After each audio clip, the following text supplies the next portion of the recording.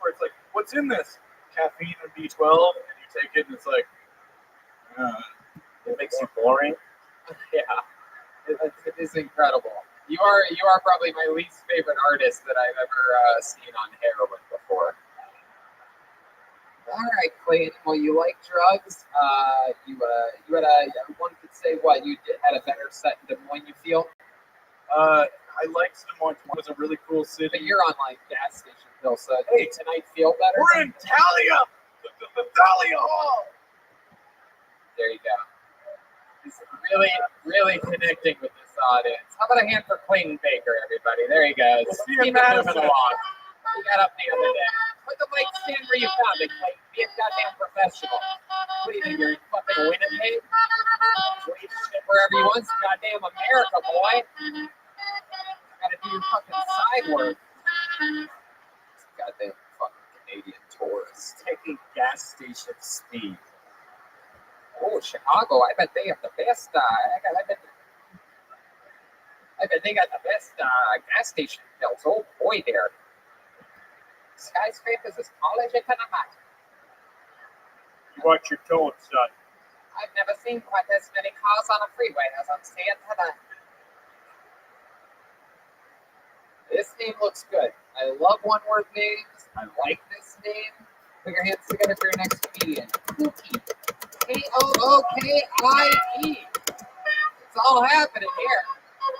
So far, I'd say this is my favorite episode this week. Having fun. Feels good.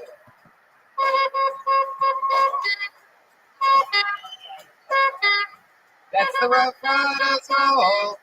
Stop. Jump. Open up shop. Oh. That's the Rough Riders roll. One more time for Kookie, everybody. Chicago! Do any of you have religious mothers?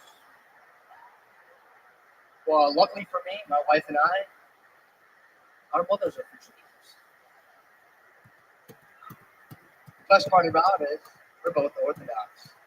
So unless you're familiar about it, we're going to bring you fucking lunch. That service is 3 hours long. That's probably the first reason why they invented wine and crackers. You got to bring a snack. If you're not prepared, you're going to fall asleep.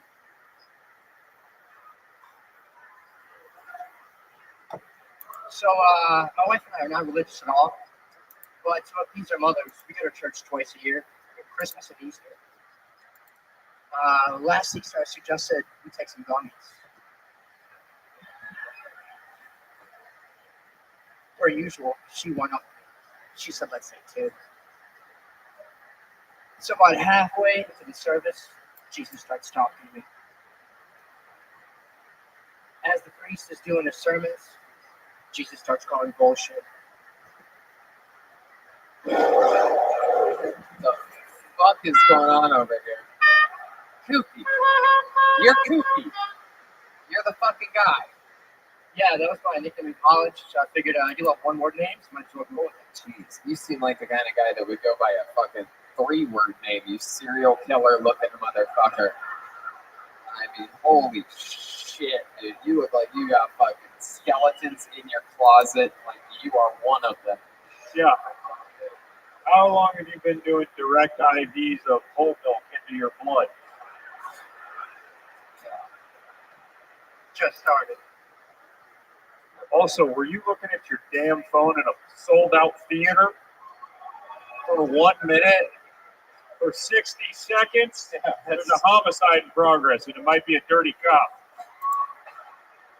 Don't hold my cover. I'm not the cover.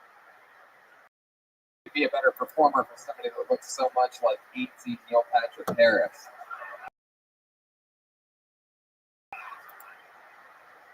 Look, you know you're a scary looking dude. Do you know that you have villain face?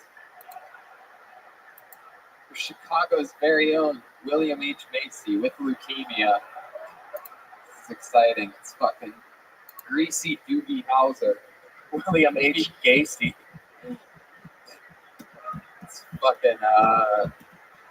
fucking grade school Macaulay Culkin over here. If his parents actually wanted to leave him home alone. You look like Jimmy Stealth should have aborted you. You look like you belong to Jimmy Stealth's dad's septic tank. All right. Kooky, let's talk about it. That was your first time ever doing stand-up comedy, correct? Yeah, that's correct. Very good. How old are you? I'm 28. 28. I didn't understand a single word that you fucking said up here, so let's just pretend like that never happened. What do you do for work? I'm an architect. An architect. Heck yeah. There you go. Architect. She- Surprised you didn't design better jokes. yeah. I'm better on paper. Yeah. Have you designed anything that these people here in Chicago might recognize? Yeah, I actually work at Wrigley Field renovations, United Center renovations, field projects in the area. Wow, jeez. Hello. Name dropper, Wrigley fucking Field. My goodness. Go Cubs. No. It's also where he buried the bodies. Wow.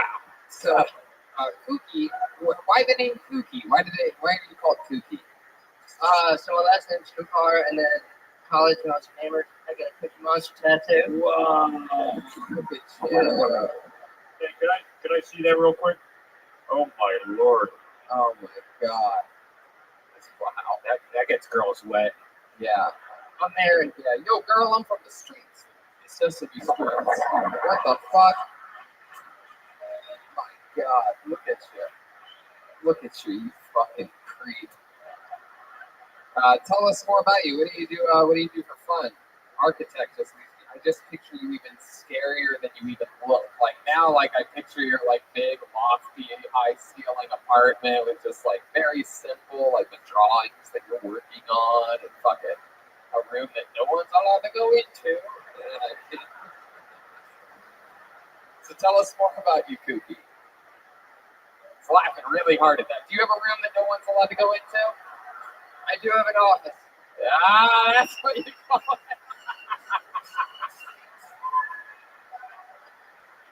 That's what you call it, the office, with a key shaped like the thing with the two teeth that come down at the bottom. A skeleton teeth. Yes, very good, yes. Anyway. I like that description of the teeth though. You You know, a bone thing with like the two teeth on the bottom of them. by the way, You know, like they're using a lot of horror movies and stuff like that. You jiggle the handles usually on like one of those long ring kind of things. it worked on the two teeth part. Got a big laugh, and then we started moving on. So, Kooky, tell me more about you. What do you do for fun? Sometimes an old woman wears it with a lantern in the middle of a fog. She gives it to somebody in a wooden box. What's it called? Tutti? Is that what it's called? Tutti? Two teeth. Tutti. The end of the key. Yeah, The yeah, end of the key. yeah. Two teeth. 1, 2 teeth. 2 because of 2 teeth because of teeth. So, Kooky, tell me what the Sometimes fuck find you it do at the for bottom of fun. the well. You pull out the side of a brick that's in the well. You pull it out. There's a letter inside the brick. It's of the dead woman who's been living in the bottom of the well. And her will is the key. Okay, Lieutenant. Very good. I'm going to give a big hand for the Lieutenant, everybody, so we can move on here.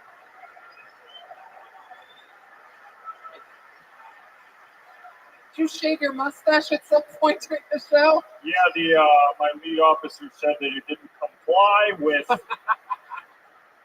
dress code, but allowed me to keep my shorts. All right. So, Kooky, what do you do for fun when you're not architecting? Come on, tell us the truth. Just the good stuff, your hobbies and whatnot.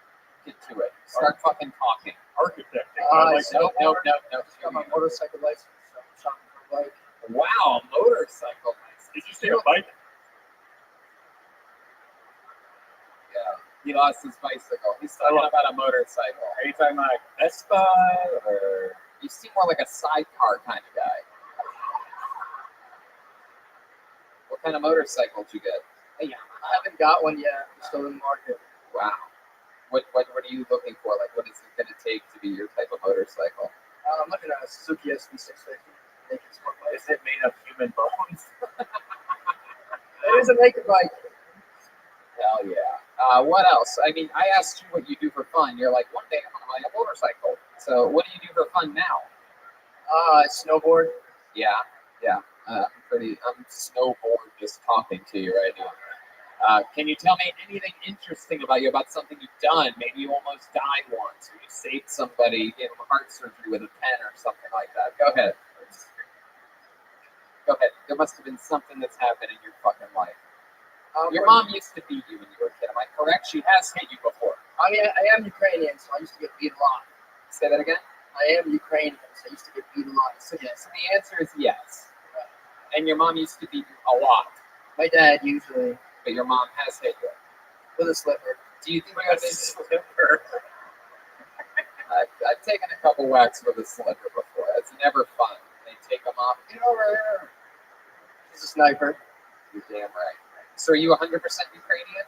Correct. Did they ever just stop feeding you just to keep you strong? Just to keep the Ukrainian in your bloodline all the way? Like, this month you will have no food, little cookie. No cookies for you, cookie. You're going to be like your father and your father's father and your father's father, Ukrainian. We go months without eating sometimes because we're in between more powerful countries that want to dominate us. Ukraine's just a weak country. They're basically the Milwaukee of countries. Yeah. Did you know that?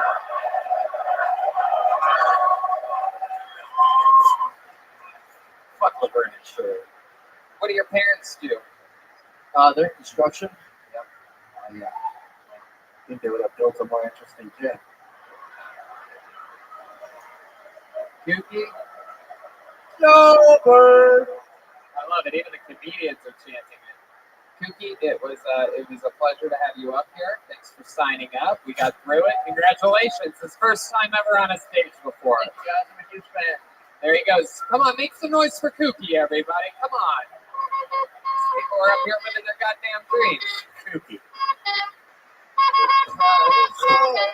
Stop. Did you have a nickname when you were in high school? I was Poof. Everyone called I me was Poof. Squints for a very long time. Yeah, because I looked just like Squints from the Sandlot when I was growing up. Not at all anymore. Wow. And All the little kids in second grade called me Horsecock Stroganoff. really? Yeah. Because anytime I went to the urinal, they would look down and be like, oh, there's big old Horsecock Stroganoff again. Oh man. Dip into the little kitty water in the urinal. You know what I'm talking about. I actually know this young man. I know him quite well. I met him after a show one time. I was doing here at lovely Zany's Comedy Club, and while I was having fun riffing with the crowd in between material a little bit, I noticed this young man sitting in the very front row. Out of nowhere, I noticed him, and he seemed so young. He was clearly with his dad. And he had, I'm pretty sure he had lied to the club in order to sneak in that night and get to see me. And I met him afterwards, and he talked about how he was so interested in doing stand-up, always wanted to do it. This was like 5 years ago. So I'm so excited that I pulled his name out of the bucket. Make some noise for Tommy Windiscus, everyone. It's very cool. Here he is. This was years ago I met this kid. This is a Tony Hinchcliffe inspired comedian, so I think this is going to be good. What do you guys think? Let's see what happens here. I had Tommy open for me once at the Zanies. Come on, one more time, good and loud for Tommy Windiscus. I was driving the other day, I saw a sign for a book fair. You guys remember how lit book fairs would get? Bro, people would be wild and like it was an informal holiday. Bro, kids showing up dressed real fancy, hair gel, you know.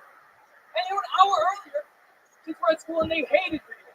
But now all of a sudden you're at the book fair, it's the only thing that matters. It's the shit. Bro, even the kids that can't read are going crazy. They're getting stuff like gel pens and colored pencils. What are they gonna do with that? Nothing. But fucking dude, it's the goddamn book fair. That's right. The rules go out the window at the book fair, man. It's like the Wild West. One second you're looking at a Magic School Bus book. Next second, you look over your shoulder, see your best friend is fucking your bitch.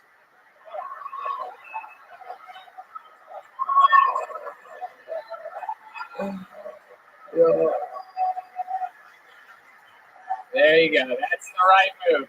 You're good. There he is. Tommy Midbiscus. You did it, buddy. You did it. It always scares me when people look like they want to say one more thing. Then fucking, it's just like, ooh, you got to get out on that big laugh. You did it. Tommy motherfucking Midbiscus. How old were you? How old were you when I met you? How long ago was that? How old are you now? I'm 18 now. 18 now. How old were you when you snuck into that fucking Tony Hinchcliffe show with your dad? Is your dad here tonight? No, he said you were gonna ask about it. Yeah. He's always joking like He's right. He knows I'm a good fucking guy. Yeah. Your dad fucking gets me. Parents love me. I'm serious. My parents love Kill Tony. If you ever want to do something, hey, look what happened with Jimmy Still. But fun fact, if you don't think they would like it, you think you have a fucking good Christian parent, but parents fucking love Kill Tony. Okay. So, how old were you when I met you? 15 or 16. Wow. Junior year of high school. That is frightening. And how long have you been doing stand-up comedy? Approaching 2 years. Oh, yeah, 2 years. Okay, 2 years at 18 years old. That's fucking Eddie Murphy shit right there. Are you aware of that? That's Dave Chappelle shit. That's when those guys started.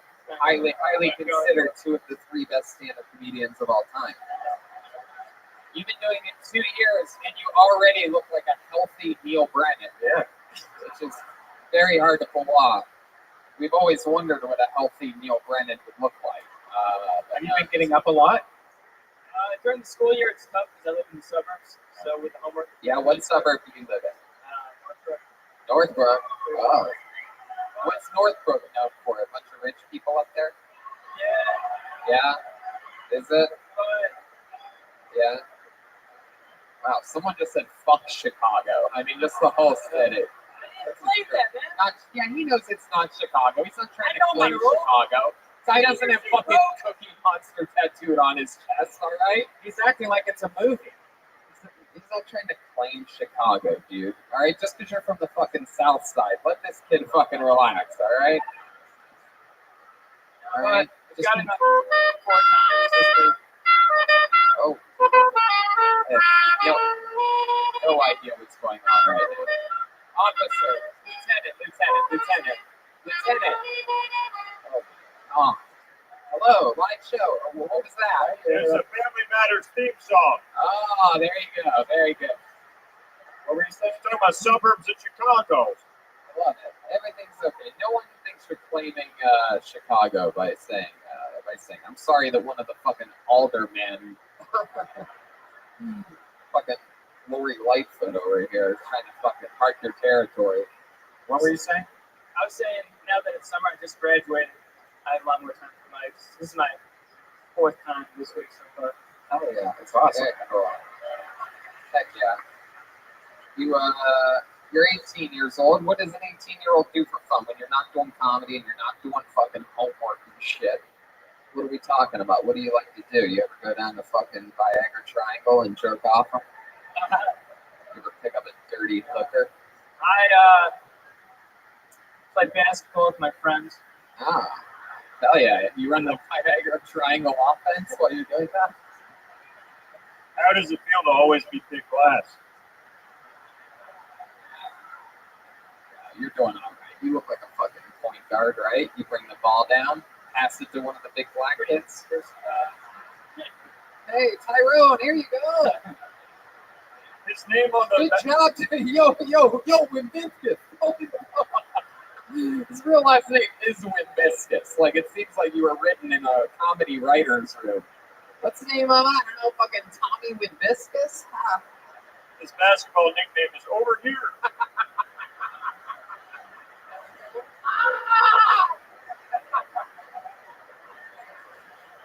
Give me the rock. I'm pretty good.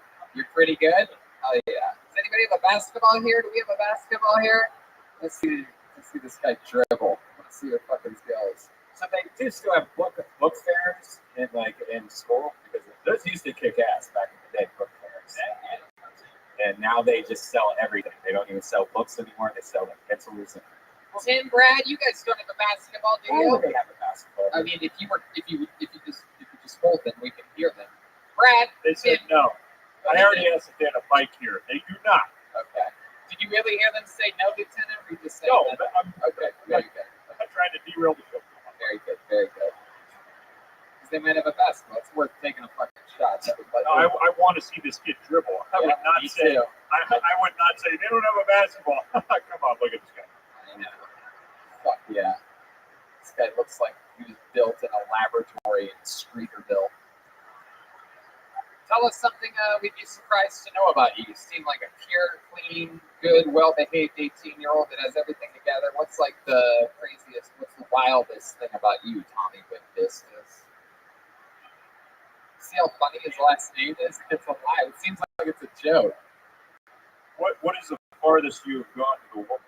Yeah, good question. You asked me at the show that was yeah, I asked you in front of your dad. That's right. And you said 5. What did I say? Yeah, I know. I started laughing, but then what did I say? I must have said some brilliant line.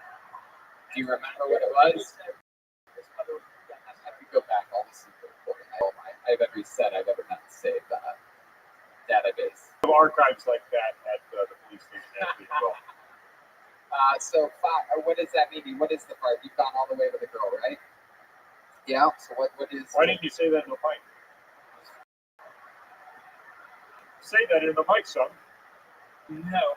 Okay, thank you. So what is the farthest that you've Some loosey goosey women out here who just got their little clits. Just be honest, Tommy. I got in that answer though. You've gotten ahead. That's it. Did you finish? And finally, he got head and a woman caressed the back of his head. Finish in the girl's mouth? No, you pulled out, or did you not finish? You pulled out. Where'd you finish at?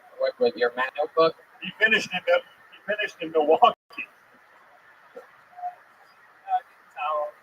Towel. Towel. That's not romantic or sexy. Yeah. Oh, yeah. Oh, keep sucking up. Oh, I'm gonna come. Where's the towel?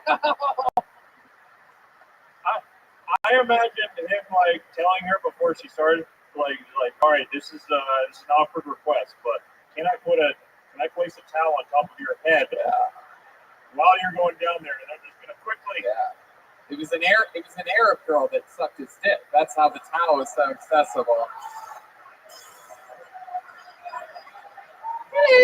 Chicago likes it rough, huh? Fuck yeah. No losing. No, not a single fucking groan here tonight. I like you guys.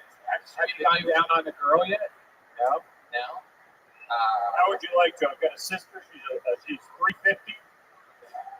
She's a large woman, has not been with a man in 12 years, and she would wreck you. Her name is Sydney Stroganoff. She smells like fish and batter. She is not allowed within a school district and 3,000 yards. At least you're 18 years old of age, so it will be legal. Is going down on a girl something you're looking forward to doing? Not particularly. No. Why is that? No, hold on. Chicago, hold on.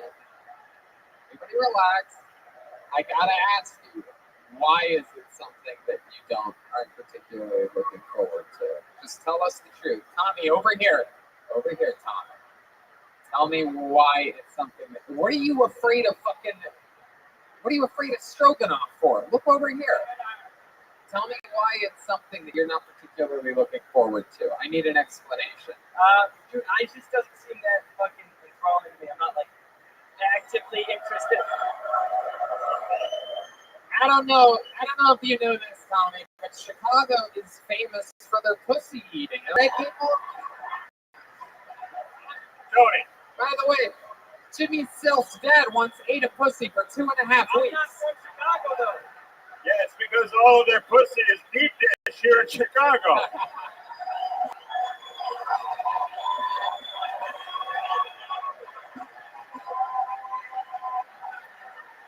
Fuck yeah, you gotta jump into a sweet slice of that you Malnati's. You know what I'm saying? Some of that fucking sweet, what's the other one? Fernando's. Yeah. So why aren't you looking forward to it? Just you've heard stories or you just says That's what he has to say. Oh, you have to answer. Look, answer it. Look into the answer.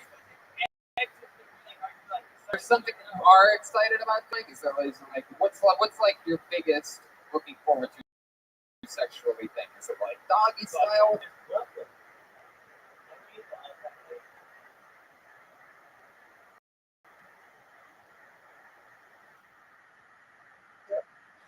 Regular sex. Missionary position? Yeah, you gotta go step by step. Step by step. What is this? TGIF? Fucking ABC Friday nights? Step by step. Day by day. All right, I would like to perform a fully clothed Kama Sutra with this man right now. Hey, I like this. What? I will play the woman, you will play the man, and do it with me whatever you would like. Yep. Here we go. It's going to be Tommy's first time. That's what this segment's called. And it's starting right here. Here we go. Tommy, I want you to treat him like a real woman. This is the one and only Lieutenant Stroganoff. Get in there, Tommy. Here, let me show you how this works. No, put that down. Put that down. Put that down. Give me this, you son of a bitch. Give me this. Stroganoff. All right. Okay, yeah, there you go. I'm getting them in position. So let's say this is a girl. All right. I want you so bad right now. Come get this. Okay, he says it seems funny, but let's see what Joel does with it. No, Stroganoff. Joel's going to show you how to do it. Oh my Lord! Oh my goodness! Oh my goodness! What is happening? Wow. Wow. Chicago PD and LAPD coming together. Wait a second. What is this? He's got him like a tombstone pile driver, 69 style. Wait. Joel just started hysterically laughing. What kind of officer are you? Wow, Tommy. You're from Chicago. You're supposed to stay better. There's a rape in progress. What the fuck is our life? Okay, so I have a question for you. Since you're not really looking forward to, going down there on the ladies' parts, could, let's say hypothetically, if there was it right in front of you, what would you do with your mouth down there since you never... Yeah, just show us what you would do with your mouth. Just look out there and show us what you would do. How would you start? Don't make me get Jimmy Still Sr. up here to teach you. Because I fucking will. I'm out this whole drive. Face the audience. Face the audience, son.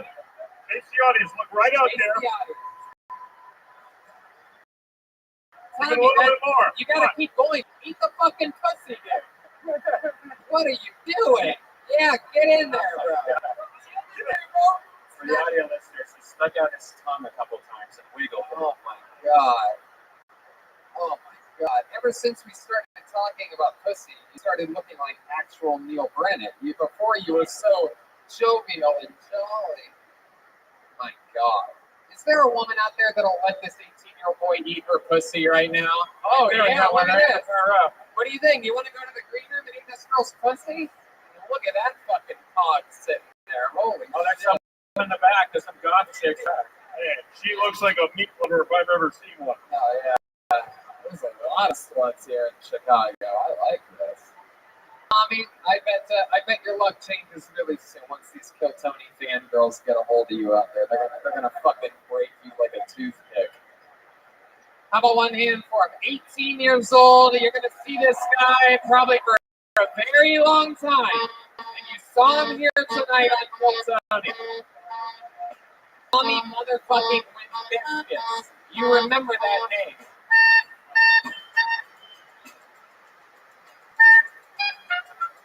All right.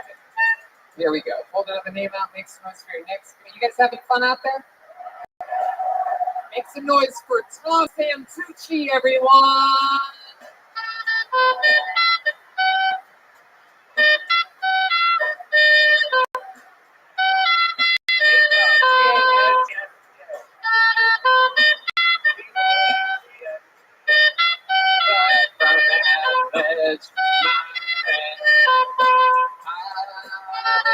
to step back down that ledge. Step back down that ledge, my friend.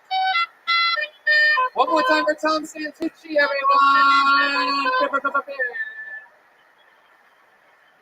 Hey guys, yeah, I do a lot of comedy. I'm out all the ways. It's gonna be Phillips. But yeah, Tom Santucci. Shout out to Chris Lake. So this is a quick impression of my dad at a concert. He's enjoying the music and then he's gonna try and find somebody who he knows. So can I get some music for this? Yes, you.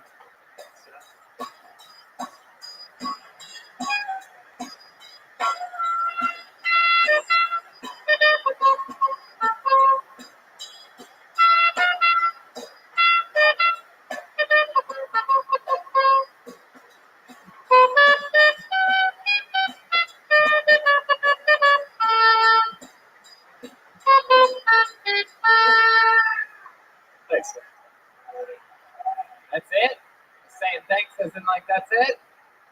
Okie dokie. All right. How dare you bring the band into your bomb? Yeah. Tom, I don't know what the fuck happened. What was the first thing that you said? That weird disclaimer at the top of the set? Well, I do a lot of, I'm sarcastically saying I do a lot of comedy. You were being sarcastic right from the get on the first thing that you ever said to us, so that we didn't know whether you were being sarcastic. I I can't believe that you're not the most serial killer looking guy we've had on this stage tonight. You are frightening. That was a dog shit set. This was your first time ever doing what you, I guess, considered stand-up comedy, right?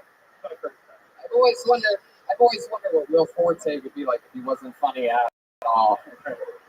Wow, incredible, freaky looking dude. Very How old are you, red. Tom?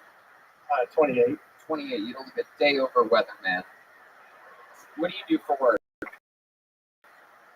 I work at a company that makes screws. What?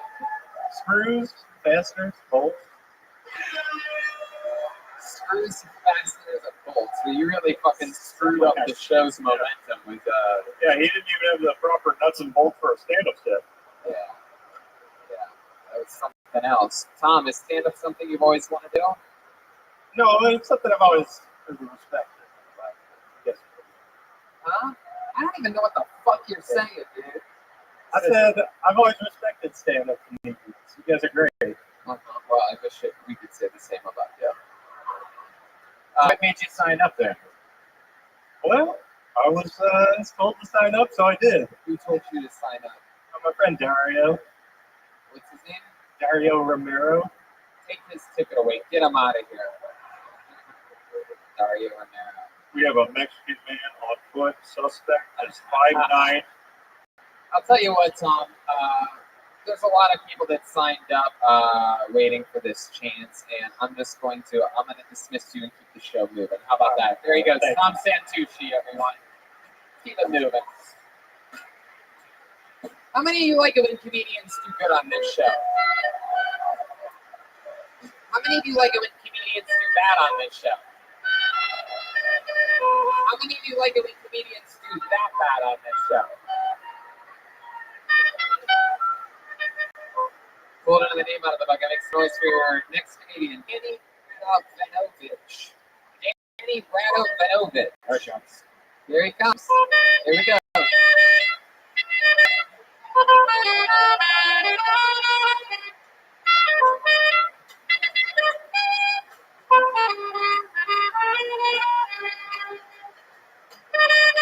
Chicago, how about one more hand for the band? Reagan Watkins is at the top of the charts. Joel Jimenez is here.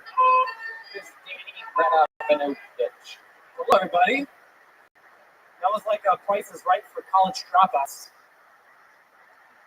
So, I have this really weird problem where I look like I'm homeless, but I fuck like I still live at my mom's house. It's really weird. As a matter of fact, the last person that I had sex with was a 63-year-old lady. Not joke.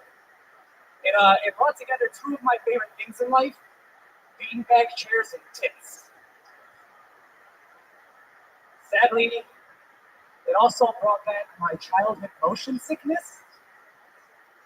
So every time I see a body of water, I can't help but throw up and come at the exact same time. So, Mother's Day dinner on the lake was a bad idea.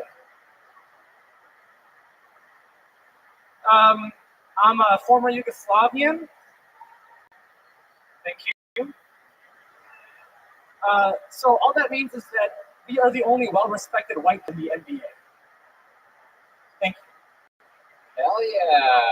Danny Ranovich. Hello. Am I saying that right?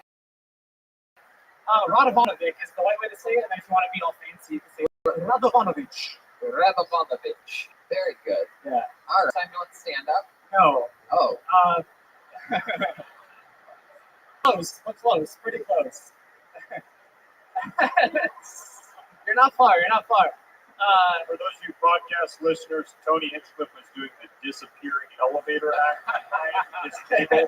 Visual gags. 6 years, you gotta pull out new tricks every once in a while. You know what I mean? Why not they do them in Chicago? So, how long you been on it? Only honestly a month. Yeah, Honestly. but I've been going, as soon as I hit the ground running, I was like 11 or 12 in now at this point. Only a month, but I hit like 12 months. Oh, that's cool. What made you start this month? Anything happen in your life? Um, You're like, fuck it, I'm fucking doing it. It's May, but I'm gonna start now. It was one of those weird New Year's resolutions that lasted 5 years.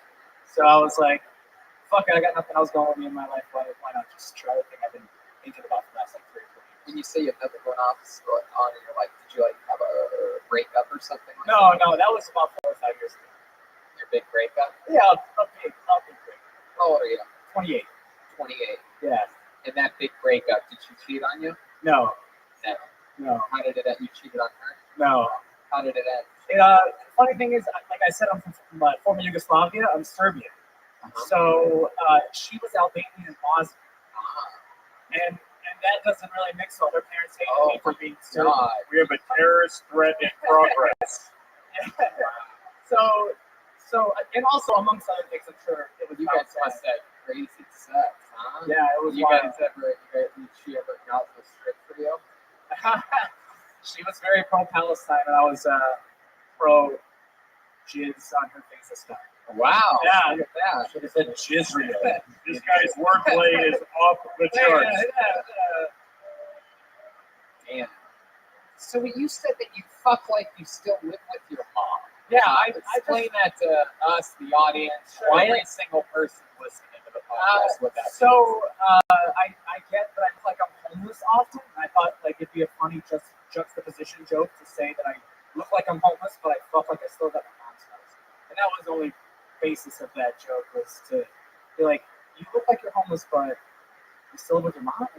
I don't know. It was, mean? You mean good or bad? I don't know. I just Let me tell it's you one of those something. jokes that you tried it over mics a few times and it worked, and I'm like, why the fuck does this work? And then I don't think the homeless thing works because Sure. you clearly get your hair cut from one of those like hip barbers that you've gone to for years, right? Like you like, oh, Harry the barber, all my friends and I go, we get the one on the sides all the way to the fucking stupid bob top, right? That fucking hacky haircut. Everybody that thinks that they fuck like they live at their mom's house has. I've been getting my same haircut from the guy that has been cutting my hair. So what you're telling me is I beyond nailed it. You killed it, Yes, Tony. since you were fucking You killed 6 years old. So that takes care of the homeless thing. Homeless people don't have a fucking one on the sides. You know what I mean? Before this, my hair was super long before this, and I got a haircut, and then I decided to grow the beard out for this. Tony, Yeah, just so I try to add more to the homelessness, but I look way more homeless maybe a month so ago. you grew that beard out to look homeless for that joke, for this No. show. Oh, okay. No. Yeah. Thank God. I'm sorry. Danny, what do you do for work? I work at an elementary school that runs the care inside of it, and I just started a new job that hopefully going to start moving to, which is like setting up events. Like, You work at a daycare? yeah,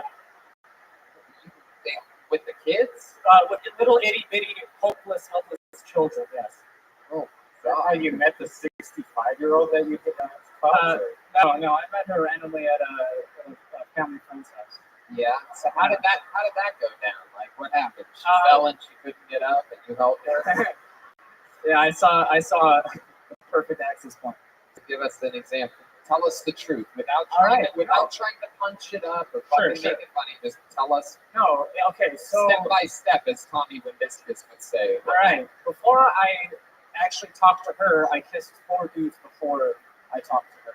Wow. So yeah, I kicked in the door. I'm not a joke. I kicked in the door of this family friend's house, and they were like known as like an outrageous family, or you can just kind of say do whatever you fucking want.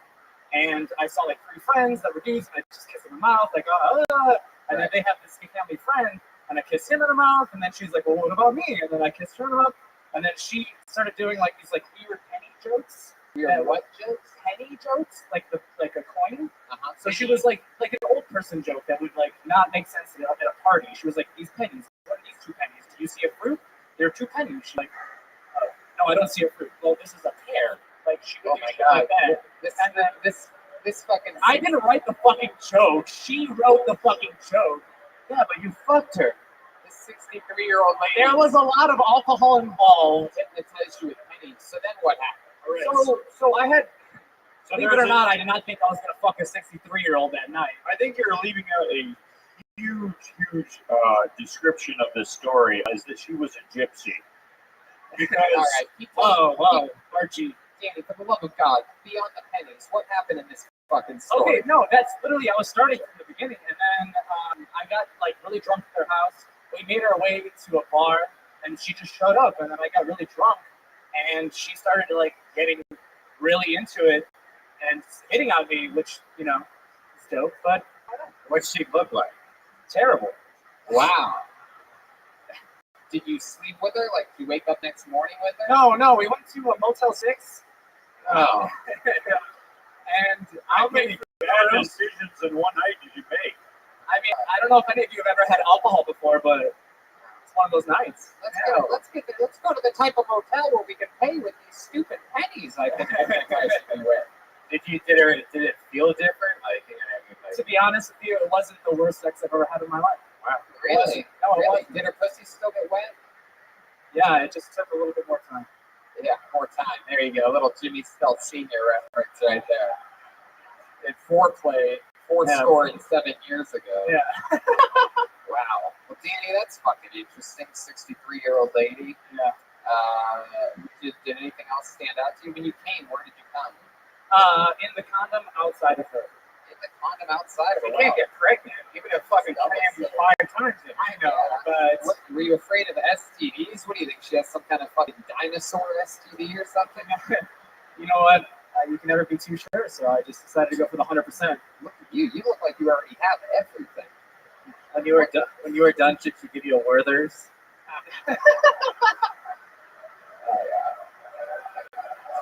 All right. Danny, that's some interesting stuff. Congratulations on starting stand-up comedy. Thank you so This month. much. Let's keep it going. Danny, Thank you, everybody. Thank Thank you so much. Yeah. Let's get in here. Let's go to this bucket. You guys think we should find a female, huh? We haven't had a single lady up here tonight. Someone to speak to the ladies. Let's see what we got here. Oh, wow. 2 more blank pieces of paper. That's always fun. Kendall isn't a girl, right? Kendall Harris? All right, put your hands together for your first female comedian of the night. Kendall Harris, everybody.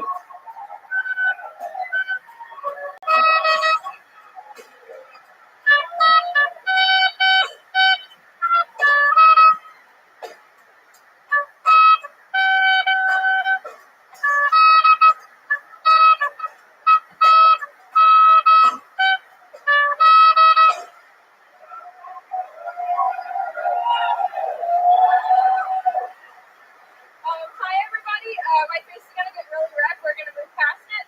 I just turned 21 yesterday. Woo! Let's celebrate that.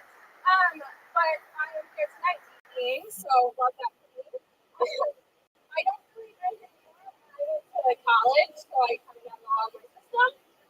Moving on to alcohol abuse for my family, so I thought I'd just, let it hang out a little bit. I'll take my time into it. I didn't really plan anything for this. My sister made me sign up to the drunk people there right there. The white girl with the dreadlocks. Yeah, the white one with the dreadlocks. Yeah.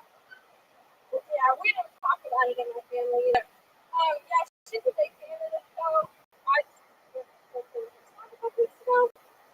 here I am on the fucking stage, so what are you gonna do about it? Fuck yeah. Kendall Harris. Look at you. I'm not sure which one of the Olsen twins you are, but I'm guessing the one that they tried to have aborted. And somehow you survived. You came out of the other end of the vacuum tube. It was fine and dandy. They threw some braces on you, patted you on the butt, and told you to go out there and get a sign up. Yeah. There you go. Booyaka. Hot topic today. Kendall, how old are you? I just turned 21 yesterday. Just turned 21 yesterday. Wow, look at that. You single? My boyfriend's here though, too. Oh, wow, look at that fucking creep. How old's he? Oh, okay. Yeah, sorry. How old's he? He's also 21. Sure he is. Yeah, right. That's like Jimmy Steele's dad.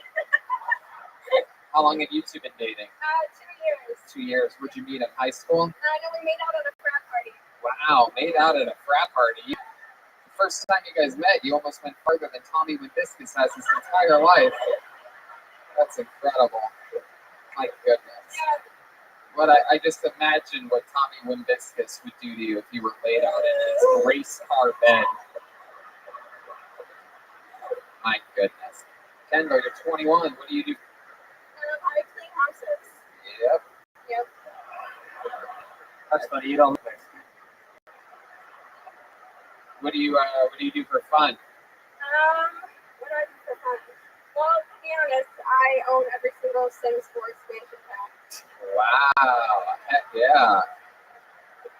Oh Jeez my God. Louise. Do you ever watch the computer animated people have sex? No, I downloaded the mod once, but it was just scary. It's scary. Yeah. Does your, It's one of my hobbies. you ever been playing Sims for hours and hours and hours, and you're looking and you're playing the game and you're like, man, this fantasy life is really crazy. I this and this and this. Well, time to go clean other people's houses now. Yeah, basically. Yeah. Yeah. My goodness. The dream is to not do that one day. Right. What would you want to do? What's the dream? What's your biggest goal? Yep. To be in politics, to be honest. Really? What type of what do you want to do in politics? You want to be one of the alderman wards here in Chicago? We have our alderman, local politics is that. Yeah.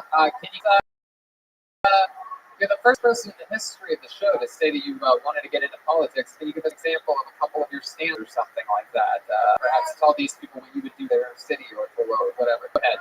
Just make fucking believe. Stay in the pocket. Go ahead. I'm ridiculously pro-abortion, not pro-choice, pro-abortion. Because Heck yeah, I wish your parents were too. me too, to be honest.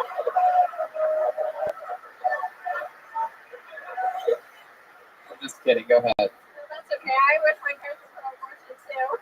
How do you go pro an abortion?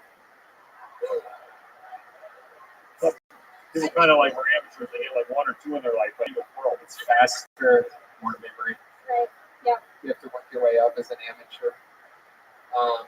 Wow. Well, pro-abortion. What else? That's good. I think we're all pro-abortion here, right? I can't imagine an anti-abortion Philtoni fan, but who knows? Well, I really care a lot about the planet, but I don't really think it's going to matter in like 20 years. Why? Why do you think it's not going to matter in 20 years? You've gotten so Climate much. change is going to kill us all before I can go into politics anyways. Do you really believe that? Yeah. You really believe that? Do you only watch CNN? Like what? Like I don't understand how you even. That's a crazy theory. That's scarier than anti-vax people. It's just frightening. Oh, it's all going to be done in 20 years. Not going to chase my hopes and dreams at all. Yeah. It's like there's not a scientist anywhere that says that the planet's going to be gone in 20 years. Are you aware of that? But yeah, on its way out. You're just making shit up already, which makes me believe that you're going to do great in politics one day. Man. Is there anything interesting about you that we need to know? Your sister's the one that put you in this position. Just remember Yeah, that. my fucking sister. Anything is there something embarrassing about your sister that you'd like to admit to all these people right now as redemption for her making you sign up here? Anything weird about her pussy or anything like that? Like if she has 3 pussy lips or something like that, or 7? She has dreadlocks and she's white. Isn't that enough?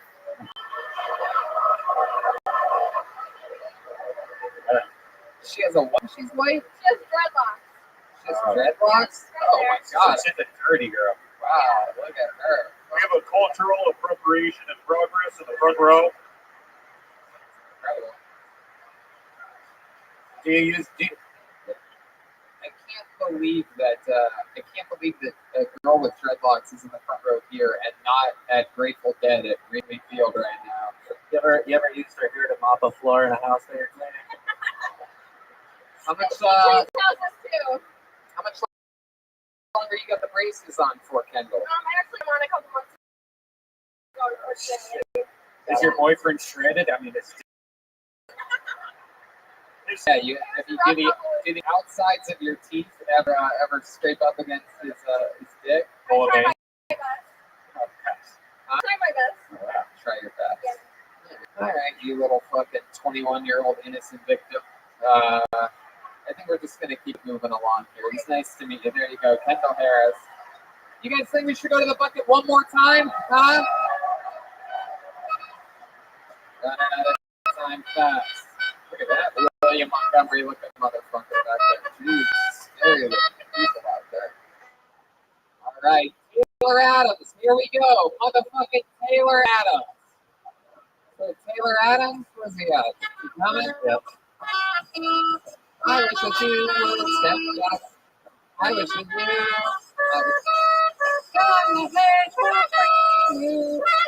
It's Taylor Adams, everybody.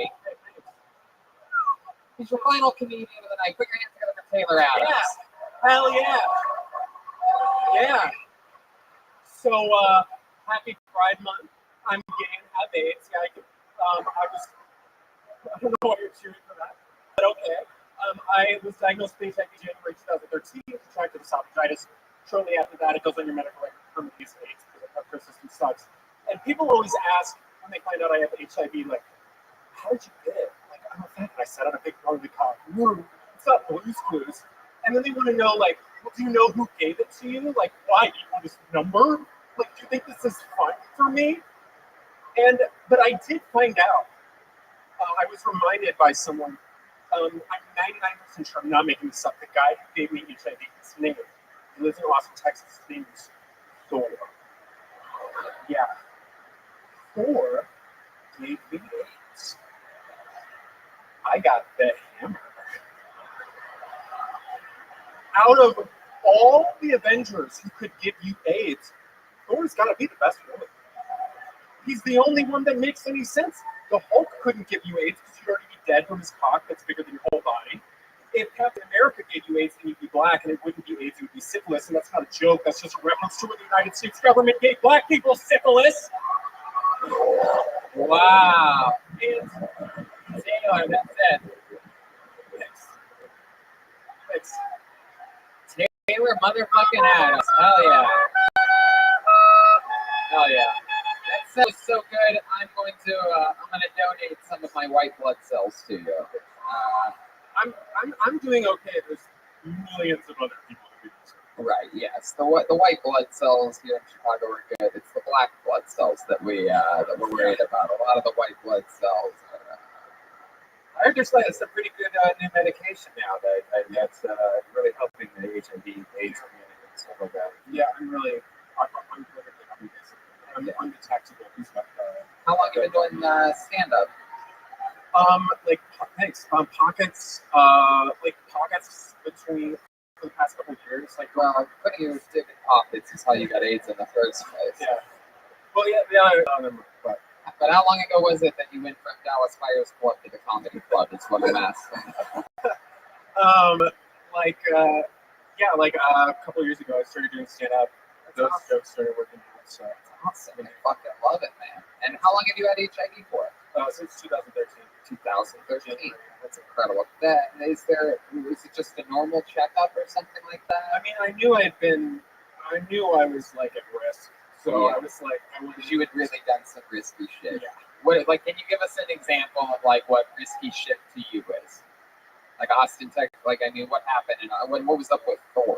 No, I know that, but like, yes, I know that part. That's okay. You might want to be careful. I don't know if you saw what those two police officers behind you did to each other earlier, but I like your getup, Big Lots Officer Dingle. How's it going? Stroganoff, your King Stroganoff. oh yeah, Yeah, horseback skirt. that's right. Look out! Oh my God, Taylor is a twinkle in his eye right now. So I'm very interested in this because people have thought that I've had AIDS for years, so I have more questions for you. Yeah, this guy's like your spirit animal, though. Yeah, it really is. This is it. It's got all Everything he's asked about the AIDS, he's like, and what exactly was the first symptom? right. Exactly. On WebMD, frantically.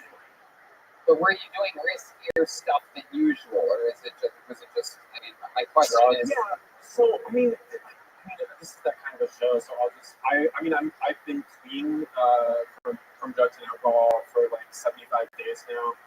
Most of the year, I've had a couple drinks. Thanks a lot. But I was doing. I was doing speed. Somebody said it earlier. So, Yeah. yeah. That's my favorite game. The fucking diet. So. Yeah. Never ends well. You were doing speed.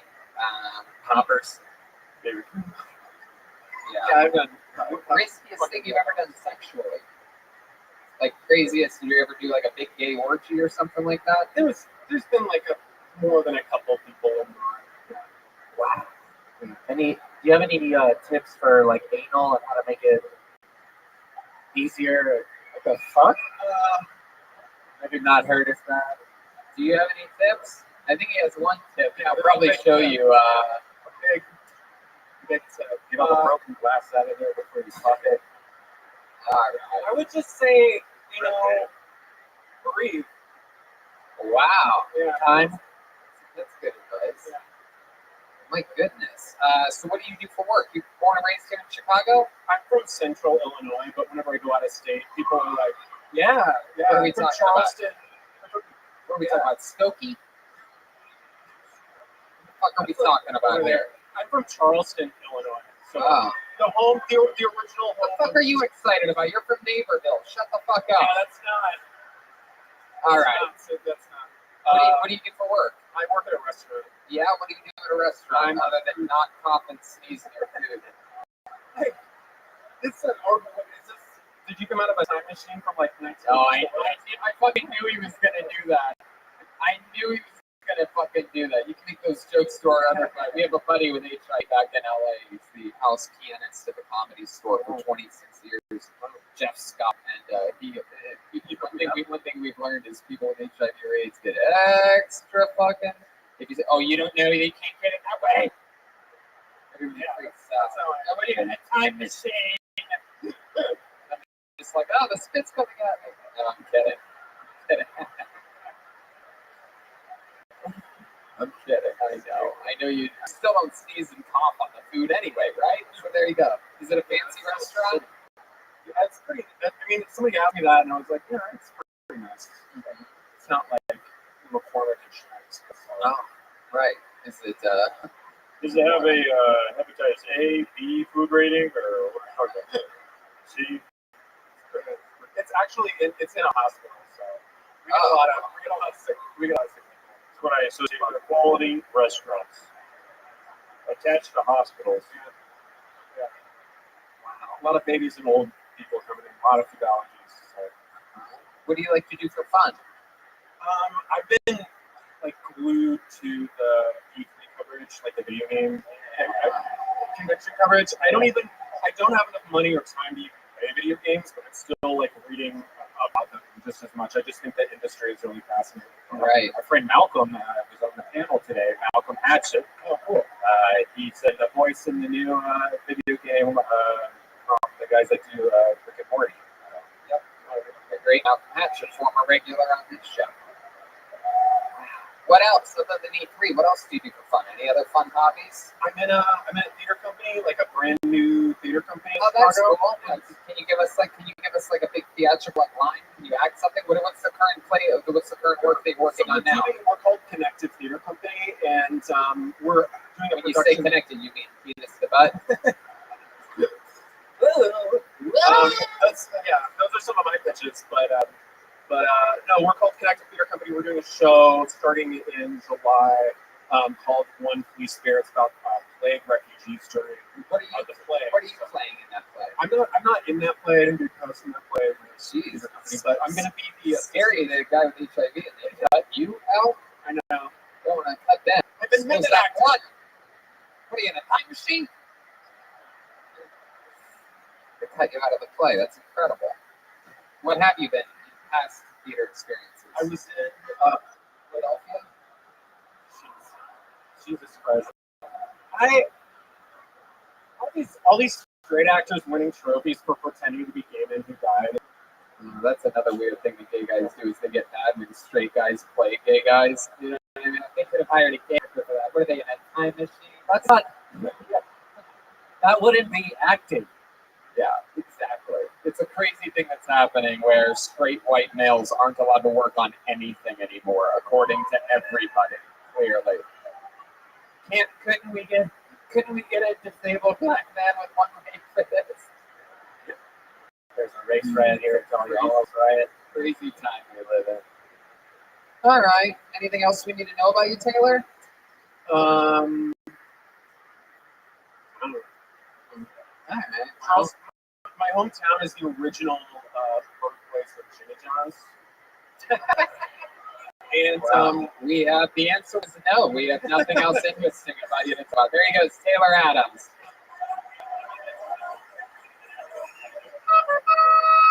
Okay.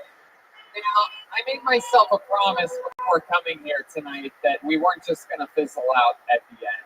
That I wanted to do something special because, like I said earlier, I'm just not a huge fan of the episode that we had last night in Milwaukee. Just being honest with you here. And since this is our first ever Kill Tony in Chicago, I think we should do something fun to close this show real quick, right? So I'm gonna ask this, and I want after I say it, I want someone in the audience to just respond calmly and coolly and naturally. Is there anyone that signed up already in this bucket that knows how to play drums? You did? What's your name? David? Put your hands together for motherfucking David, everybody. Here we go. It's David. Your final commitment. No music for David? All right.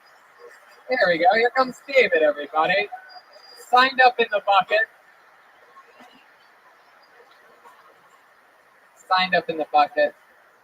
We're going to do something fun here. We're going to get a 60-second set from David. Come on, David. Let's go. Move your fucking ass. Here he is. Put your hands together for David, everybody. Holy shit! What's up, Chicago? Such brought to you by ZipRecruiter. All right, so my wife and I adopted a dog last year because we're good people, and we can't have sex with the dog in the room because she gets extremely jealous. She'll jump up, start licking us, try to lick herself between us, real like shit. So we started locking her out of her room, and then she would just ignore her, cry, and then she'd piss out of anxiety. So then we started leaving treats on the counter. Some of them reach, the rest just far enough away to hold her attention. And she eats for the most part, but she still pisses in the house. I don't really know what to do about that part. I just kind of accept the fact that every time we have sex, we have to clean up 2 messes. I met my wife on Tinder, and I remember when we first started dating, we watched an episode of Curb Your Enthusiasm together. It's the episode where they flash back to a young Larry David, regretting not shaving his head in solidarity with the cancer kid. When being a charmer, after I saw that, I said, hey, good cancer, I shaved my head as well. She said, oh my God, that's so sweet. But would you want me to do that for you? I said, fuck no, I already have cancer. The last thing I need is a bald girlfriend. All right. There you go. Good job, David. What's your last name? David what? Levin. David Ray? Levin. How long have you been doing stand-up? 67. That's your first time ever. How about a hand for David? There you go. Way to do it, dude. What do you do for a living? I work at a bank. You work at a what? At a bank, yeah. You love that. Sperm? Only on the weekend. Heck yeah. What do you do for fun? Well, play drums. I'm in a local cover band. Yeah. So, what kind of cover band? well, it's similar to the Kill Tony band, just with less sex appeal. What do you guys covering? Just regular songs? Classic Rabbi stuff. Perfect. Maybe Well, I'll we'll tell you throw what, it David. I want to go off on a bang here, so let's have some fucking fun. Do it!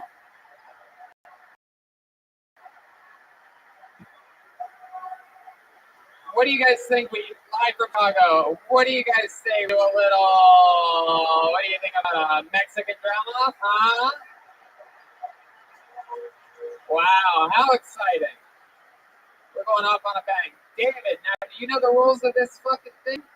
You're a fan of the show, right, David? Over the fucking microphone, you hack. There you go. Just over near your fucking skull. Yes, Tony, I'm familiar. So you understand that if you beat undefeated Joelberg here in your hometown of Chicago, Correct. then you go to Minneapolis with us, you go to Madison, Wisconsin, you go back to LA with us on Monday, you're in New York City all next week with us, you're in Philadelphia July 25th. You divorce your wife. Yeah. Yeah, she's all Joel. It's fun. So are you excited about this? You think you have a chance? I mean, I'm a little limited. Where are the Toms at? I mean, is this a house set or That's what? a really good Where's point. the Ludwig? It's a really Where's the good Ludwig guy? I'm a Ludwig guy myself, too. Hey, stop with your fucking excuses, you goddamn banged piece of shit. The best here. You really know how to play up to the crowd, you idiot. All right, put your hands together for a Mexican drum off. It's David Levin, everyone.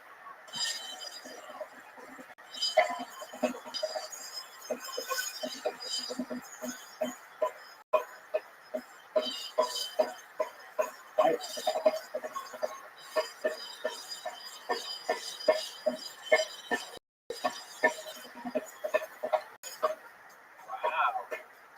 feel like I'm in the lobby of a Guitar Center right now.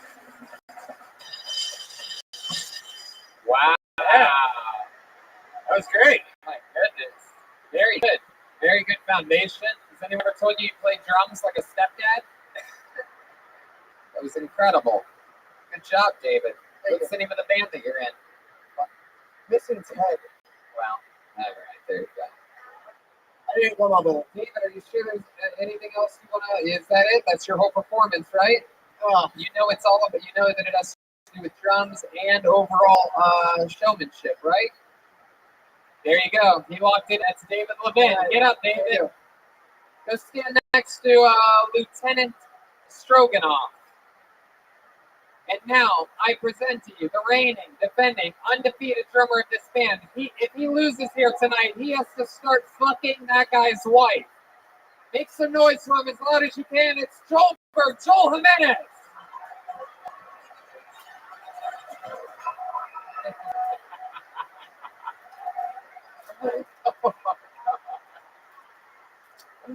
You're under arrest, Tony. Oh, no. Oh, don't do it to me. He probably does not have the key to that. You know What? He probably does not have the key to that. Yeah. I'm really not that paranoid about these plastic handcuffs, right? I don't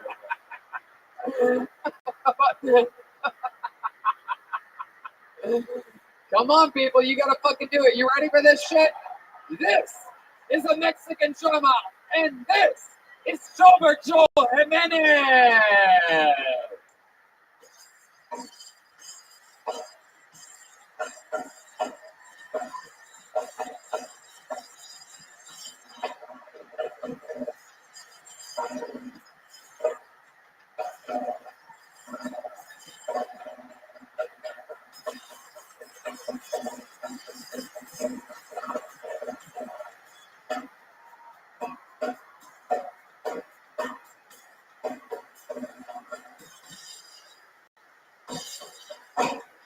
Oh, shit. Woo. Hey. Oh.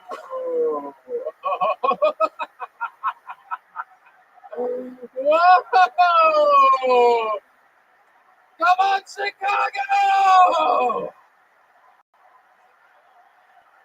how you do it. My goodness gracious. How many of you have David Levin winning that one? How many of you have Joel Jimenez winning that, huh? And that is how you do it. That is an episode of Kill Tony Live. You guys have any fun tonight?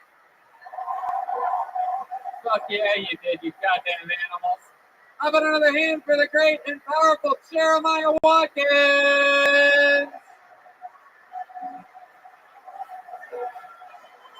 Hell yeah. There he is. There goes David Levin. David, you can go. One more time for David Levin. There he goes. Come on, how loud can this place get for the great and powerful Joel Jimenez? Huh? You guys all seem happy. After the show, we're going to be wherever the merch area is here. Everybody has to make a straight line. We're going to sign posters, take pics with you, shake hands. You could tell us how much you love us and whatnot. It'll give you a chance to tell us that you've been listening for a long time and whatnot. I just want to give a shout out to Bob and Ryan from Ludwig. They're here tonight. Yeah, absolutely. How about a hand for the guys from Ludwig? They're from here in Chicago. They made it. Come on, guys. They sponsor Joel. Make some noise for the Ludwig guys. What's wrong with you? Jeremiah's got Reagan Watkins. The new episode of Jeremiah Wonders with Pete Holmes is out. It's on YouTube at Jeremiah Stand Up. He's on, or Jeremiah Watkins is on social media at Jeremiah Stand Up. He's got dates coming up. He's going to tell you about them really quickly. Yeah, June 28th, Reagan and Watkins headlining in San Diego, and June 18th, we're stand-up live in Phoenix. Come see us. There you go. Joelberg's on social media, mostly sorry. I had so much fucking fun here tonight. We absolutely love you guys. We're definitely going to come back soon. It's not going to be another 6 years. You guys were fucking awesome. Thank you to everybody at Thalia Hall here. Tim, Brad, Haley on lights. Fucking awesome. Red Band? Thanks for us. I guess see you later. Thank you guys. We love you.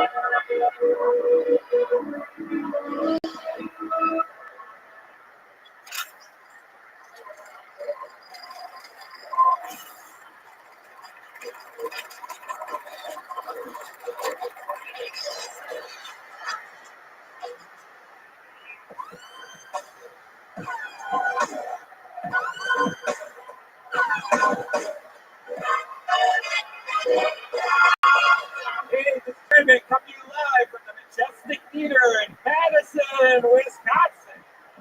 For a brand new episode of Kill Tony. Give it up for Tony Hinchcliffe. Madison, we fucking made it. Let these listeners know what. Ooh wee. Brian Redband's here, everybody. What's up, guys? We are live. Madison, Wisconsin. You guys ready for this shit? Kill Tony is here. This is exciting stuff. Our first ever time in Madison, Wisconsin. It's exciting. We ended up selling it out. It's like a lot of the other places this week.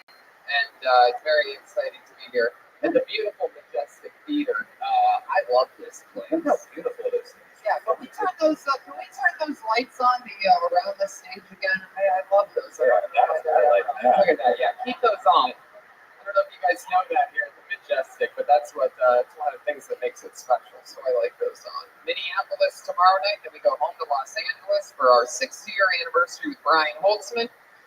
Then back on the road again to New York, and Poughkeepsie next week. 2 shows at the Gramercy Theater, and we added a show to that sold-out show at the Gramercy Theater. I don't know if you guys know this, New York, but that's a big deal to sell out the Gramercy Theater on a Thursday, especially twice, which is what we're going to do after you buy tickets.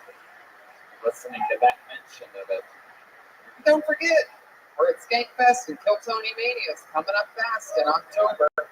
Really exciting stuff. And Philadelphia, July 25th, our largest ever venue for Kiltony, 2,000 plus people all at once at the Fillmore Theater. So buy tickets right now and then buy them again next week and then buy them again after that. Just keep buying tickets. Even if you're not going to come, even if you don't have any friends, buy tickets. I just realized I forgot to throw a friend on the guest list for tonight. A guy named Michael comes in and says that he's my friend. Right there. Did you make it, Michael? You made it? Michael Brio? Fuck yeah, dude. Hell yeah. Sorry about that, pal. It sucks when you realize a few minutes into the show. If any guy named Michael comes up, just let him in. It's very exciting to be here. Of course, Ryan G. both couldn't make it to tonight's show. However, he did send along with us a bunch of really awesome Kiltony prints. I don't know if you guys saw those on your way in, but we're going to be selling those after the show. And signing them and taking pictures with you if you choose to wait in a straight line for a little bit. And we also have some cool pins. There's a Tony Hinchcliffe pin and brand spanking new Kiltony. That squad pin. Oh, the dark. Really exciting stuff. And of course, maybe the band might think, because there is a band show, everybody. Madison, Wisconsin. We're now in Spence, and we found out we were coming back to the beautiful Majestic Theater. So let's do it. Every single episode, they do staying in good characters. We never know what they're going to be. The same goes for this week. Maybe it's a brand new character that we've never seen before. Maybe it's for some of their famous characters that we love. You never know what's going to happen. But here they are. They're the best damn band in the land. Make some noise for them. It's the Kiltony Band. Jeremiah, welcome. Joel Jimenez. Let's see what they're tonight. Whoa! What? Wow! This is crazy. They look like animal safari people or crocodile hunters. Some type of a zookeeper, I guess would be the word. Is that right? Are you zookeepers? What like this? What is that again? Wildlife experts. Wildlife experts. This is the first time we've ever had wildlife experts before. All the way to Madison. Wildlife experts. Don't make too much noise. He looks striking in his own. He seems pretty tired right now. He must be exhausted from being in your bag a whole week on the road this week. It's a cold temporary sleep paralysis. It's striking everyone. Okay. Well, I'm glad that you're on the show, Wildlife Expert. Look at those big, long, fucking legs you have. Wow. Whoa. I can't tell where the legs end and the khaki fabric begins there. You're just dressed all one color here. People had described my skin color as khaki before, so. What's your name? My name's James Nolan, but you can call me Timmy. All right, Jimmy Nolan. Very good. Timmy. And back here we have a blonde Mexican. So this is exciting. If you've ever wondered what that looks like, here you are. What's your name? My name's Peter Gazelle, Tony. Peter Gazelle. And is that supposed to be a very small lion? We're supposed to act like that's a real lion. It's got a tiny long Lions come in different shapes and sizes. Also, he can hear you. You don't want to insult a lion. Now, I noticed that you don't have any accent whatsoever. No, I'm American, Tony. Oh yeah, what zoo do you work at? San Diego. Very good. I moved to Australia to work with one of the best. I mean, he's actually been under my wing for a while now. Ah, you would know a thing or two about that, wouldn't you? Because you work wings. Yeah. Because you're a wildlife expert. All right. Well, speaking of animals, there's a bunch of them that signed up for the opportunity to come up on this stage tonight. How exciting is that? A great turnout on the sign-up sheet. Madison's ready to express itself. And you guys know how it works. You have a chance to do stand-up comedy on this stage and then get interviewed. And we find out a little bit more about you. Maybe stuff that you could talk about, maybe stuff that you should talk about, and get through it all together. If I pull your name out of the bucket, that means you get 60 uninterrupted seconds on this stage. You know your time is up when you hear the sound of a kitten. Oh, isn't that adorable? That means wrap it up then, or else you're going to bring out the angry Madison wolf bear. There's a bear on the loose. Yes, it is. Half wolf, half bear, and clearly part dolphin for some reason whatsoever. And by the way, to get on stage, you're going to go right over there, and you'll see a lady sitting by the wall, and there's a little doorway over there. They're going to have a flashlight, so you just go that way, and they're going to guide you up. Take your time, don't fall down. You guys ready to start this fucking show or what? We are live from Madison, Wisconsin. One of the last stops on the 2019 Phil Tony Summer Tour. How exciting. All right, I pulled a name out. Put your hands together for your first comedian of the night. And remember, there's no heckling during the 60 seconds. If you signed up, if you had the balls to sign up, then you fucking keep your mouth shut because you don't want somebody doing it to you. And if you didn't sign up, then shut the fuck up, you ballless fucking pussy. All right, I pulled a name out. Your first comedian going up tonight goes by the name of Cody Dean. Here we go, Cody Dean. Wow, there he is. He's coming right from the second row. Mighty Thunder, the Lions lead tonight. In the jungle, the mighty jungle, the Lions lead tonight. One more time for Cody Dean, everybody. I knew I was gonna fucking pick. Okay. I knew I was gonna be super nervous and scared doing this the whole time. All week I've been practicing the whole day. I've been getting it down. I even got here early. I got here about 20, 30 minutes early before the show started. I was outside, maybe 5th or 6th in line. And as I walked up, the first thing I saw was a homeless dude. And he was standing at a billboard, everywhere, a little paper, and he was asking for money. He asked $2 to save 1,600 homeless people in the Madison area. And I, including myself, everybody was judging him. And they didn't say anything to him as he walked by. And like I said, I was confident walking into this, but I sat there for 28 minutes before the show started, seeing this guy get rejected over and over and over again. And with every time he rejected, I slowly felt worse and worse and worse. So, as you see, I'm bobbing right now, but it's not going well. I guess what I really wanted to say was my dad, my grandpa, my whole family line. I've met in a line of people that. Okay, so a family line that has had names, and I've been constantly spending my life trying to get away. I've been working hard every day, lifting weights and doing all the things to stay with the families. But every day. My God, Cody. Wow. Something else. You had to squeeze that story in earlier, where you met the guy up front. My God. What was that about? Good question. What was that about? Like I said, I never been on this stage before, so I was just thinking of something out there that was coming in. Fuck yeah. Well, I got good news for you. You still haven't done stand-up comedy. You signed up to do it tonight. You had the chance to do it, and you chose not to. You came out like an even more tired version of Pete Davidson. You're dressed like you are breast cancer. You actually are the human form of breast cancer, except you've never seen a pair of real tits before in your life, except for maybe yours in the mirror, but according to what you were trying to get out of your last joke. So Cody, take a couple steps back here so the audience can see you. No, grab the microphone too. Bring that with you. Yeah, there you go. Take a couple steps back. Yeah. Now, this is a very primitive creature we have right here. As you noticed during his set, he made a last-ditch effort to say that he was bombing on stage right before he died a brutal death.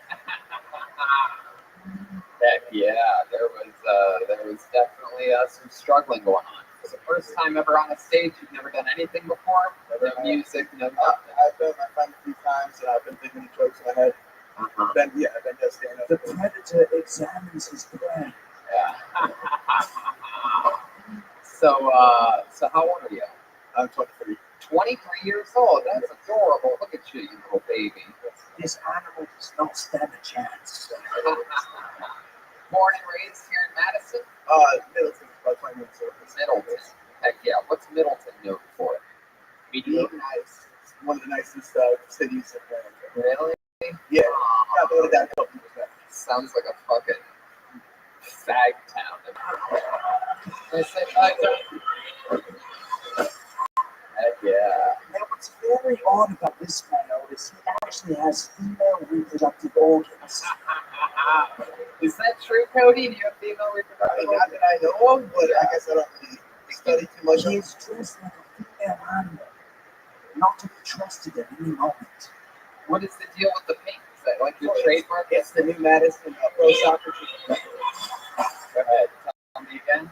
It's a Madison Pro Soccer team that just started about 4 or 5 months ago. Is it a women's soccer team? It's not. It's not. Just some You're dudes. talking about the Forward Madison football team? Stephen, look at it. I like it. Yeah, I know all about that. You're dressed like Lady Forward right now. That's very exciting. We got to put you on top of the fucking state capitol and try to encourage you to jump off. I think I look better up there. You're up there.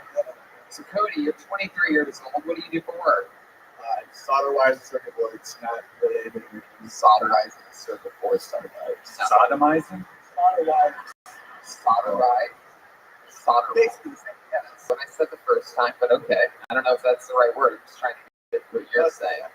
Solderite. Do you fucking know what you do? I know the word solderize, but It's actually soldering. Soldering.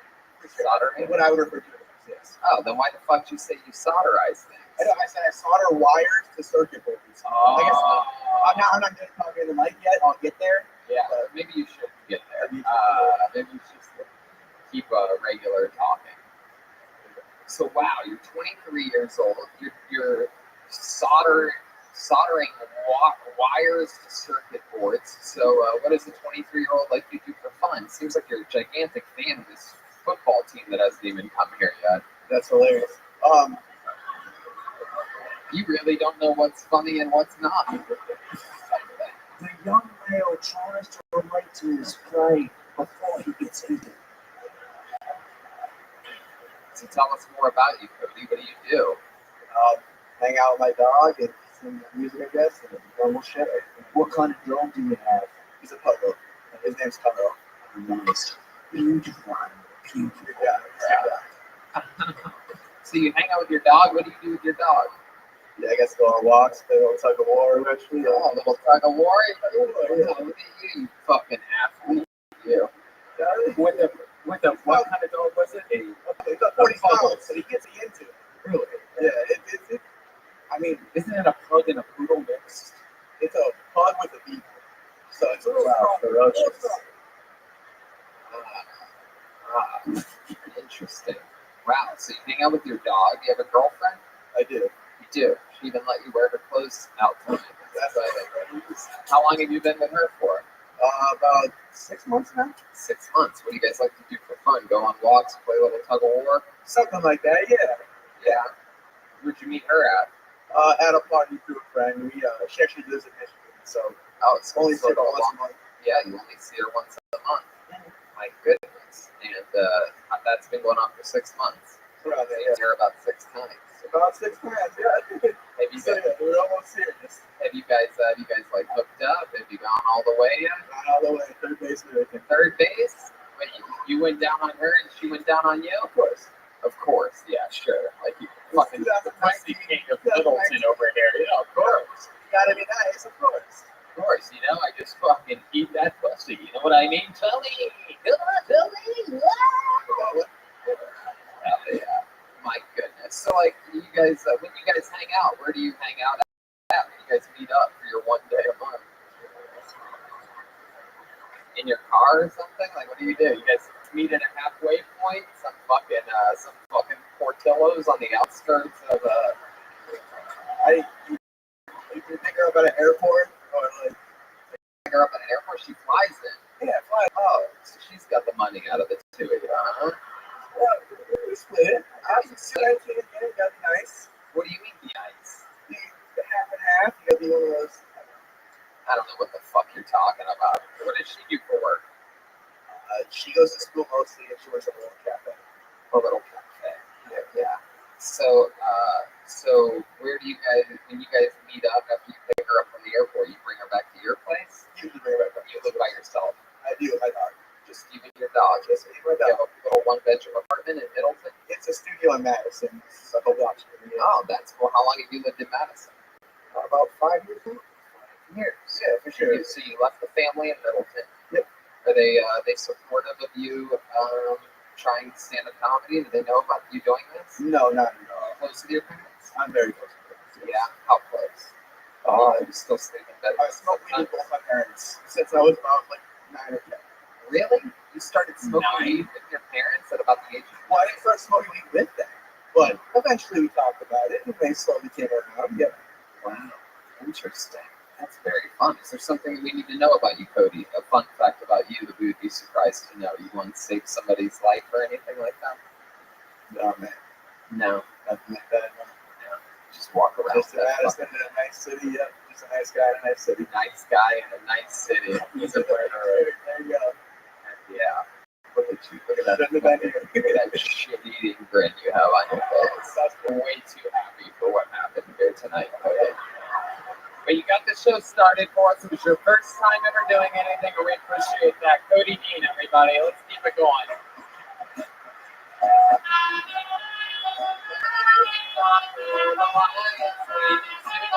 Hey.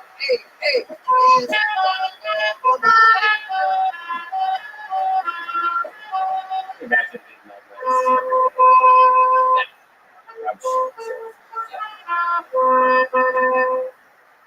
One more time for Cody Dean, everybody. Got the show started for us. Let's keep it moving along. Put your hands together for your next comedian. He goes by the name Jim Sharkey. Everybody. Jim Sharkey.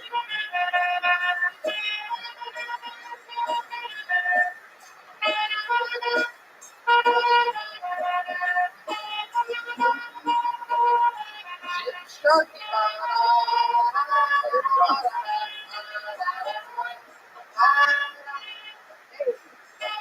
Oh my goodness, Jim Sharkey taking a while here. There he comes. He's making his way up here.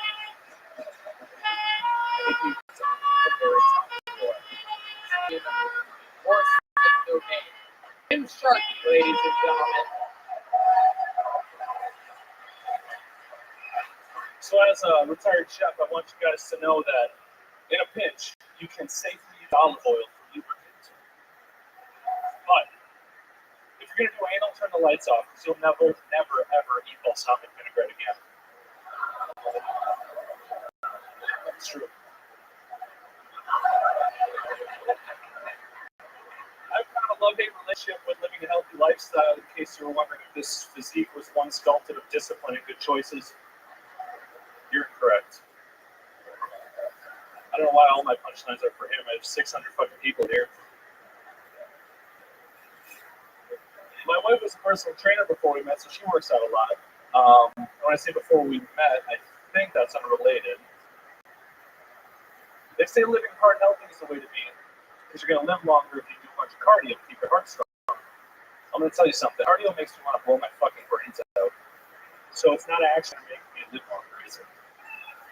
Heck yeah, Jim Sharkey. Close to no name. Hell yeah. Hi, Jim. Welcome. First time on the show, right? First time. Look at you. That's very exciting. First time doing stand-up? I've done it a couple times. Couple times. Hell yeah. Okay, someone may recognize Jim as the guy that not only has seen all the Star Wars movies, but he also wrote and directed most of them. You are a big looking, Big motherfucker. like a big nerd. Like it's like scary yet completely not scary at the same time. You're like if You want to fight? Star Wars. Honestly, sort of. Like not right now, but like I sort of do want to fight. Like I think I'd beat your ass, Jim. I'm pretty sure. Star Wars or Star Trek? Okay, so I actually don't like either too much, but I like Star Trek more because it seems more realistic. Like they tried harder with the science part. Okay, that's enough. Thanks a lot for taking the fortnight off to be here. Now, these are two endangered species trying to communicate. I cannot understand what they're saying. You look like Benjamin Franklin and Steven Seagal had a baby. Wow. Yeah. What the? Listen to those. You're gonna ride that Appleton joke for a while, aren't you? Whoa. Dude, suck my dick, dude. Exactly. Wow. Exactly. Jim Shark. This creature is completely unaware that he will die alone. Motherfucker. Wow. So Jim. Oh, Jim Sharky's married. Shows off the ring. What appears to be a wife in the animal kingdom, the wife will devour his soul. Jim, how long you been married for? 3 years. 3 years. How long you been with her? 6 total. 6 total years. What does she do? Currently a baker. She's a baker. Oh, it seems like a good gig for you. You have no idea. Pretty heavy dude. You said you're a retired chef? Correct. Why'd you retire? The industry got really toxic. And I got sick from the times. Well, you got sick? 18 years. I did it for 18 years. Oh, you got sick of it. Gotcha. Correct. So now what do you do? I cut meat at the grocery store, so I'm a butcher, meat cutter. Oh, meat cutter. You look more like you cut cheese. My goodness. You ever cut yourself doing that job? Plenty, yeah. Plenty of times. Huh. What's your least favorite type of meat to cut? Dark meat. Why would it? No, I just thought it would So it's just all the meats are the same to you. You put them in that fucking thing. You do this all day long, right? It's a lot of work on the sauce. Sometimes it's knife work. I enjoy doing it, so it's all the same to me. Heck yeah. And how old are you? 34. 34. Very exciting, Jim. What do you like to do for fun when you're not cutting meat? Fucking your wife. A lot of fucking, yeah. A lot of fucking? I try. Yeah, you guys have any special moves that you do or anything like that? Do you have like a trick that you do that you could maybe teach me? Special. Yeah, come on, there must be something. You know, you're cutting that fucking meat all day, and you're fucking lay down a log of fucking provolone. That's cheese. All the meat. I could have named any Wait a meat. second. I named the cheese. Everybody's different. I don't want to have you fucking your wife like I fuck mine. I just want to know. I know, but for the sake of this being a live comedy show, I figured you could answer with something at all. All right, here's my suggestion. Sure. If you're gonna spit on your thumb and circle the anus, go counterclockwise. Counterclockwise. That is Now in Australia, we would do it clockwise. right. Yes. Hell yeah. Drag your finger a little. It's my little tip. You gotta keep them trim. Plus, if I'm cutting meat all day, I don't have long fingernails, man. Yeah. Hell yeah. So you have a lot of sex. Anything else? What other hobbies do you do? I mean, you look like. Well, we got a couple kids, so I like to go hiking on my days off with the kids. You know, my 2 days off. Spend time outdoors during the 4 months of. Heck yeah. Heck yeah. How many kids do you have? Just 2. 2? And clearly another on the way? I got a food baby, and the tacos in the state are pretty fucking good. How old are you? I got a 3-year-old daughter and a 6-month-old son. Wow. So cool. Have you ever thought about buying either of your kids a lightweight drum kit? I really want my daughter to be a drummer because she likes band on stuff. Do it. Just like a brother. Nice plug for Ludwig. If anybody needs a kit, go to ludwig.com. That's the best place to get kids or anything. Or a kid. Yeah. So, is there anything else that we should know about you, Jim? I feel like there's some dark secrets. Your dad was a Vietnam vet, correct? He was in the Navy. Uh-huh. The 80s, so not a veteran of anything special. Right, but he was like a real tough guy, right? I wouldn't know that much. You said the Navy. Brian.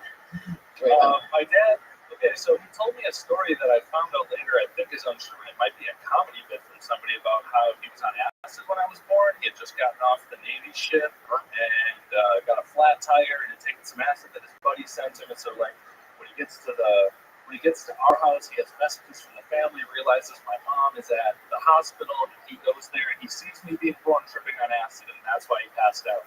I think it was a really long, elaborate lie for passing out with birth. Somebody told me that they heard that somewhere. Wow, I don't know what the fuck you're talking about, Jim, but my guess is that your dad was probably on drugs when you were conceived as well. It seems you're absolutely right. Yeah. Well, that's fun. You're close with your mom? Yeah, pretty close. She's still alive? Correct. How's she doing? What does she do? She's doing great. She works in restaurants. Oh, cool. She's a waitress? Restaurant manager. Oh. Yeah, glorified waitress. I noticed that everybody in your family or anybody close to you works with food. Correct. And is that by design? Do you do that? You're like, Mom, you should probably work in a restaurant, you know? There's some tips or whatever. Well, I mean, like I said, this is not a body sculpted of good choices and discipline. I said son of a bitch. Said that. I know. What's the unhealthiest thing that you like? Males very comfortable. Amphetamines. What is it? Amphetamines. Really? Is that true? Yeah, the unhealthiest thing that I put in my body is amphetamine. How often do you do that? When it's available. Really? How long have you been doing that for? Off and on for years. Adderall or Just simple stuff. amphetamines are drugs that you can take on land and water. Yeah. Goodness. So, what's the most intense one you've done? You done speed or anything like that? Or? Are you talking like cocaine? Sure. I mean, any if that's I've done it all. okay. Yeah. Done it all. I've tried everything. What's your favorite? If you could just disappear and your kids are gone, you know what I mean? Your wife drowns them in the tub while you're doing stand-up comedy one night, right? And then you could do any drug you want to the max. Which one would that be? Which one would you pick? I would probably just smoke a bunch of weed. Oh, well, there you go. I can't complain about that. I can't imagine. I'm gonna do Addy because I call it Datarol. Wow, Daddy. You cut it with cake mix.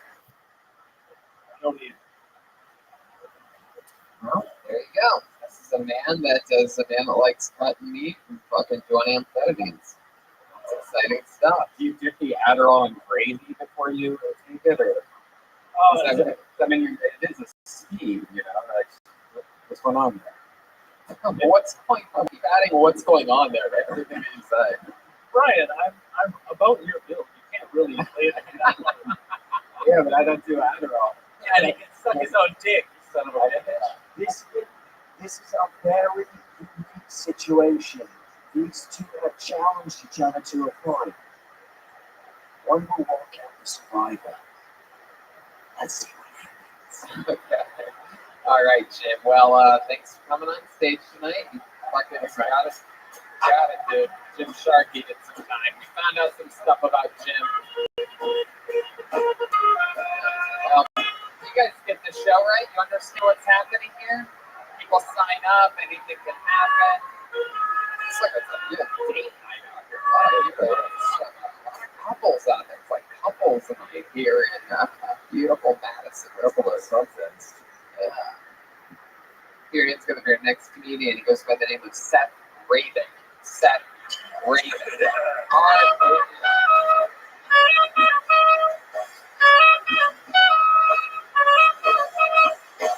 Here he is, Seth Raven, ladies and gentlemen. Holy shit. I think the most important lesson in life is to cherish the time that we have left. Because life is short, time is precious, and we should cherish it. Because sometimes you don't know what you have until it's gone. Believe me, I would know. Okay? I'm Jewish. I only had 8 days with my foreskin.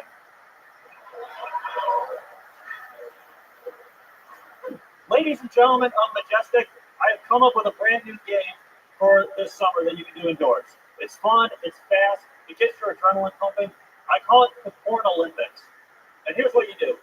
You go on the internet, you look at videos from all over the world, and you see which country makes you come the quickest. I did it as a prototype, and it was a blast. The bronze medal went to Sweden, the silver medal went to the United States, and the time in 7 Asian countries. There you go. Step away. I believe you. Heck yeah. Look at this. What's going on? How are you? Another guy that looks like entirely out of cheese curds. This is exciting. This is awesome. Welcome to the show set. Thanks for having me. Is that your first time doing stand-up? I've been doing it for 2 years, like in high school and college. Oh, very cool. Awesome. Well, that was a good set tonight. Probably the believe you. I believe everything you did about the Porn Olympics would be the only Olympics that you could ever be a contender in. You definitely seem Jewish. Yes. Heck yeah. I noticed that you made a joke about foreskin. Is that something that, do you think that if you had a choice looking back on it, that you could keep your foreskin? Do you think that all non-people do have foreskin? I want to know what you think of the situation. Honestly, I would have been distracted from my child life, so I probably. Why do you think you would have been distracted? Because there would be a little bit of extra skin there? Yeah. What do you think would happen? Why would that distract you? So much skin, I can't focus on anything. No, noise. You have to go. Whatever, stinky. I sweat anyway, so I mean, and I don't know. I never really thought about it that way, but now I'm going to be spending the rest of the week thinking about that. So I appreciate it. Thank you. Yeah, the rest of the week. I love that you gave that such a definite timeline there. So you've been doing stand-up off and on for a couple years. Yeah. Right? Yeah. And, for a living. I work as a production assistant for one of the television stations on the west side of town. On the west side of town. Is that a good side of town? It is. It really is. Nice people. Where West Town Mall is. They got great gas stations. Great gas station. What makes a great gas station to you? What makes a gas station? Well, I work a weird schedule. I work from like 3 a.m. to noon on the weekdays, and I work on weekends. In fact, I got work tomorrow in the morning, and I need something. There's an explanation for this bill. I eat whatever I can this day, and because I don't drink coffee, and I usually just go with like croissant sandwiches or sausage sandwiches, like the good stuff. Are you a little bit autistic, you think, maybe? Has anyone ever told you that before? Actually, there's a good story. There's a good story behind that. When I was Maybe make sausage sandwiches keep him away. I forgot to mention, Australia came in fourth place. Over here, back here. Step away Don't from touch anybody. You stand over, not that close. Get right in the middle there, right where you fucking were. So Seth starts getting ideas about being physical up here.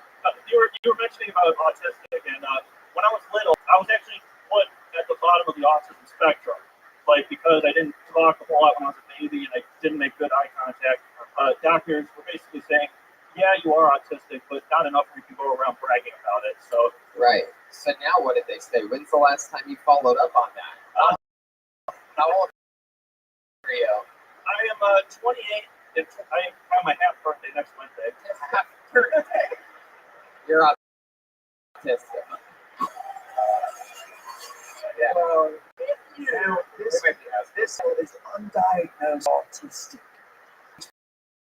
Puts him at the top of the species list.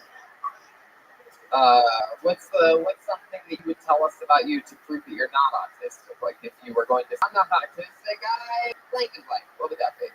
How much time do we have? Just name one thing that would prove that you're not autistic. How much time do we have? Fucking twerp.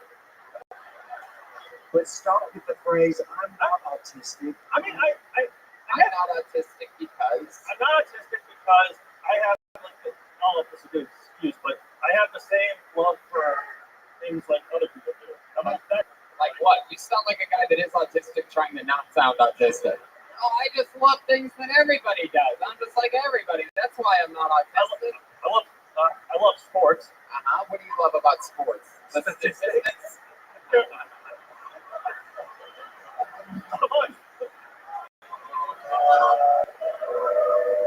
Yeah, we jinxed on that one, assholes. If you're gonna chant Joelberg, you're gonna chant Tony too on that one. Well, okay. Okay, so you like sports. Give us another reason. I'm not autistic because I'm not autistic because every second that goes by, You go from, I really don't have an excuse. I'm technically autistic. hey, here we go. Bill Tony changing lives, bringing people to come out of the autistic closet, or in this case, the refrigerator. Look at you, making gas stations great again. So that's your only diet for the most part, is just shit you get at a gas station? Well, no, I mean, I also go to Taco Bell. And Oh, God. Wow. Heck yeah. I'm trying to help you, though. I am trying to help you. Yeah, like That is literally everything on the autism pyramid. gas station food all the way up to Taco Bell. Okay, if you had to pick one food, like you're on a desert island for the rest of your life, what would it be? A desert island. Yes, if you were on an island, it was a desert. Yes. It's a deserted island. That was It's a desert island. No, it's not. No, this island is. It's just a desert in the middle of the water. But there's Okay, Brian. Now, Brian Redman really sounds like a world traveler here. You were on an island made of dessert. What food would you have? no, yeah, it's just one food though every day. Yeah. Every day. Yeah. You have to pick it the next 3 seconds or else you just die from hunger, which would probably take about an hour and a half. I would go with Taco Bell. I'm a big Taco Bell. Oh my god. I love Mexican food. You are so autistic. Do you know Josh Meyerowitz? You should look him up. It's pretty crazy. This guy loves Mexican food. What do you think You about asked me what food I like. Relax. What do you think about this guy's love for Mexican food? Our Mexican zookeeper, Jimmy Nolan. What do you think about this guy? No comment. I don't know. Say, what's your favorite movie of all time? Favorite movie of all time? I'd probably go with. Taco Bell. What the fuck? I don't give a shit. Every commercial they've done of it because I love that place. I'd probably go with Barry. 98. I also love South Park, Bigger, Longer, and Untitled. Yeah. Mike. Just like your penis, too. Or no. And mine. Really weird, but I really like Little Nicky, the Adam Sandler movie. I'm a big metalhead. I love Dick there. Did Joel just admit that he has another one? Yes, he did. He said that. My counterpart, Welcome. Miss Zell, is actually a cop. No, nobody but other dudes give a fuck about it, by the way. Jesus, relax, Mr. Sensitive. I realize you have extra Yeah, skin. sensitive. Exactly. You can feel everything. Yeah, it's more sensitive. Oh my god. Okay, can I just So emotional about Yeah. this subject. do any? Okay, the ladies that don't give a fuck make some noise. Wow, look at that fucking slut right there. I just- Holy shit, want she will put anything in her mouth. Now the ladies that do give a fuck make some noise. About exactly the same. Losers. I don't want you anyway. Wow, that's exciting. Seth, you ever had sex with a woman? That's funny. That's funny. No. You haven't. What's the farthest that you've gotten with a woman? Boom. You spoon? Have you ever kissed a girl before? Of course. Oh, well, of course. I love how everybody says of course after they're like, I've never had sex before. Yes, I have. Yes, I have kissed a woman. Have you ever put a finger inside of a vagina before? Close. Close? How close? Like on the pan, like I don't know what it's called, like on the front part. Uh-huh. Good. That's called a gene pocket.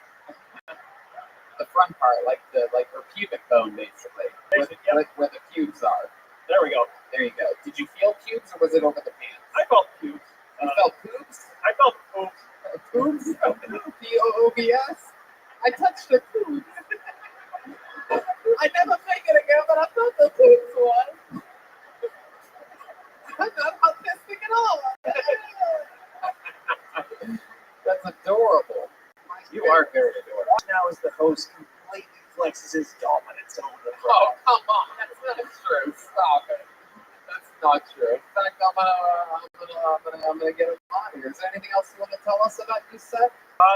It's a lot of fun. You're an interesting guy. I'm glad we were able to finally diagnose you properly. What's your favorite category of porn? I'm very interested. Category of porn. When I was in high school, I really liked girl on girl stuff. But now, Are you through? Yeah. It's tough to say. POV because I feel like I'm there. wow, you do. You ever talk back to him like, oh, let me touch your boobs? Do you ever line up a Call of Duty game. In one was point of view, and then also porn. In the other left window is point of view, and then you're actually killing the girl while you're having sex with her at the same time. No. It'll give me something to think about. Thank you. Fascinating. There he goes, Seth Raven, everybody.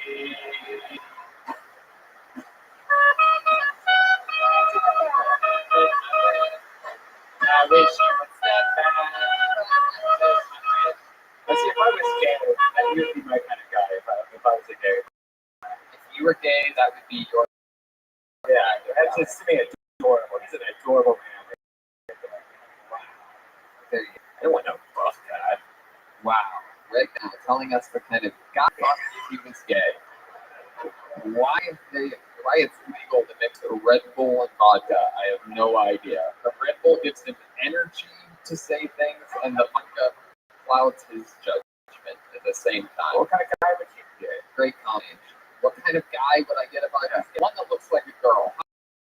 How about that for an answer? Oh, God. Hold a name on me. Let's keep it moving along. Quick pin for Bennett Brown, everybody. Bennett!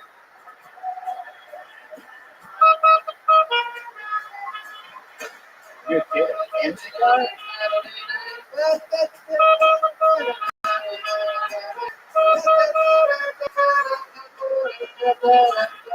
Where's Bennett Brown at? Oh, he's coming from up top, so he's got to come all the way down. Oh, there you go. Oh, here he comes.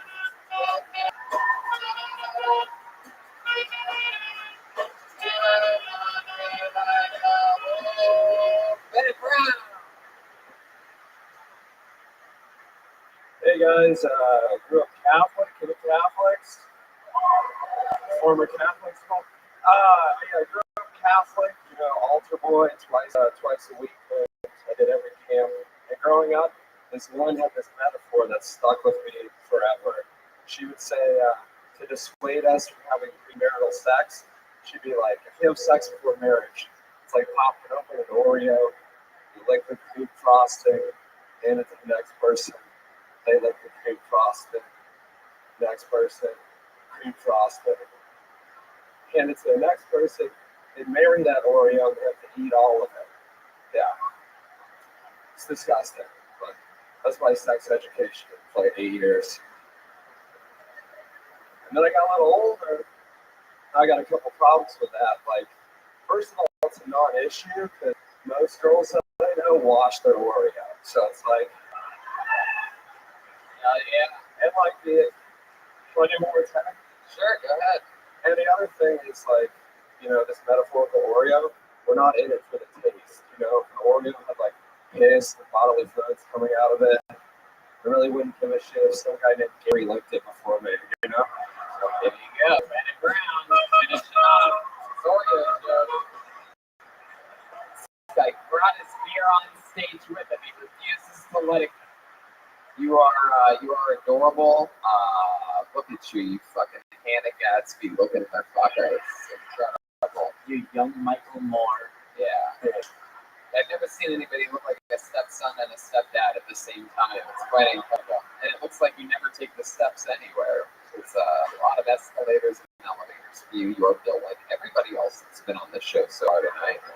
Not a single fit person here in Madison, Wisconsin. Everybody pulled out of the bucket is shaped like the bucket.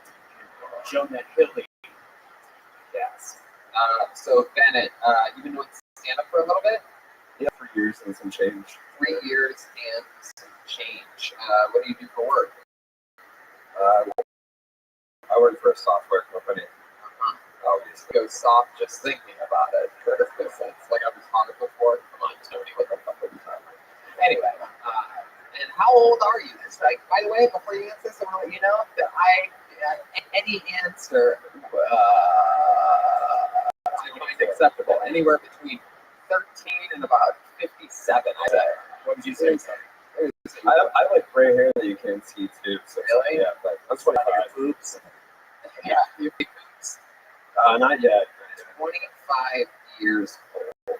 Wow, look at you. And you work with software, you've been doing stand-up for a little bit. You seem like a guy with some hobbies. You seem like the kind of guy that likes flying drones. Am I correct? You have a drone? I don't really have any I don't have any good hobbies. Well, what are some bad hobbies? I don't know. I probably watch movies too much. I guess I golf sometimes. You golf?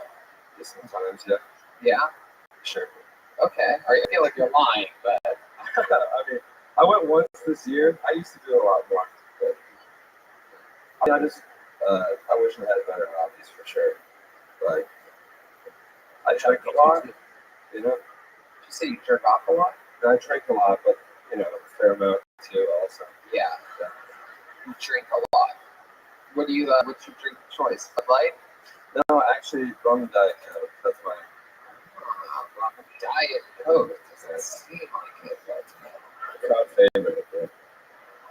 interesting. Do you have a girlfriend? No. When's the last time you had one? About a year ago. About a year ago. Yeah. Didn't you used to date the genius? What was her name again? On Netflix, the lady that put the bomb around the guy's neck.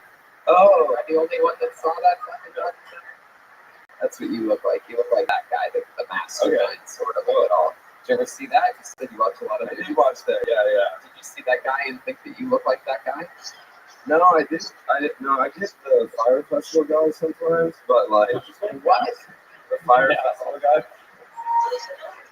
Not the main guy, the guy that like helped out with the fire festival, right? The guy that was like, "Can you do this? We gotta book this. We gotta get John in here." That guy. Ja Rule. Oh yeah, definitely. Fuck yeah, I love it, Bennett. So, when's the last time you went on a date with a girl? For a boy. I don't know. I think. Oh yeah, in If you listen very closely, you can hear the bells heartbeat start to accelerate with this question. Thanks, Kitty. December, I guess. I went on a date. Got like tacos or something. Oh yeah, you got Taco Bell. I'm so glad Steph went on. By the way, like, it's like I made my night. So you're still here. Yeah, he's right there. Of course, he has to respond when you say his name during a live show because he's autistic as fuck. I'm right here. Great, Majestic Theater, row 2, seat 6. Yeah. He would, by the way. Second row. You say you're a software engineer. What kind of software do you run? No, I'm not an engineer. I work for a software company. What do you do? Bob support? No, I do like customer support, but not like call center. Just like, I don't know. It's so fucking boring. I wish you just asked a different question. Wow. Jesus, why don't you just get another job, you piece of shit? Yeah. I mean, it's not. Question we ask everybody is how you make money is an important deal here in the greatest country in the United States of America. I just want to make sure that you're contributing to our booming economy right now that we have. Sure. Yes, let's check in with the zookeeper, wildlife expert Jimmy Nolan. Tim, yeah. First off, loved your set, mate. Oh, thanks, a round of applause for set.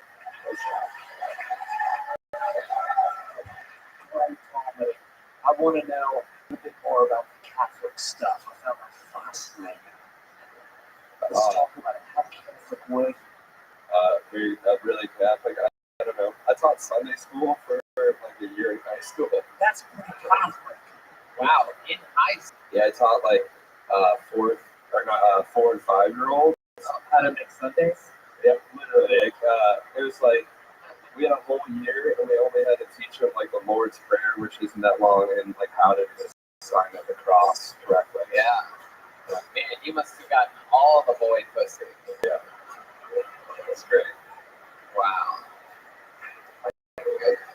All right. Anything else we should know about you, Bennett? Any fun facts about Bennett Brown you'd be interested to know about? Any big accomplishments? Do you have any trophies for anything? Science here, perhaps, or something? Hot dog eating contest, perhaps? I could do wings, but one time when I was in 4th grade, I got like a short story published. It's like a trophy. Yeah, what's your short story about? It was kind of like oh yeah, I'm gonna circumcise. Is that your friend up there? Yeah. What does that mean? That wasn't his friend. That was God. God wanted us to know he's half circumcised. He literally parted the clouds and heaven was like, you idiot, you're half circumcised. Talk about that.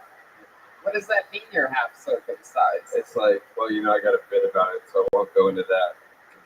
Well, why don't you just tell us? Why don't you just answer? It's funny. Please go into it. Or you can just answer the question. Just, what do you mean? It's like they fucked it up. They went to cut, and then maybe got like a knee. I don't know what happened. They just didn't get all of it, and they just didn't go back and do any follow up. So you got like a half of a turtleneck on the front? Yeah. It's like a hoodie. It's got like a hoodie. It's just half of it. It's like a polo shirt with a pop collar on top. It's like one of these. Just you can get that fixed. It's only half. I love it. It's why great. did they fix it at the time though? Like why? I don't know. I think that they're just like my parents were always like a furry and shit. So it's like, Right. Look, I got some bad news, Mr. and Mrs. Brown. We did your son's circumcision, but we only did half. You've heard of 4 skin. This is 2 skin. that's right. Well, that is an interesting thing. So I'd like to give a shout out to God himself for giving us that information. Yes. I'm trying to just try something real quick. So I've noticed, what I've come to learn is that it's not really good to ask the audience questions. When you start and you go, I was raised Catholic, anybody else here raised Catholic? But what I want you to do is do it again. I want the whole audience to say no. Yeah. And then I want to see where you go from there. Yeah, do it. Just do it. Anyone raised Catholic? Yeah. Fuck Jesus, dude. Hey, all right. That's the way to get a reaction. You did it. And rolled with it. And that is an animal adapting to his environment. Yeah, absolutely. There he goes, Bennett Brown, ladies and gentlemen. He's on Twitter at Chew for Kids, JUUL for Kids. That's good. Hey.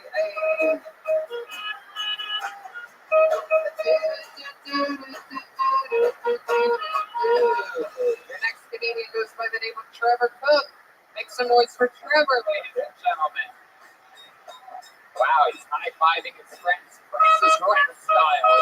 Hear a lot of sign-ups today. One more time for Trevor Cook. What is up, Madison, Wisconsin? I know it. I gotta be honest with you guys. March was the worst month of my life. The girl of my dreams left me. The girl of my dreams left me. My best friend kicked me out of the house I was living in, and I lost part of my thumb. And it's all because I didn't share one of those bad luck Facebook posts with 5 of my friends. It's ridiculous. I look like a cross between Pete Hill and a grown-up version of Tommy Pickles.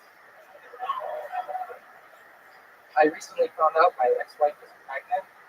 I messaged her. I was like, "Hey, Destiny, I heard you're pregnant." She's like, "Oh, well, yeah." I was like, "What happened? Your fiance said he's leaving you?"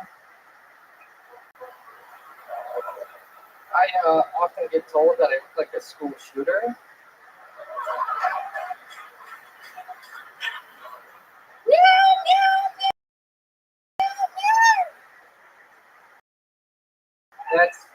That's my impression of a kid that I hate.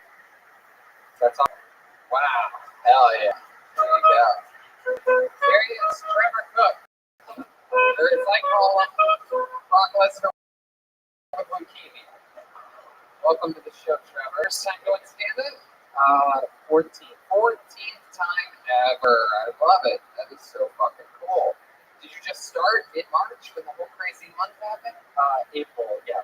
Yeah, that's cool. You're wearing an army hat? Were you in the army? Yeah, I've been in 5 years. Oh, hell yeah. American hero. And the first person to be on the stage, the person who's not borderline morbidly obese. So congratulations to you on that, Trevor. I have the army with it, I guess. Yeah, no, that's true. Have you served overseas at all? Yeah, I deployed in 2016 to Iraq.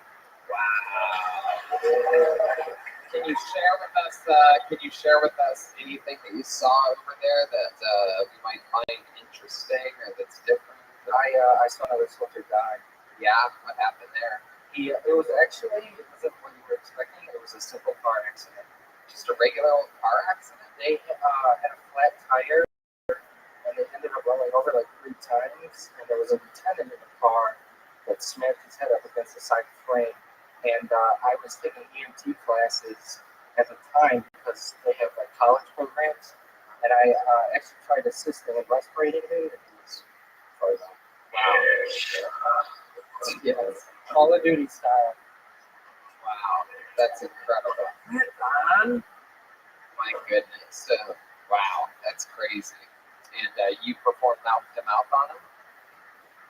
No, I couldn't. It was just too much blood, I guess. There was too much blood? I couldn't even open his airway. His tongue was swollen. How did you try to open his airway? They teach you this thing at EMT class called the head tilt chin maneuver. I just tried it. I think it was brain dead by the time I got to him. Yeah, probably. Wow. So Trevor, what? Wow, any more stories of soldiers dying? Gosh. What happened to your accent there? What happened? I thought you were Australian. I'm Australian. What are you talking about? Okay, just making sure. Seems like to acknowledge a low part of the show, it's went a little bit American there for a second. No, I don't know what you're talking about, mate. Okay, very good. So March was a bad month for you. Yes. Tell us more about the month of March. So I had a girlfriend at the time. How long were you with her for? About 7 months. 7 months. And what happened? She broke up with me the same day that my best friend was kicking me out of my house. She broke up with me the same day my best friend was going to kick me out of my house. She was fucking the best friend? No, she cussed me out. I'm letting you know right now. I wasn't asking you. My best friend doesn't like heavy set when I do.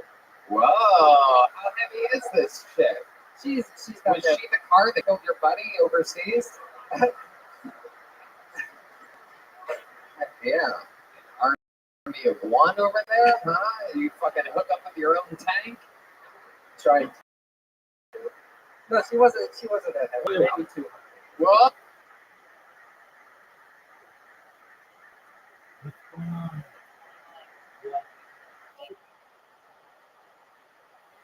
Oh, hell yeah, look at you. Fucking 4'5". My ex-wife, I can't say the same thing. Oh. Yeah, what about your ex-wife? She's like probably 300. Probably what? Probably 300. It is very common in a lot of species for the males to be much smaller than the females. What is there a reason you think? You're like, is your mom a bigger lady? Because I don't know, maybe I freak people out. My mom, your mom is a bigger lady. Yes, that's exactly. But also, they can make it through the winters out here. Yeah, exactly. I'm just trying to survive. Guys like ladies that remind them of their moms. Are you aware of this? I've heard about it. If you had to guess how much your mom weighs, what would you guess? If you were working at a circus and your mom walked up and you're like, I will guess your weight. What would you say? 250? Yeah, you're damn right. So there you go. You had one that was 300, one that was 200. You see what's happening here? You're splitting the difference. You're like a half circumcised penis. I don't know. I just never had a chance with a skinny woman. It's like that scene in Star Wars, you know, when there's that creature in the middle of the winter that gets to cover up with, and they use the lightsaber to get inside them. It's exactly what it's like. Wow. Was there any time that being with the bigger lady, your ex-wife in particular, is there any time that you noticed something like about her like weight? Like did she have like food in her teeth or poop in her butt or like what was ever anything a little extra sloppy or anything like that? Or does she have like a fat girl's name, like Lucille or something like that? Lucille's not a fat girl's name. Fat girls are Kathy, Catherine, Kat, Dib, Lily. It's a good fat girl name. What's that? Did you have a fat girl name? Was she Katie? No, her name was Destiny. Destiny. Oh shit. God. Wow. Destiny to the stage. Oh yeah. Did you ever come and then you realize later you weren't even fucking a vagina? Because I went with a fat girl once, and I was just fucking the wrong part. Heck yeah. Is it a man who claims to have an 8-inch dick? Put it in the wrong hole. Sure. No, yes. it wasn't a hole. I was seriously fucking her stomach or something. Right. 8 inches into her stomach. Belly button. No, sorry, Red Band. I don't have a problem hitting the right spot. Well, Hold on, let's just let him answer this question I asked him a minute ago. Can you suck your own dick? Okay. I've tried it once. What was your approach? Did you go feet over the head, or did you take the red band No, approach? I was on the toilet. Wow! Look at you. Trying to multitask. yeah, that's the way it works. Yeah, with some troops. Isn't it strange I made that Star Wars analogy, and then he said that his girlfriend's name is Destiny? Because it is your destiny. Okie dokie. So, Trevor, I asked you if there was ever a time in which things got a little bit crazy because it was a big girl. Did you ever notice anything odd about it? Anything odd about having sex with a big woman? Yeah, like was there a time in which you're like, Jesus, this is too much fucking work, or something like that? Like, did you ever like? Typically, they have bigger asses, and I like that, but it's so hard when it's attached to the rest of the fat around it. That's the only problem. You can't copy and paste the fat buttocks into a smaller being. I don't have much issues. I just let them get on top because I like suffocating. Whoa. Oh, you do? Hold on. You like them on top? You like suffocating? Yeah. What's your fucking love? Do you choke yourself sometimes? I saw. Or would you have girls choke you? I haven't done it before. Did you just answer the question for him after you asked it? I think you did. Yeah, you did. You just said you were going to Yeah, choke you and you go, yeah. You You did. I love it. Trevor Cook. Interesting. Wow, so much fun, man. Talking about all these big things reminds me that I want to tell you about People's Choice Beef Jerky, LA's original small batch beef jerky. People's Choice Beef Jerky is a family business from California that's been making quality jerky for over 85 years. Unlike mass-produced beef jerky, People's Choice Beef Jerky is marinated, sliced, and cooked by hand. If you like spicy foods, you're going to love the Nashville Hot. This Nashville Hot is made with thick cuts of 100% U.S. beef cooked with cayenne pepper, chili powder, garlic powder, and smoked paprika. It is a slow cooked, creating a flavor profile that is spicy and satisfying. They actually sent us a couple of these bags, and holy shit, it's really spicy. If you like spicy food, I recommend this jerky. It is also extremely delicious. And beef jerky is great for staying healthy. It's a high-energy snack loaded with protein. So go to peopleschoicebeefjerky.com. They have a diverse line of products and flavors, and if you use the promo code TonyHot, you're going to get 20% off your order of the Nashville Hot Beef Jerky. So once more, that's peopleschoicebeefjerky.com and use the promo code TonyHot for 20% off your order with the Nash Hot Beef Jerky. Heck yeah. Well, Let's go buy some to get up the phone with some of these other comedians. You should probably buy a couple bags for your lady. yeah, but Yeah. and now that you got kicked out of your place in March, what's your living situation now? I unfortunately I moved back in. You moved back in with your parents, so now you have your mom to hang out with. Yeah, orders over there. You just jerk off listening to her pee in the morning. I get the basement. I'm one of those. And moving back in with your parents is only typical in Homo sapien form. You'll never see a lion leave his pride with his parents years later. Well, Trevor, I'll tell you this, man. You were a lot of fun up here. You fucking get it. You answered all the questions honestly, and I had a blast with you, dude. Fun fucking time. How about a hand for this goddamn American hero serving us the world in Kuwait and Iraq? It's Trevor, buddy. There he goes. Interesting that Trevor looks like the only guy that doesn't live in his parents' basement, but he is the only guy up here tonight that does live in his parents' basement. Let's see what happens next. Make some noise for your next comedian, Brad Kamichiak, or Kamichi, K-M-I-E-C-I-A-Y. However the fuck you'd ever say that in a million years. Kimchi? Yeah, yes. Kamichiak? Kamichiak. There he comes. There's you go in, and on your mind. Do-do-do-do-do-do. It's summertime. One more time for Brad, everybody.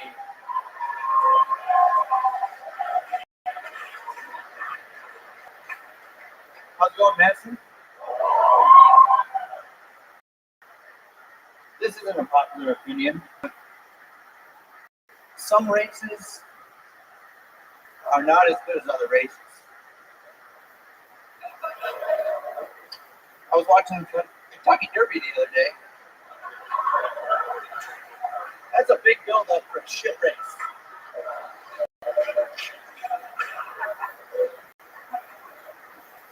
I was helping my transgender friend move a couch. And I was like, all right, you ready? She goes, I was born ready.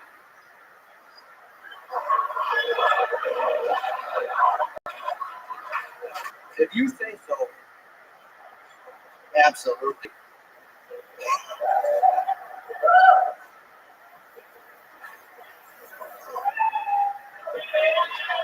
Wow, that went fast. A minute. Brad, how do you say your last name? Kamicha. Kamicha. Yeah, no, it's, yeah. Fuck yeah. How long have you been Nice to meet you. There you go. There we go. Right, perfect timing with that one. Just came in and then swinging. Tony one. He's the promo code. That's right. Well, it's actually not. It's just Tony Hot. I want to make sure Tony. people don't get Tony confused. Hot, which is also the password to his laptop. Yes, that's Hot Tony. Tony Hot. I love that you couldn't wait to use that joke, waiting for me to poke you. So when you interrupt me on my opening line, That's not his right. you used it there. Hey, you're the one whose voice cracked earlier. You take that fucking pussy. Shut the fuck up. How long have you been running the Vice Network for? Remind us exactly. You're a big boy. I'm about 5'4", 5'5", 5'6". Sure you are. Yeah. You look like Santa Claus the reboot. Okay, so Brad, you've been doing stand-up comedy a little while, right? First time. First time. That's really good for the first time. I like your born ready joke. Really good, man. Always wanted to do? Yeah, I guess so. How old are you? 31. 20 years old. What have you been doing with your life up till this point? I've been a machinist for a long time. Nope, just making shit out of metal. Making shit out of metal. Hell yeah. Fucking mad stuff. Yeah. What else? Machinist? Machining, and that's all you do? Been doing for 15 years. Okay. Yeah, you in some type of union or something like that? Nope. Nope. Never got into the movie. It never had to. Hell yeah.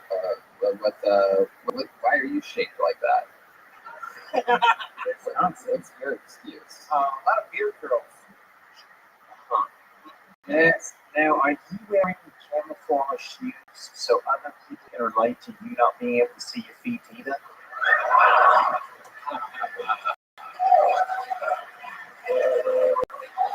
That's great. Is that fucking joke? Is that no one needs to see the phone on it? Well, soon after the diabetes hits, you won't have to worry about that at all. So, Brad, what do you do when you're not machining? When you're not being a machinist? The guy shaped like the machine Bert Kreischer. Thank God you keep your shirt on. We wish he would take a hint sometime. Yeah. What? Well, I don't even know what you said. Don't worry. Okay, I won't worry about it. I was just about to start worrying. So what do you do when you're not machining?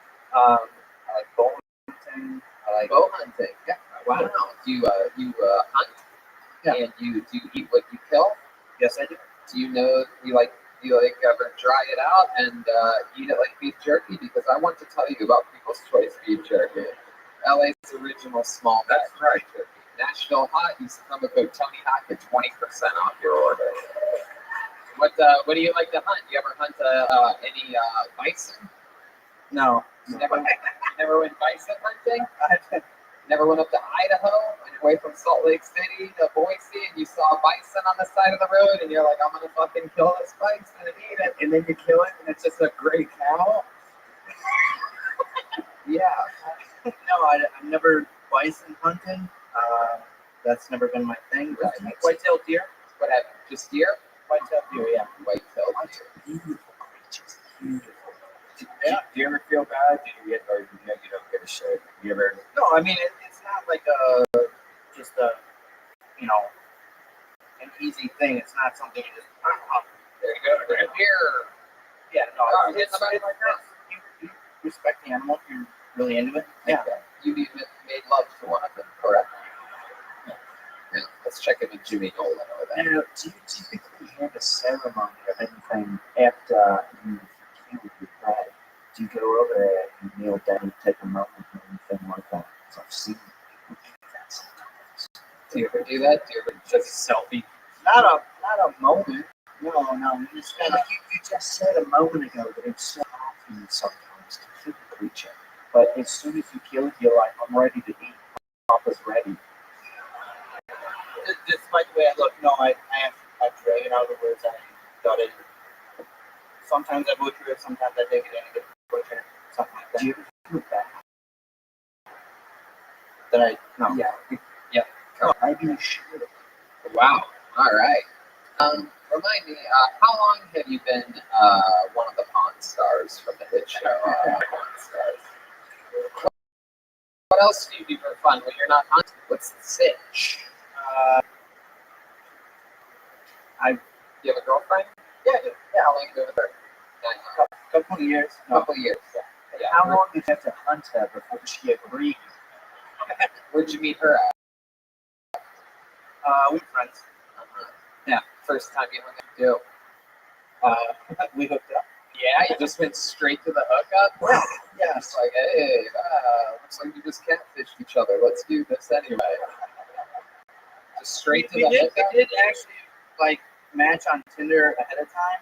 Wow. Before I met her. We were friends. But yeah. Do you have a special kind of Tinder for people that look like lumberjacks, like Timber or something like that? I think it's fucking wish. Just regular human Tinder? I think it's called Tinder. Yeah. Just like, It's called juggalosdate.com. What was the mating, the mating ritual like? yeah. What was your first hookup like? Did anything stand out to you? Did you last long? Did you come pretty quickly? You seem like the guy that would come pretty quickly and be like, oh, it never happened. No, it happens a lot. You would lie about it. I know it happens a lot, but you would lie. No. The first time, no, I always do it. Yeah. Really? Yeah. The first job is you gotta. Yeah, the first time it's That's how you get the call back. 40 minutes. Yeah, exactly. I like your style, man. Do you keep your shirt on when you have sex? First time? No. Yeah, how about when you go swimming? Do you keep your shirt on when you go swimming? You seem like you would keep your shirt on when you go No, swimming. I don't give a shit. Really? My goodness, I like your style. Do you have any tattoos or anything like Oh, that? shitty one. Yeah. Really? What's the shittiest tattoo you have? Wow, look at that. That's impressive. I didn't see that one. I didn't even see that one over there. I saw that one, but not that one. Oh, it's just two chicks. I like that. That's nice, shitty. Oh my god. Look at that. That's incredible. You look like the back door to a strip club. Back of a truck. Yeah, for you podcast listeners, it's the silhouette of two chicks on mud flaps on semi trucks. That's what the two tattoos above his teeth are. Dude, it could be a lot worse, man. You could have like the County Crows on there or something like that. You could have one of the rednecks tattoos. I get the feeling none of the women you hooked up with are shaped like the women on your chest, though. Am I right? A little bit bigger. Incorrect. Really? You like them skinnier, so it's like reverse velocity. It's just all over. Oh, just all over. Like, yeah, like an autistic guy's order at Taco Bell. I like that. It's all over the place. You got a thumbs up there. Yeah, you could say the whole spectrum. Brad. You did it. What did we talk about? Did we get an answer out of you? You've done this a few times? Never before. First time ever. And you did it here on Keltoni in Madison, Wisconsin.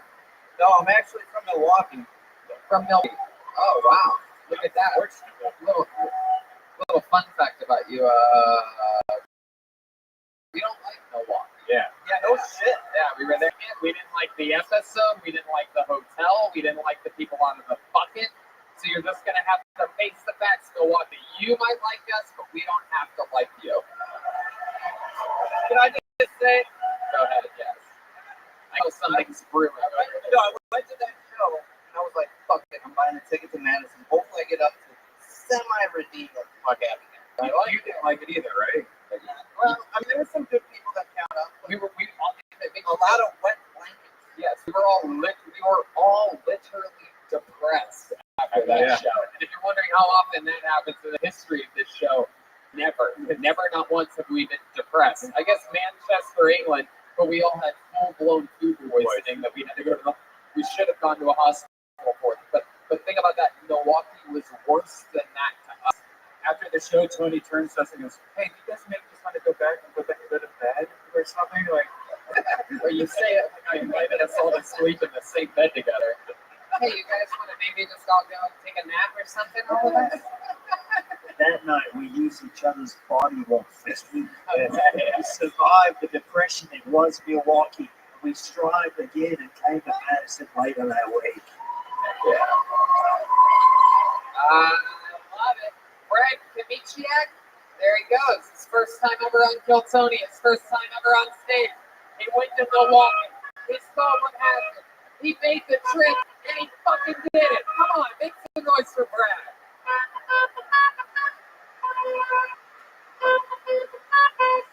Put a hand for this yelling tonight. New songs between every Canadian. They learn these songs every day. Every day. like a half hour before the show, Jeremiah learns this song. They look up bands from the city. They think about the part of the tour. I think obviously by their characters to it. But fun fact about Madison, Garbage is from Madison. That's the only famous band from Madison. Every other band from Madison is literally Garbage. So do the math on that one.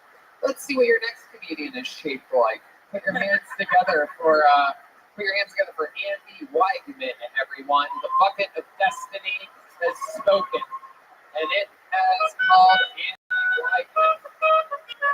There we go. And this guy.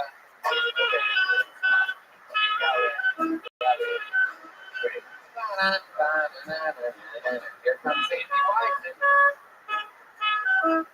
Here he is.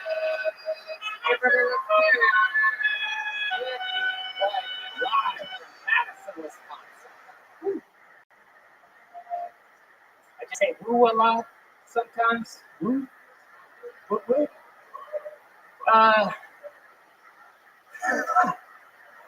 Actually, today is a special day today. It's premature ejaculation day. It actually came early this year.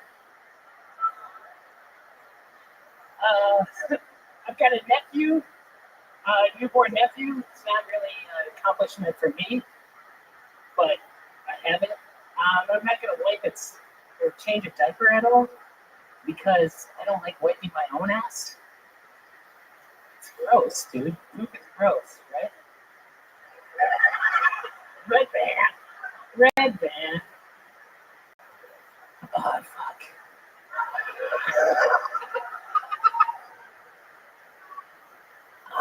Try harder. I hear that a lot. My wife told Andy Weigman. You guys hear a little bit of that? Heck yeah. Andy Weigman, for those of you listening to the podcast, looks like Tom Segura's attorney. Andy, first time ever on stage, correct? yes. Yeah. Hell yeah, there you go. The goat of the first time. Congratulations. Heck yeah. Welcome to the show, Andy. Thank you. I thought more people would sign up, so I would have to come up here. Oh, look at you making excuses already. I bet that's worked for you up until this point in your life, but it's not going to save you here. Welcome, Andy. How old are you? I am 36. 36 years old, and you just had your first time ever on stage. You have a kid. No kids. Whose baby, or what baby's ass were you talking about wiping? I've got a nephew. Oh, a nephew. Yeah. There you go. Okay, that makes sense. Is that the uncle's job to wipe the nephew's ass? In white culture, yes, Joel, yes. The nephew is the person responsible. The uncle is responsible for wiping the nephew's ass. They wipe around the circumcised penis too, and they just keep wiping away. By the way, you looked at Redman when he said poop is gross. He's never going to agree with you. Yeah. Yeah, why do you? It's Why is it gross? You used to love it when you ate it. What happens in 6 hours? yeah, what's the deal with that? Andy, what do you do for work? I'm a dental technician. Hey, you're a dental assistant. No, you're an assistant. You're an assistant. You know what it is. You said it's the same thing. You see that? I used the fucking check forks on to write that. It's the same thing. Yes, it is the same thing. Another Star Wars reference. Crazy. Do you know your father, Andy? Yes, I do.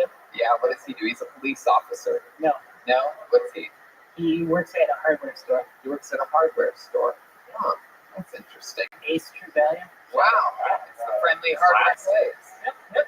You know, if you go to Ace hardware store and you use the code TonyPod, you get a free Allen wrench in your butt. Yeah, your butt. They could have the butthole. It's got to be about the butthole. And I just said to you, in the middle of your set, you got the saddest thing to ever happen. So it was just keep trying. Yeah, it really was. A young lady in the audience thought that you were going to kill yourself halfway through your set. Wow. Andy, you're a dental technician. How long have you been doing that for? 8 years. 8 years. The dentist that you work with, is he a nice guy? Yeah, my dentist is pretty nice. Yep. You're a dentist? I don't work with a dentist, but I work for a dentist. Oh, so what do you do exactly? I make implants. We just had someone on last night's show in Chicago that did that. May have even been Milwaukee. But anyway, a lot of people in these parts lose their teeth a lot. So that's something to think about. Do you have implants? And are these fake teeth that I'm looking at right I've got one fake one. Yeah, what happened to yours? I was an old injury. Mine too. I once, when I was a little kid, we had this street right next to where I lived called Thornton Avenue, which was a very steep hill. And me and my friends thought that we were being smart because we'd been like Little Rascals or one of those movies. They like build their own go-karts. And we're like, yeah, we're going to build our own fucking go-kart. Take it up this hill. But all we were really doing was we took one piece of like plywood and we put it on the floor of one of those scooters, right? Yeah. Right? So I basically sat down on the scooter and the handlebars are up here. And I went down a hill. I don't know what the fuck I thought was going to happen, but once it really picked up speed, and it was in the street too. So I tried to go off the curb, like I tried to like get off the street to slow down because I was eventually going to die. And when I did, this thing went like that, and pow, hit my front tooth and split it in half. Yeah, same here. Yeah. Two front teeth are fake. Wow. Two front teeth. Wow, I thought you only had breast implants right then. Yeah. How's a breast reduction coming? I feel like those are the dental implants. I was whining and I still loved it. Andy, how did you, what did you do to break your tooth? I jumped off an inner tube. Yeah, in the snow? No, it wasn't snow. It Water. was just in the yard during the yard. summer. You were just, You know, this is a species of American we call white trash. yeah, there was just an inner tube in the front yard, like on the grass. On the grass. They're on the inner tube, and you Like jump. the inside, yeah, the inner tube. You blow them up. Shoot the inside of a tire, what are you going to say? We know what the fucking inner tube is. Thanks, You jumped off, and you jumped on the grass, and you hit your mouth on what? The grass? The ground, yeah. Knock the tooth out. The front yard? Yeah, it's So weird. Yeah. Wow, that's interesting. Suspecting maybe a rock to perhaps be in the yard or something like that, but no. You got a little fucking I soft don't really teeth. remember. Oh, you probably got concussed too. Look at that. So you're 36 years old. You're a dental technician. What else? Tell us more about you, maybe. I DJ wedding receptions. Get the fuck out of here, really? Can you give us a little example of what you would sound like in between songs? Like, what would you say? Like, Put your hands together for the bride and groom. that's it?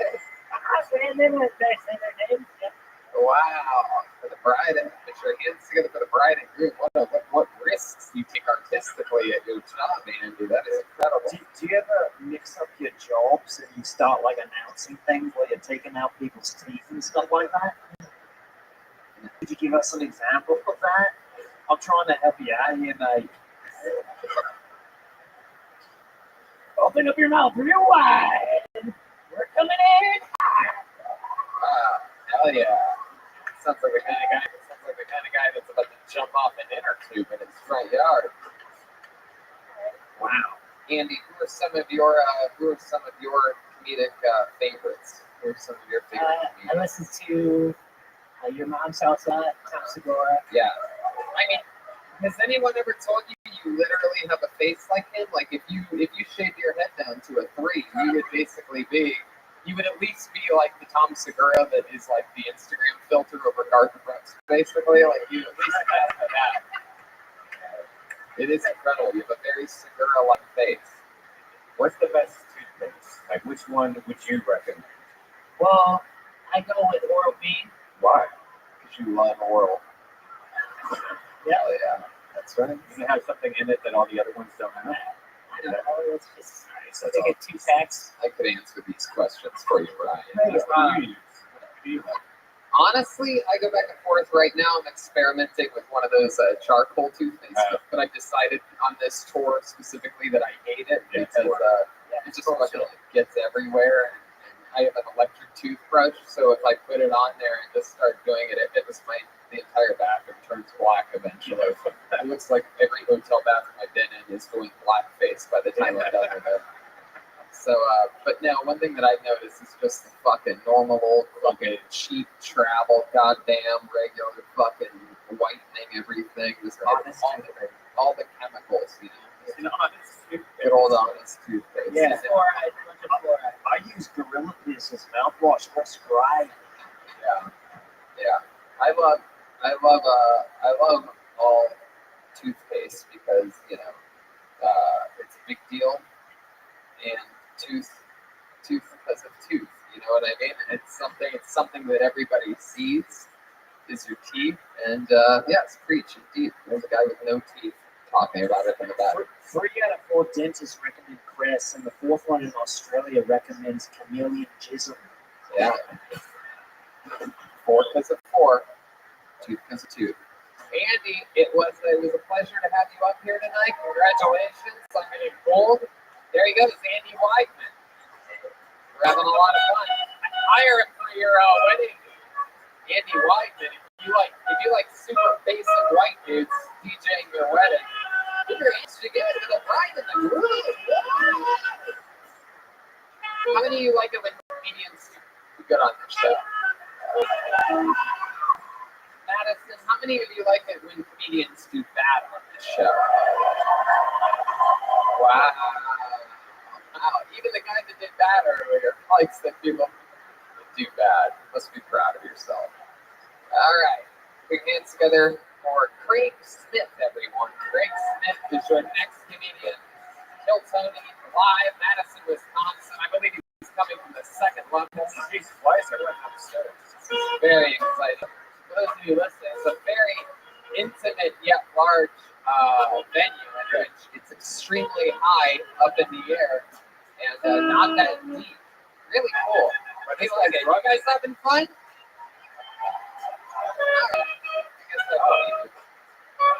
Here he is, Craig Smith, everybody! Oh man, what's up? As y'all can see, I'm the first black dude to come up here. I appreciate it. Sometimes it's hard to find stuff to do out here in Madison. One thing I like to do is I like to go to tanning salons, ask for refunds. just one of the only few things you can do in Madison if you got some melanin. One of my friends, like one thing I had to realize, like I need to get my hair cut now, but I used to have an afro, right? And one of my friends had like long, luxurious hair, and then he cut it, showed up bald. I'm like, damn, why did you do that? I'm like, I donated my cancer. I'm like, but damn, I want to do something like that, get some good karma on my side, you know? So I cut my hair and I bag it up, take it down to the place. Turns out they don't take afro hair at these places. You have the cancer patient in the bag of afro hair, they just think you're giving them a bag of pubes. Nobody really wants that. Now I got a bunch of angry cancer patients looking at me all mad in the face. Well, at least what I can only assume one thing, that they didn't have hair on their eyebrows, couldn't really read their face expressions, you know? Fuck yeah, Craig Smith coming in. Oh yeah. Killing. Very fun set. Craig, you been doing stand-up a little while? I rap for way longer, but I've been doing stand-up for 2 years. 2 years? God damn, you have the set of the night so far tonight. Oh, shit, appreciate it, man. So exciting. Representing the Legion of Skanks on the shirt. We are so excited. We're rolling into Skankfest Spot next week. City with the second show of the Mammoth CD. I think it's still available. I wish I submitted, but they yeah, well, I mean, you know, this is exactly how you get into things like that. You fucking grind it out, make an imprint here, and we'll put in a word for you with Lewis. Next time he sees an imprint, Smith, fucking take it from Wisconsin. We'll literally tell him. We'll go, this guy's the only black guy in Wisconsin. Help him, please. Help him. I need the help, man. Appreciate it. Is that true about the hair? I never even thought about that. But yeah, sure. I never really tried, but I would assume so. You ever seen Afro hair back up? Yeah. I saw something on the ground the other day in the walk. Yeah, it looked like you, bro. Yeah. The only Afro hair I've ever seen bagged up is in a body bag after the Wisconsin police had to have a talk with someone. Yeah, that sounds about right. So, Craig, tell us what it's like being you. Are you born and raised in Madison? No, I'm from Chicago. I moved up here when I was 20. You moved up here. Why'd you move from Chicago to here? Well, I don't know if you heard, but there's a lot of bad stuff happening in Chicago to people like me. I'm from the South Side, so my uncle moved up. Yeah, I was gonna say it's like a buffet out here for thick white women. That's why. That's another plus. But we were cheese curds. We were literally having a blast on the south side of Chicago last night. We went to the White Sox game where they beat the Yankees 10-2. We represented the White Sox. We got hats right before the game and fucking rolled in there wearing all black like thugs. We just mixed in with every. I even did blackface. Very exciting. I'm sure nobody noticed. Yeah, no, it's perfect. So now what? Now that you moved up here when you were 20, now what do you do up here? Well, now I work out in Deerfield putting AEDs together. So what together? The automatic external defibrillator. Somebody have a heart attack, they hit the emergency thing, I put it on, call the ambulance. And you rap, and you build AEDs. You're like Silk the Shocker. Yeah, something like that. I actually rapped on this stage a lot of times over the years. Really? Well, why don't we do it again right now? How many of you want to hear Craig Smith rap right now? We got a lot of country music fans in this audience, so let's hear it, Craig. Let it rip. Don't even know where to start. My flow is lethargic, before it's the hardest. I'm waking the product. You knew that regardless, and let me be started. My flow is the illest from all competition. You want me to keep the beat going. I'll freestyle. Fucking no kill Tony at the Majestic, and you already know it since the life you guessed it. I really didn't want to rap and manifest it. I'm coming off the top. I'm not anorexic. As you can see, I'm getting fat. I ain't got a six-pack. Shout out to Tupac. Some people say he's Tupac. Whatever I can say, I really wish I was funny. This is not the day for me to be rapping.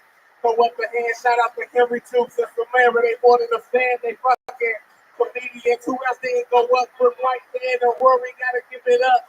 Alright, I'm stuck now. I ain't really that was great. That was fantastic, Craig. I love it. You got this place in a frenzy. Wow, man, you know how to rap for real. Do you have a rap name that you go by when you normally rap?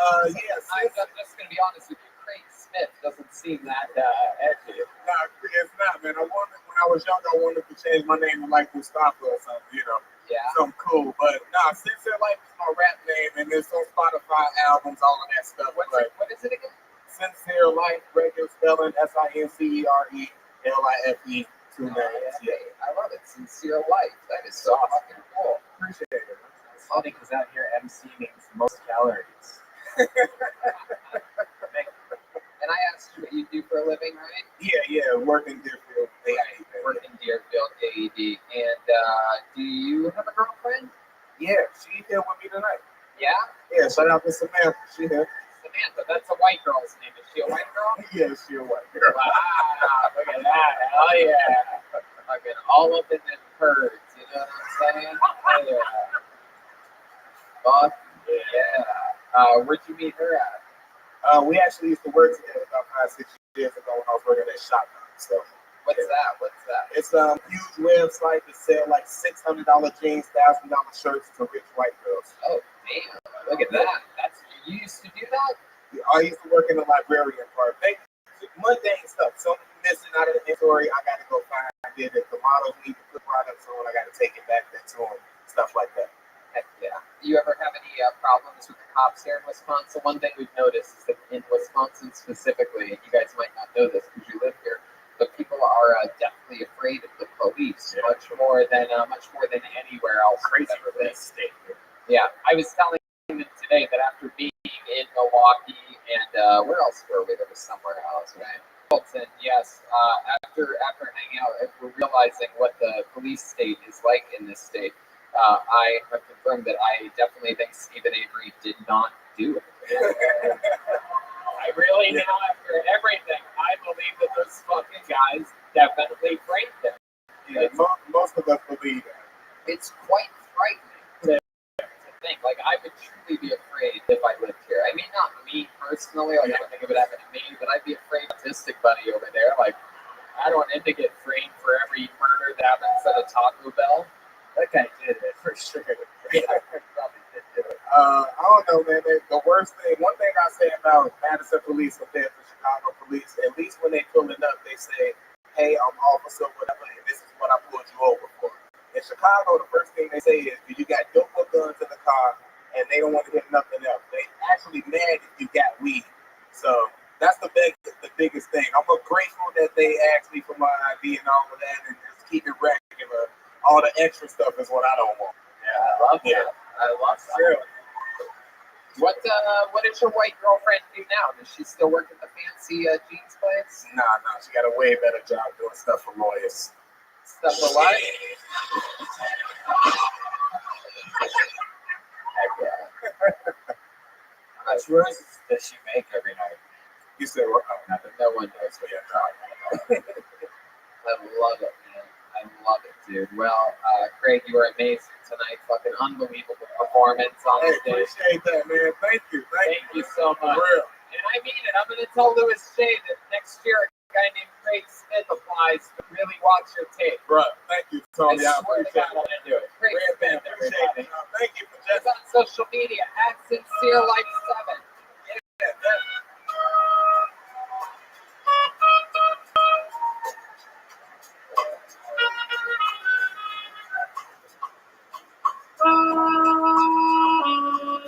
We're at an hour 40. You guys think we should go to the bucket one more time, huh?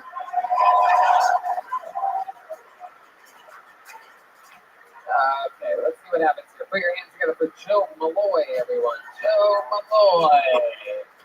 I think it's time to the top again. Here we go. Joe Malloy. From the list, my friend, you gotta step back from the list.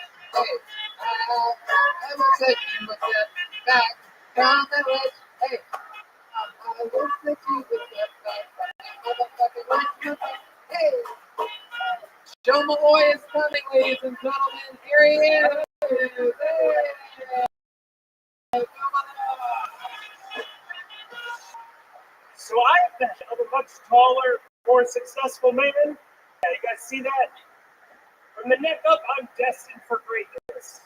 The rest of my body is an already retired gymnastics coach. Is that what's? Yeah. I won my 4th and 5th grade science fair. It's my greatest academic achievement ever. I've been riding that wave of accomplishment for 20 years. Yeah, my head looked like young Einstein. The rest of me dropped out of college 3 times. Yeah, cool. I've been trying to be happier lately, right? So I asked a friend for some advice. I said, you want to be happy or easy? You just stop watching the news. I've been not watching the news for years. I don't think it works on me. He's like, no, he's trying to prove his point. He's like, just look at my baby. Look how happy my baby is. I don't let him watch the news. It's like, well, your baby's not happy. Your baby is ignorant. Teach it things. It'll get sad. It's happened to every other baby. Cool. There you go, Joe Malloy, everybody. Wow, you look like Zach Galifianakis with like a cheat code. Your aspect ratio is like all off, like that big head mode on Grand Theft Auto or something. There you go. Heck yeah. I think you look like a creepy French guy. You look like if Richard Branson was actually still a virgin. You do have an interesting look about you. You paint. You seem like you paint. No. No? No. Like, do you have a giant tricycle that you ride sometimes? You seem like you have a giant tricycle. No room for it. Unicycle? No. Kayak? No. Do you have a kayak? I do. It's outside. Yeah, I can see that. It's outside. I can see you in a kayak. Do you play violin? No. Weird. Yeah. All right. Okay. That's well, fair. Joe, tell us about you. What do you do? Comedy, believe that or not. How long have you been doing stand-up? Like a year and a half. Year and a half. Yeah. What do you do for work? I work at a real estate company doing marketing and business. What do you do? Are you the big head of the company? Kind of. Yeah, that's really just like it's like all that. What is it? Is it the fact that you're wearing? I think it's because you're wearing a small jacket. Yeah, I think that's what it is. What it is? Unzip your jacket for a second. Can you do me that favor? There you go. That helps a little bit. You know what? Maybe take the jacket off. Can we see? Yeah. Trust me. I want to see it. I think it is. You're wearing a tiny flesh-colored jacket. That jacket's too small. There you go. Okay, that's sort of better. That's better. You don't really have shoulders. I think that's a big part of the problem. Okay. You don't have From you. You don't have. Yes, I actually have extreme what people consider extremely broad shoulders. Okay. Especially, compared to yours, you have tiny shoulders and a big head. You know this, though.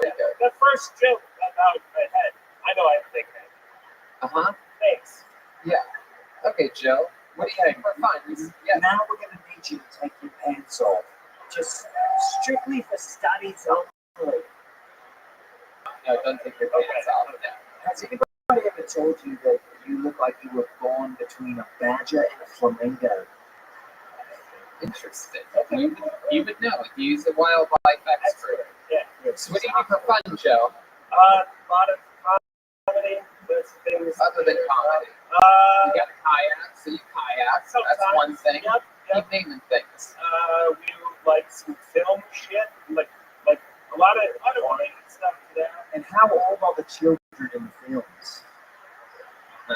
If you don't ask, you don't have to. What are you afraid of, Joe? What scares you? Anything ever keep you up at night? Do you ever stare at your just like crushing loneliness? That's like worthless life. You a pretty lonely guy? Not really. You have a girlfriend? Couple girlfriends, really? Wow. In some species, it's completely normal. Yeah, that's true. Huh. Yeah. Wow. What you have sex with both of them? Do they know about each other? They do. Are they both here right now? You're looking back and forth like they're everywhere. Well, hey, no, me and 2 women were ceremoniously married last 2 weeks ago. Really? Yeah.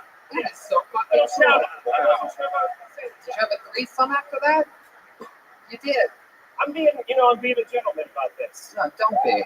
Yeah, for sure. That is so cool. That's awesome. Can you sort of take us through step by step that threesome? Like what happened? Like did you start slow? What kind of into it? Or no drugs. I know that's just stick with it. Yeah, just stick with it. Yeah, I got you. No. I've been we're in an open relationship, and we just met another lady, and we both like that lady.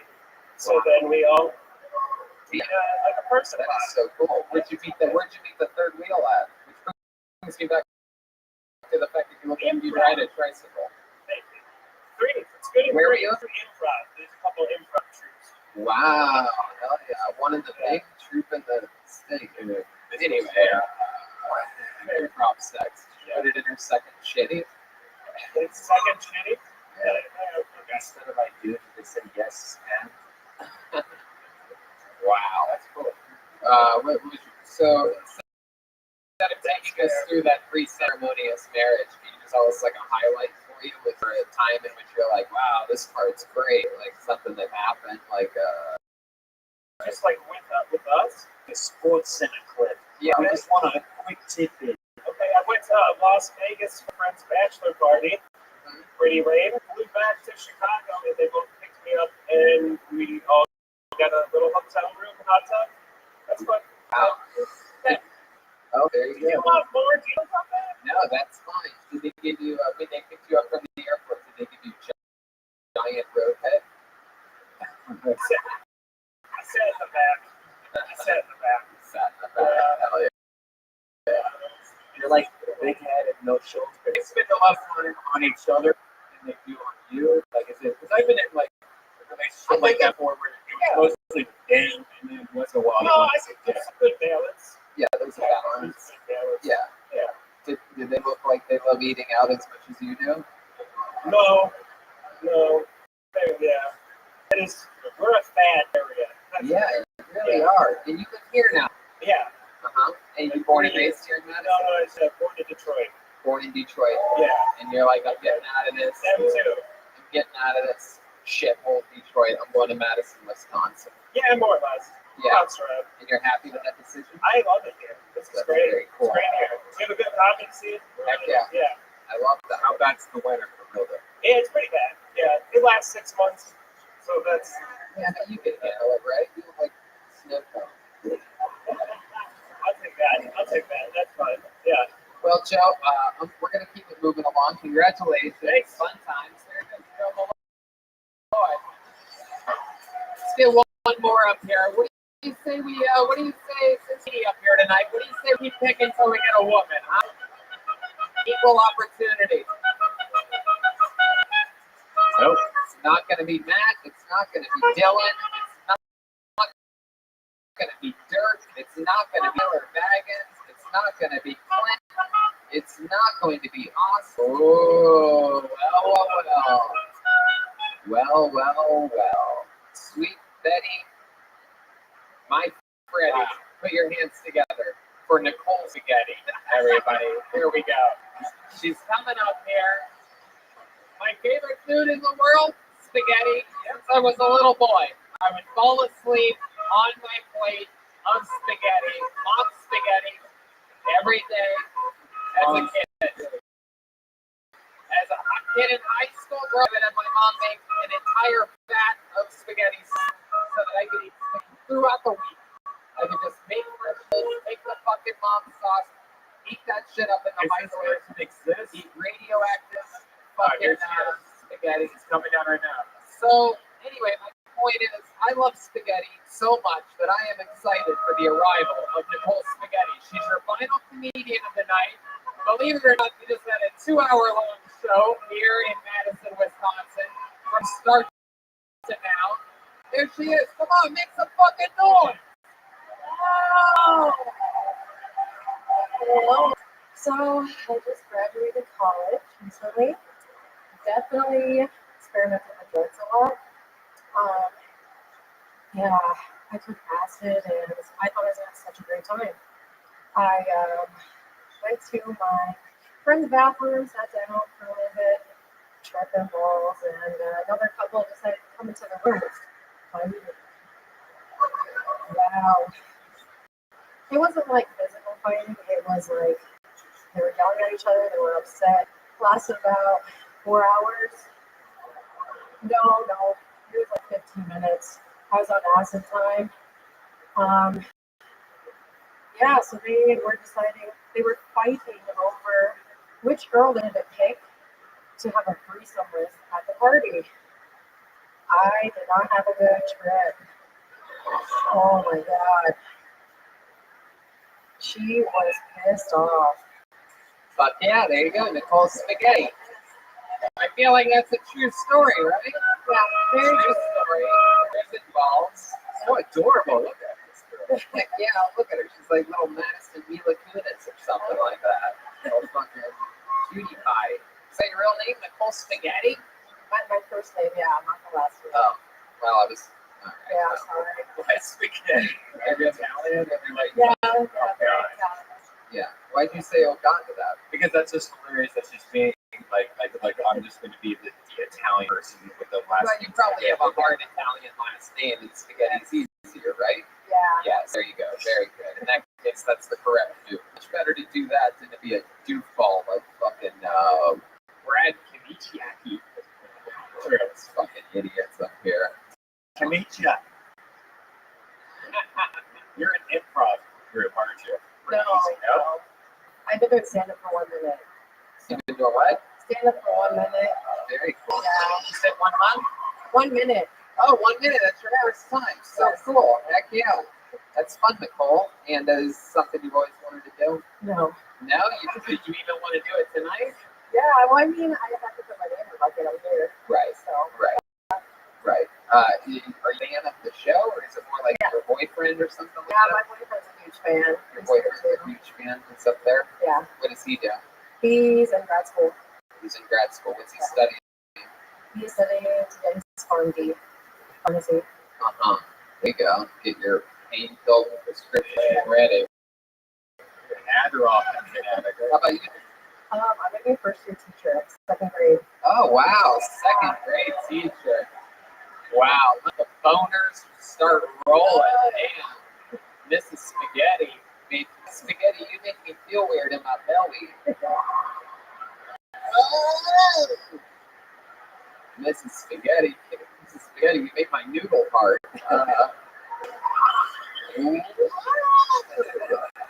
Wow.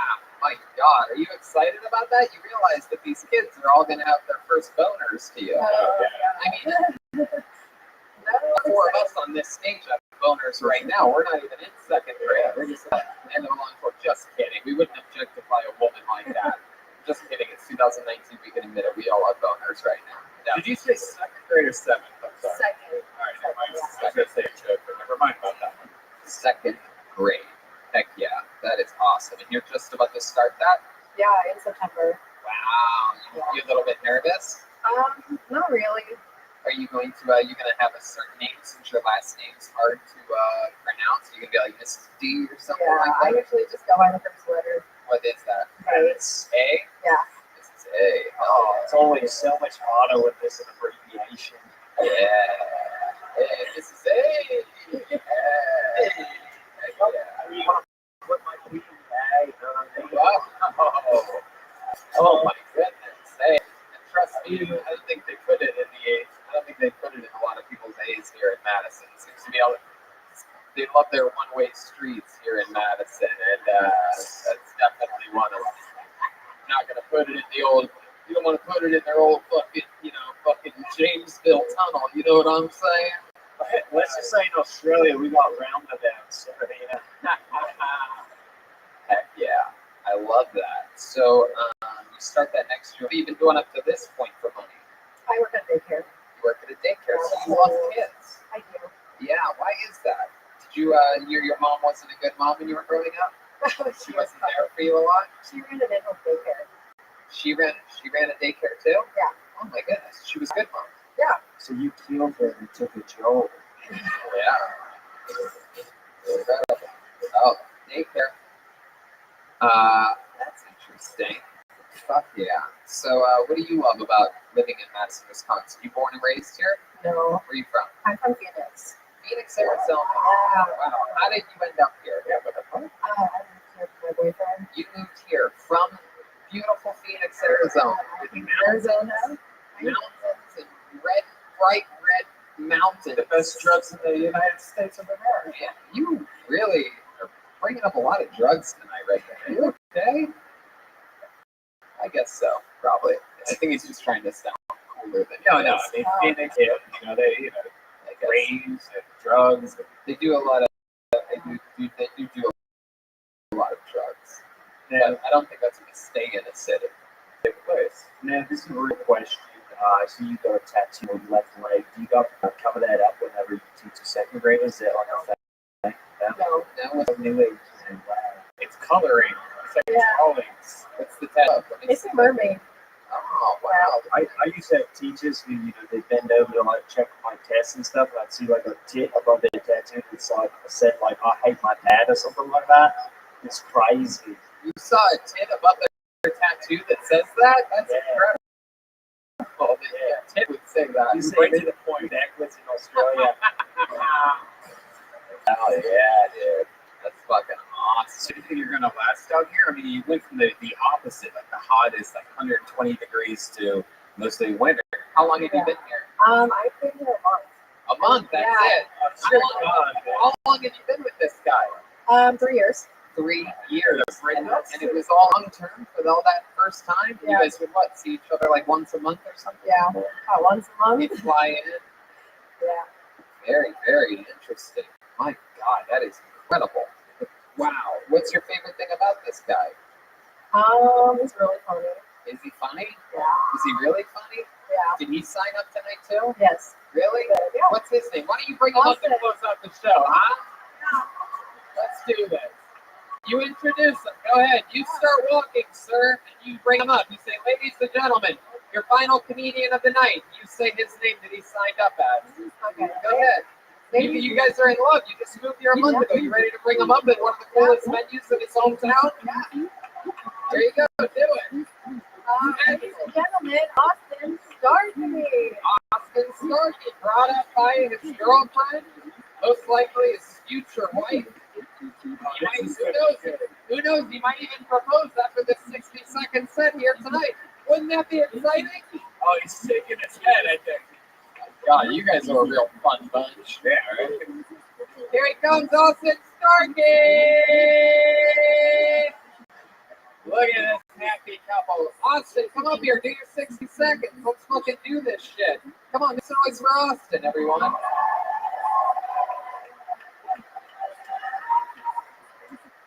She's definitely gonna do better than me. My name's Austin, but for some reason everybody calls me ma'am. I don't see it, but it happens. It doesn't surprise me that Hulk Hogan got caught for hitting the hard R. I say brother all the time. Not a big fan of baseball, but I do like the strike rule. For me, it's shower sex. I'm on strike 2, so I keep giving it a shot. Strike 1, I actually ended up giving myself a facial. Wasn't very enjoyable. I understand why the ladies don't like it. Strike 2, I passed out. Couldn't tell you why. Definitely were a lot worried than me. I just woke up in the shower still, like always. And there's no regular commitment. Just click the link in the show description to support them. That's about it. Fuck yeah, dude. Austin Starkey. I fucking love it, dude.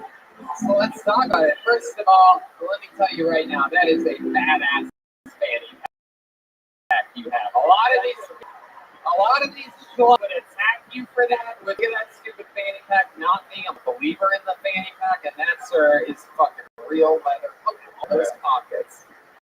You have anything cool, fanny pack? We've had a long-standing game here on Kill Tony. What's in that fanny? You could show us that maybe we'll make the crowd go wild. Perhaps some hand. Wow, look at that. Fuck yeah. The old lube in the hand sanitizer trick. I know that one. Sunglasses. Wait, put on those sunglasses, Austin. We have to see you in these things. Oh, he's got the hard case. What a nerd. Scripts, you gotta keep it. Hell yeah. Awesome motherfucker. Starkey. Oh my God. Wow, it's Ellen DeGeneres' wife, ladies and gentlemen. It's exciting. I always wanted to know what blind Macaulay Culkin looked like. He thinks he's home alone, but there's people in the other room. He's blind. He has no idea. It's like he was left home alone and only ate junk food, and nobody ever realized he was home alone forever. This is incredible. I fucking love it. This is like if Thor went to a gay bar or something like that. So why did you have the girl move out instead of you move to somewhere? Why not you move to Phoenix? Let me guess. Because of your complexion? Oh, You're afraid of the sun? I do hate the sun. It's too hot out there for sure. And I've just been going to doctorate school now for 3 years on my last year. So. Oh, heck yeah. And you're going to be a pharmacist. Yes. Is there a specific pharmacy that you're hoping to work at or something like that? Perhaps a Walgreens or I work at a Walgreens now. Not really looking to You do work at Walgreens? I do. Wow, interesting. And you're looking to get out of the game. Oh yeah. Wow, that's very exciting. My goodness, look at you, you fucking blonde John Wick.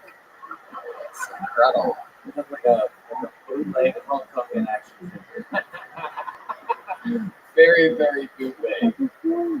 This is incredible. So, wow, you're going to be a pharmacist, and you're saying you're going to. You get your transfer when you become a pharmacist. I don't know how it works. Yeah, you can go.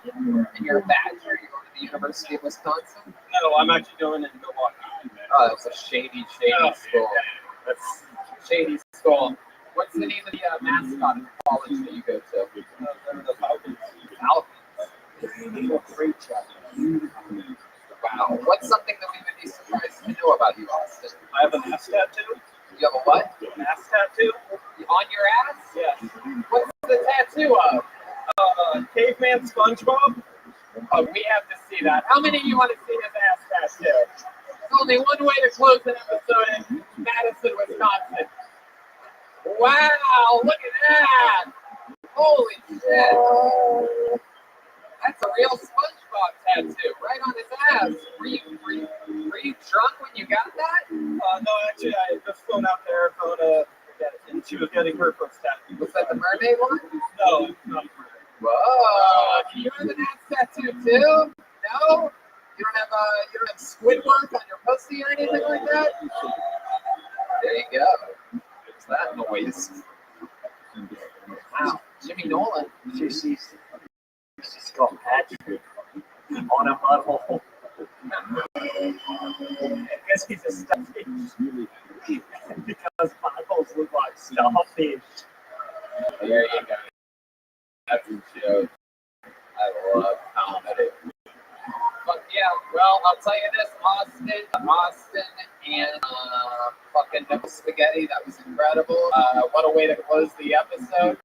Congratulations, you live together now. Congratulations on working hard for 3 years in a relationship, being patient. He's about to be a pharmacist. You're about to be a second grade teacher. Fucking awesome. Congratulations to both of you. Great sense. Both of you were funny. Great job, Austin. And how about a hand for that? That was Madison, Wisconsin. Kill Tony live from the Majestic Theater, one of my favorite venues in the world. And we did it, guys. We're going to be slinging posters, pins, albums, everything after the show. How about another hand for the great Jeremiah Watkins, everybody? Come on. He's amazing. He's on social media at Jeremiah Stand-Up, YouTube at Jeremiah Watkins. City Reagan and Watkins albums available now, ReaganandWatkins.com. And he's got some Reagan and Watkins dates that he's going to tell you about real quick. Yeah, June 28th in San Diego, and then July will be in Phoenix Stand-Up Live, and also Huntington Beach will be there in July as well. And keep purchasing Reagan and Watkins out digitally to help us stay on the charts. And we got some hard copies here tonight. Just make some noise for Instagram. What do you say, huh? Hey, yeah. Come on, how about you make some more noise for Joel? Look at this, huh? Yeah, we did it again. Schulberg's on social media, mostly sorry. Sponsored by Ludwig, official artist. Anything else, Joel? First time here, love you guys. Thanks. First time in Madison, Wisconsin. Show him some love, guys. Come on. He's a real Mexican from California. So much fun, guys. We're off to go hang out on Badger Road right now. We're going to have a blast. How about a hand for Brian Redman, everybody? Thanks, guys. We love you. We love you guys so much. Thank you. We'll see you next time. Good night, everybody. Thank you. Let's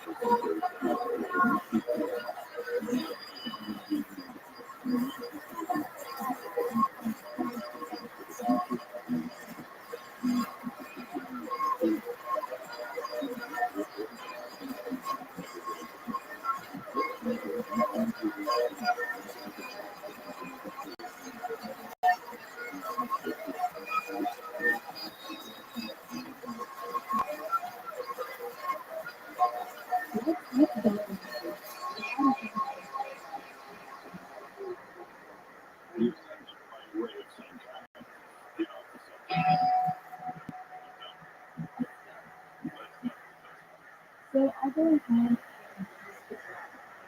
Residents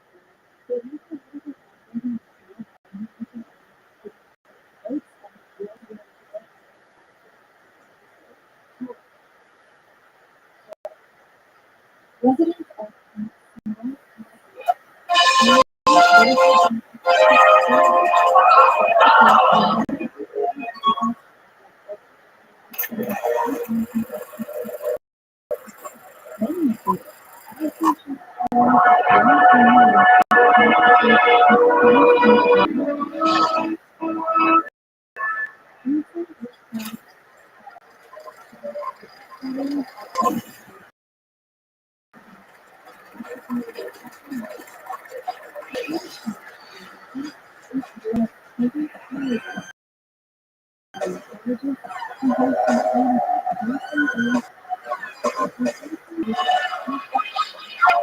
Hey, this is Rabbi live from Minneapolis, Minnesota for a brand new episode of Kill Tony.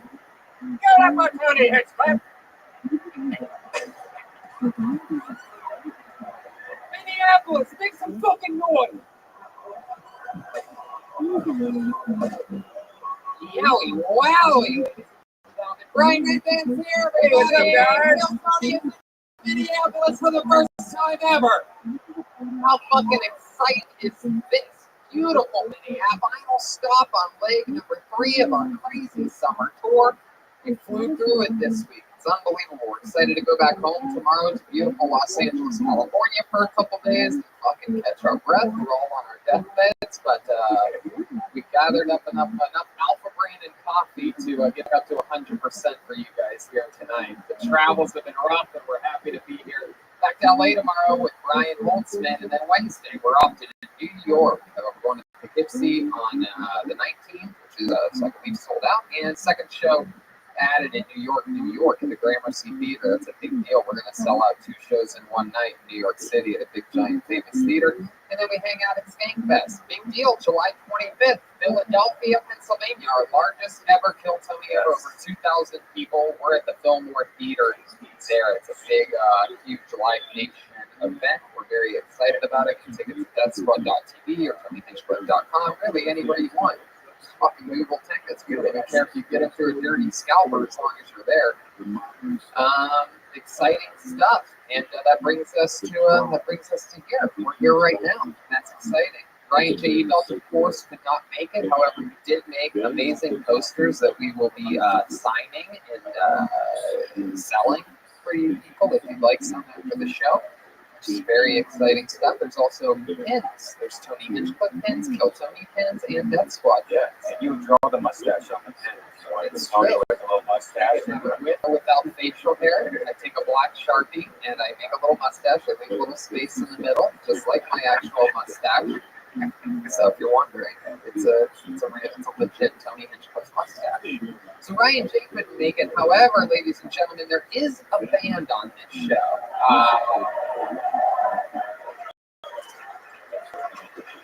And it appears as though there is a legit drum set here. Our friends over at Clash Drums, or pal Jeremy. Is that the right name? Clash Drums. Heck yeah.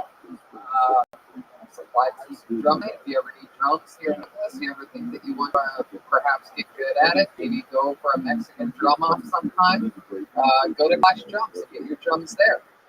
They are the best damn band in the land. Every single episode they commit to being different characters. We never know what they're going to be. They were in separate dressing rooms. Sometimes it's a brand new character. Last night they were animal, yes, wildlife experts. Thank you, sir. Thank God you're there. And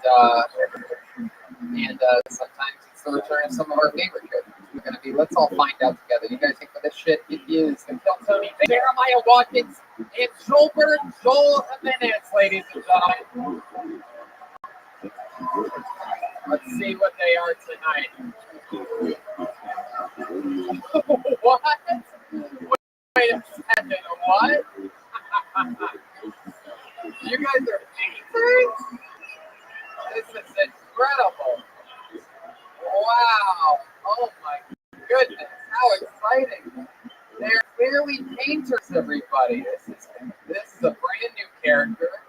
It's very exciting to find out that this is what happened to Mario and Luigi after their plumbing days are up.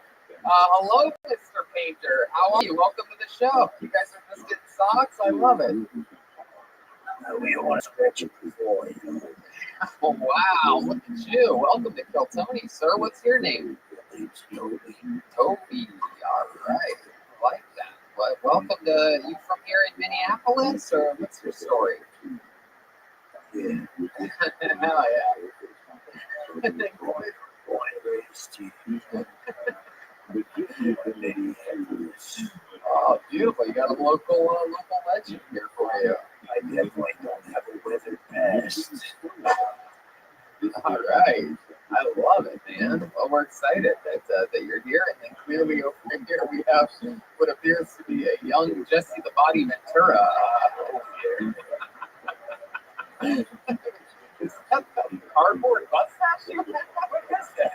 I thought I had a bad mustache. Look at that fucking thing. I mean, they're both true. The name's Ronnie Ventura. So. Ronnie. I'm just going to call you Ronnie. And I said, Toby's Daryl. Oh, Daryl. Okay. Little name change there. Daryl and Ronnie. Heck yeah. Everything okay with that? I've never seen an albino Mexican man before, but Joel is like, I can't stop staring directly at it. This is, I was saying earlier, because last night it was a wildlife expert before a blonde wig, and I started laughing out of nowhere in my heart today.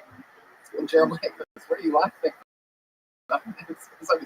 I go, I just put that blonde wig. There's something about a Mexican blonde wig that cracks me up. And here today, he one-upped himself. A blonde mustache, too. He's a little whitewashed. Hey. Wow.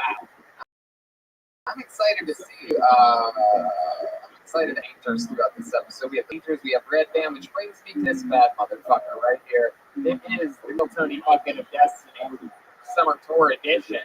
It's filled with names of local Minnesotans. Very exciting stuff. If I pull your name out of the bucket, you know how it works. You get 60 seconds on this stage uninterrupted. You know your time is up and you hear the sound of a kick. That means wrap it up then, or else you're going to bring out the angry, boring part there. Wow. Sounds furious tonight. There's stairways on both sides. They call just, muster your way over to either that side of the stage or this side. Don't run over anything. Don't jump up on anything. Don't hurt yourself. So you guys ready to start this fucking show or what? Minneapolis, Minnesota. This is very exciting. I can tell there's some real characters in this audience. I'm looking out there. This is a very hip, one could say Minneapolis is a hip town, right? Okie dokie. That's how you know they're hip. The hipsters never admit to being hip. All right, let's get this party started with the stylings of Fake Dick Tonga. Fake Dick Tonga. All right, over here. Perfect. Here we go. Hell yeah. Come on, people. Make some noise for Fake Dick Tonga. Hello, and it's Pachanga. I'll try again next time. Thank you, Minneapolis. Hi, Tony. Hi, Daryl. Maybe Toby. I'm here today to tell you about my first time to Africa. Yes, I've been to Africa at least once in my life, twice, possibly 3 times. Don't remember the last trip. When I was there, I went on a safari, and just strolling along, minding my own business. Suddenly, a gang of baboons. A gang of baboons. Have you ever seen a baboon? They're not as pretty as fucking Minnesota Zoo. I'm just saying. The ass is red. Very red. Have you ever seen a monkey's asshole? Don't look too close. They have bangs, guys. Bangs. Me and my family minding my own business. We're walking along, enjoying our time. All of a sudden, biggest, reddest asshole I've ever seen in my life starts charging at us. And they are fast fuckers, guys. Fast. All of a sudden, I take off. My younger siblings, rocks. Nowhere to be found. We made it home safely. I'm here to tell the story for today. Thank you, Minneapolis. Have a good night. Oh, yeah. There you go.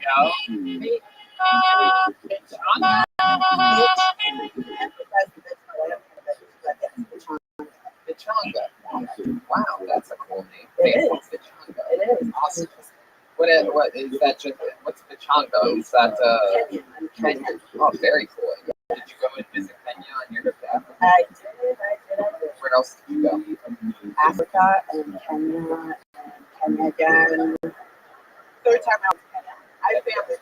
Once you go back, you always go back. Always. Every time, Tony. I'm glad you know that. Love it. Heck yeah. Let me start off by saying you're one of my favorite members of Run the Jewels. So I'm excited. What can I say? I'm excited that you're here. So wow, when you were on the safari with the baboons, like they were, it seemed like they were threatening you. They were threatened by us. They're more like the pack leader, had to do it. What did he do? He flashed that off for us. And those bangs were shut.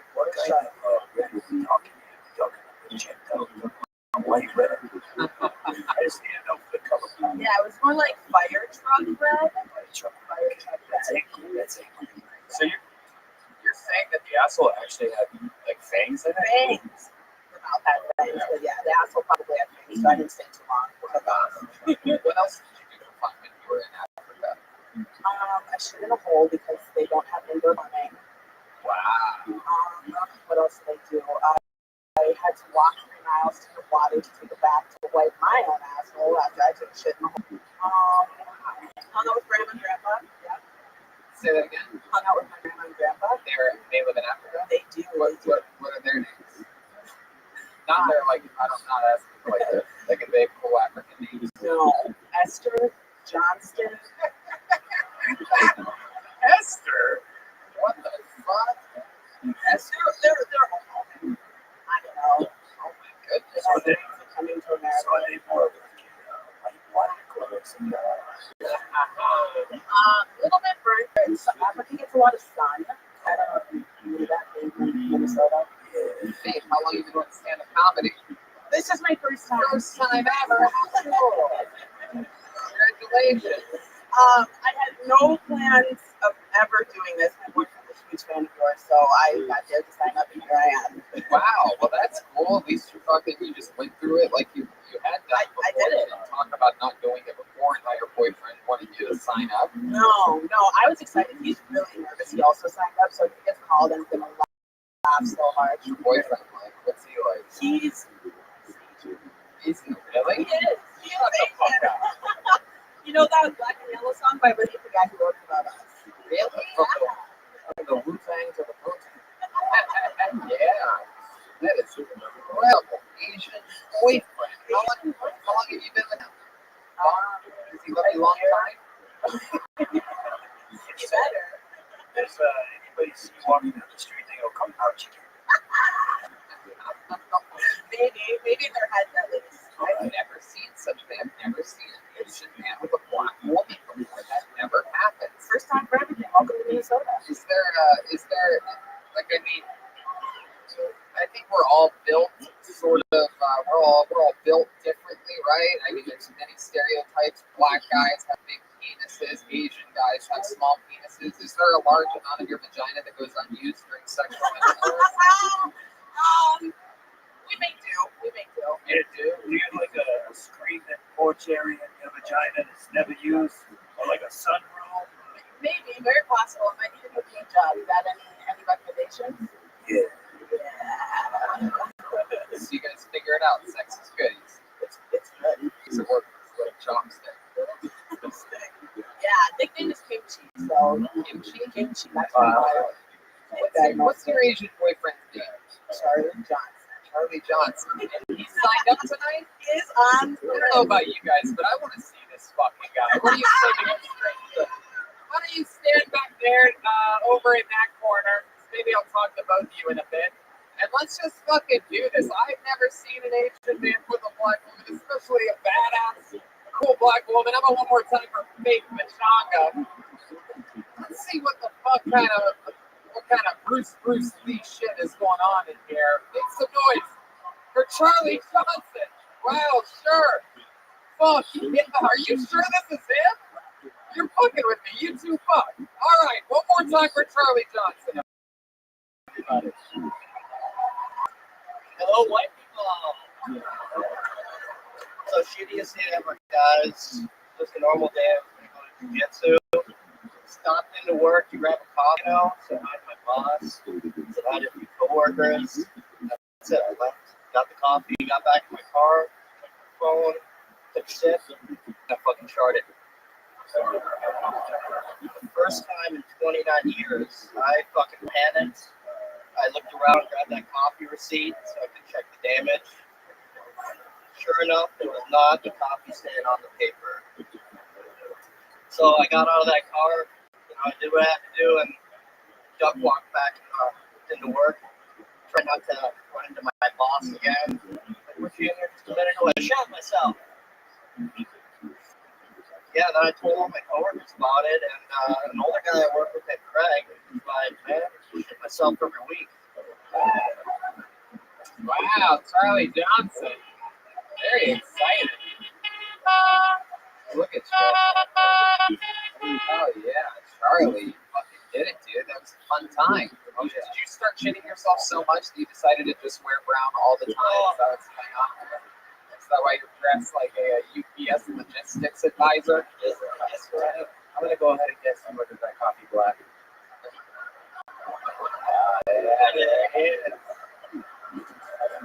Wow, it has begun. Joelberg. I've never seen this color combination before, but it's nice. It's nice. It is. What could brown do for you? Turns out a whole lot when you met Nate Bichanga, huh? So let's talk about it, Charlie. Where did you meet Faith at? How did this happen? I met her at work. Yeah, where do you guys work? Ooh, a grocery store. Clean up on aisle 4. Bag it up. Yeah. Paper or plastic? What kind of condom did you use?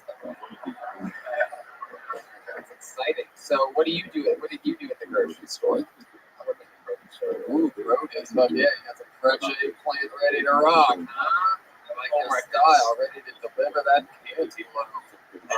You look a little bit like Asian Clark Kent. Have you ever Superman that hoe?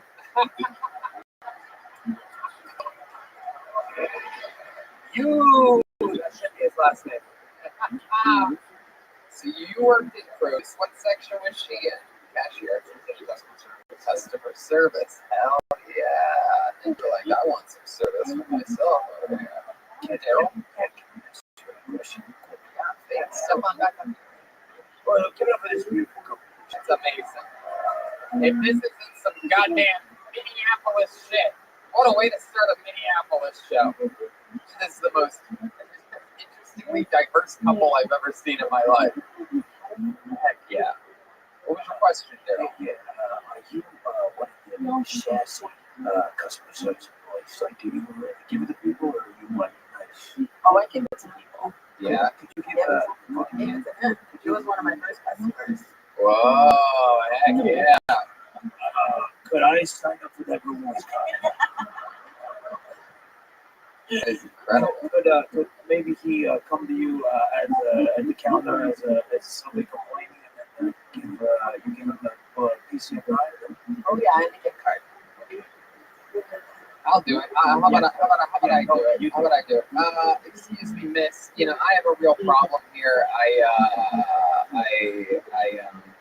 fucked it. I can't. I talked to one of your associates earlier, trying to find something, and they were no help at all. What's up with that? It sounds like that sounds like a you problem. Jesus, wow. I mean, you're right. That does something. I didn't have enough time to really think of a. Let me tell you something, lady. What's your name? Oh, I see your tag. It says Faith. My name tag says Miss Faith. Oh. Jesus, my God. Do you read fortunes for people too? No, but I'm the queen. I'm the boss. Damn. We are out of organic celery, if you were going to ask. Oh, shit. That's exactly what I was going to ask. Perhaps you know a produce guy that could get us a fresh batch in. So, No. wow. I don't. So you guys work, and then what? Did you hook up in like the break room or something for the first time? Pretty close on his birthday, which was our first date. Wow. So what, do you guys go out somewhere? No. We were at his house. Oh. birthday when It was a trap, and I didn't realize it. Now let me. Hey, have you ever been an Asian man before? No, never really even like glanced at them, but he stalked me. Like he like made me basically. Well, that's because he works at a grocery store. They love stalking things.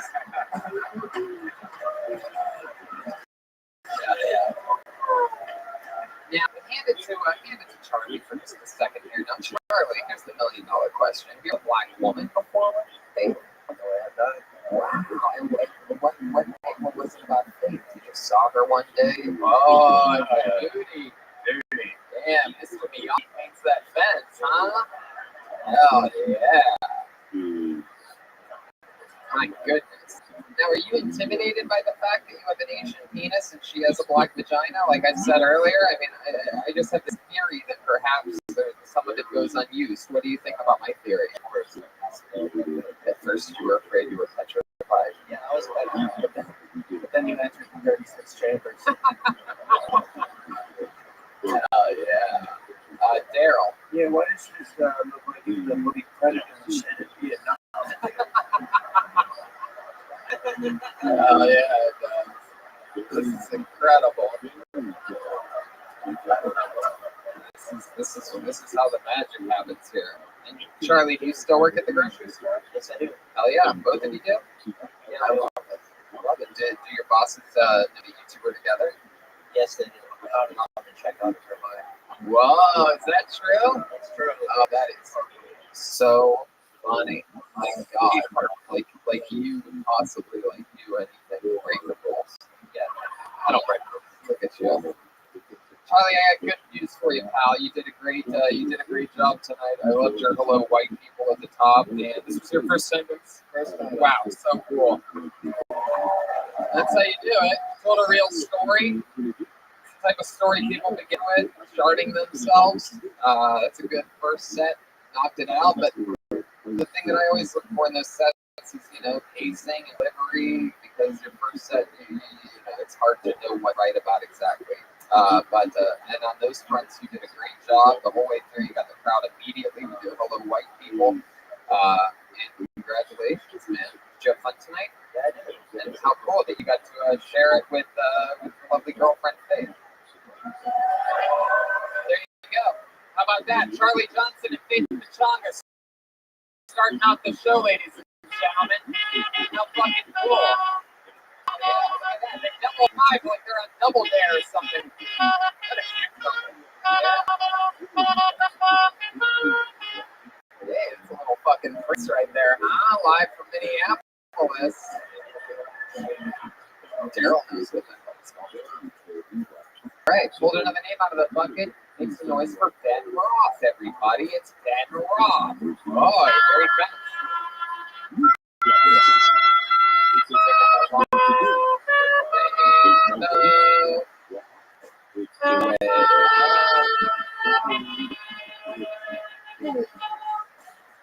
Here he comes. Here comes the Ben. Place packed tight. Oh, yeah.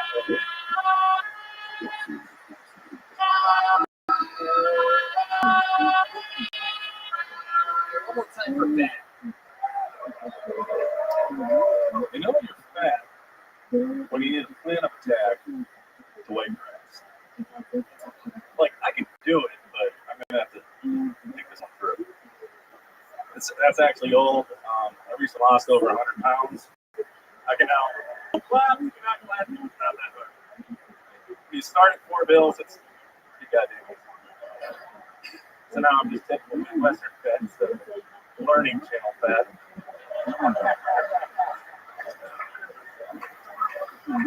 It's depressing when you tell your doctor you lost 100 pounds, and then your doctor tells you to lose 100 pounds. For the podcast listeners, my look and best be described as, I guess it's Ed Norton in American History X, decided to morph into his fat fuck buddy, and then just gave up halfway through. Visual joke for an audio medium is a really good choice. Yeah, there you go, Ben Roth. Absolutely. That was fun. I think there's room for like an American History XXXL. That was mine, yep. Something like that. You lost 100 still fat. Yeah. Yeah. This is exciting. This is amazing. I've always wondered what it would be like if Stone Cold was the size of Yokozuna. Stone Cold was Yeah. There he is. What did you change to this life? I'm on keto. Oh, wow. Yeah, about a year and a half now. Wow. That's so cool. What did you eat today? Scrambled eggs, cheese, and sausage. Fuck yeah. Delicious. That's a good combo. What were you eating before to be so absolutely morbidly obese? Pizza, fast food. Oh yeah. Everything we can eat on the side. We had both of those things today. Yeah.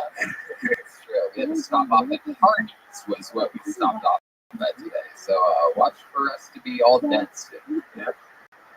Wow. Ben, what do you do for work?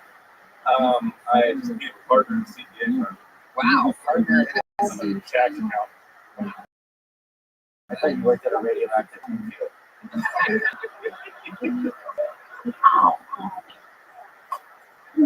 Wow, that is exciting. So you're a CPA. Yep. Calzones, pizza, and artichokes? I don't know. Artichokes. Why would I pick artichokes? Yeah. Could have said anything other than artichokes. There's still a produce on my mind from that guy. Wow, that's exciting. You, Wolverines, big banks? Small businesses and Wow, very cool. So you're good with money. I guess. Hell yeah. All right. What a ringing endorsement. Yeah. So, goodness. What do brothers and sisters? Brother, one sister. The brother's the brother right there. Oh, yeah. Is he fat too? Where's he? No, at? he's shaped like a normal person. Really? Wow, look at that. Yeah, that's a normal brother. Look at that guy. Fuck yeah. Yeah, represent. What's your brother do? He's like a lawyer or something for a Jesus. medical company. Did you just meet him tonight? Yeah. I don't know what he does. I love it. He does legal shit. I love it. What's your love life He like? doesn't know what his brother does. That'd be gay. Yeah. What's your love life like then? Well, 400 pounds is not a good look. Yeah, so You're not 400 pounds now. no, I started there. Right. Now you're what? 316? So cold? I'm like 280. 280. Hell yeah. So have you been trying to go out on dates? Have you been, Yeah. you've been on plentyofwhales.com or anything? Good on you. That joke didn't finish showed up. No dating at all. No. All right. Is it something you'd be interested in doing? Yeah, eventually. What's the last date you went on? Yeah, when's the last time you got a food job? A paint job? You know what I'm talking about? Like 5 years. 5 years. How long has it been since you kissed a girl? 5 years. 5 years? Oh my goodness, that's crazy. 5 years. Wow. That seems like it's been way too long. Wait a second. A lady just say me too? No, a lady said somebody kiss him. I think that lady has to kiss him. Yeah, come on up here. Give him a kiss. Get her ass up here. Come on, lady. You gotta do it. You yelled out. You gotta do it. You yelled out. Lady.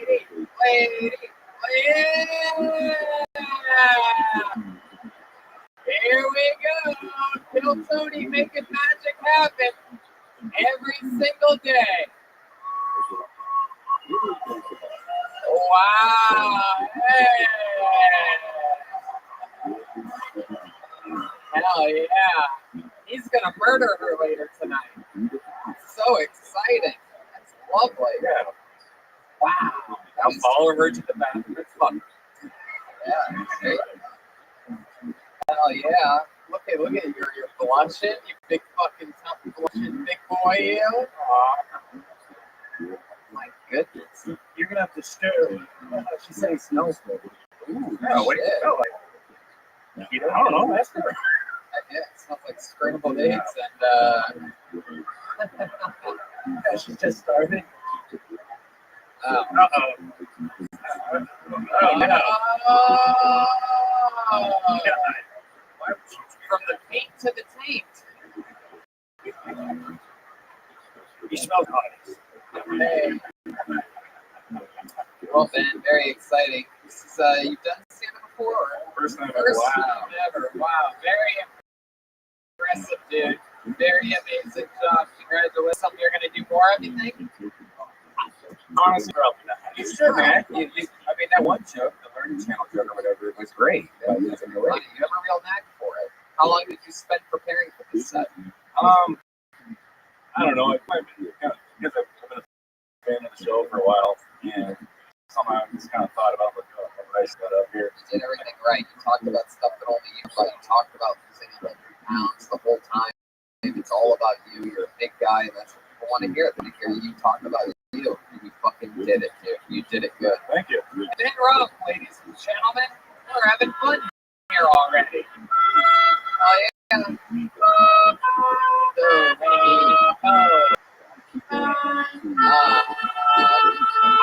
Judy Garland is from Minneapolis, Minnesota. A little fun fact. That's somewhere over the rainbow. Oh, okay. Get to the fun. Jesus, you must be a lot of fun to hang out with, huh? Trying to make Minneapolis sound cooler than it is. Why don't you just go with the flow, all right? Grand Rapids. Who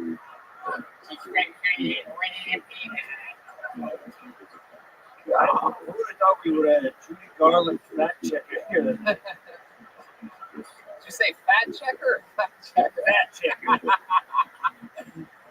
All right. We're going to go to your next comedian, Kyle Hines.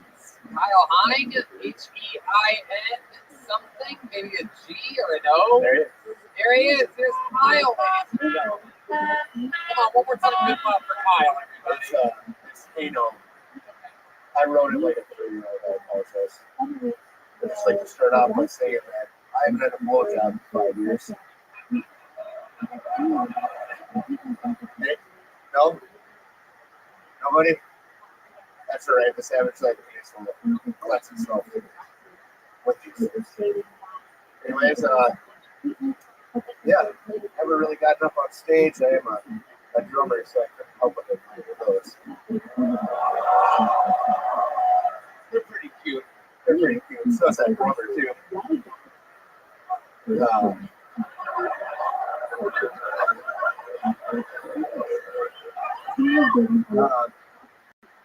Yeah, I didn't really have anything planned. I just kind of kept smoking weed and drinking beer all day.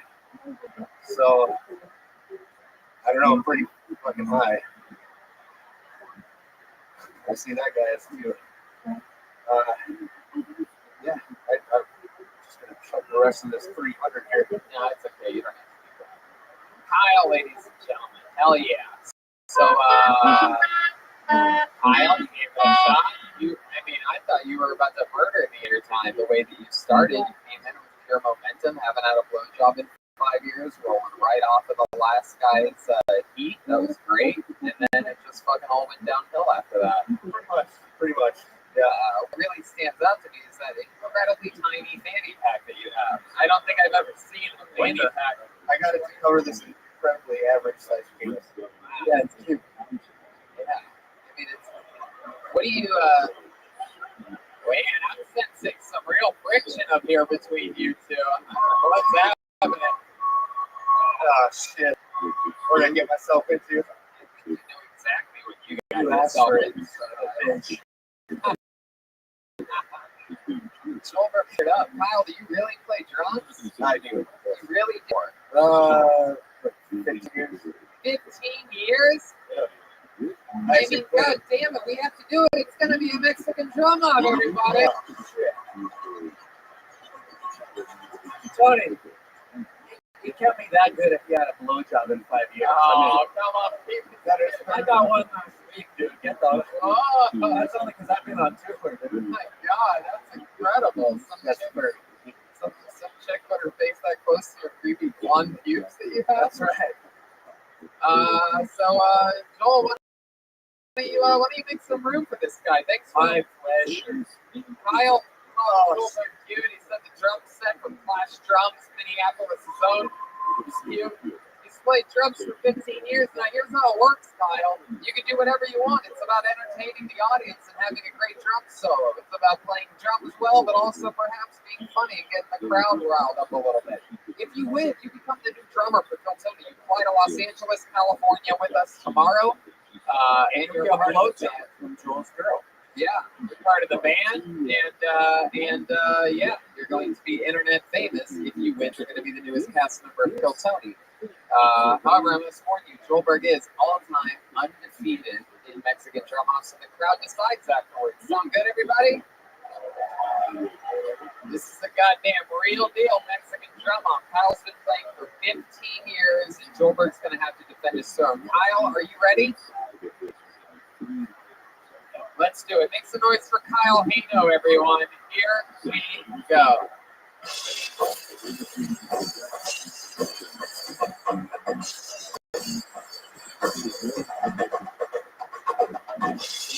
Wow.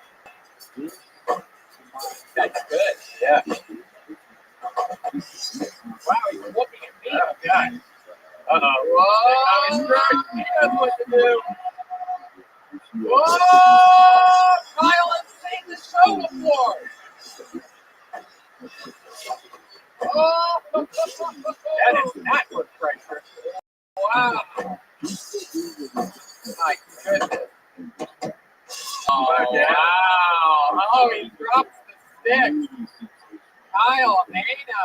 Oh, my God.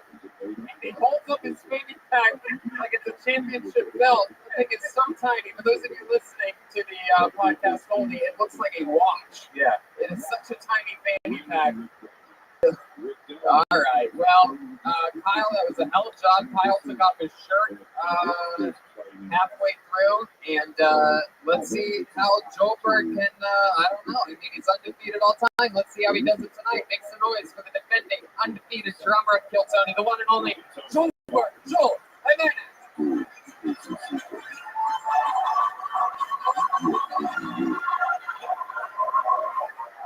These fucking buffoons. He's got a trophy and measuring cups.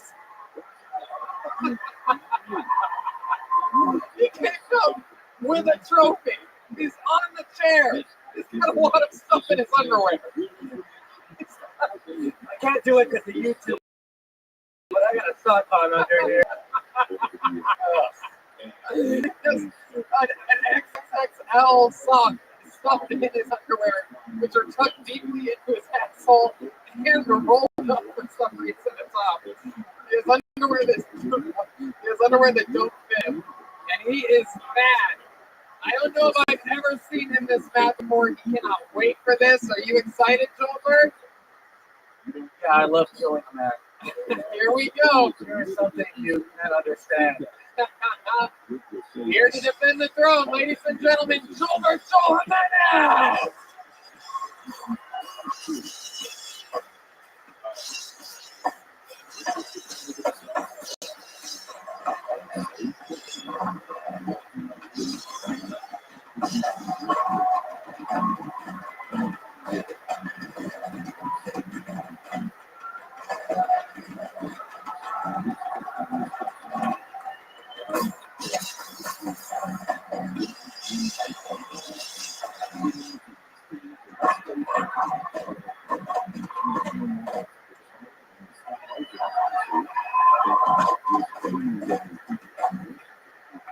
Oh, no.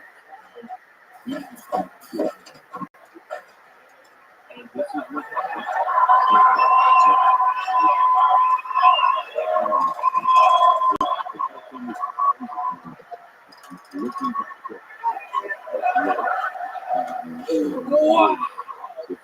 He worked the entire stage. Wow. Woo! Look at his crowd on there. The place is going absolutely crazy right now. Come on, ladies and gentlemen. How about a hand for Joelberg? Wow.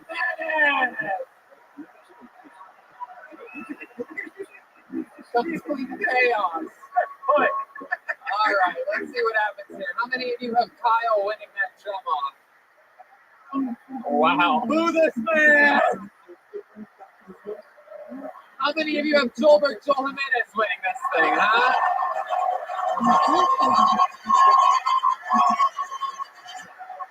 All right, well, that pretty much makes it official. Wow. Still undefeated all time. The girl would never suck your weak ass dick. Fuck yeah. They're lucky you're still on the stage, brother. I'll get rid of him for you. Here he goes, Kyle Hano, everyone.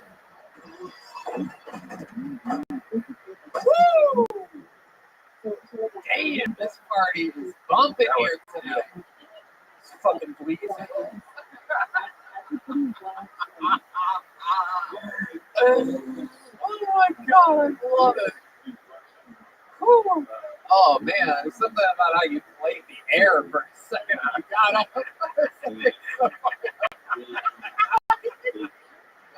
You'll CGI that shit.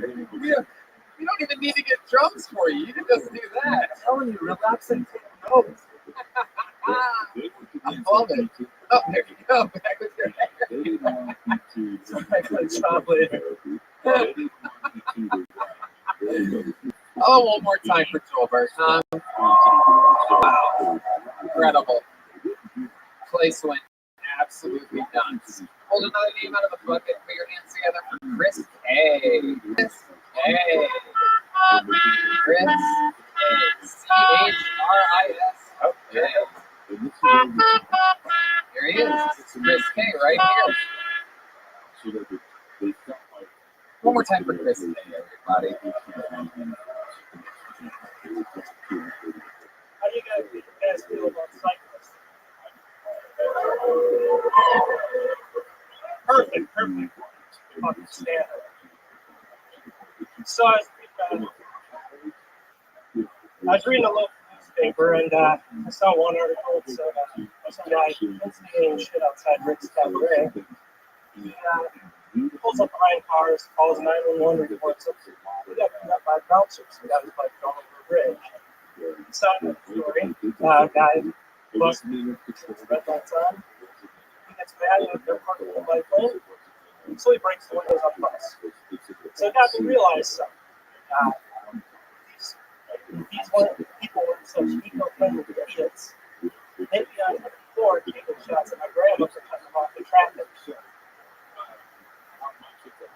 Oh yeah, there you go. 53 seconds of Chris K, who used the microphone as a baton at one point during that set. Yeah, you gotta eat that mic, man. Yeah, I don't think he's ever gonna do this again like that. I think that's your only time. But for the rest of this interview, Yeah, I don't think he's gonna be up here very long. No, I'm kidding. Chris, how are you? I like the last dude went through an extreme weight cut. Yeah. My brother. Hell yeah. How you doing, Chris? Is that your first time doing stand-up? Hell yeah. How old are you? 33. What do you do for work?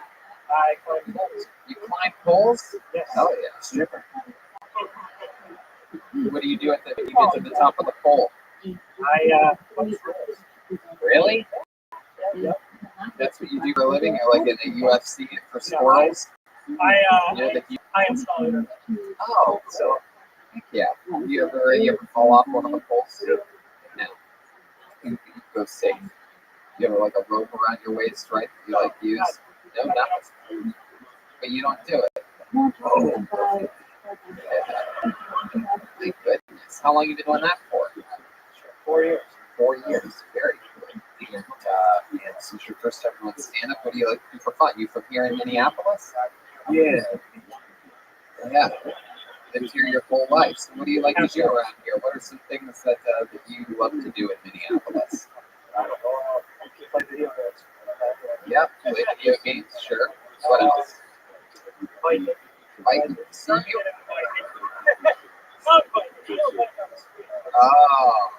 Where do you find mountains? Are there a lot of mountains around here? Depends what you call a mountain. There's Minnesota mountains. Okie dokie. What do you mean? Depends on what you call a mountain. I think we all have this understanding of what a mountain I mean, didn't you say you hate cyclists at the top of your set, and the second thing that you admit to doing behind video games is cycling? I think that I thought that this was going to be the case the whole time. The way he was talking about it, it was like he was talking about himself and his own humor. And he's like, "What do you guys think? I don't like it. Do you?" What is it? They could not be that mad. Well, maybe they're wrong. I don't know. Something that we'd be surprised to know about you. Any accomplishments in your life, or anything cool? You have anything weird about your family, or you ever win a trophy for anything?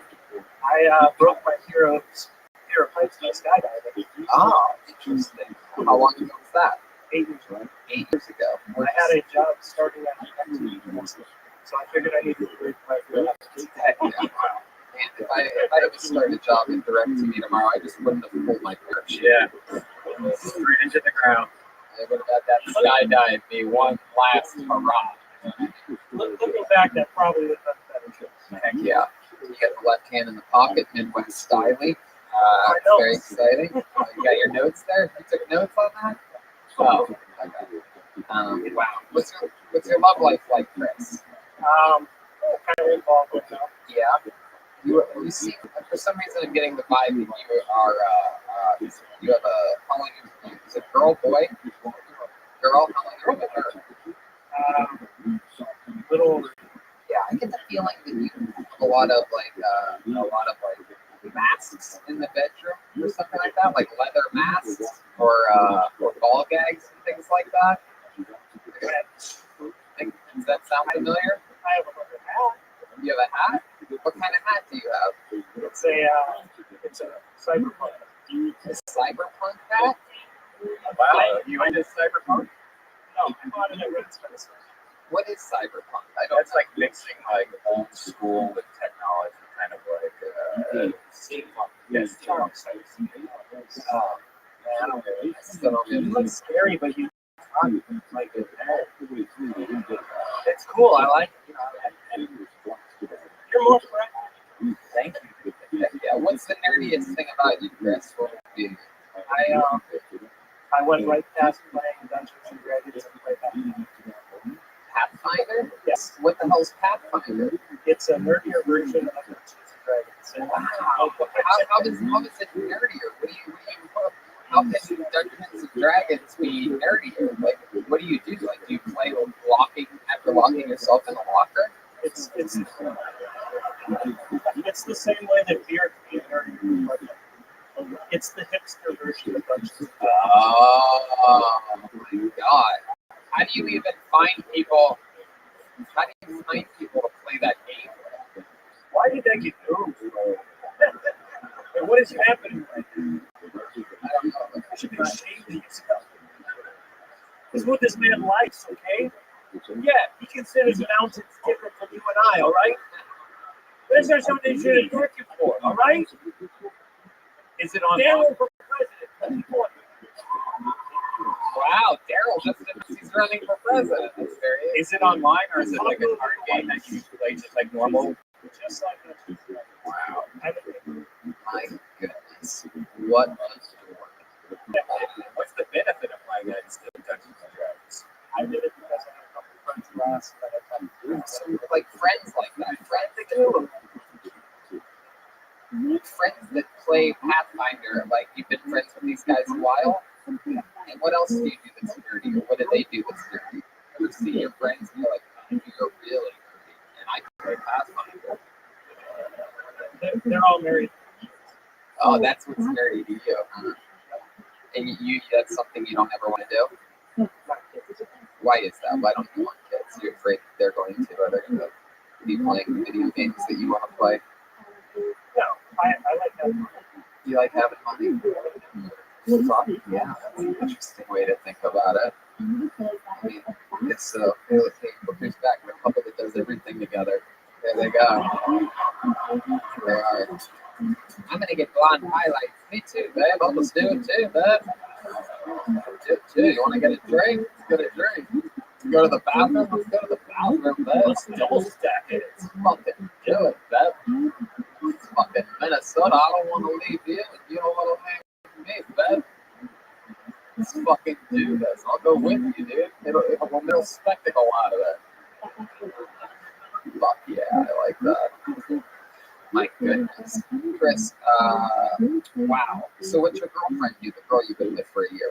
She's a receptionist. Where at? Anywhere fancy? They do like employment benefits stuff. She takes about 5 phone calls a day. Wow. Do you do anything nerdy in the bedroom ever? Anything nerdy like any dirty talk or anything like that? Oh man, I'm playing the path to your vagina. Watch Lion King. What? That's her move? You watch Lion King and go to sleep? It's not my move. That's her move? Does she play Lion King a lot? Every night? Like a nightly thing? Sleeping. What? After the hang. Oh my god, this chick has bad taste. What the fuck? Lion King and the Hang. Is that the only 2 VHS tapes that you have? Or? I don't own any VHS. Those are hers. And yes, they are. Are they? What? Guy that installs internet watches VHS tapes. It's very exciting. I'm glad that you're at least helping out the rest of us. Daryl? Yeah, I got some questions. What kind of tattoos you have on your arm? Because, yeah, what is it? Is it the man in the Iron Mask? What is it? What is it? Yes. It's Viking. Oh, you're a Viking fan, huh? Heck yeah, I like that. I actually got to blow that horn a couple years ago. That big creepy horn that hangs from the ceiling. I'm a frightening giant horn. I did it. Yes. Yes. I blew We do wear the horn, and it was raining men because it was a giant dick, or it was a gigantic. You still are doing it. Then you do that. And are you paying attention? You know that it's a sound thing. You have to keep it right there. I've never been on stage before. No, I know, and you never will be again. But you have used a phone before, right? You know, hey, how's it going? Hey, let me call you right back. I climb telephones. I use it on YouTube. I don't have to have my hands free. Hell yeah. You're a smart ass, you know that? But I like your style, dude. Congratulations on getting pulled out of the bucket. There he goes. Chris May, representing AEW tonight. Hell yeah. There he goes. I wish that you would step back from that edge. My friend. Step back from that edge. Okay, pull another name out of the bucket. Put your hands together for Maddie Kringers. Krings. Maddie, M-A-D-I. Oh shit, here we go. Hey, come on everyone, make some noise for Maddie.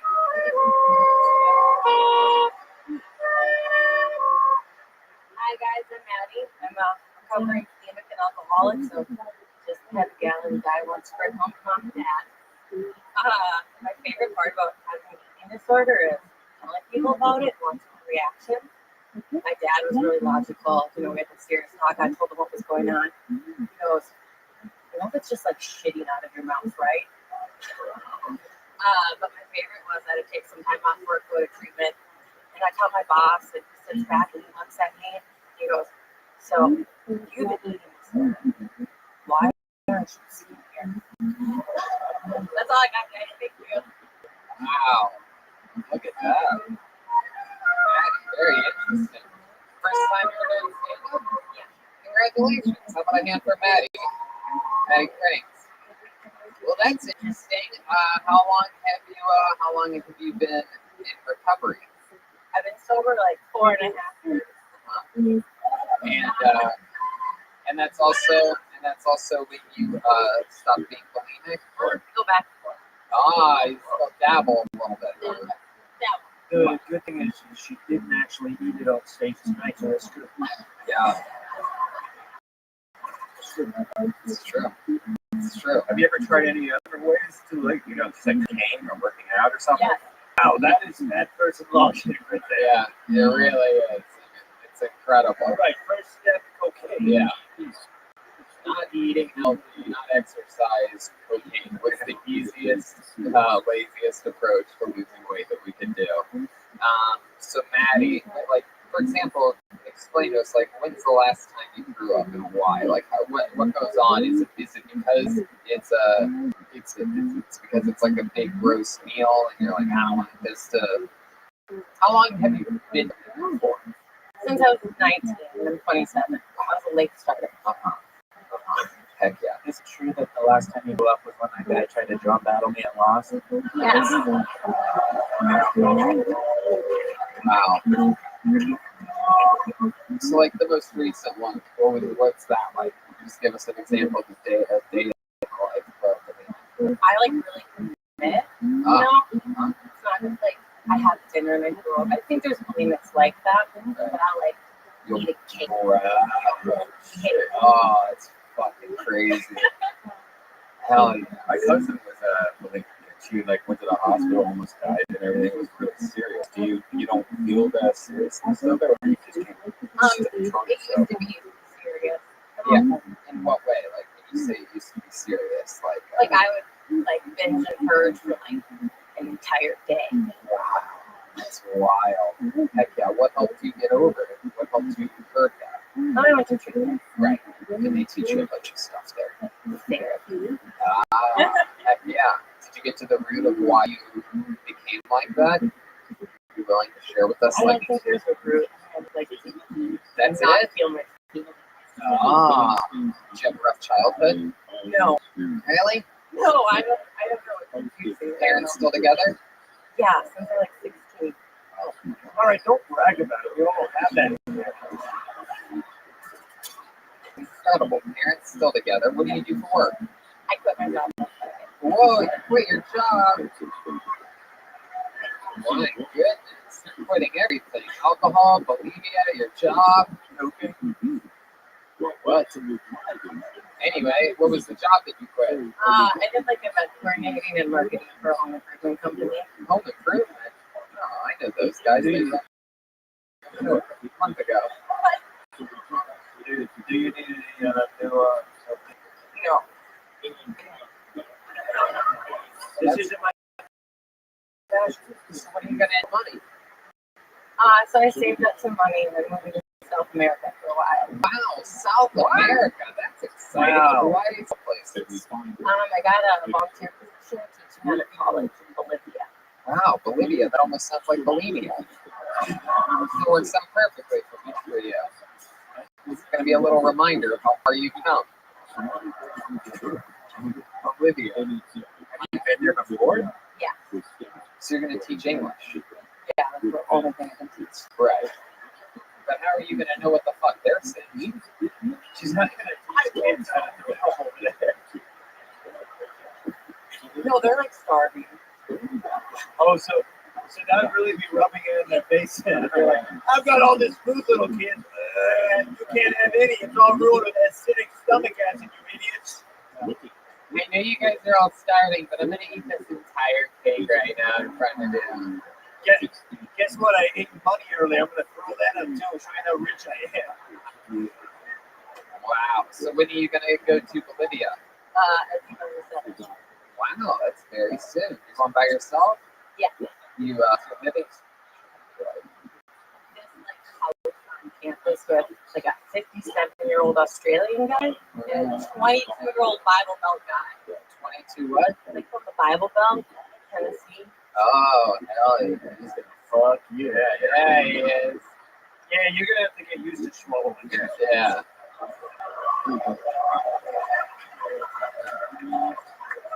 He's gonna puke all over your chest. Oh my God, Brian!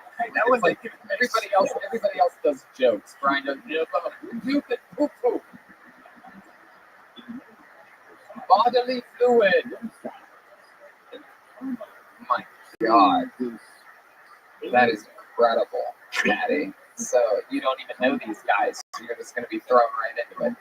Straight to a Bolivian house. They have some serious diseases down there.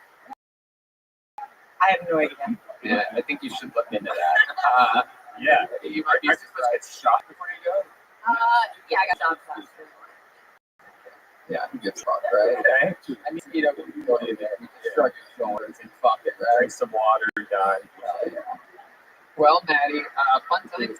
You didn't fill the entire minute, but it's very intriguing. You're the first ever person that's talked about being bulimic on the show before, so that's fun. We're always covering new grounds here, and that takes it's cool. It takes a lot of courage to talk about recovering from alcohol and bulimia. And congratulations, and what a cool fucking thing that you're doing. Going to experience worldly travels, and you seem vibrant, happy, and cool. So congratulations to you. Thank you. Hell yeah, Maddie Kringers, everybody. It's fun. A fun episode so far. You guys having fun out there?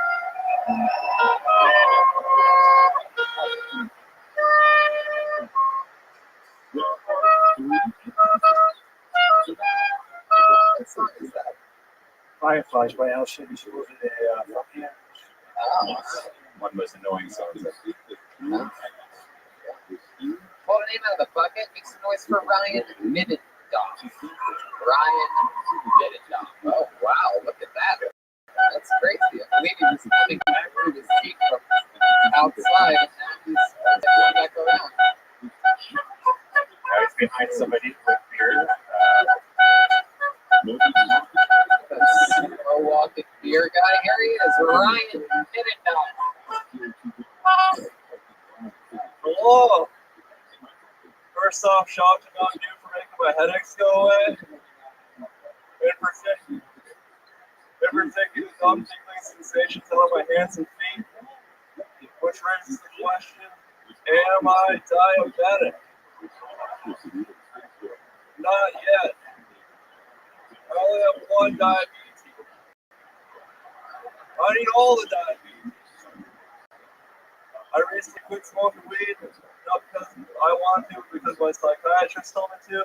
But when I used to smoke and drive, I'd play this game called Everybody's a Cop. The name of the game is pretty self-explanatory.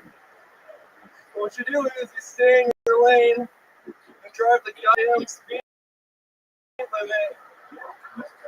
Driving Everybody's a Cop. I recently recovered from a psychotic right now. Holy shit.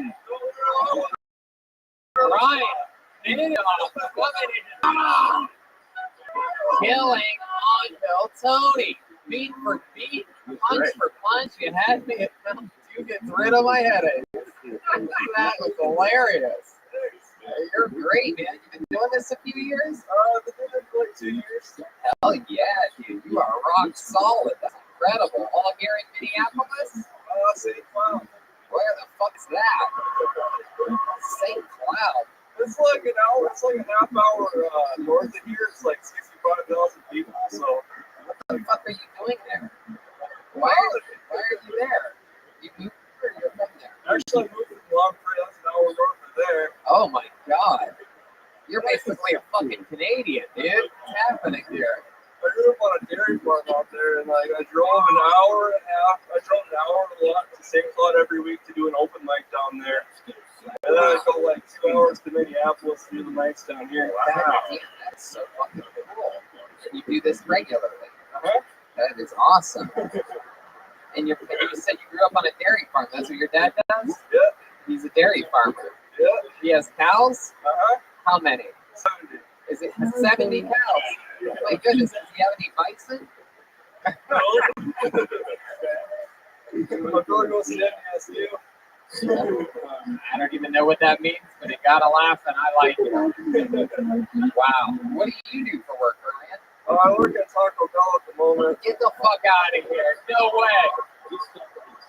No way.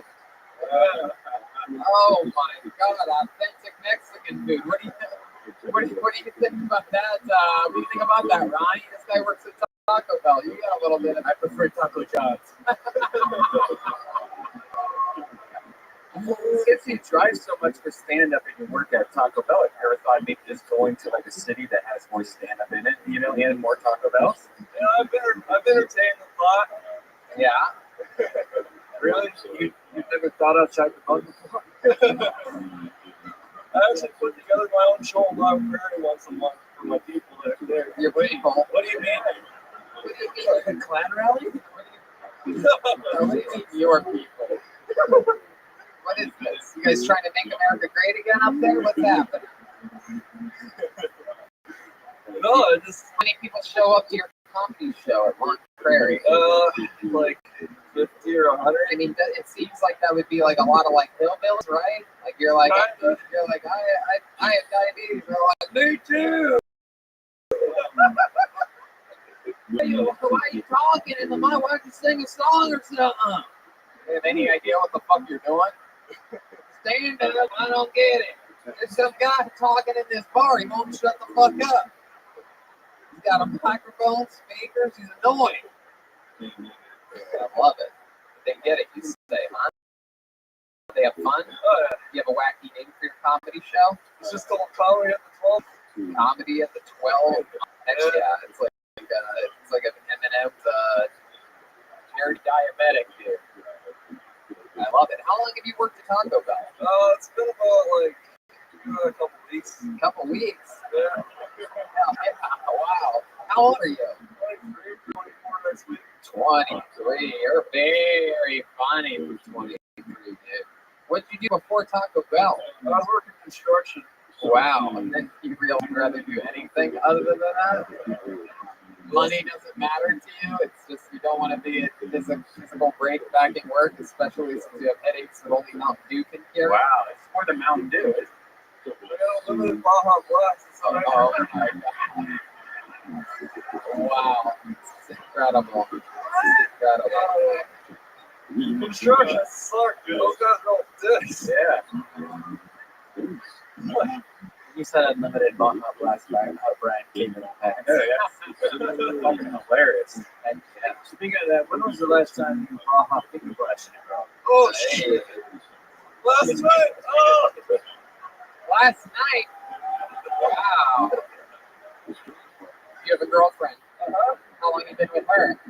I love the way you answer questions, by the way. I know, you're so happy. So excited. Look how happy this fucking guy is. He laughs after every single thing he said. Yeah. I've been in here for like 4 months. What fucking cartoon character do you remind me of? What's that? It's the Dex. It's not Dexter. What's it called? It's like a comic. You know, he reminds me of one of those like comics, like not cartoons. No, it's not Doug. It's Delbert. That's the fucking one. Also, that Dilbert? Yeah, it's Dilbert. Dilbert. Yeah. Has anybody ever told you look like fucking Dilbert? There it is. It took me a little while to figure it out. And by me figuring it out, I mean 4 people in the audience. What's your girlfriend do? Fucking women are tiny. Ever since Hillary lost, it's like I was mean about it. She's from Grand Rapids. Guys don't write about everything. There's fucking a lot of men on this show. I have blue hair. It was me. Bunch of crazy women here tonight. Shut the fuck up, baby. Oh, it's tiny little. It's actually more of a magenta dark purple. Hey, I like that. So you worked at Taco Bell. Shut the fuck up. Oh my God. What is wrong with you? I won't be silent. What's your girlfriend do? She did a lot of things. She was a paralegal for a while when we started dating, and then when we were living on the farm together, she was working at a drug and rehab center. And then we moved back to Monticello, and she's currently unemployed. Wow, currently unemployed. So you're working at Taco Bell double time over there. Huh? I'm the tortilla litter of this. Hey, fuck yeah. Look at that. My goodness gracious. How exciting. So you've been with her for 4 months, and where'd you meet her at? A comedy show. Comedy show. Heck yeah. And then what, you went out that night? Had some drinks, munched on her gordita? Tried to put it in her chalupa, but she wouldn't let you? This pussy is fire. Wow, That's exciting. Do you have any secret maneuvers that you do in the bedroom? Yeah, like a combo that you can teach us. Yeah. The cinnamon twist or something like that. The old fucking glass on the ass. wow. I got this thing that I call the extreme scissors that I only did like once because it's uncomfortable. What? Hold on. This is great. This is the first time anybody's actually answered this question, by the way. A fun fact. I've been asking it almost once an episode for years. Is there any special secret maneuvers that you have in the bedroom? Everybody always looks at me like I'm an idiot. And then finally we find out about the, what the fuck did you call it? Extreme scissors? It was all worth it. Every time I've asked if it was worth it for this moment, when we find out in Minneapolis, Minnesota, what the fuck is extreme scissoring? Because it sounds like your balls must hurt after that. Yeah, it's like you know, like with lesbian scissors. Yeah. Rub their vaginas together, it's like that, except my penis. Where's the vagina? Penis is in the vagina. So you're both laying down. So you sort of have to like get up on. Are you guys gonna reenact this for the audience? Oh yeah. Absolutely do. Right. Make sure these guys get it right. We're gonna find out extremely well. You want to be the big scissor or the little scissor? I don't think you guys have much of a choice. Alright, let's assume your position. Wow. This is sometimes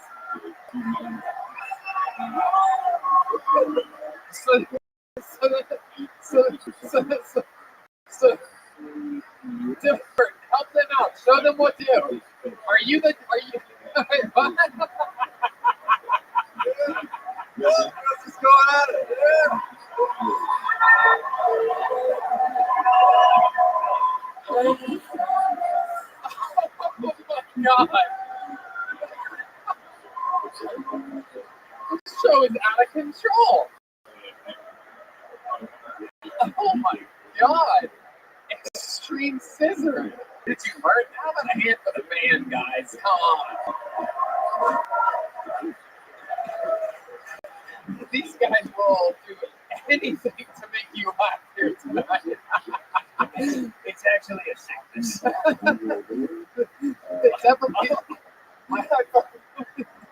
I felt my balls go inside his balls. Oh no. Odds are that was probably just one large white sock that you felt. So like you do that, but you actually commented it. I'm thinking that for my dick went that weird angle. No, fuck this around. Actually, I broke my neck and it was like funny, huh? Wow, Ryan, you are a monster, dude. That is so fucking exciting. I would love to see him in Los Angeles. Yeah, right. Yeah, you have to. Yeah. That would be something. Unfortunately, I don't think he's ever going to make the Los Angeles. He has full blown diabetes, guys. He lives in fucking what's it called again? I live in Monticello, St. Cloud here. I see him. Heck yeah. Nobody calls Monticello a C. I love that. I think you have to, eventually you'll get to Los Angeles, right? Baby steps. Start off in Monticello, maybe work your way up to like Brooklyn Center or something like that. And then eventually you'll be out there. But I'll tell you what, in lieu of all of this, if you ever do make it out to Los Angeles, California, hit us up and we will throw you up on at the Comedy Store on the Sunset Strip. You're going to have to explain to your dairy farmer family what the fuck you did here tonight. So just let us know if you ever make it out there. It makes sure we're in town also. So. Yeah, definitely look at our schedule before. I feel like you're going to smile like that for the rest of your life. Sleep that you wake up like that. I like your fucking style, dude, from beginning to end, every single answer, every single joke. Yeah, golden ticket, I guess we could call it, right? That's it. How about one more time for him? Brian Middendorf. Is it Dorf or Dolph? Come on, Ryan Middendorf, everybody. It's your fourth or fifth ever golden ticket winner. This episode's had everything so far. A little bit of everything. This is fucking crazy. We've had a Mexican trauma. We've had a golden ticket winner. We've had extreme scissoring. We've had a bulimic lady. We had a black woman that fucks a little Asian guy. I extreme scissored one of my best friends. We had a guy talking about how much he hates cyclists, only to admit that he's a cyclist. This is crazy. All right, I pulled another name out of the bucket. Make some noise for Jake Elfman, everyone. Oh, Jake Elfman. Here we go. Come on, Jake Man, where is he? Here he comes, everyone. Come on. Oh, no, you guys giving up on me? So I don't think you should be able to call yourself a health coach. You peer pressure your friends and buying shit from you. If you call yourself a health coach and there's yourself Herbalife, it's very similar to me saying that I'm a boxer because I can beat it. I think it's time that we bring back the show Cash Cab. And this time we might have to spice it up a little bit and call it Crash Cab. Same concept, except Ben Bailey swerves in traffic if you get the question wrong.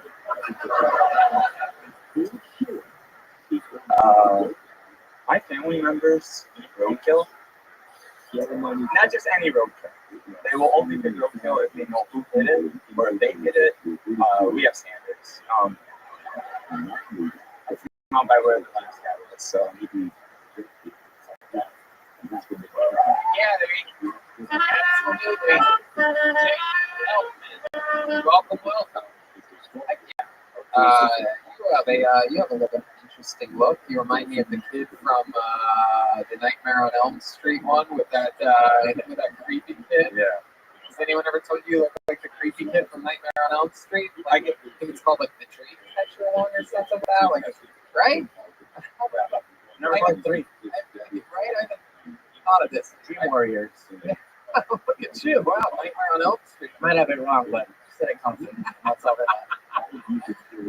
I'm actually casting a remix. What's that? I'm casting a remix.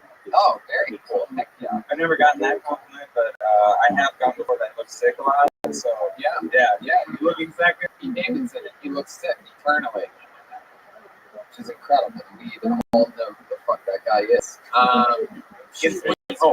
Yeah, exactly. So Jane, first off, it is congratulations to you, my friend. Something you wanted to do? Yeah, I've listened to the show a lot, and then when I heard you guys were coming to town, I just knew I had to sign up. Yeah, how old are you? 25. 25 years old. What do you do for work? I'm going to grad school right now. Yeah, what are you studying?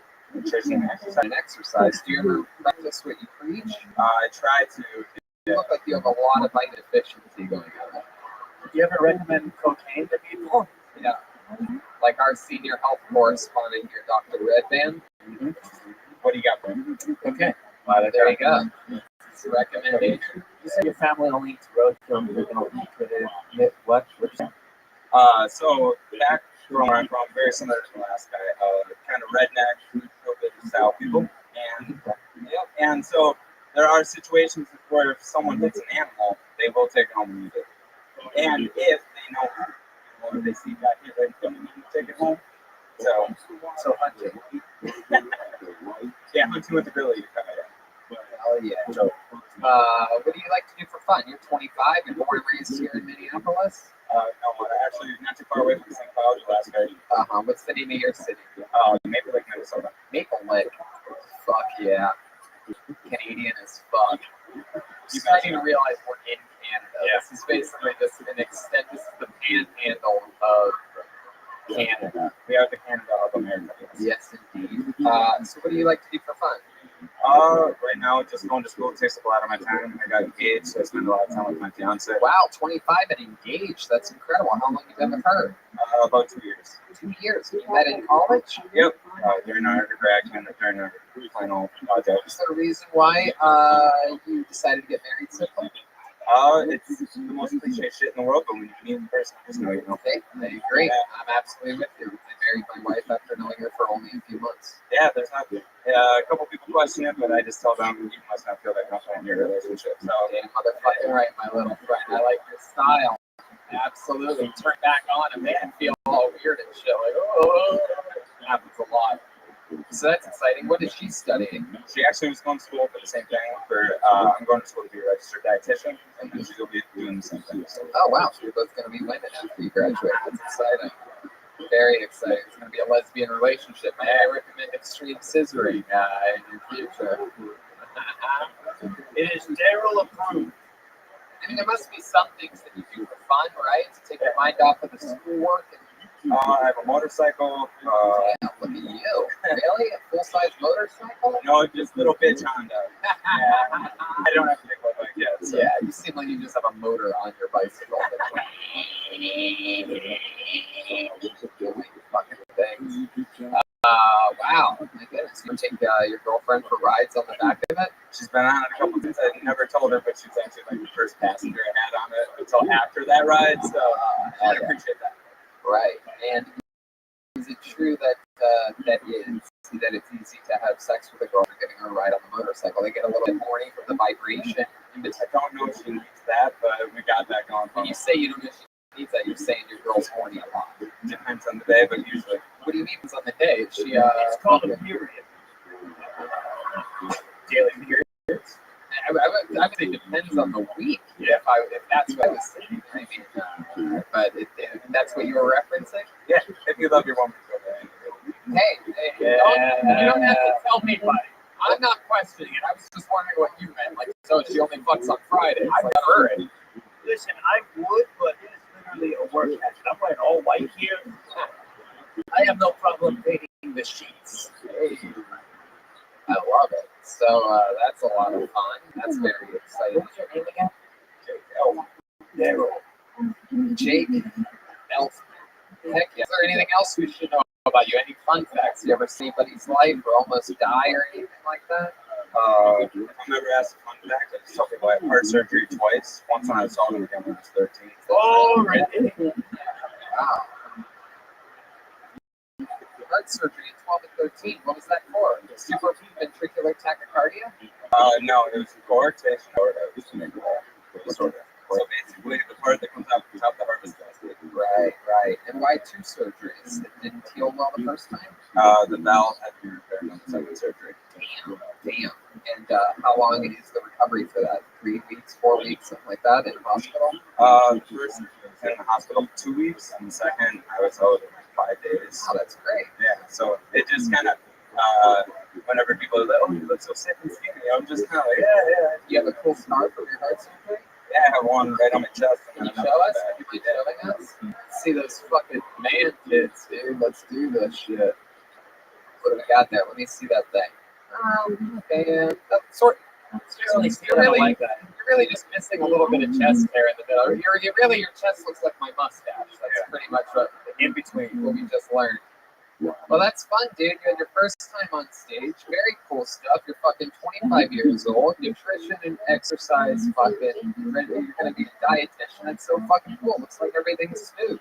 Congratulations. Did you go into dietitian stuff? Does it matter if your heart that you're trying to stay healthy because of that? Yeah, after my surgeries, I just lost a bunch of weight, and it was a meeting with the dietitian that kind of taught me what I needed to do in my lifestyle habits to make myself healthier. So after that, it just kind of turned into one of those things where if I can explain that to other people, right? Maybe you can explain that to our little friend Ryan. He may have diabetes. Maybe you can help him out. Ryan Dorf. So go track him down. Jake, thank you so much. So nice to meet you. There he goes. Come on. Jake Bunch. Also. What song is that? Waka Flocka Heart the Pink. What? Waka Flocka, Daryl. I'm surprised you know that one. Yeah, I'm from Minnesota. I love it. Okay, pull another name out of the bucket. Mixed mystery. Your next comedian, Casey Fletch. Casey Fletch. There he is. Here we go. There's Casey, everyone. Fuck yeah. Everybody, hi. Thank you for coming to my show. I don't know if you guys can tell. You guys probably can't over there. You guys might be able to. Tuesday, I woke up and I had Down syndrome, right? Like, the left side of my face was on it. Like, I don't know if you guys have ever had one of those days where you wake up and you look in the mirror and you're like, well, I got to go to the hospital. But it sucks that we have to take pregnancy.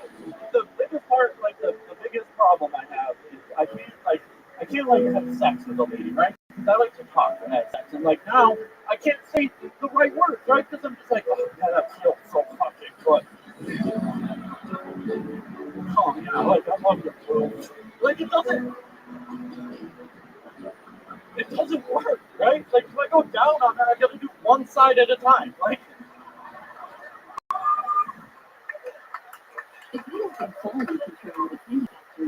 Yeah, I guess that's it. Fucking awesome, dude. Hell yeah. Incredible. Did that really happen to you on Tuesday? Well, actually, it was like a month ago, but a month ago. And they treated it, and every soon after it happened, did you get to the hospital? I know that you only have so much time to treat it. Well, I went to like somebody thought that was a joke. They don't know anything about Bell's palsy over there. Someone's just cracking up.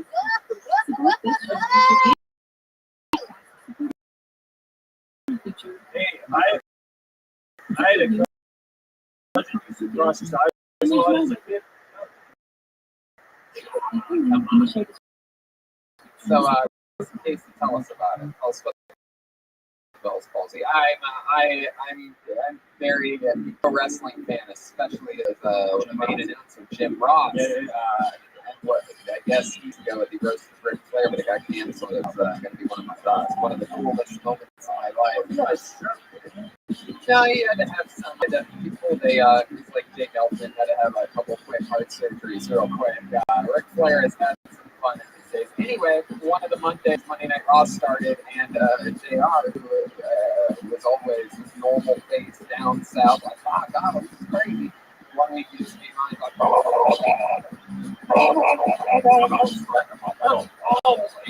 and like I was a little kid, and I'm like, oh fuck, what the fuck? And I've never forgotten about it since. It's pretty common, right? Like, yeah. I guarantee, like half the people in here have had it or like know somebody who's had it. But like, what is it? Like the doctors don't really know what causes it. Like I asked them, I'm like, why did this happen? He's like, oh, like the fucking doctor. Let's check in with Daryl real quick. Yeah, I feel like a lot of them are just Taco Bell's fault. Yeah. Casey, I'm going to ask you this because it's interesting. We had a guy named Halloween on the show in Des Moines, Iowa, and he did a restaurant before that, I believe Omaha or Kansas or something. Anyway, he told us that he got hit with Bell's palsy after he tried to smoke weed out of a Clorox Tide container, like a plastic container. Do you smoke things out of weird things ever? You ever smoke out of a plastic container? I use regular stuff. I really don't know what happened. Like, I just woke up and it was just bad, like this. Wow. And immediately, did you know what happened from Jim Ross? No, I thought I was having a stroke, right? But then I Googled the symptoms of stroke and realized the face was the only thing. Were you under like a lot of stress or anything? Like anything else that you think of that was normal?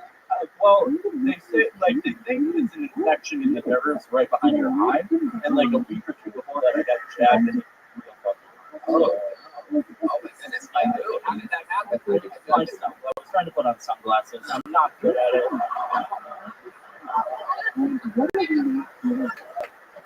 There are some real fucking dorks here in Minneapolis. I'm telling you right now. It got really sunny. Really. Oh man, I gotta get out of here. How long is it? Oh God, my voice don't work no more. How long does it usually last? Well, they say like weeks to months, but some people come up with like, and they're like, hey, it lasted 7 years. So, you never know. Hell yeah, I think you're gonna have it a little while. Daryl, yeah, I think so.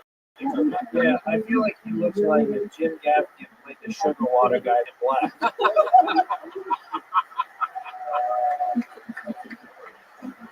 Absolutely does.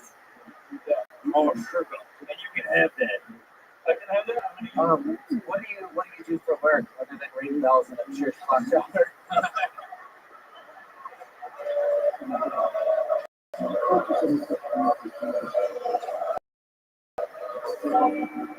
He shows up to work. They're like, "You look great. Get up there, dude." I'm pretty much stand-up comedy. That's pretty much it. Oh yeah, I love it. You know this, what, 4 or 5 years? 4.5. 4.5 years. I fucking know it because you know the way that you're able to the way that you were able to turn into when did it happen again? About a month. Yeah, then you're already. I mean, it just feels so natural. You know. I was really writing jokes before I went. Of course, yeah.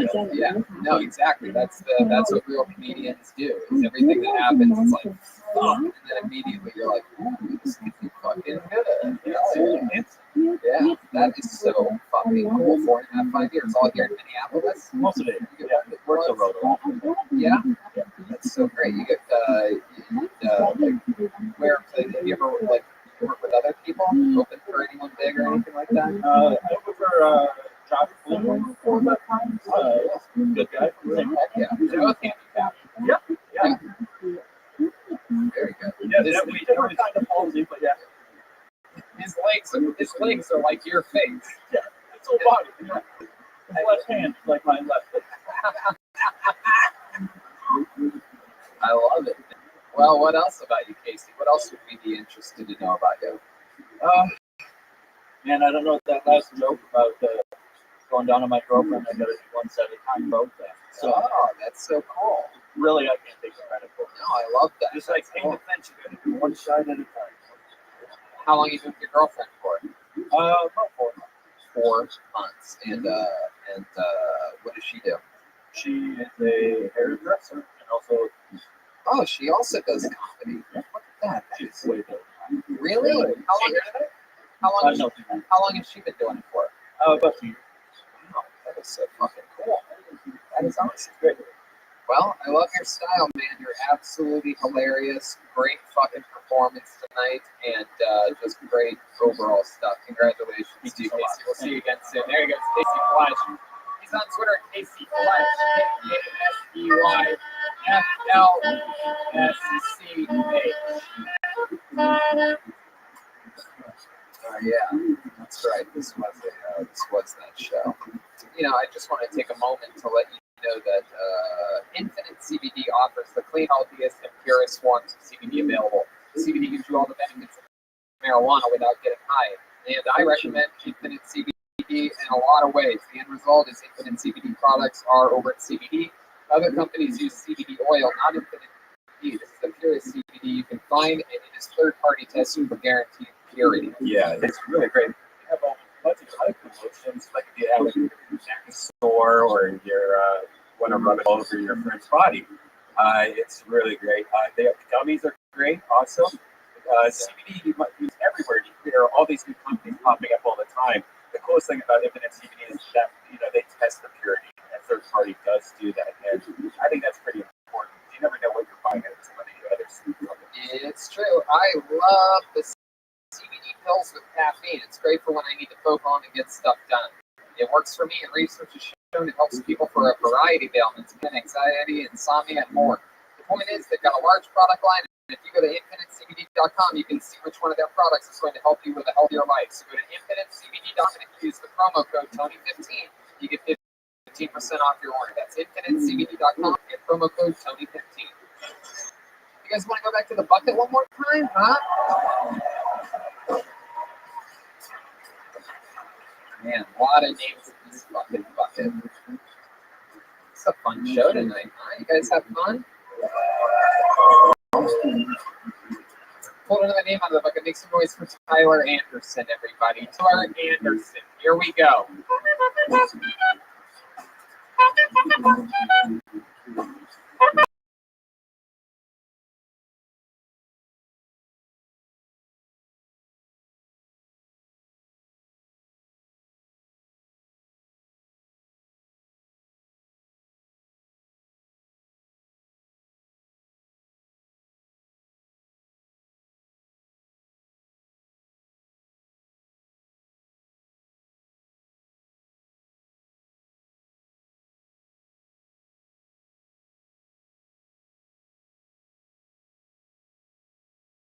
Yeah. You know, my son Ian, he plays the trumpet on there. They go, well, they've had 3 concerts every Thursday. You should take your friends. Yeah, Marie, that's exactly what I want to fucking do on a Thursday with my homies. So I'm at this fucking concert, right? And I look to my left. No, not even shit you. There is Marie. She looks right back at me. She throws up the rocker symbol. Hell yeah! That's it. Yeah, Tyler Anderson. Very cool. First time doing stand-up? First time. Heck yeah. And it's so nice to take a break from delivering pizzas to swing by here and do that for us. Do you really deliver pizza? Deliver pizza. That's what you do for work? I fucking deliver pizza, man. Are you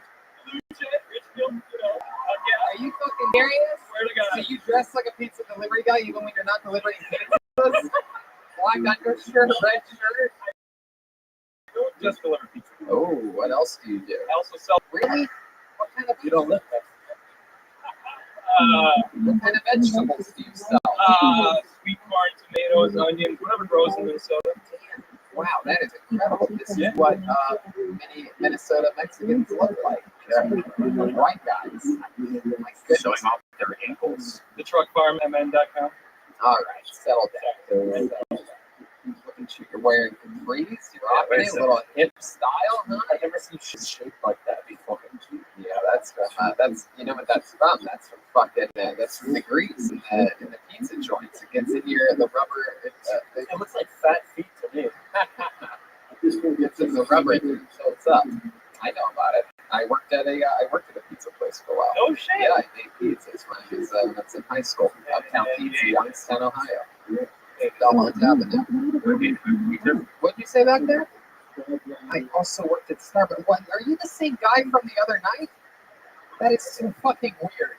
There was a guy in a show 2 shows ago that when I quoted another one of my jobs working in restaurants, and I go, "Nuh-uh, Starbucks."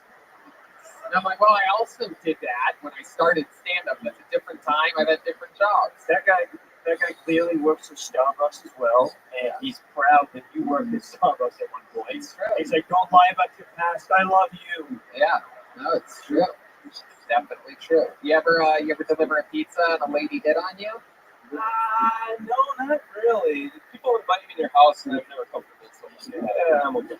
You've never gone in? Nothing's been happening, like the Super Bowl or anything like that? You're like, hey, I'll check the score. Yeah, not really. I don't have really that many cool pizza stories. Really? How about real life stories when you're not delivering pizza? Anything interesting about you or any ever happened to you? Well, I'm getting married next year. Oh, really? Wow. Look at that. My goodness. Sorry, ladies. Wow. What? How long you been with Yeah. How long you been with her for? 4 years. A little over 4 years. Yeah. What does she look like? Extra large with pineapple? In some areas, yeah. Yeah. Oh, she's got big boobs. Oh, yeah. That's what you indicated with your hand. Pepperoni nipples. Hell yeah. What was your name again? Tyler. Cool. Tyler. So, what does she do? What does she do? She does a lot of things. She works at a beta corporate office, like they put products, hair products. Oh wow, all that shit. See who wears the capris in this relationship. I get a discount. And then she also what's with you? Yeah. That's a full time gig. What color are your kids? What? Wait, I believe. Yeah. Where does she nanny at? Northwood? No, actually. I think South Minneapolis. I think she could diversify the portfolio. You might have some half Asian and black kids coming up pretty soon if you want to. Yeah, dude. That sounds like Blackie Chance. I love it. Wow, well that's interesting, Tyler. Again, do you have any hobbies? Anything fun that you like to do? You ever go mountain biking here in Minnesota? No. I do some indoor rock climbing, but I'm not like. You also sell produce. Do you have a farm, or do you just go to the grocery store and buy a lot of carrots? It's sort Totally. No, I actually source from local farms. I don't grow anything. I grow a little bit everywhere, but I source from a bunch of different farms. I have 2 roadside stands. I'm adding the 3rd one this year. That's great.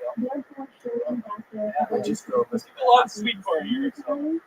I love it, Tyler. This was your first time on stage? Yeah. I think I did a play when I was in middle school. But Yeah, what you play in the play? Backup part. Oh no, actually, I sung a song. I'm pretty sure. Wow. I sung a song. You're pretty Yeah. sure. I Better sing it now. He doesn't even remember if he sang a song. He's not going to remember the goddamn song. don't remember that It's that song. one shoddy memory. Like You have the that. memory. What's up? Beetlejuice? Daylight comes and I wanna. Don't stop it. Freddie Mercury is rolling in his grave right now. Freddie Mercury just got AIDS again. All right, there he goes. Tyler ain't thinking, everybody. We got him up and out quick. What do you think? We should go one more time, right? And then get out of here. No matter what happens.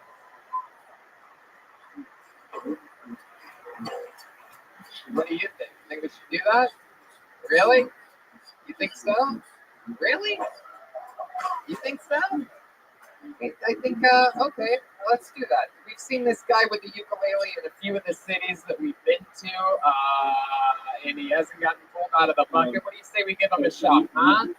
He's been following us around the country. Here he comes. Let's see what happens here. Put your hands together for, what is it? Cousin Vinny. Put your hands together for Cousin Vinny, everybody. He's got a fucking ukulele. Let's go out on a bang. This has been one of our favorite episodes this week. You ready to fucking end it? Cousin Vinny, everybody. All right, the song's for a beautiful Latino woman that couldn't make it tonight. Her name was Jolena. Oh, man. Jolena. Oh,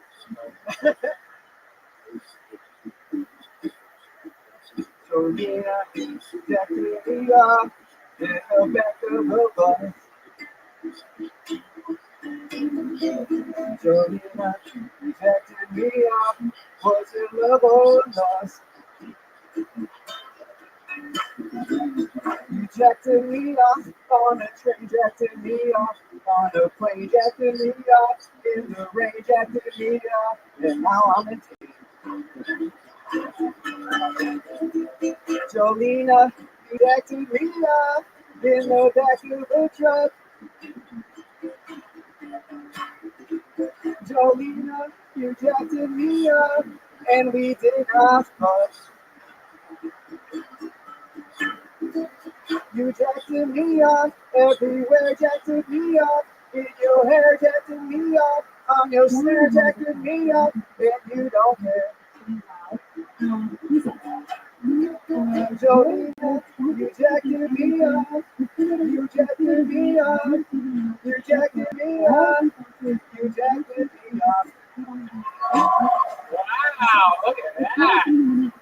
Cousin Vinny, how fucking awesome. That's great. Wow. Hey, tribute to the great Joel Jimenez. Hey, I'm fucking wet right now. Hey, look at. Look at. What was that? That rang a bell. My goodness, that was awesome. Cousin Vinny. All right. You ever get to study the weather? You ever do comedy before? No, sir. And you wrote that just for this? Yes. And where did we see you at before? Des Moines. Just Des Moines. Heck yeah. And how long did you drive to get here? 3 hours. And how long did you drive to get to Des Moines? 3 hours. 3 hours. Hell yeah. Everything's 3 hours. We have a fucking DeLorean. That's interesting. I love it, Casey. What do you, Cousin Vinny, what do you do for work? Well, I quit my last job Thursday. Wow, what was that? Talk about it. I was a custodian. Oh, yeah? At elementary school. At an elementary school. And you're like, fuck this shit. Yeah. Did you leave or did they force you to leave? I left. It must be hard being a janitor in elementary school when you look like one of the students. Yep. It's like, hey, what class do you have next period? I'm the janitor, kid. Get out of here before I hit you with this bomb. All right. So how long were you a janitor in an elementary school? 4 years. 4 years. Now what's your next move? What are you going to do? Well, I just got accepted a job at Camp Dodge. Oh, that's cool. As a custodian. Oh, hey, look at that. Moving on up. Hell yeah. At a car dealership. Custodian at a car dealership? Is that what you said? Camp Dodge. Oh, I thought you said Dodge dealership or something. So there's need to be football. Long. Love that. And how long have you been playing the ukulele for? 2 years. I love it. That is so cool. I'll tell you, man, thank you so much for writing that song. You took us out on a big bang. That was a fucking awesome thing. How about a hand for Cousin Mitty? How about a hand for Daryl for recommending that idea, huh? That's fun. We did it, guys. Let's kill Tony, Minneapolis. You guys have fun? Action-packed 2-hour show for you. So much fun. Heck yeah, there he goes, Cousin Vinny. So much fun tonight. Be sure to get your tickets for Philly, New York City, and all the other fun things coming up. There's a lot of fun things coming up, and a couple announcements right around the corner to finish out our touring for the year of 2019. How about a hand good around Minneapolis for the great, powerful Jeremiah Watkins? Daryl. Yeah, baby. He did it again. Jeremiah's got the new Reagan and Watkins album.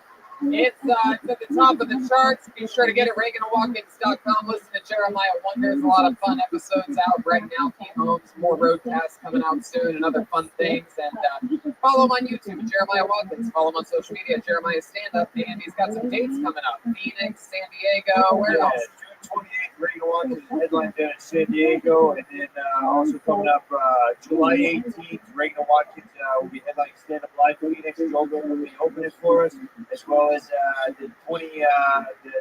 We're down at Huntington Beach with Joburg and William Montgomery. Hey, look at that! Taking the cast with them. How about a hand for how loud can this place get for the great Joel Jimenez, huh?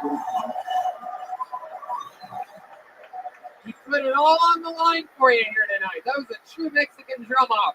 It's his first ever time in Minneapolis, Minnesota. What do you think, Joel? I mean, this is dope. I'm a huge fan of atmosphere. It's cool to be in the home of atmosphere. Yeah. Shout out to Clash Joe's for hooking up with sweet Ludwig vintage snare. Yes, love you guys. If you guys ever need drums, need to rent drums, need to buy drums, go to Clash Drums. They were very cool. It was one of those things on this one where I actually took care of it myself. I literally called there. It was a very helpful staff. They put me right through to Jeremy, who was there, and literally we took care of this entire thing in 2 minutes. So he's so cool. I can tell you that if he's that cool to me, he'll be that cool to you here in Minnesota. So check out Clash Drums. That's Clash with a K. And yeah, we did it again, right, man? Yeah. Thanks a lot, guys. Minnesota, we love you. Thank you so much. Good night. We are going to be selling.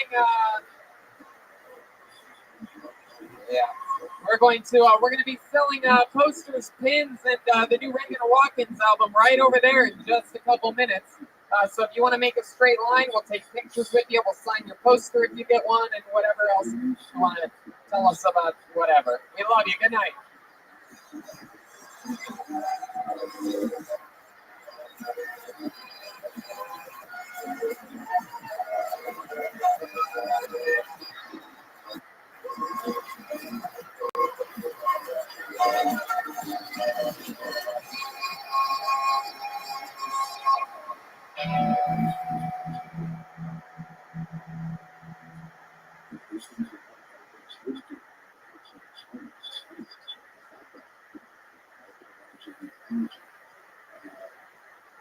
And I careful not to really talk about it.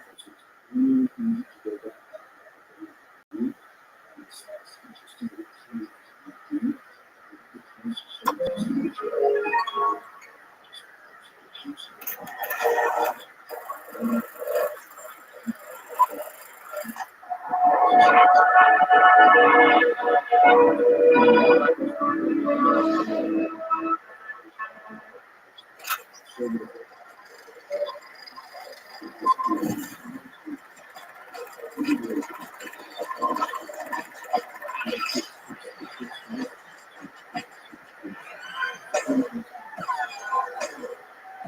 Hey,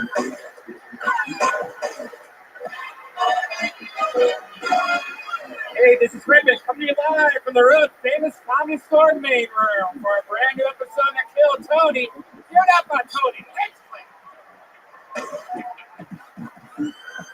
Hell yeah! What's happening, people? You're at the #1 live podcast in the world. How about you make some fucking noise on a Monday night? Jesus Christ, Brian Reddy here, everybody. What's up, guys? Back again. Just flew in from an insane show in Minneapolis, Minnesota, Chicago, Illinois, Madison, Wisconsin, Milwaukee, and Appleton. A crazy week. We've been going nonstop. Shows every single night for a couple weeks now. We fly to New York tomorrow. How about that? We can't see it. New York has their own Phil Tony, and still a couple tickets remaining for that second show at the Gramercy, the 10 p.m. show. Then we roll right into Skankfest, and then tickets just went on sale for the beautiful Fillmore Theater in Philadelphia, Pennsylvania, our biggest show of all time.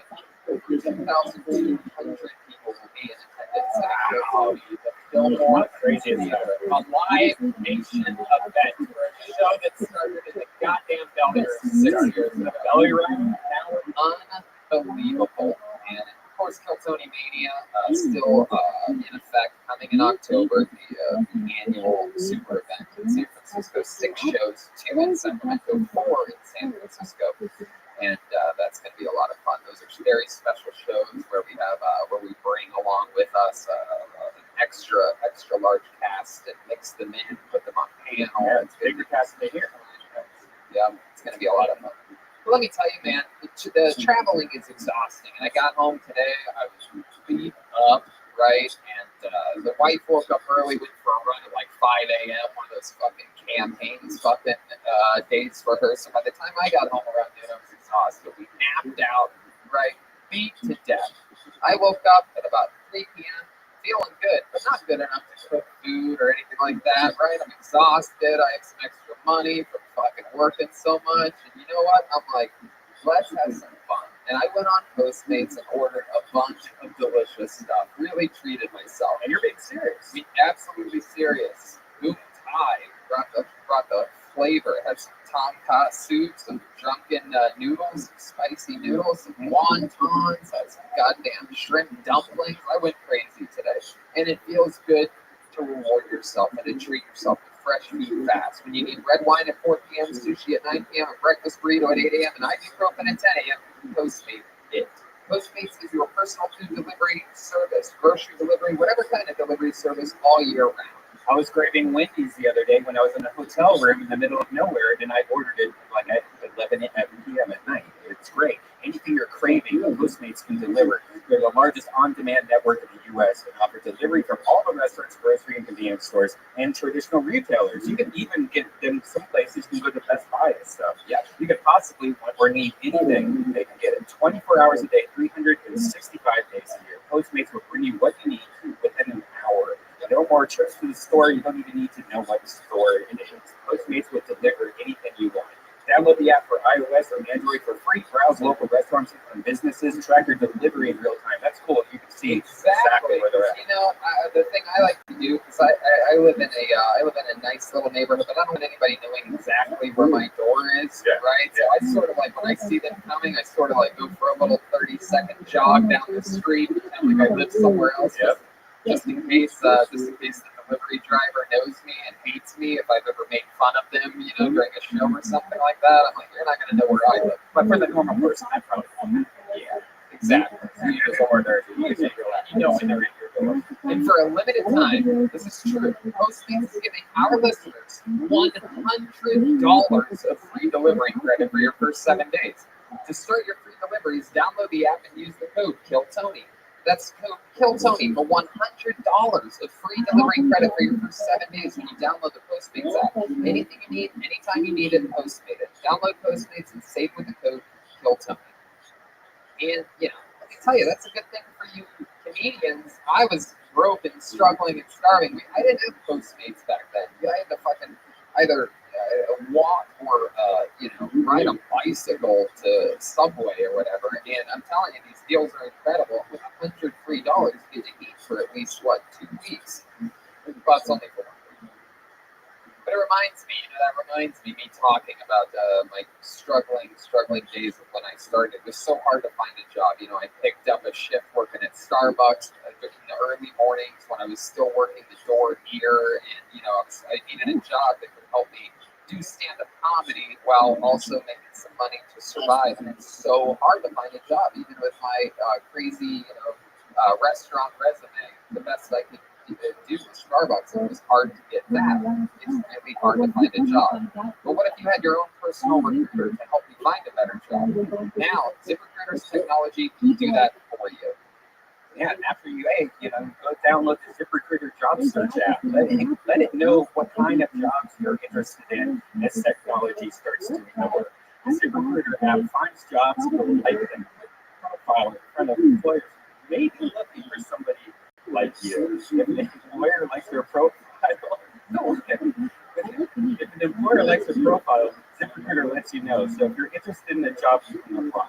No wonder ZipRecruiter is the #1 rated job search app. Yes, you could even find a job that you don't know how to read, and you can still get the job. Yeah.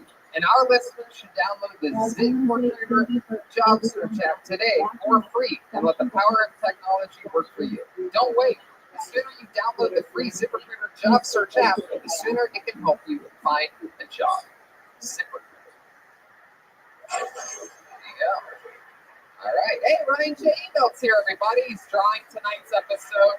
He drew the tour posters that a lot of people got all around the country the past few weeks. A lot of signed posters. And he made us a fresh, special New York batch. So, I mean, wait till you guys see it. It's probably my favorite poster of all time. It features the Stay Puft Marshmallow Man, Godzilla, King Kong, and Feminist Stacy all on one crazy poster. You have to see it to believe it. RyanJEbelt.com for all those prints. And so yeah, let's just get into this, shall we? This is an episode that I have been excited about for weeks. Truly 6 years in the making. I wanted to make sure that we were truly the #1 live podcast in the world before we even had this guy on the show. This here at the Comedy Store is a true legend, a true icon. He's what some people, a comic, perhaps you could call him.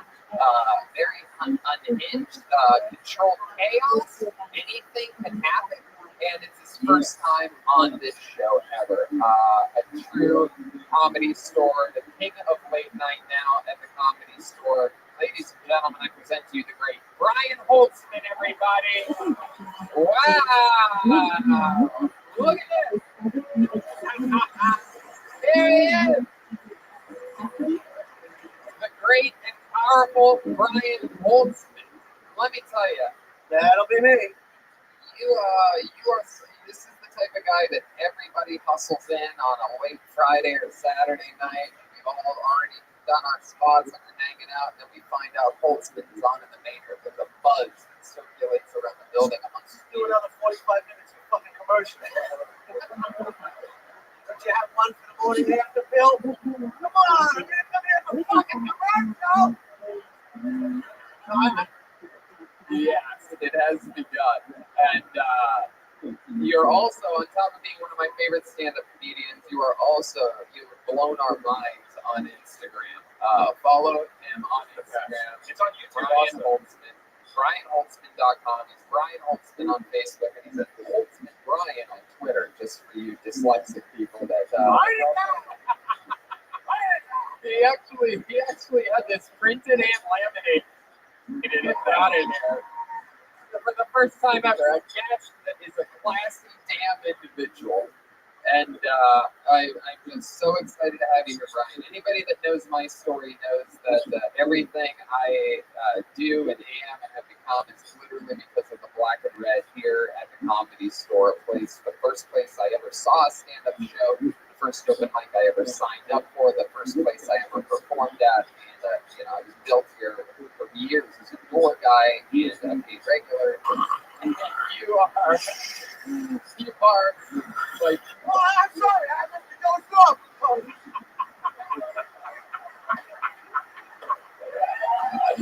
This is already probably my favorite episode of all time. The whole part of David. Heck yeah. This is the two beasts of the vineyard, Holtzman and Hinchcliffe, Tony coming together, and this is so exciting. And a really cool thing is that his brother is here. It is his 71st birthday. A veteran of war for your United States Air Force, and to celebrate his birthday, a little something special to play a little song for his brother and for all of us proud Americans. Make some noise for Moan Red, everyone. Come on.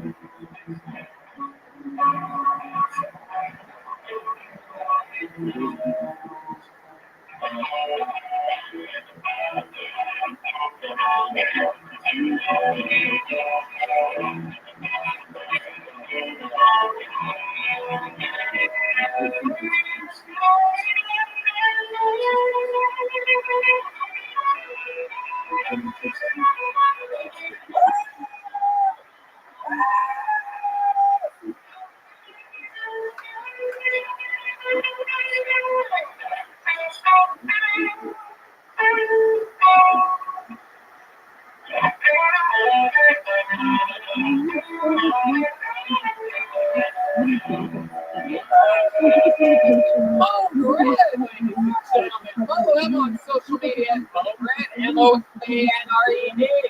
How about that? How about one more time for Jay Holtzman's 71st birthday? 71 and still using the restroom by himself. There he is, right there. Come on, make some noise. He's a goddamn veteran of war. This guy fought in Thailand for you. All right, sit down, Jay. Sit the fuck down, Jay. You big fucking head. All right, so let's keep it moving along. We do have a band on this show. Moanred reminded me how much I love music and that we have a band. Every single episode, they commit to being different characters. We never know what they're going to be. On some of these road shows, maybe it's a brand new character, maybe it's the return of some of our favorite characters. We had the Chicago Cops in Chicago. We had Fishermen and Painters, brand new characters this week. Let's all find out what they are tonight. Make some noise for them. They are the best damn band in the land. It's the Kill Tony Band. Jeremiah Watkins, Chroma Chris, and Joelberg. Joel. And then here we go. Whoa! Wow, look at this. Oh man, they look like frat guys. They all have Letterman jackets on. Just a bottle of beer. Oh my God. This is incredible. Wow, he just threw a shoulder pads out and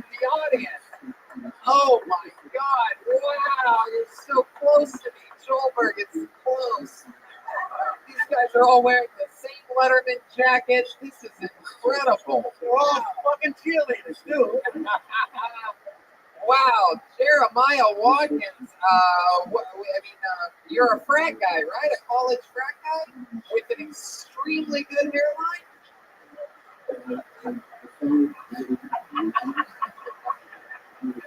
Team quarterback. It's Wow, quarterback. My goodness, what's your name? Curtis. Hi, Curtis. How are you? Are you excited to be on the show tonight?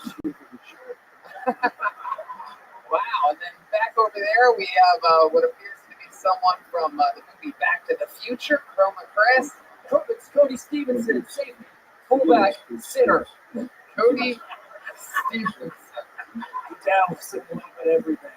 Cody Stevenson, whose voice never changes character to character. So it's pretty much the same voice every single week. How many in for David Deary out here hustling around? Ooh, Jeremiah's power snacks tonight. Curtis has this beautiful, powerful, benchy music saxophone. And then there's Ludwig Zone, Gilbert Jimenez. How are you, frat guy? You brothers with the other guy that has the same haircut as you over here? My name's Brent. I'm the water boy, and I'll fuck your girlfriend. Wow. What's up, Brent? Wow. We got Curtis, Cody, and Hey, Brent. Brent. Tell them the A's stands for on their jackets. Yeah. Anal, dude.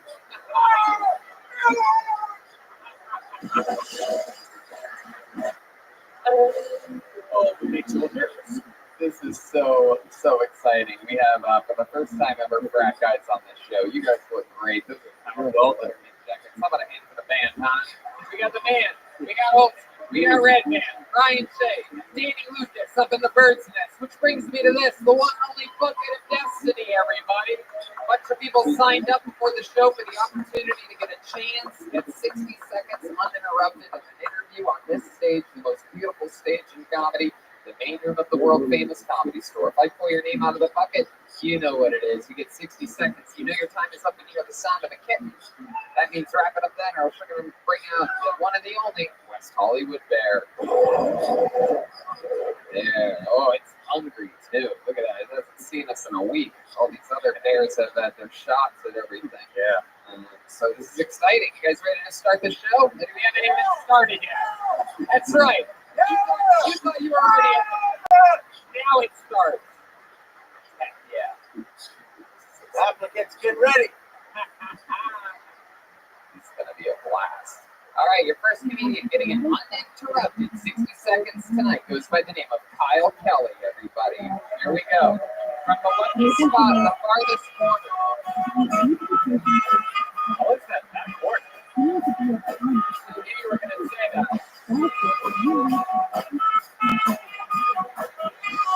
Here we go. I believe it's his first time on Kill Tony as well. Come on, guys, make some noise one more time. Kyle Kelly. Did you know that on average it takes women about 20 minutes to be able to come? 20 minutes. And men, 6 minutes. 6 minutes. And that number goes down dramatically if someone sticks a finger in your ass. I learned that the hard way, really. The first time my girl ever stuck a finger in my ass, I came immediately. It was like the first time to come that ever left my body. My entire life before that, I'm 26, I always believed that my butthole was a one-way street. And on that day, my entire belief system was challenged. I had an existential crisis. Like, this is what we did. How much did I like it, really? What else fits up there? How gay am I? One knuckle? Two knuckles? A fist? Hi, I'm Kyle. Potentially one fist gay. Heck yeah, Kyle Kelly.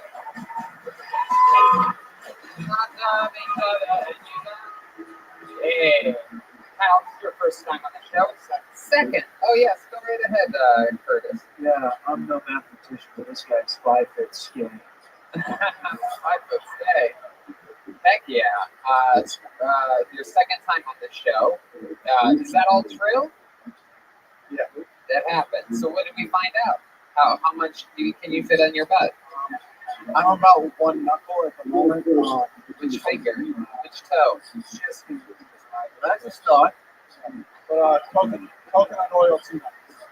Coconut oil too nuts. Wow, look at that. Oh my god. Two thumbs, or which finger are we talking about? She's got like just a man pinky or whatever it is. Man, got a big pinky, huh? Spider-Man's here. Does she have a class ring on when she does it? I like the way you set up the cum. I personally identified with the anal. I would have put the anal first and the cum second. And if you come again, please get to the fucking stage a little faster. I personally think the minute should start when you leave it's fucking cold. Oh, wow. Yeah. Because, you know, like the television show, come on down, those big fat people, they run the fuck down. You walked up here like you were on some fucking gay fashion show or something. Oh, I'm here. But no offense. I thought the material was excellent. Presentation is outstanding. This guy took the lunch from my mouth. Ryan Holtzman is here, everybody. I'm excited about this. Laying down the law. Let's check in with Curtis over here. I just said this is the weirdest episode of Adam's Family I've ever seen. Wow. So Kyle, tell us more about you. How long have you been doing stand-up? Since this was actually my first open mic since April 1st. April 1st. This is your first time on stage since April 1st. You made a fool of yourself tonight, dude. April Fools? April 1st? Nobody? Nerds. You just bully the audience? Yeah, dude. I'm fucking all of your girlfriends tonight. Wow. That's incredible. So that's why it takes you so long to get to this stage, because you literally just wait 3 months between spots. Yeah. To have your asshole healed. What do you do for work, Kyle? I work at a gym and I teach yoga. You work at a gym? How much you lift, dude? I lift, dude. Can you lift him? You really think so? You think you can bench press him? If you laid on your back and he laid across you think you could lift him up? How many of you want to see this? Yeah, that's it. Don't want to fuck with Kyle. We go for a lesbian. He's got dudes on. Here we go. He's laying down. Kyle is laying flat. Do I go ass to mouth, or how do I do this? I think maybe you should. I think maybe you should lay on your back. Yeah, go nice and slow. I think he wants you to sit on his face. Let it center your weight. Here we go. Wow! Lick that ass! Lick that ass! Wow, he's having some trouble. He's trying hard. Kyle's trying. Oh! All right. It is West Hollywood. It is West Hollywood.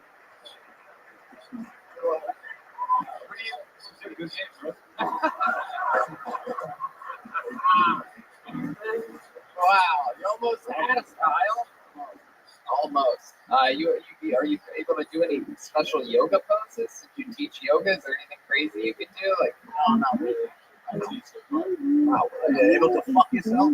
Not yet. I love it. Wow. What else, Kyle? Any other fun facts about you that we should know about? What did we find out interesting about you the first time you were on the show? What stood out to you? What was something that we really I don't have interesting yoga poses. I'm from Michigan. I like shooting stuff, blowing stuff up, I guess. Yeah. What do you like to shoot other than your load with a knuckle in your butt?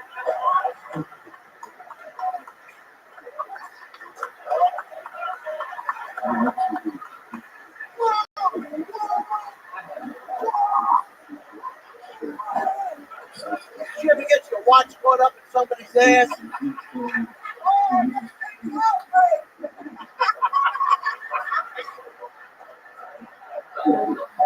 I like deer hunting and squirrel hunting. What? I like deer hunting and squirrel hunting. Oh, cool. You do a lot of deer and squirrel hunting now that you've moved to Los Angeles, or you're the only guy out there shooting squirrels on fucking Hollywood and Vine? It's like, oh my god, look at this psycho. All right, Kyle. Well, I mean, you got the show started here tonight. Everything's bumping because of you. Thank you so much. There you go, Smile Kelly, everybody. And it is begun. There you go. There you go. Yeah, I'm going to hit the band. Always with new songs. Always so gosh darn entertaining. Yeah, let's do it. You cast it. All right, pull another name out of the bucket. Look at this, it's got 3 exclamation points at the end of it. Make some noise for Simon Janovic. Janovic. Here he is. Simon Janovic.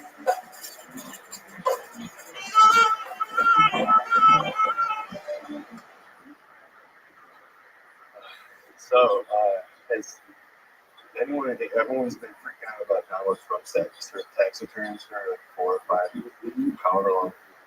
I want to see Sarah McLachlan's tax returns.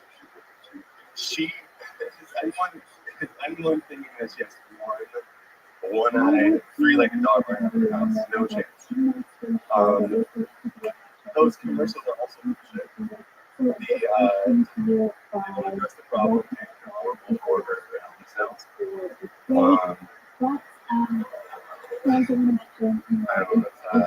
I don't think they should just be dogs in cages. I think they should be 2 Hell's Angels holding down a Rottweiler and a pit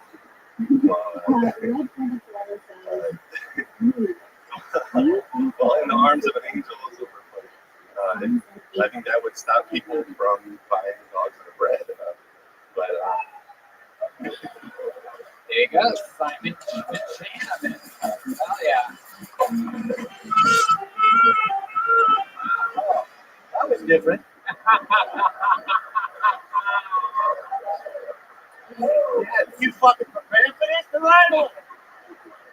Seems like you were really enjoying yourself. You were laughing. Your laughter was a bit contagious. You got a few chuckles at yourself laughing. I was laughing at her. Oh, wow. Is that they say? She put my name in the book. Oh. Oh, wow. What a cunt. Wow. Unbelievable. Took the word right out of my mouth. Least favorite things on the show. Good job, Lee. Yeah. Thanks. Yeah, that's awesome. You should put your name in the book and her finger in your ass. Yeah. You look like David Hasselhoff. Incredible. Somehow Simon looks more like a douchey frat boy than the entire band does tonight. And also, he has the exact same hair. Face the fucking audience, Simon. You're on a live show. Also, he has the same haircut as Curtis and Brent. Yeah, but it's not a street fight, dude. Doesn't he look like that guy who strangled that girl in Central Park? Broke her neck, fucked her dead or something. Look at him. So Simon, how'd you even end up here? You a fan of the show or something like that? This is the second time. Yeah, this is your second time coming to the show. Oh, you've been up before. Did you sign up that time? And it went so bad that you're like, I'm never doing it again. And then you brought this fucking hoe girlfriend with you. And she thought she'd be funny by signing you up. Is that what happened? Oh. Oh, hi, honey, I'm home. She's a super cunt. You're rich or something, right? Is there something? Oh, you're rich? Oh, you're cool with your wife's on Bitcoin. You made a lot of money off Bitcoin. No, I made money off the NCAA and school at this point. Oh, What school you went to? Illinois. yeah, now it's coming back to me. That's right. You had some injuries, and they paid you to keep your mouth shut about it. And then you talked about it on the #1 live podcast. And then you bought a wife. Hey, if she's ever ready to give it a starter, I'm gonna tell her Curtis is here. Wow. I enjoyed it. I thought the presentation was right on. You were a little bit slow in developing some of the segues and punchlines, but I see no reason why you shouldn't come back and try it again. Hey, you know what? I like that. Just like a little whore with you. Yeah, that pile of slop over there. So Simon, since you didn't sign up, that's it for you, buddy. You did it. You got up, you did it. You weren't even expecting it. We're going to keep it moving. A lot of people signed up tonight. A lot of people signed up on purpose themselves. So let's get back to this. You guys having fun out there yet? Huh? All right. Ooh, this name has a bunch of hearts around it. Put your hands together for Marjan Fathy. Marjan. Oh my God, dude. Are you fucking serious? Wow. Marjan Fathy.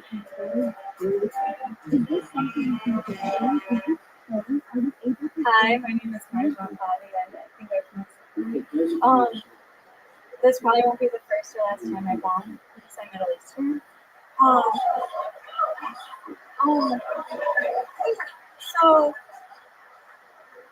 I think hijabs are the sluttier version of a burqa. And my mama Shani, my great grandmother, she was no hoe. She had really strong family values. She was one of 12 wives. And the husband was great. He'd be like, "You have such pretty eyes. You have such beautiful eyes. Like, I can only see your eyes." And it's kind of like The Bachelor, except you didn't get a rose. Like, watch your neck. And everyone would be like, "Oh, Jen, like, what if those women abused? Like, are you concerned about them?" And I'd be like, "No, there's so many choices. Like, spit or swallow or swap. There's 12 of them." It's my time. Hey, look at that. Marjan. I've never enjoyed someone so much after calling them a cunt 3 minutes beforehand. That's incredible. That is the most craziest bucket thing ever. Yeah, that was wild. So I guess this was your own special way of showing your husband who wears the funny pants in this relationship. Huh? Yeah. Wow, that's what we call burying him. No one even remembers that he existed now after your jokes. Really loved the beautiful eye burqa joke. I mean, really, really, really funny and smart. I've never even heard anything like that before. And congratulations. So this is your first time doing stand-up comedy? Here, take a step back between Brian and Curtis that the audience can see. There you go. Perfect. Hey, what's up? Is this your first time doing stand-up? Not my first time. Oh, okay. How long have you been doing it for? About 6 months. Yeah, no, I like your style. You remind me of like Natasha Leggero was a terrorist. So tell us more about you. You're married to that douchebag over there. What else? Do you have a job? Yes. Yeah, what do you do? So I'm a stylist during the day. What are you at night? I wouldn't even have asked had you not said during the day. Oh, very cool. Very cool. What type of stylist are you? Fashion stylist. So like someone needs some of their wardrobe. Are you off right now? Wow, that was Chroma Chris making fun of the way she's dressed. I think you're wonderful. I think everything is just set up beautifully. I just don't understand the orthopedic Velcro shoes that you're wearing. Yeah, she's rocking those the shoes of my brother Jay. She's rocking those goddamn loosey goose tonight. Describe them. They are white Velcro shoes. Yeah, look at those. You look like a douchebag with those fucking shoes. Like moon boots. It's hard to tie my shoes. So Yeah. I wear them all. Would you consider blowing other comics to get something? Just curious. I love it. Marjan, am I saying that right? Marjan, yeah. Marjan, is there any fun facts about you? Have any special hobbies or skills or talents, or you ever win a trophy or anything? Save somebody's life? So yeah, what's your 40? Does the magic carpet not so great?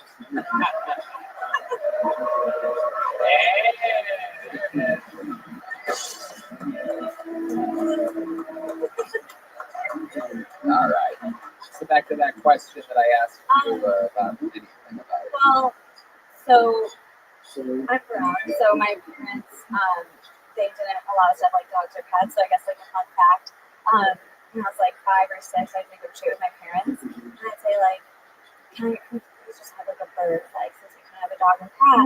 And I'm like, Well, a bird could possibly fly into a trade center with bomb attached to back, and yeah, sure, we can train birds one time. We get you the parrots from the ladder. So you asked for a bird, what they say to that? they're like, if you can catch it, you can keep it. Wow! And then That's the advice my dad gave me with women. That's your husband. Are you happy with your husband? Yes, yes. Simon's wonderful. She's lovely. Did you ever catch the bird? Yeah. You did. Guys. All right, the band's being a little bit out of control, a little bit physical during the smarter part of the show. So let's just wind down a little bit. Sorry, Teach. Yeah, it's me.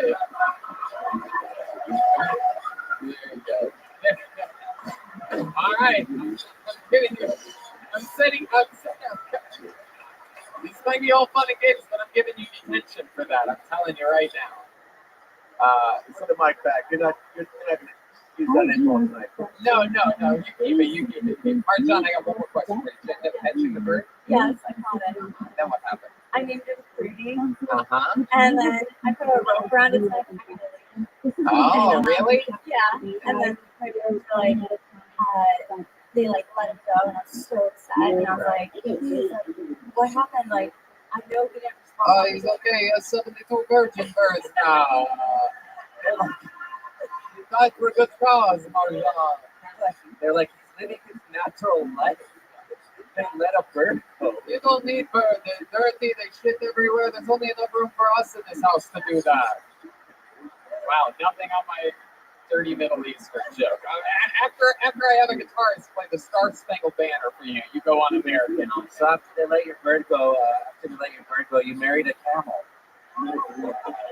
He looks like a camel. Whatever, dude.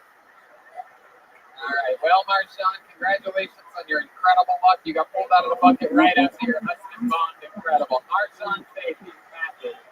Hey, what's that? Brian's giving her a fucking $2 bill. Look at that. Hell yeah. That is so cool. Brian, All applicants will get a $2 bill. They're good luck. hey, I like that. We're giving away $2 bills. And a button. And a Brian Holtzman button. That is so damn cool. You guys, I mean, how exciting is this? The band, Brian Holtzman. Wow, you are deep in that character over there. Wow. Whoa. All right, pull the name out of the bucket. It's going to be your next comedian, Mike Spettel. Mike Spettel. Oh, that corner. There he goes. He's got a good day. Come on down. Come on down.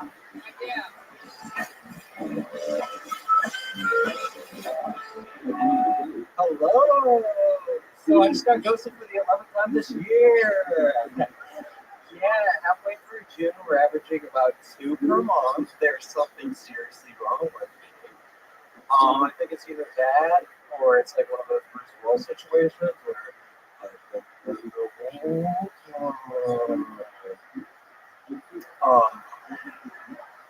no, things are looking up. For me, in honor of Pride Month, I recently turned 28. It was this one guy's first time with another guy. I did that. No. It's pretty cool. The best part about it is that I'm only 2 conversions away at my punch card, and I get a free trip to Mykonos, bitch. So if anyone would like to help me fulfill that way, we're going to have a single file line after the show. Thank you. All right, Mike Spettel. Yeah. Look at this. He knows right where to go. Good job, Mike. Great position. Absolutely. So, Mike, welcome. First time on the show, right? First time on the show. Heck yeah. I remember You look like a mad professor or something like that. Some type of like crazy man. I have heard of it. So yeah. So Mike, you said that you got ghosted for the 11th time, but what I really want to know about is you said you turned someone gay. Is that true? Yes, it is. How did you do that? Have you seen me? No, dude, get away from me, dude. I don't want to turn gay, dude. No, wait, is that like contagious? Don't mind him. He's the quarterback for the football team. So right. So you are gay, right? Yes. Yes. I love it. Love that shit. Hell yeah. So that's why he's the captain. Heck yeah. Dude, from fullback to bareback. You playing wide receiver tonight? Whoa. I don't know. Wait, are we doing something gay right now? So tell me how you turned someone gay, Mike. I'm excited to know about this. So I just met out with I was in San Francisco. I met up with this one guy that I went to college with, and we went out to a couple bars, and then eventually, he was just like, "Yeah, I've always kind of had an attraction to you," and then he kissed me on the cheek, kissed me closer to the cheek, and then he kissed me on the lip. I think we've had enough of this, right? I just got a atomic personality. Oh, Mike. Sucking cotton to be part of this show? Earn additional fee. Sure hope so. So your buddy that you turned gay, I gotta know, like, so what happened? Is he on bottom or top? Like, how does that work? What did he have in his? What did he want? The first time you have to top. It's part of the You had the top. No, he has to. Oh, right. You put new meetings on big bus. So If you don't talk for the first time, that's called being your way too. wow. So he fucked you. Yes. My goodness, that is incredible. And does anything ever stand out to you when you turn someone gay? Is there something a new gay guy does that a regular gay guy doesn't? Is it like a car? Like, does it have a different smell or something like that? Yeah, it smells like a new fingers. Yes. Shit.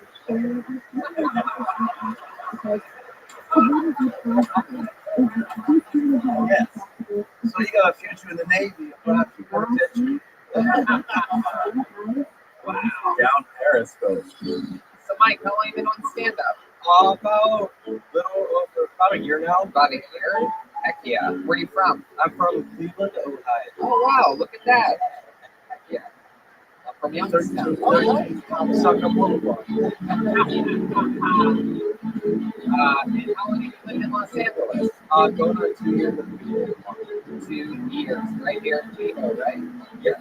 Absolutely. Yeah, why go anywhere else? Live in the Mecca. I think it's nice to go and I like that. I don't like the fact that I can come off this way. It's disappointing when you find out that the best friend's a cocksucker when you're not around. At least he's on. Question for you. I had to write it down. What is Mykonos? I've never heard of that. Mykonos. Mykonos. It's a free resort town. It's like there's that video of like dancing blackout drunk last year. No, only gay guys know about that shit. You know your audience. I guess so. So that's cool. What's going to be the only fag on the list? I don't know. It's a random bucket. Anything can happen. What do you do for work, Mike? I do accounting consulting. Cocksucking. So I can turn straight guys into fags. How long is this going to go on? It's making me uncomfortable. I'm thinking I'm a closet fucking fag now. Oh my God. The glass is filled. It's creepy, right? I want to fucking suck your code. I mean, bro, you look like you're in a gay western right now, so you can't say anything. Whoa! It's like a chocolate that's right. Give him a hanging. He's a juicy quarterback sometimes. Pro predator. That's what it is. You said pro fucking predator. One last question for you, Mike. You said you got ghosted the 11th time this year. Now, what did? How does that happen? especially I feel like gay guys just want to fuck. So how do you Usually they just want to fuck, and then after that it's like, oh, so they fuck you and then they ghost. Yeah, now that's not, I don't think that's really ghosting. Ghosting, oh yeah, no, that makes sense. Yeah, ghosting is when you fuck somebody and then you never hit them up again. Yeah, that's right. Yeah, I get everybody knows. Wow. So why do you think it is that nobody, you don't get the call back after the audition? You know what I mean?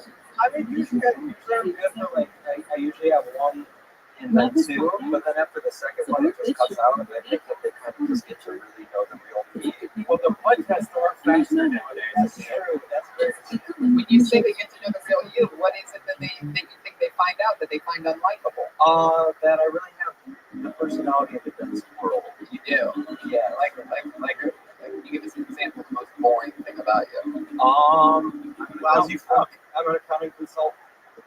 Yeah. Yeah. You look like a Forrest Griffin if the Forrest was gay. That's a pretty deep reference there. Forrest The Griffin. podcast listeners will love it. Forrest Griffin, 2009 UFC fame. Well, Mike, fun times, dude. Very interesting stuff. Rock and roll. There he goes, Mike Smitell. Been doing Santa for a year. Mike Smitell. He's on Twitter at Spike_Mattel, Simon Janovich, and Marjan Fifth. In fact, Get the training out of it. hey, good happen. Good happen. It's a while to go. This is, Have you ever experimented when you're younger, Brian? Did you ever experiment with, when you're on drugs with a guy? Or Just between lunch period. I'm interested. Somebody go in the back and just beat the fuck out of that guy. Just beat the fucking living. Knock the glasses right off his fucking gay fucking head. You know, Brian, I'm actually surprised you're talking like this. Don't you actually, I don't know if it's okay, but I bring this up. Yeah. Don't you have a gay son? I'm proud of the boy. I treat him just like everybody else. Just because he's got that crazy gene.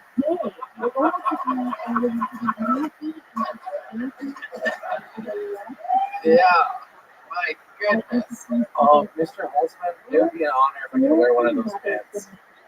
Oh, wow. Look at that. You want to toss him a pin? He's going to represent them. You can get up. My goodness. Do you remember what it was like when you found out your son was gay? Like, how did he come out to you? Yeah, can I be your son? It was very frightening. We were having a celebration. I think it was Thanksgiving. And Mitzi Shaw was there, and Paulie Shaw. We were all gathered around the table. And my wife was breastfeeding the child. We kind of had a feeling. We weren't sure, but we had some kind of indicators for us. And got loose from my wife's breast. Just fell right on my crotch.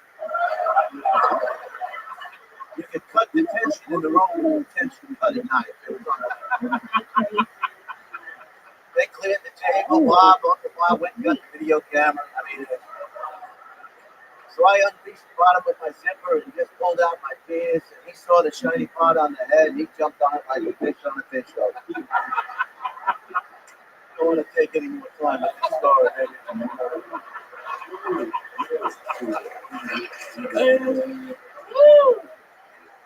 Oh, this is fun getting to do all these crazy road shows and come back and really just get to enjoy ourselves with the guests, man. So, such an honor to have you here, Brian. Hold another name out of the bucket. Your next comedian with an uninterrupted 60 seconds goes by the name of Evan Eames. Evan, E-A-M-E-S. Come on down. Come on down.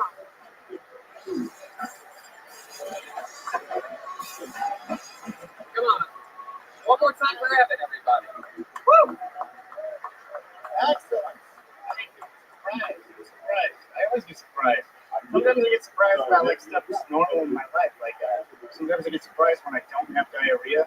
So it's one of those ones where I'm like, oh my god, I should definitely. I haven't been really healthy about my. I've only been having ice cream sandwiches with diarrhea for the last 5 days. I should definitely have diarrhea right now. And so I go and sometimes I see, I'm like, what? Why is that there?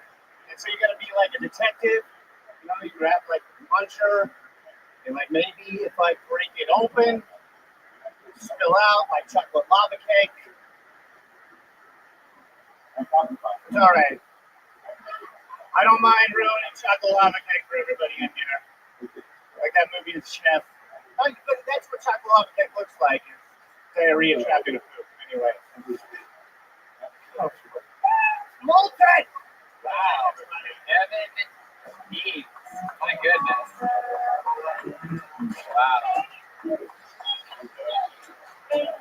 Wow. Welcome to the show, Evan. So you poop? Everybody does. Yes, they do. Step away from the talent. Ask him if he's straight before we start. I'm pretty sure. I don't know. I have to meet that guy. Okay, there's your fart noise for the episode. There it was. Red band. Just couldn't wait to do it. So Evan, you just started stand-up comedy? No. Oh, wow. How long have you been doing stand-up? 7 years.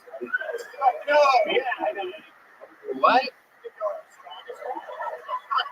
Oh my God. Jesus Christ. I know it's on. What the fuck's happening? Tell us about it. That one was just how long? 7 years he's been doing stand-up. I should have graduated 4 years ago. Goodness. And how long have you been inspiring people on Instagram to wake up early and get to work? What's that fucking guy's name? Nah, forget it. Some guy that you look like. You yeah, of course, yeah, because you fucking look just like him. And he's also not funny. So, Evan, how have you been doing this 7 years? What's going on? You do it rarely? No. I'm in Shanghai, China. Shanghai? What were you doing in Shanghai? I was working as a teacher. Where were you teaching in Shanghai? I had 3rd grade. International school. You know how to speak Chinese? Can you give us an example? Can you do your set in Chinese? Can you just say a sentence in Chinese? Can you say I fucking bombed tonight? In Chinese. Why can't we get more than one fortune cookie in a fucking Chinese food restaurant?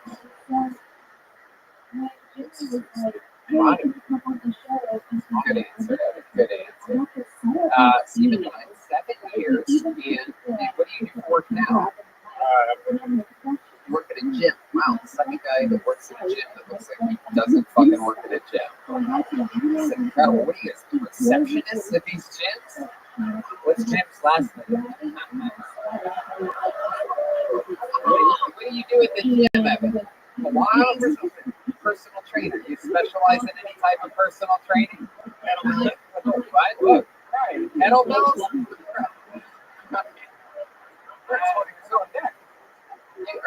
Are you like secretly ripped underneath that shirt or something? Really? Would you mind showing this audience? I'm interested in it. He says he specializes in kettlebells. Who wants to see his asshole? That's ripped already. I just want to see what you have going on there. I'm not buying this personal trainer specializing in kettlebells thing.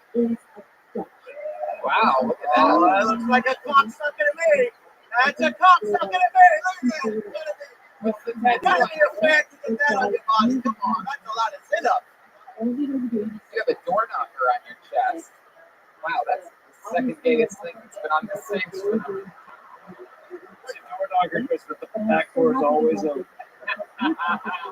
It's got a little doorbell you can ring on the backside. My goodness. So you took some time off during that 7 years. That makes sense. In Shanghai, you were really doing stand-up. Really? Co-founder of the Chinese promotion group there, yeah. Oh, very cool. And Really bad. what do you like to do for fun? Tell us more about you. You seem like there's some creepy hobbies. You can do backwards or something like that. Like I only can do upstream of personal training. I just swing everywhere. No, I like to go out and fucking hiking and stuff like that. Yeah, what else? Well, other than hiking, which is really the most boring Everybody answer. does that. Play guitar. Yeah. And I try to do stand-up. And say that when I come up here. You married? I'm married. How long you been married for? About a year and a half. Year and a half. Where'd you marry her at? Oh,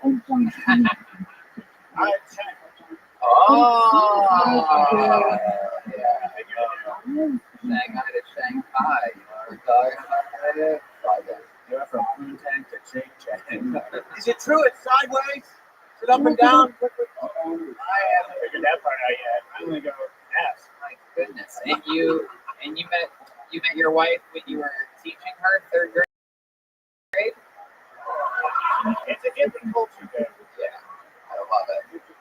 She looked old for her age. Sure. Wow. So interesting. And now she lives here with you? Yeah. Does she speak English? What does she do?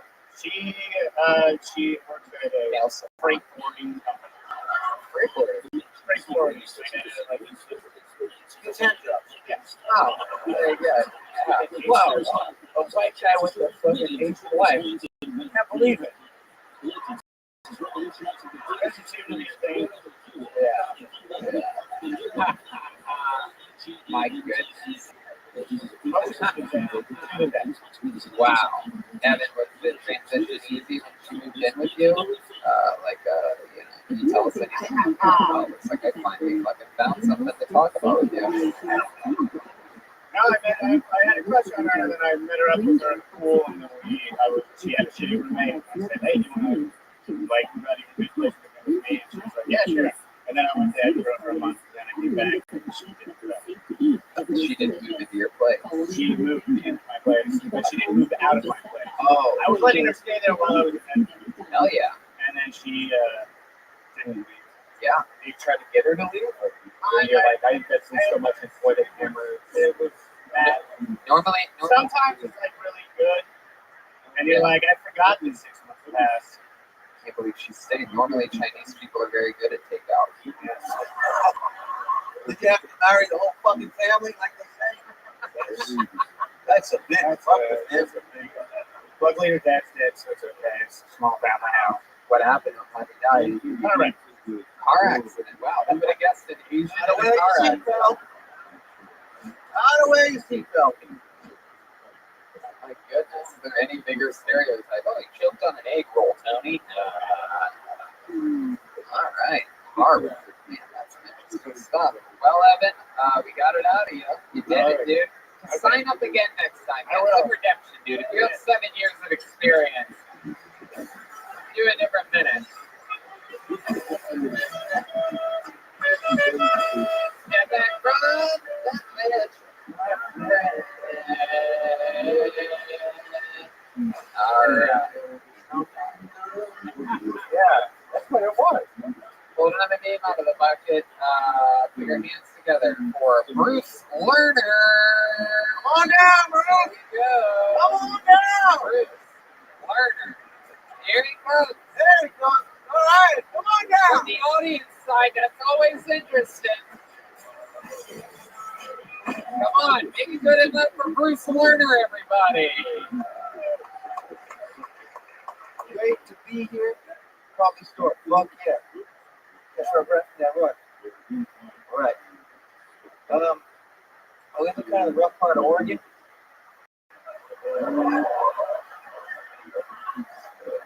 Yeah, it's rough, man. There's this house on the street. They do lots of drugs there, prostitution. I saw these teenagers standing outside on the driveway. And I went over and I said, kids, get out of here. You're too young, you're too beautiful. You're getting drugs from that house. Get the hell out of here. And then do just wait for a ride. All right. I went inside my apartment and I thought, hey, at least I tried. At least I tried to do something good for the world. The problem was the window was still open. And I heard outside, dude, did you know you get one that much? That's my fucking life, man. Yeah, I was saying, anyway, Amazon is trying. Yeah, dude. Absolutely. Bruce Lerner. This is your first time on the show, correct? Yes. It was awesome, dude. You hit it right from the beginning. Rough part of Oregon. Got a big laugh. Wipe the room clean of the stink left by Evan. 7 years of disappointment. You've been doing stand-up a while? Yeah, a little over 10 years. A little over 10 years. Oh, that's fucking awesome. All up in Oregon? No, I started in Boston, moved to LA. Lived here 2.5 years, moved to Oregon 5 years ago. Why did you move to Oregon? I couldn't handle it. I love it when people say my name in the answer. What do you couldn't handle LA? Couldn't handle it. What does that mean? The noise and the crowdedness and the cost of living. I had to check out the price of my own apartment. Went from 1,000 to 1,600 on the same street. 1,600 in 5 years. 5 years. Yeah, that's not that bad. You could have. Did you ever think about just moving just outside LA? Maybe that would help with the noise. Was the first thing you mentioned. What part of town did you live in? Yeah, well, there you go, man. You could also live in the middle of nowhere 10 minutes away. All right, there were psychedelics involved. Oh. In Oregon, so I gotta go back and get some of that shit. Is that when you bought those shoes? Yeah. Listen to podcast. Yeah. What the fuck is happening? No. Would you not? No. Would you ask the friend? Have you ever been to a movie theater with a firearm? No. Good question. Wow. So you do psychedelics a lot? I did. I moved up there to do psychedelics, and I fell in love with the geography up there. It's geography. Was that on psychedelics that you fell in love with the geography? No. Oh, okay. You just love Oregon, and I don't blame you. A lot of my friends love Oregon. My meth head friends love Oregon. Yeah. It's a slight stereotype for that, right? A lot of meth up there. Shitload of meth up there. Yeah. You like that? Yeah. Fair enough. You said you were from the rough part of Oregon. There's 37 people from Detroit out here to kick your ass. I know. They say it's a local joke. I live in this town, and it's funny. I say it's rough. It's not a rough time. Right. They don't know this time. So. Right. Hey, why did you call those kids beautiful joke? That's a good question. Very good question. Is that your? Like I was with you, like the Dare program. You're too young for this. But you just looked at that beautiful. And I was like.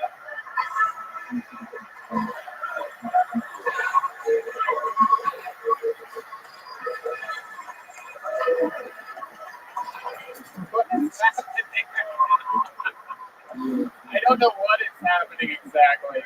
Curtis is clearly preparing for the talent show. All right. Every time you play this, it seems to put him in a trance of some kind. Get off me, Daddy. Wow. So Bruce, how do you make money? I'm a caregiver. A caregiver? What? Are we talking about kids again? I don't like children. No. I just didn't want to. That wasn't it. My girlfriend said that. That's right. Oh, okay. So what do you do caregiving exactly? And by the way, since you don't like children now, it feels like you do. Okay. Right. You look like if Adam Sandler was a pedophile. Fair enough. It's definitely an odd-looking fellow. Is that head the same head that came with your body? Doesn't he look like his head belongs in somebody else's body? Weird-looking motherfucker. Yeah, it's because I'm Russian. Yeah, you're Russian. Yeah. I never thought I'd see Joseph Stone again. Wait, which one of us? Fuck you, man!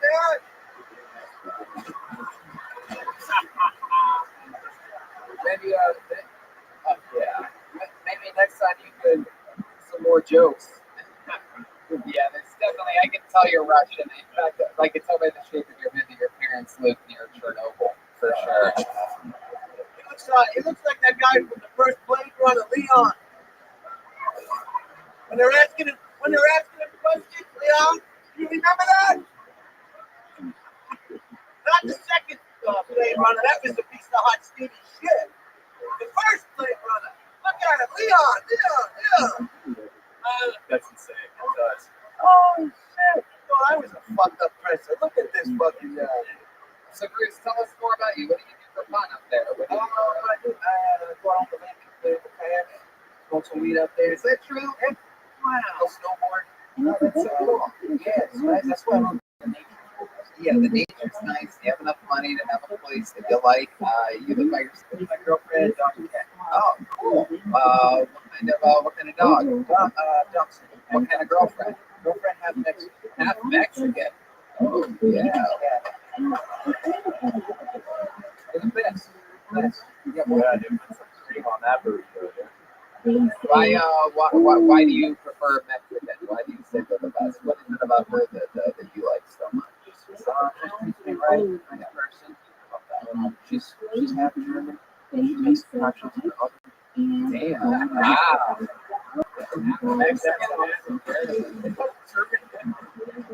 Heck yeah.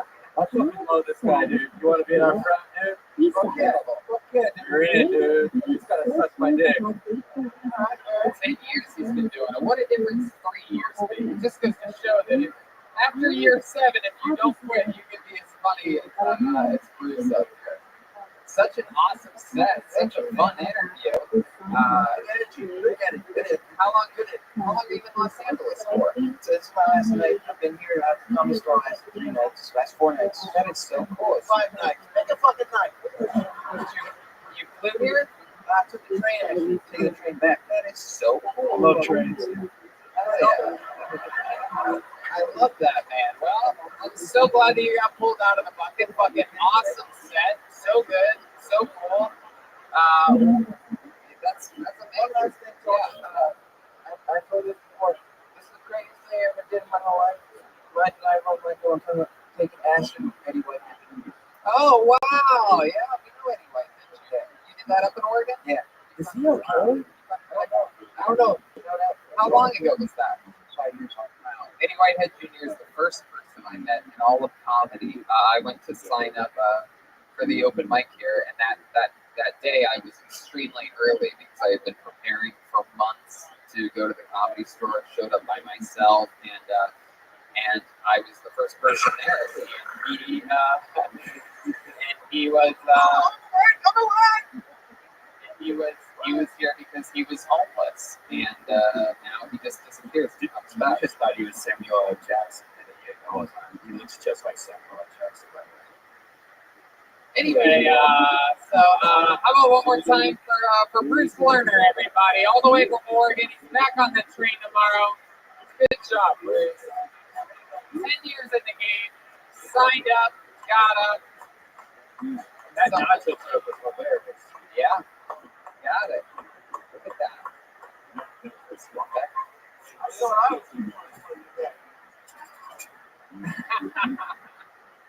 How's it going, ladies and gentlemen? You all right? Good.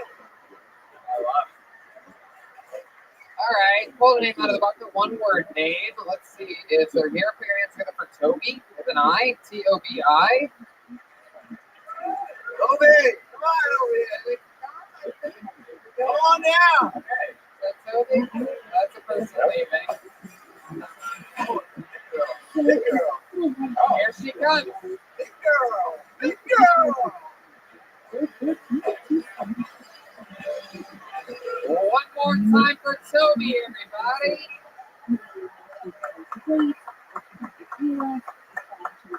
So it turns out once you go black, you go back. But I'm single right now, and I'm really taking this time to ask myself the important questions, like Toby, why were you dating a homeless man who had no job, no car, really no future? But he was so sweet though. He would donate his phone so that he could take us out on dates.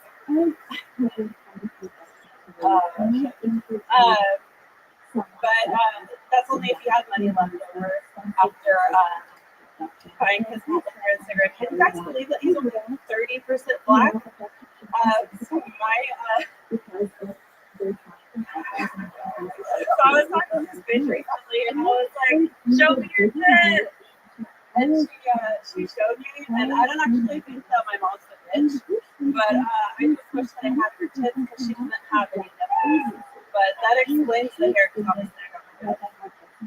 Heck yeah, Toby, ladies and gentlemen. First time on the show. Welcome, Toby.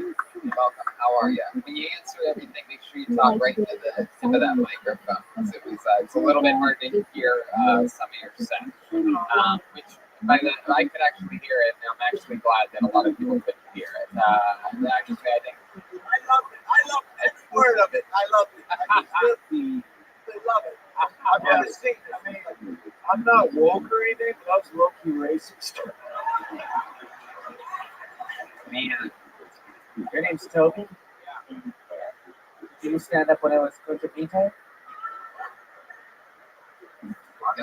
another super topical reference from Joelberg tonight. And with that, Brent, what did I tell you about reading books? I grew up in a group home. I don't have a last name. Toby, you just recently started stand-up? This is my first time. First time ever. There you go. Heck yeah. That's right. So, is this something you've always wanted to do? It's kind of becoming something Heck yeah. It's kind of becoming something. that I want to do. Isn't that a Michael Jackson? So no. Kind of becoming something. What have you been doing with your life up until this point? Well, I'm a single mom. Single mom? How old's your kid? 11. 11 and 7. So you really, you're a single mom. So you really have been with black guys before. That's so cool that you talk about what you actually know. Is that true? Is that is your baby daddy the 30% black guy that you were talking about? No. Oh. And that's the dad of your children. And they live with you here in Los Angeles? I mean, I live in Rancho. Rancho Cucamonga. Okay. And what do you do for work? I'm a respiratory therapist. Respiratory therapist. Wow, there's some real fans of respiratory therapy. We're the black sheep of the hospital. The black sheep what? Oh, well. Hey, I want some stupid toilet. What is that? Help people breathe. Yeah, but like that's a job. Yeah. So like sleep apnea and stuff like that. That's part of it. People can be like It seems like you could also specialize in helping them not breathe. You ever just let a boob pop out or something like that? Just watch a patient die? no, not yet. I did have one with I was like basically the patient. Like I was behind me and I heard this thing like, God, I miss the times when we could just flap the girl that. So do I. Here with him right now. Do you wear do you have to wear like regular scrubs, or do you have like a hot nurse outfit that you wear or something like that? Okay. How long have you been doing that for? 2 years. That is so cool. And so that is interesting. And you chose to start here. You listen to the show? I do listen to the show, yeah. It's fun. Wow. What else about you, Toby? It must be hard raising an 11 and a 7-year-old on your own. What's going on, Brian? Something my fucking mouth over here. Isn't she lickable? Come on. You ever give a hand job to one of the people who's free? Not the only one thinking that? Come on. You left the bed, now you don't want to. Oh, wow. So, Toby, that's a lot of fun. You have an 11 and a 7-year-old. Are you still single? Yeah. So do you go on dates a lot? No. Yeah. Busy person. So what do you do for fun? What's something, what's your favorite hobby or something like that? Okay. Only one of those an episode for sure. It's your thing. So it's kind of hard to find a hobby when you have kids and a full-time job and that's your whole life. Yeah. Just kind of work out and take my dogs for a walk, and then lately I've just been trying to find different things to try out. Love that. Let's check in with Chroma Chris over there. Yes, cool. Hey, if you ever wanted to join a team, we're always looking for a title. Hey. Fuck yeah.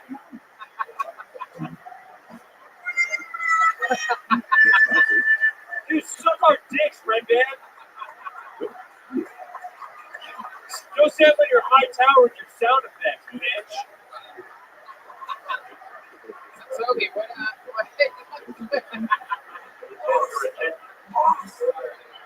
Toby, what are the 11 and 7-year-olds doing right now? Where's our mom? You don't know? They're with their dad right now. Oh, they're with their dad. Yeah. Why was it Beatles? So Yes, Papa is important. okay. There's this one chick on the couch. That's not mommy. Okay. Wah, wah, wah, wah. All right. Oh my God.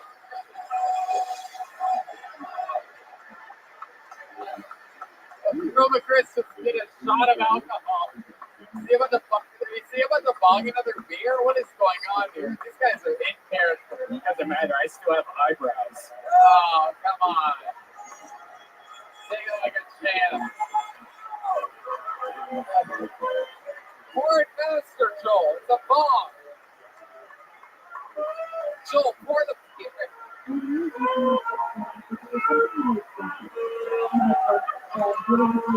Hey, look at that. Oh, she swallowed it.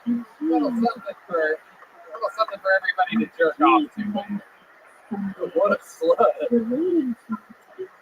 Well, Toby, I think it's so cool. I mean, yes, it is hard. Your first time to do this. I'm really not exactly sure what even I think you were sort of talking about, but I'm sure there's something in there somewhere. Maybe come back, sign up, and try it again sometime. How about that? Did you have fun? Yeah, I have fun. I'm just A little scared? a little scared. Of course. Yeah, it should be scary. You're in the main room of the Comedy Store on a show where people don't know when they're going up or if they're going up. I think you handled it like a champ. Fun interview. Good set. There you go. Toby, everybody. Your very first time doing stand-up comedy.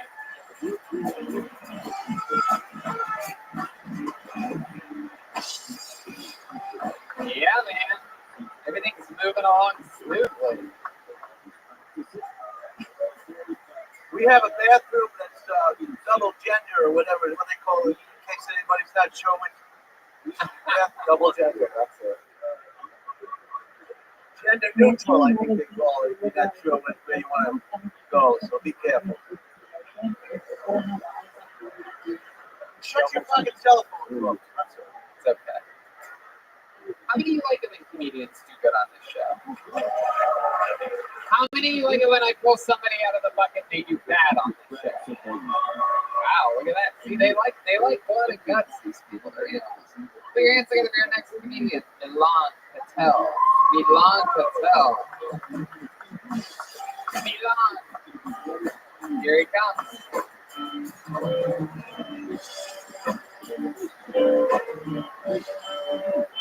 Hey, what's going on? You guys good? I'm good. I had something kind of weird happen to me today. I don't know if it's weird. You guys tell me what you think, all right? I was at the grocery store, and the lady finished checking out my items, and then she looked at me, and she was like, all right, 9/11, which, yeah. You know, when you look like me, that's not what you want to hear. That's not the weird part. The weird part is that I looked at the screen, and that wasn't my total. So, it wasn't even that close. My total was like $9.57. So she just saw the 9, and then she looked at me, and then her brain was like, okay, don't say 9/11, don't say 9/11, don't say 9/11. She's like, all right, 9/11, whoops, uh-oh. Like, you know, I know the slogan for 9/11 is never forget, but her slogan should be different. Her slogan should be like, hey, maybe let it go a little bit, Carol, or something like that. Not that. I'm done. All right. Yeah, look at that. Milan Patel. Very funny. Funny stuff, man. Thanks. You've been doing stand-up a while? A few years now. Few years. All here in Los Angeles? No, I'm from Portland. Portland, Oregon. Wow. Do you know, have you ever seen, no, you don't know, whatever you're about to say, the answer is no, dude. You don't know Bruce Lerner? No, I don't know Bruce Lerner. Wow, I like your disgust about the entire situation. I don't like the show, to be honest. I don't like the show. Why'd you sign up then? I've never been here before. I don't know what this is. I don't know who it is. So why did stick with me here? You know, why'd you sign up? This is probably good exposure from that one joke that I got. Somebody, He knows me. Oh yeah, no, I do know. I like Joel though. I like Joel. but you've never seen the show. Never seen the show. You've never been to the show. Joel was like, "Come on down. You're not gonna like anybody but me, but you should still come." And Right. he's right. Yeah. What did he say about Curtis? Who's Curtis? Who the fuck is Curtis? I don't know who you are. I don't know who I am. You're a friendly. What a friendly fucking guy, huh? You. I love you. Hey, yo. Hey, fuck you. No, fuck you. Fuck me. Fuck you. Fuck me. Fuck you. Fuck me. Fuck you. I'm fucking. Yeah, I'm fucking my pocket. You go. Go ahead, Mike. Foreign friend. You look like you moved here from Sicily like yesterday. You look absolutely Nailed it. Mom. You're killing it, Elon. I know I'm feeling it, but it doesn't feel like I'm getting the love that I want right now. Oh wait. Well, can I just say, he really liked you until you just started saying you didn't like it the most. I know. I know. I got. You seem very self-destructive, Elon. You get what you put out. You get what you put out. I got defensive. Dude, I got defensive. Dude, I don't want to do this, but you're going in a locker right now, man. My goodness. So, Milan, the show clearly angers you. I like I'm getting bullied by a guy with a saxophone right now. What the fucking kill you, dude? See, I like this guy again. Yeah. This is what you gotta do. You gotta come up here. You gotta wave your. Sorry, you gotta just be funny. It's good. Just out of curiosity, how far east of here were you performing when you made friends with this guy, Gilbert? Pretty fucking far, actually. Silver Lake? Yep, exactly. You nailed it. There you go. All right, I can fucking tell. Why? Because it's half your jokes and a bad attitude. I've been doing this for 12 years, dude. And I know fucking Silver Lake fucking. There's half-sized dorks when I just wanted to do this so I could just say I don't like anything red, you know? It's a hit for a show that you signed up for. Like, Yeah, but I did good on the show, so that what does that say? You did, but it was cutie pie, and it was only 35 seconds for 9/11 joke, and then you stretched it for another 20. Like, oh wow, it wasn't even a thing. You just kept going after the thing, after the two main things. You got 2 laughs in 60 seconds, and then you just. I've never heard the term 9/11 and cutie pie in the same sentence, but well, that's because you only perform on the east side of Los Angeles. If you came out to where all the paid comedians perform, you would see a lot of things that you've never seen. I have gotten paid. Oh, you have. Very good. What type of tea bags did they pay you in down there? Earl Grey or chamomile, or perhaps a free smoothie and a pancake. Anyway, I'll let you go though, since you're a miserable little fool. Well, thank you guys. I actually did have a lot of fun. Oh, well, in that case, I fucking liked your set. No. I did have a good time. Can I just say? Yeah. Me too. I was too, Milan. We all liked you until you specifically said you didn't like the show. Then we all have to defend ourselves. It's gonna make open mics really awkward for me. No, I like Joel. What about Curtis? Who's Curtis? I don't know who that is. There was no reason to make fun of me. It really was no reason to make fun of me. I know. I'm sorry. Can I just say to everybody here, shut up. Can I just say one thing? Go ahead. Can I just say one thing? I'm sorry, okay? I'm sorry for my attitude, and I'm sorry.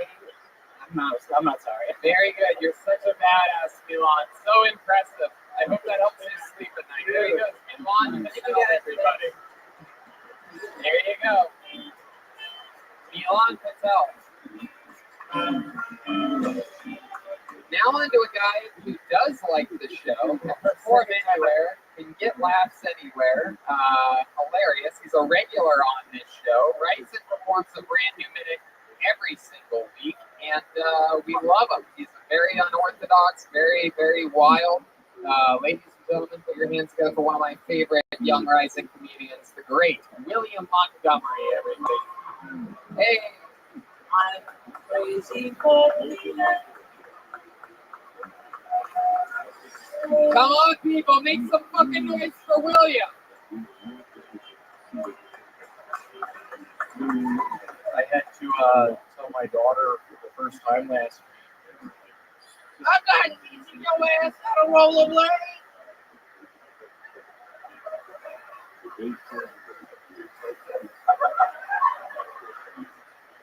So I'm a pretty big boobs guy. Whenever I'm on my calculator, I'm spelling out boobs.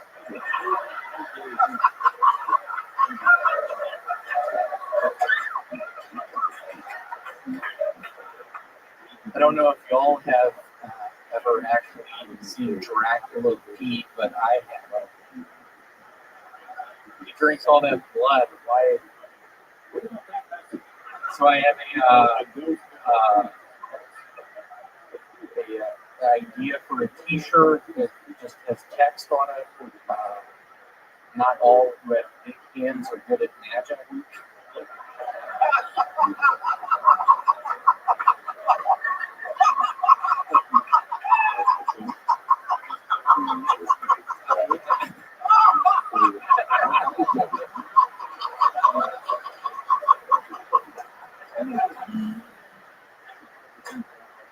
It scares me. I discovered the Cracker Barrel Pit 55. He's getting a bunch of views on YouTube.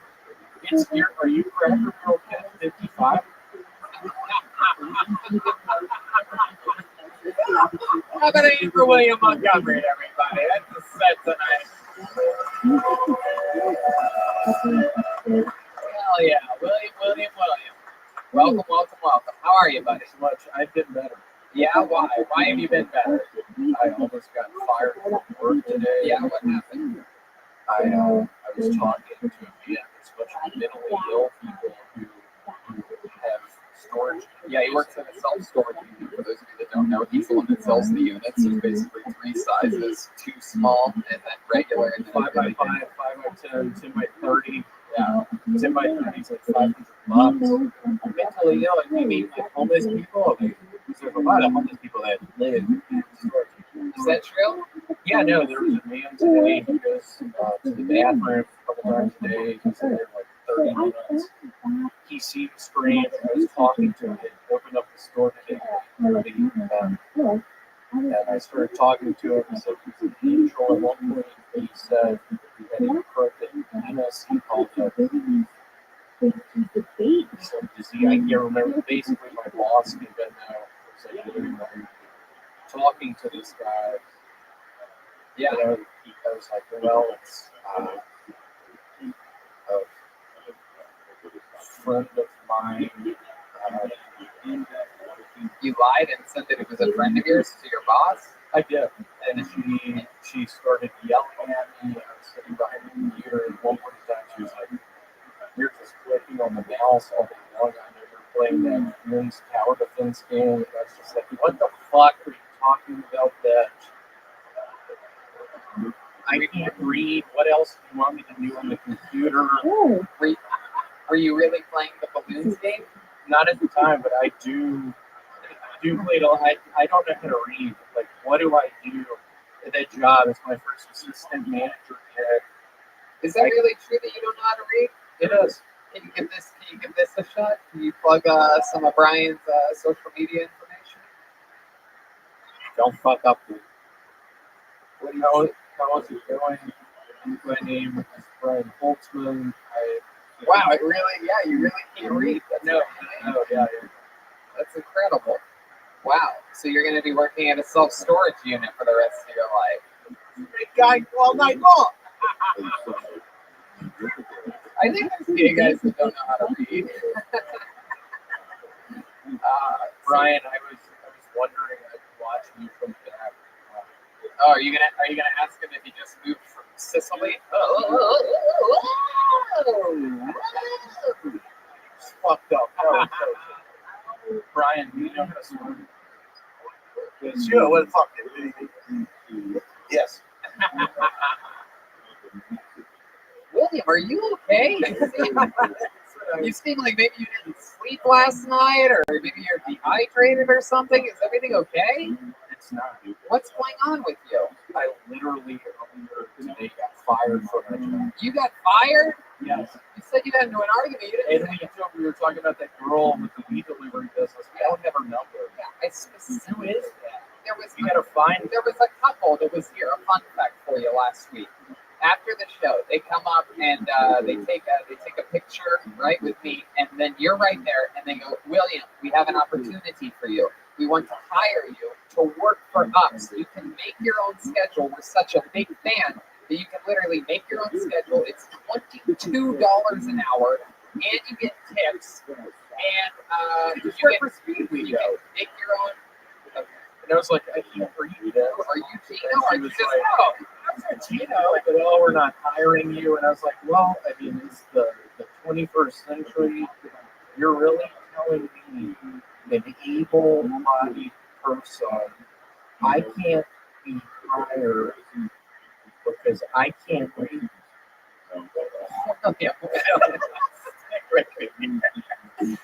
So they tell him this, $22 an hour plus tips. They go, yeah, you can make your own schedule. We'll give you off anytime you want for gigs or whatever. And I go, William, you heard it. Exchange information. And then I followed up with you. You literally didn't get their number. And now a week later, here we are, and you got fired from your job. And there's just a job out there waiting for you. You could probably start tomorrow. Tony, this is probably my last episode. I'm making back to Memphis. I don't believe that for a fucking second. That's my least favorite lie I've ever told on the show. I'm going to get dedicated to gambling on the dogs at South and Greyhound Park. I'm going to teach in an inner city school in Memphis English, maybe 8th grade. How are you gonna teach English if you don't know how to read, William? It's quite the conundrum. You don't even know what that word means. I'm trying to picture read in my head. Yeah, I don't know what those letters look like. I don't know. Are they numbers? No, they're not numbers. They're letters. Wow. Well, William, another fun new minute. When I was on the road, I saw your new, what's that called? Comic routines. Comic routines, and they covered you. They did a cool little in-depth, really great production quality in-depth thing, and I was laughing out loud hysterically, especially when your stomach made that noise. Yeah, was that real? That stomach noise? It was. I really, really, really highly recommend fans of the show, the thousands of people perhaps watching live right now, if you get a chance this evening, look up Comic Routines, Comic Space, Jeremiah, Comic Space Routines, look up everybody's, Joel, Jeremiah, William, Malcolm, and yes, all of them. And also, I'll say this, that I found, because YouTube recommended to me down a rabbit hole right after that, and there was a 12-minute clip that was called William Montgomery Clips Savage Moments, and I went down this rabbit hole, like 12-minute clip. All right, let's see how this thing starts. And it sort of starts, it looks like a boxing reel, sort of, and it was mind-blowing. I watched the entire 12 minutes, and it reminded me of exactly how big of a fan I am of yours and how much I enjoy having you on the show. To get to see you in your early days, free big beer. I just want to give it up for my old next door neighbor. I gave my literal parents' address last week. I want to give it up for Asgard Delaney, who worked on Elvis Presley. Asgard, do you want to stand up? Asgard, do you want to stand up? Are you talking to someone? Asgard, you want to stand up? Stand up. Is that Asgard? Stand up, Asgard. Big English. Give it up for Asgard Delaney, y'all. Hey, I know that Elvis. I saw you outside in the line. What the fuck are you doing here? Get out! Come on, how about one more time for the great, the powerful, the William Montgomery, everybody. $2 and a buck. So William Montgomery, I love you, William. There he goes. We're running out of time. What do you guys think? One more time into the bucket, huh? I don't know. Nobody in the other is making any noise back there. I don't know. All right, we'll do it anyway. How about another hand for Brian Holtzman? What an episode. I feel a little bit loopy because the blood is all stuck up in my head from laughing so goddamn hard. Brian, you play any instruments? You ever play any musical tambourine? Oh, really? I mean, that's tambourine. You play real. You can be a retard playing tambourine. Yeah. I love it. I pulled some of the tape out of the bucket. We're hands together for Mina Q, everybody. Mina Q, your final comedian of the night. An elite member of the Apollo 13. One more time for Mina Q.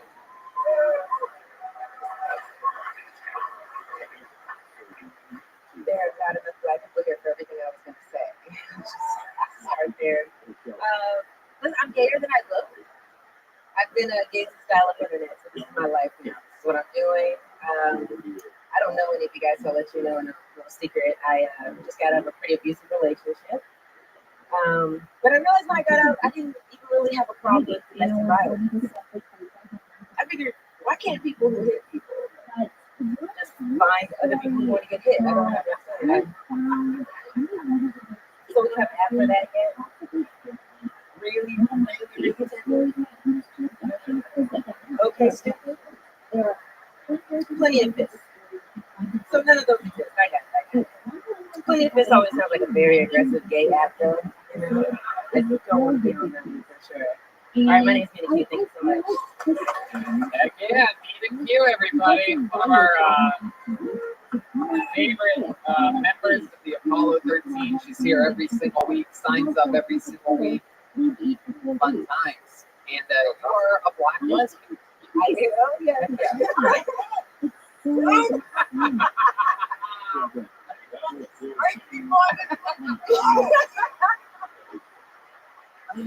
I love take the title Freaks. Call me Freak Show. Let me be clear. Anybody have sex traditionally? Everybody a freak. Too beautiful to be a carpet muncher. Oh my God. Back in the carpet. Don't munch it, bitch. Fun fact. It's a face. She'll go out of it. It's a fucking face. Brian normally doesn't go on stage before 12:30 a.m. here at the Comedy Store. I don't know if I mentioned that. He usually closes the show following 15 Good to be a like. Oh my God.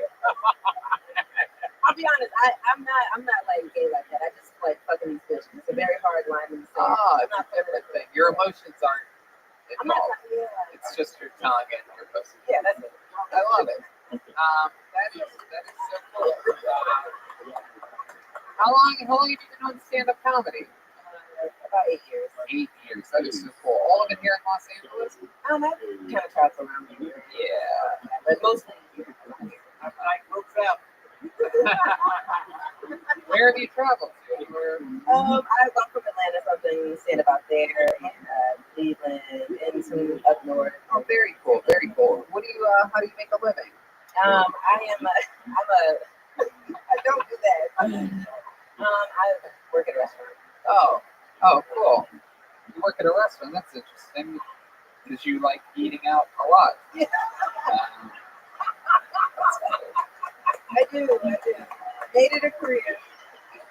Mina, I love it. What do you like to do for fun? Okay.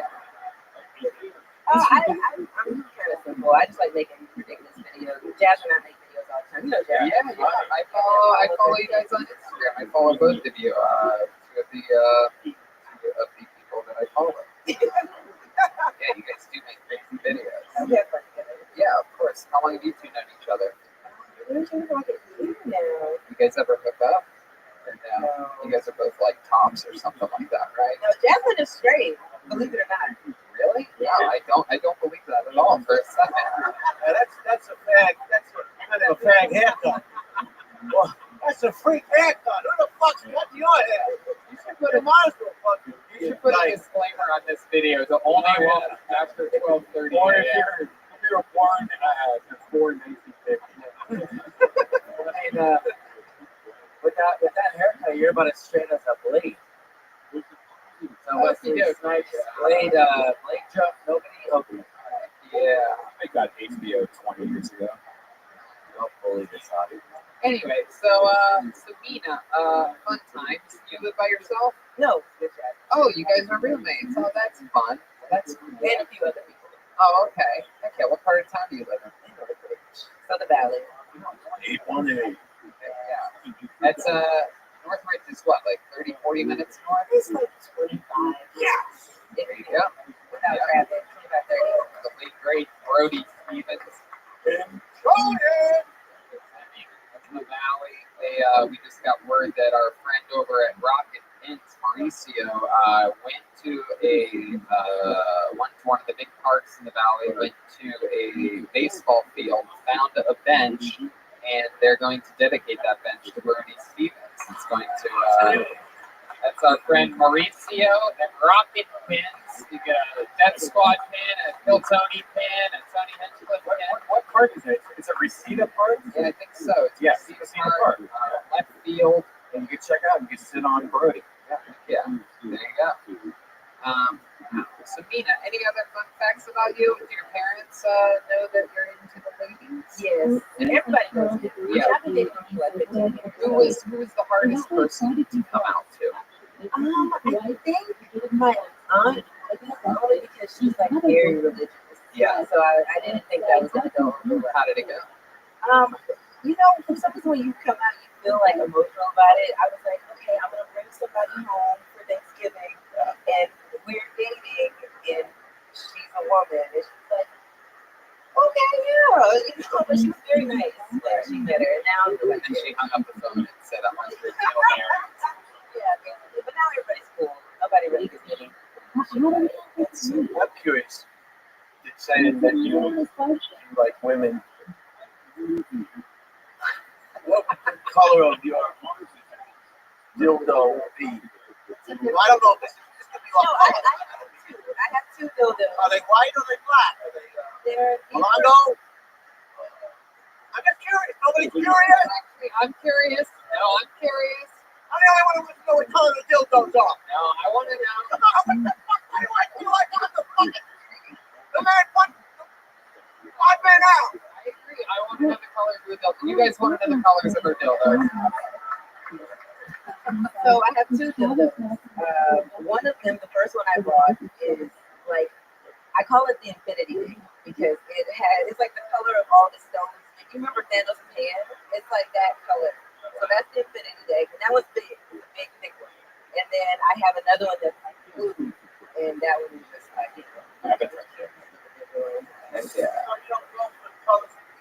no, I don't really want a big black dick, or I do want a How about a medium white one or a little yellow one? I definitely don't want those. I want some colors.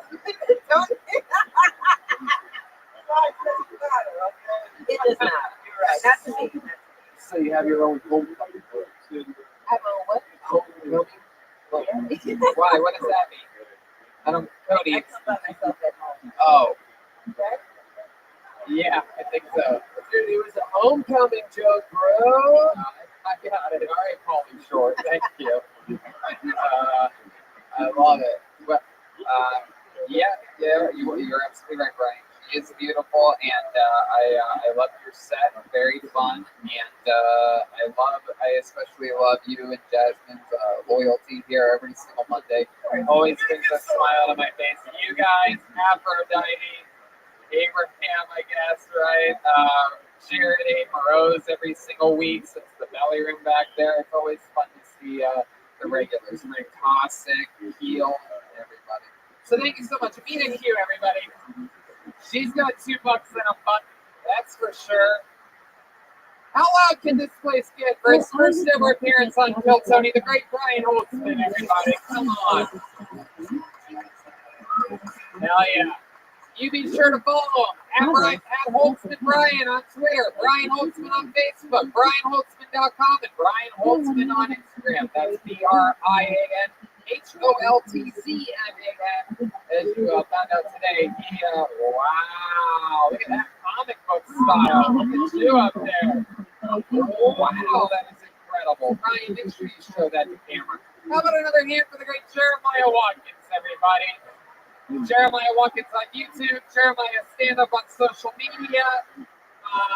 He he's going on tour with Reagan and Watkins. The new Reagan and Watkins album is available now at ReaganandWatkins.com.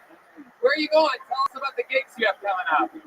Yeah, June 28th, Reagan Watkins will be headlining in San Diego, and then July 18th will be stand-up live in Phoenix, and Joel Berg will be with us, and then July 20th, Saturday at Huntington Beach at the Rec Room, William Montgomery and Joel Jimenez will be opening for us down there. And then check out the new episode of Jeremiah Wonders with Dean Del Rey this week, and follow me on social media at Jeremiah Stand-Up. Thank you. Wow. It's longer and longer every single week. How about another hand for Chroma Chris, everybody?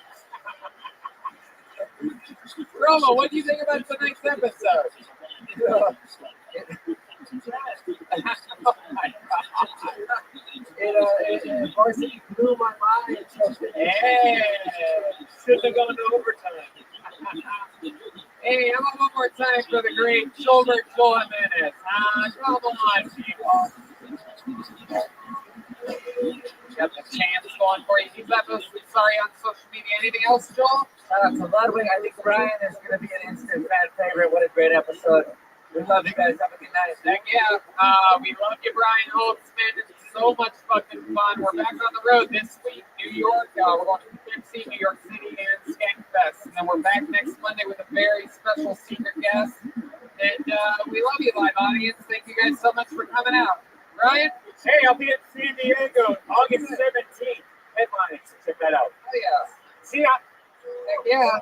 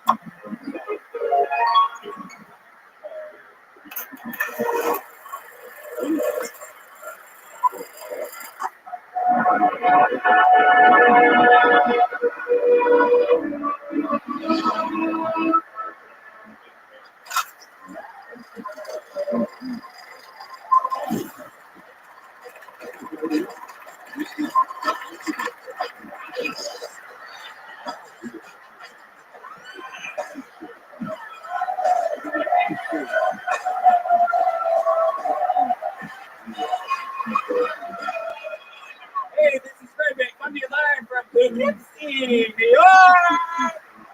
For a brand new episode of Kill Tony. Get up and Tony. Hello, Poughkeepsie, make some fucking noise. Wow, we really did it this time. Brian Redband's here, everybody. We will do anything to do more episodes of this show, even Poughkeepsie, New York. Why should we settle for 2 crazy shows tomorrow at the Gramercy when we can squeeze every last drop out of this week-long trip to New York? Yes. Sure, we'll drive an hour and a half north to whatever the fuck this is. This is some crazy show. Those of you listening to the podcast, very small stage. Everything is packed absolutely tight. I'm going to be way closer to these fucking human beings than I want to be tonight. This is frightening. And if we just take 1 inch this way, we're going to fall backwards. Yeah, there's no back to this stage. Anything can happen. Do not fucking touch me. Nobody. Not a single one of you, even if you're desperate and everything's going terrible, don't fucking touch me. And if anybody touches me, I'm going to throw you in the Hudson River. Now, that actually sounds nice. That sounds like a reward. If you live here in Poughkeepsie, it seems like that'd be a good way to go. Tony Hinchcliffe killed him. He drowned him in the Hudson River. Very exciting stuff. We are here in New York. This is we just landed today from Los Angeles, California, and I want to let you know that we do still have tickets available for the 10 p.m. show tomorrow night. If anybody wants a little inside information, and those of you listening to the podcast will know this already because it'll probably be uploaded right around now. But we have we just added. I found out probably right when doors opened up. You may have heard me screaming "fuck yes" from that back room because we literally just found out about our secret guest tomorrow night at 10 p.m. It'll be his first time ever on Kill Tony. I'm just giving you a little inside information. I'm just being nice to you guys right now. You fucking 180 schlubs that made it here tonight. I'm giving you inside information that if you happen to have the fucking energy or in money and time tomorrow at 10 p.m., there's still tickets available for what will be. I mean, literally, we're so fucking pumped about this episode. It's also a 7 p.m. show that's sold out, but the 10 p.m. is still available, and the secret guest is only going to be at the 10 p.m. Well, the secret guest is the 7 p.m. too, but this secret guest is only going to be on the 10 p.m. So that's very exciting. You know why I say who it is? It's not live stream, so it doesn't really matter. Really? Should I tell them? I think you should. But they might post about it. These people can't keep their fucking These people are all like Tawana Brawley up here, you know what I mean? It's definitely one of the biggest people we've ever had on the show. Yeah, it is. It's truly one of my favorite comedians. It is Joel Jimenez's favorite comedian in the world. So, you know, yeah, just do it. I don't need to tell you who the fuck it is. You'll end up finding out. If you have the balls, you'll just buy a fucking ticket. You'll make the goddamn drive and we'll see you there. I love the movie about it. Okay, Ryan, you're an idiot. I mean, you're just sometimes you boggle my mind. Jerry, don't take your big leg like that. You lose the entire state. We have a show in Philadelphia in the Belmont, July 25th. Very exciting. Kill Tony Mania is still on pace. Sacramento and San Francisco for October and some other fun stuff. Fort Worth, Texas is already sold out before we announced it. We just added a show in Plano right before that. Plano Kill Tony for the first time ever the day before Fort Worth. That's July 10th or July 11th, one of those two. Which brings me to now. Ryan J. Eagle, the house artist, of course, could not make it. However, he did send along some, you'll be the first to get a chance at the New York leg of posters, which features everyone, all your favorite castmates of the show. And we'll be selling those right after the show and signing them for you and taking pictures with you. You guys excited to be here or what? There's no guests for this show. As always, on every road show, we go guestless. Except for tomorrow night, 10 p.m. tickets still available. However, we do have a band, ladies and gentlemen. We were able to bring them with us. You'll never believe who it is. It's shocking. Every single episode, they commit to being different characters and staying in character. I never know what they're going to be or what they're going to do. Sometimes it's a brand new character. Sometimes it's the return of one of our favorite characters that we've ever seen before. Anything can happen. They're one of my favorite things in all of comedy. Let's see how loud this place can get for the best damn band in the land. It's the Kill Tony Band. Jeremiah Watkins and Gilbert Jimenez. Buffalo Soldier. This should be interesting. Wait a second. Wait, what is this? Wait a second. What? Wait a second. What? Wait, are these bisons? Oh my God! This is incredible. This is the first time they've ever been on this show. I can't believe you are debuting a wild new character here in Lucky Poughkeepsie, New York. I don't know if you guys know about any of our road trips that we've taken, but I saw a bison on the way from Salt Lake City to Boise. These guys swear it was a cow. None of them have eyesight as good as mine, nor were they looking where I was looking when I first saw them. They swear they were cows, that we've made a long-running joke about it, even though in retrospect I went and researched where bison exist. It just so happens to be right between Salt Lake City and Boise, Idaho. But it must have been my imagination. But here we are with two bison, everybody. They're here.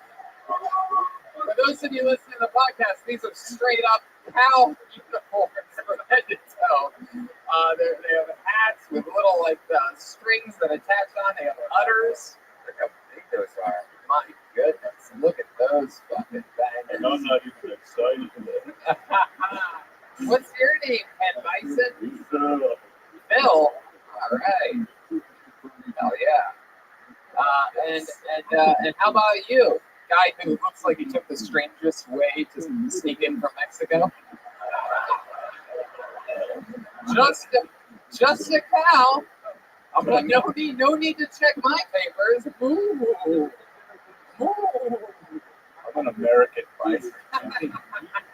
My name is Jimmis. Jimmis? That's right. So, okay.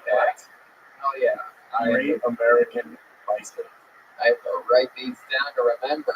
This is so exciting. Look, someone made us this bucket, everybody. How fucking cool is that? That's great. Someone in Poughkeepsie. Oh, and it's actually from Disney. They didn't even leave a name or anything. Just a secret admirer. Very, very cool. Very exciting. And we have the band. We have Red Band of the Bucket of Destiny. If I pull your name out of this bucket, you get 60 seconds on this stage. You know how it works. You know your time is up when you hear the sound of a kitten. That means wrap it up then, or else you're going to bring out the angry Poughkeepsie primetime bear.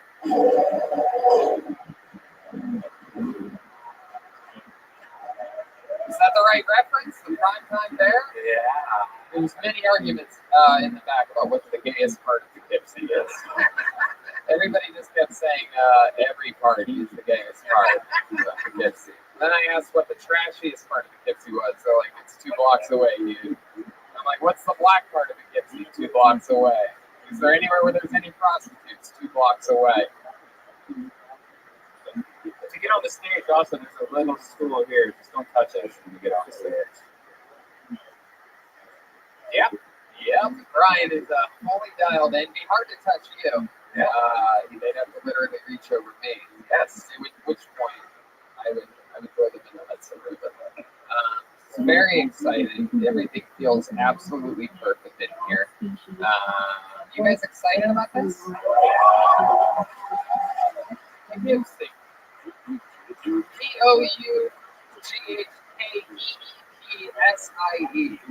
I mean, you have to be a special type of person to just stop here. You know what I mean? They're just like, it's close enough to the greatest city in the world. I'm just gonna stop here, hour and a half. Let's just fucking do it.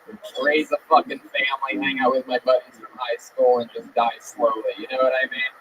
I'm excited to see what type of people we meet here and pull out of this bucket. So let's fucking start this thing, right? It's the first ever Poughkeepsie Phil Tony. One night only. Forever and ever. You will drive to New York City from now on. But tonight is our night. You guys ready to start this motherfucker or what? Here we go.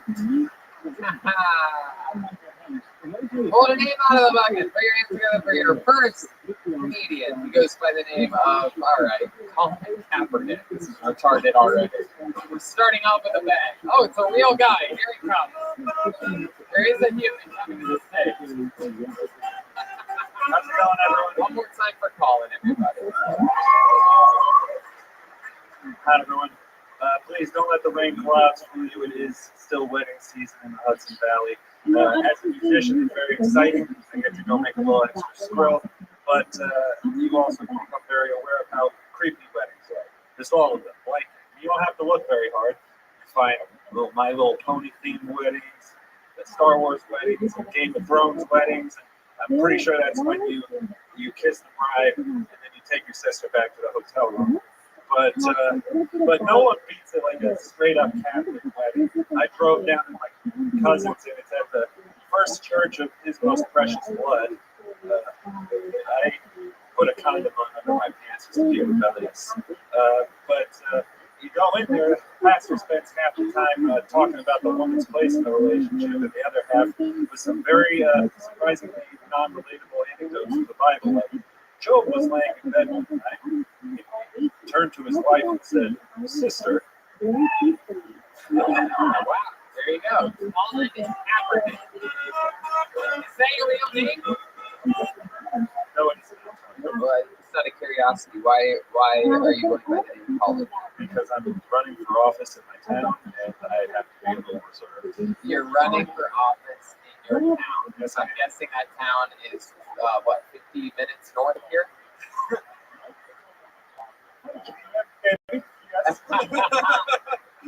Wow, that is exciting. No, I can tell because that's fucking crazy that you're running for office in whatever town that is. I can't imagine what kind of hillbilly bumpkin bullshit town that must be.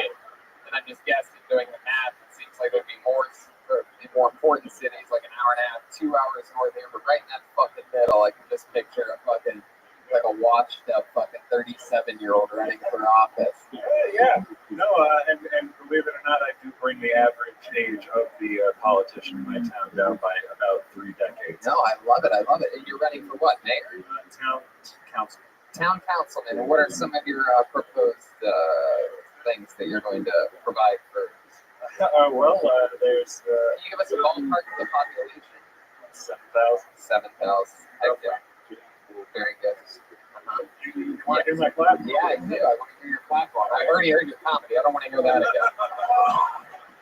I'd rather hear your political. Fair enough. So, we've got, we're a small town, but we do have a huge amount of tourism. And one of the things that's been taken over on the Hudson Valley is Airbnbs. People are allowed to rent their homes out without living there. And so residential areas are sort of becoming little ghost towns where no one lives anymore. And I'd like to see that. I'd like to see that end, Tony. So you're going to, one of your proposals to be town councilman is to end it, localize Airbnb?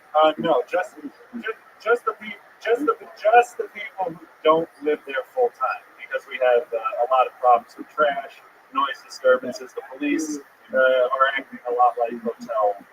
And you think, and it's the people that are staying at the Airbnbs are the ones doing this?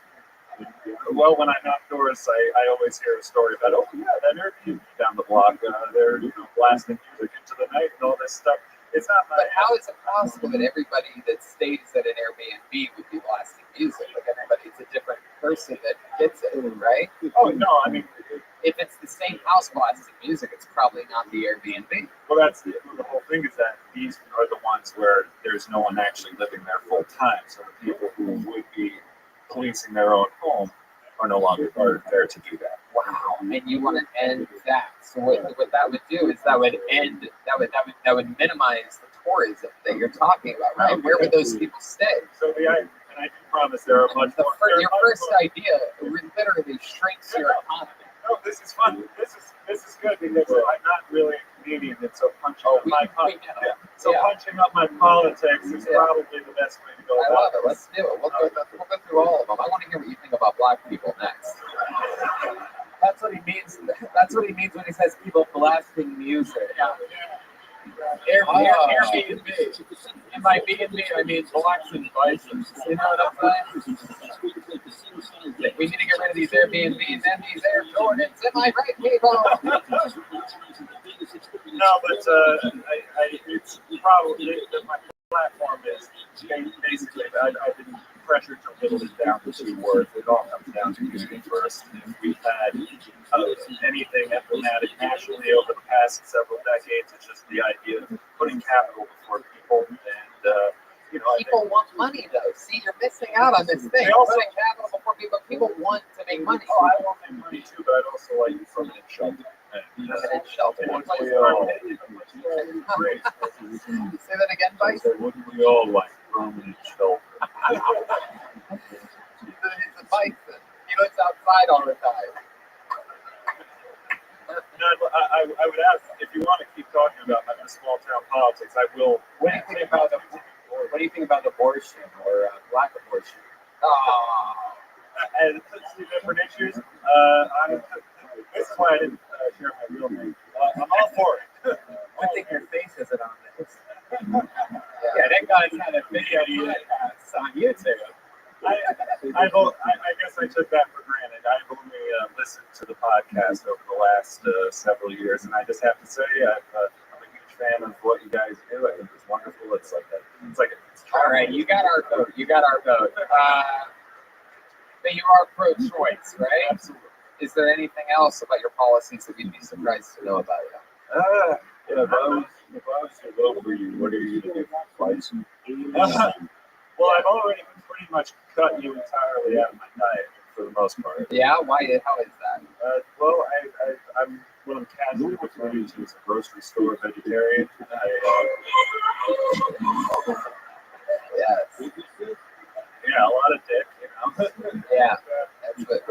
But yeah, I just try my best to not buy meat at the grocery store. Where do you get your meat from? If on a special occasion, a restaurant. That's about it. Have you ever had any bison milk before? Good question. Have you had bison milk before? Not yet. Would you like to try some right now? I don't know. Any up, I guess. How many of you want to see this guy suck the bison?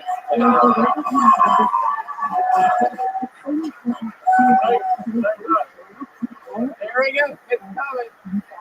Come on, put your mouth on it. Shove it in there.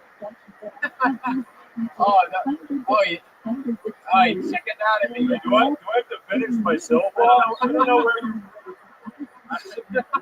Hey, yeah, you're right. Look at that. He's taking a red man approach. Yes. How you doing? All right. Come already. I just don't know where that udder got rented from. Oh my goodness. Well, community first, right? That's it. Hell yeah. But I Just not the blood community. that one was not me. For people listening to that, it was definitely good. But I do promise there are more interesting, less dry things about me than that, but that I can share more about it. I love it. I mean, that's really interesting stuff. But we already spent a bunch of time with you because we never get to talk with someone running for a small town councilman. You just gotta get out there and do it. Is there anything else that you feel like the craziest thing about you that we should all know? I just have a bunch of hobbies. I'm kind of like these interesting, most interesting. That's why I was ending it, dude. And you're like, there's a bunch of other stuff interesting about me. I'm like, what? He's like, I love to build guitars. I keep bees. I live on a mountain. I play bluegrass. And if you are thinking about running for office or you want to yell at someone who is, you should really do that because there's not a lot of time. Very good. That's great. Got weird there at the end. I love that. Where do you keep bees? I do. You keep bees. Is that what you call black people? Hey, come on. It's a lot of. We're trying to make this guy out to be a racist. That's our goal. I'd like to just preface that my running mate is black. That's Oh wow. Jeez, so is this guy will do anything for the vote. And gay. He's black and gay. Oh my god. My best friend's a gay black bison. Wow. Black and gay. Good luck winning that election. I know a lot of towns with 7,000 people that are like, I'd love a candidate that's both black and gay. No, we're not. It's funny. It's the opposite when you go further north. The further north you go, it gets actually more and more like that. I love it. There he goes. Colin Kaepernick, everybody. On to the next one. For him, man.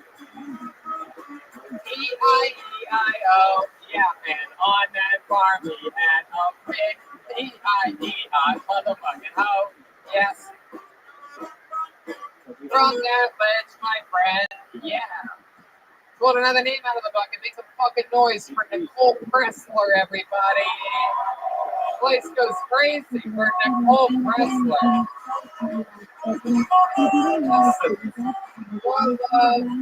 I would do anything for love, but I won't do that. Here she is, Nicole Pressler. Won't do that. Hell yeah. Woo! I didn't know if I was going to make it here today, guys. I was feeling a little under the weather. I have a bun in the oven, or that's what I've been calling my recurrent yeast infections now. I did have a bun in the oven, though. That's why you see all this excess baby weight. She's 6. And my daughter, like, she killed everything. She killed my bladder. I pee myself all the time. I pee myself if I sneeze, if I cough. I'm peeing myself right now. Hope it doesn't get on you. But even worse, I pee myself in the bedroom. The down and dirty time. But ladies, I have a tip for you. If you pee yourself in the bedroom and you call it squirting, the guys love it. Yeah. I Absolutely. Nicole Preston. Yeah. One of my favorite characters from Nickelodeon's Wild and Crazy Kids. Let's check in with Phil. Can I just say it's nice having another bison on stage? I love it. Nicole, you have great fucking jokes, man. How long have you been doing stand-up for? About 2 years. I was just gonna say at least a couple years. Hell yeah, those are just great. Great delivery, so likable, right in the pocket. And look at you, you're just a fucking little fucking ball of fun, aren't you? Hell yeah, you're loud as fuck too. Dude, if they scream, they breathe. You're like the little girl from Monsters Inc. If she was raised by the monster. Yeah, Nicole, I'm really excited about this. I don't know if you know this, Nicole, but we have a running game on this show, and now is the time where I ask, what is in that fanny pack?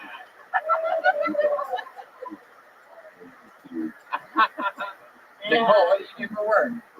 I'm actually a commercial insurance agent. Wow, what kind of commercials are these? Yeah, it's part-time art. Definitely for sure. I love food.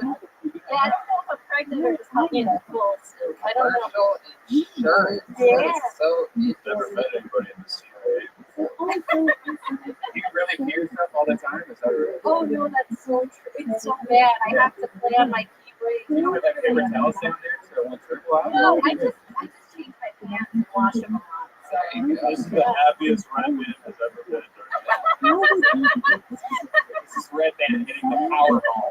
literally. Hey, commercial insurance. Yeah.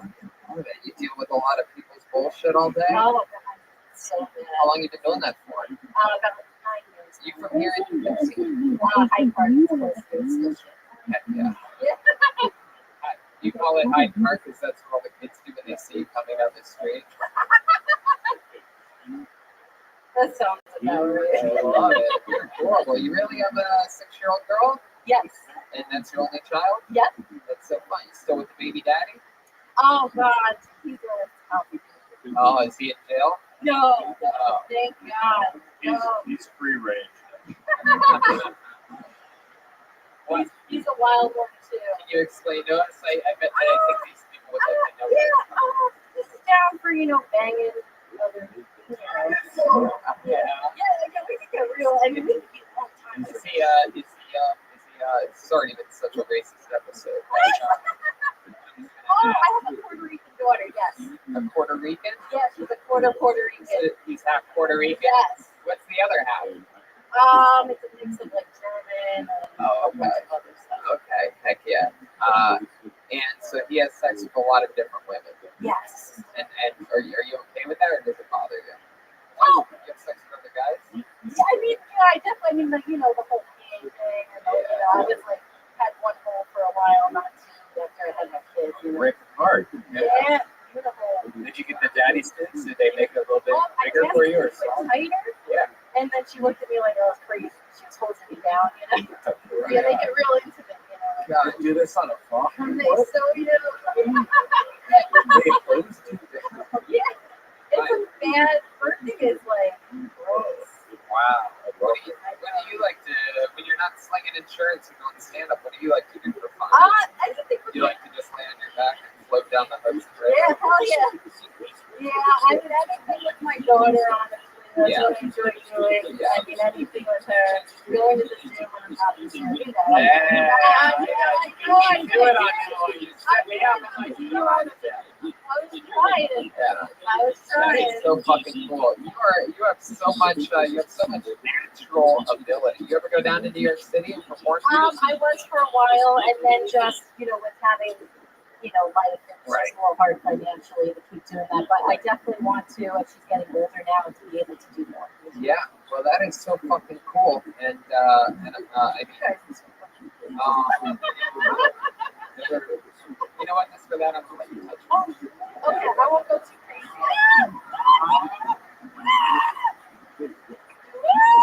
Yeah,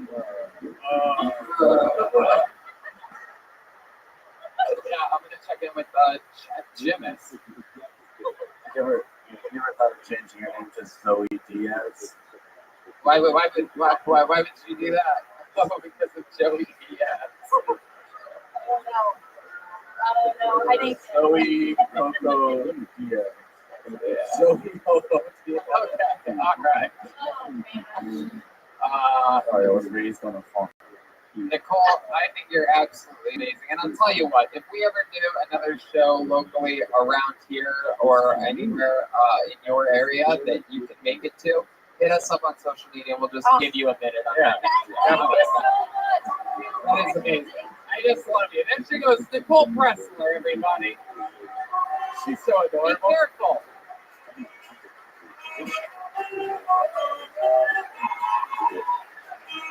Do anything for love, but I won't do that.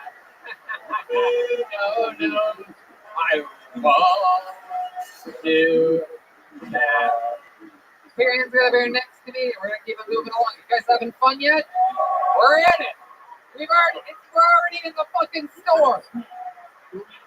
Put your hands together for Ryan Sullivan, ladies and gentlemen. Ryan Sullivan. Hey. Here it is. One more time for Ryan Sullivan. What's up, everybody? My name's Ryan Sullivan. Yes, I do have a thing with my hand. So, woke up this morning to a blowjob, so my throat hurts. So I sound a little weird.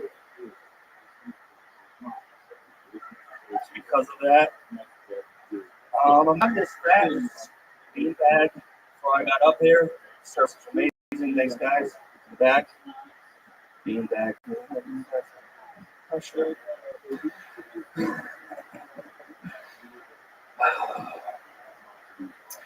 Trying to get my girlfriend to lactate, not for any sexual reasons, just to save on groceries. You know, some more Captain Crunch, woman. My cat's been missing for 3 years. The internet told me cat calling was inappropriate. Fluffy. I'm glad it's gone though, because he's lactose intolerant. He has no toes and hates juice. Lacks toes. Stay with me now. There he is, Ryan Sullivan. Same build, it's just slightly more facial hair than Nicole Pressler. Exciting. Yeah. I was like, I don't want to follow that, man. Right. We're the same person. You don't want to follow the herd.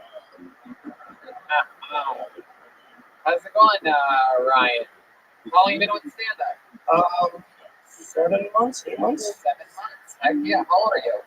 34. 34. What do you do for work? I'm a barista. Making coffee, slinging coffee. Yeah. If you sling coffee. Yeah. You can try to make it sound as cool as you like. It's fucking toss coffee. I fucking full. Not of flowers. Oh, okay. It's spin coffee. Give me a sip. There you go. So, how long have you been a barista for? A few months. Got fired from my last job. What was that job? Worked at a local grocery store. It's fucking steaming shit home with you. No, I wasn't. I got fired because I was getting too many compliments. Yeah. About what? What were they complimenting you on? Your breasts? Yeah, they were like, I think he said condiments. Condiments. I knew I was going to get a ton of fat jokes. So, yeah, a ton of them. Because we're both really skinny. Were you really getting compliments? Well, there was a thing where it's like, if you get a compliment, you get a free lunch. But no one knew about the program. So you just had to like get a compliment if somebody was nice. So I started telling people, like, yo, go give me a compliment. I get chicken wings. So after about, you get one a month, if that, and I got 5 in a day. So got in trouble for getting compliments at my job. Wow, my God, what a shit. That is fucked up. I mean, we're just getting compliments. You earned those compliments. Yeah, those compliments. Hell yeah. Just eating a bunch of fucking chicken. Chicken wings. I love it. So, what more about you, Ryan? What do you like to do for fun? You live here in Poughkeepsie. I live in Poughkeepsie. I was born in San Jose, but grew up here, unfortunately. Yeah. And what do you do for fun? I like to do art. What kind of art? I like to sculpt, paint, write, art. Really? I find that interesting about you. Thank you. I look dumb, but yeah, yeah, you do. I do. That's what's good. Like no one expect anything from me because that's how I look. Is it hard to sculpt paint, like if it's a liquid and stuff like that? If you let it dry, you can totally fucking sculpt. You have a girlfriend? Yeah. How long you been with her? She knows that information. I don't know, like 6 months, 7 months. 6 months. Everything about you is only a few months old. Yeah. So you're living a whole nother life 7 months ago. Exactly. So 6 months. What does she do? She works at the place I got fired from. Oh, the grocery store. Yeah, at the grocery store. My goodness. And did you guys first hook up at the grocery store? No. In the backseat of her car, actually. Wow, must be a Suburban, huh? Yeah. Motorhome, actually. And I have a flat screen. Was it really in the backseat of her car? How did that happen?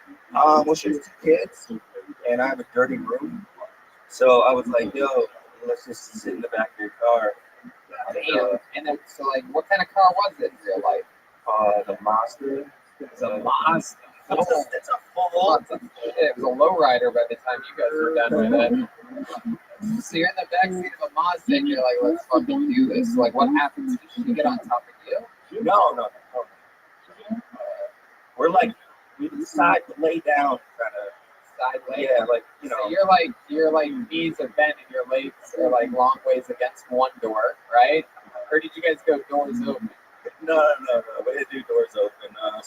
We sat side by side and then just kind of rolled side by side and then just had like sideways sex. I'm just not picturing the logistics of this working out. I mean, it's she puts her butt here. Would you be willing to show on Jeremiah what type how you guys did it? But let me remind you, you have to keep it within a Mazda's distance of each other. Like even this, you guys are already too far apart. This is too far apart. So just sort of slouch next to him and show us how you did it. Oh, and when you do that way, but you're in the chair. And then I'm in the chair, and I'm like, "Hey, baby, what's up?" And then do you think a Mazda from ground to ceiling is like this? No, I mean we were laid back. It was, How many of you are calling bullshit with me on this Mazda thing? She's sitting right there. Show me on his udder what she did with your penis. Oh, dude, she's like, a sad hand job? All right. Sorry. A Mazda. That is just incredible. You guys planning on having kids or anything like that? Oh, no. Because my guess is, you keep fucking in the backseat of a Mazda, you're not going to have much of a choice. I think that it's going to be the one time you're going to find yourself in a position where it's really hard to pull out because you physically can't. Because there's so much stuff behind it, in front of you, that you're just like, fuck, I'm coming inside of you. Yeah. I'm going to have to fucking cobble that shit. So you guys no kids. So you guys have had sex a few times in the Mazda, or you ever when things got steamier than those Mazda windows, did you end up taking her to your dirty room? Yeah, well, I cleaned up and bought a bed. That's how bad it was. Wow, what were you sleeping on? No, I was on a bed. It was like a hand-me-down bed. I never had any fucking money, so I got a hand-me-down bed. And then somebody was like, I want to be in your bed too. And I'm like, that's not nonsense. So let me tell you something. This chick really, really, really loves you.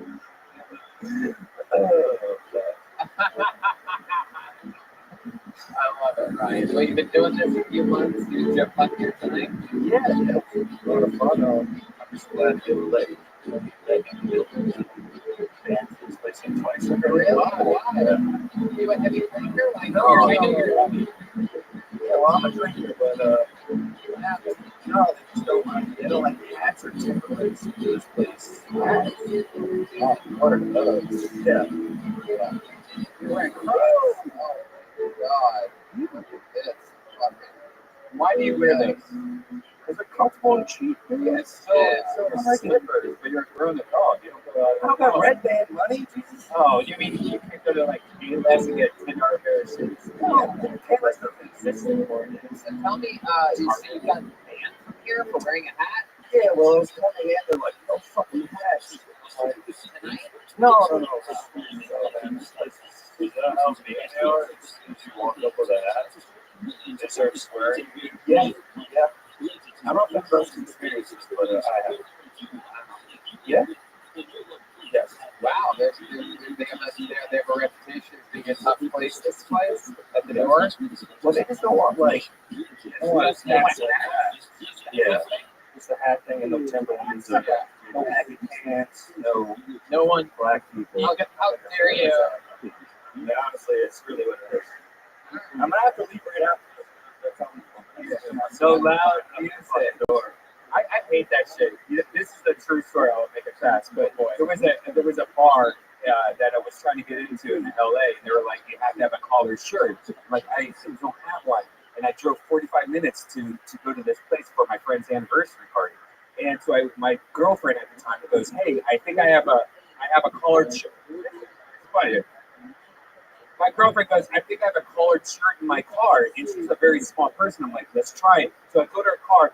I put on this tiny little collared shirt to the point where I'm like, fat stomach's hanging out in my arms. I go to the place. They're like, all right, well, come on in. Like, wow, totally worth it. How about another hand for Ryan Sullivan, everybody? They wanted him to put on a collared shirt. He went and put on a collared shirt. Holy shit. That story brought to you by the writers of season 6 of Game of Thrones. Which I actually enjoyed. Let's go back to the busting, shall we? What do you think? We've had hats off to Ryan for that set. We've had some real groundbreaking performances here tonight. Literally, this stage is fucking cracked down the middle so far. All right, pull another name out. Make some noise for Tommy Carlon. Tommy Carlon. Here he comes, a steady pace. Hey. One more time for Tommy, everybody. What's up, everybody? Let's address it up front. I look like I play air drums in rap. That's where I'm at. I'm not great, but I deal with it. I have a dog, and whenever I tell white people that, they just assume it's a pit bull. But whenever I tell black people, they assume it's a German Shepherd. I don't know what the deal with that is. But no, I have a little Shih Tzu. That's what I have. Her name is Mimi, but I nicknamed her Beans because she was born with 2 clits, and that's just kind of cute, right?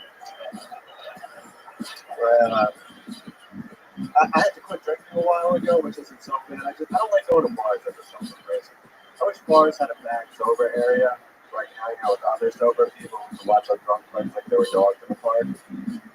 Hey, which one's yours? Adorable. That's my boy Max over there. He's a German Irish mix. They say that I rescued him, but really I think he rescued me. And hang on one second. That's what is that fireball? Down. He never learns his lesson. He always pisses the bed. Thank you. Fuck yeah, Tommy Carlon. Carlon. How are you? Doing good. Fuck yeah. Carlon. Am I saying that right? Carlon. I'm not really sure. Carlon. Carolyn. I think a hard car is the hard. Well, welcome.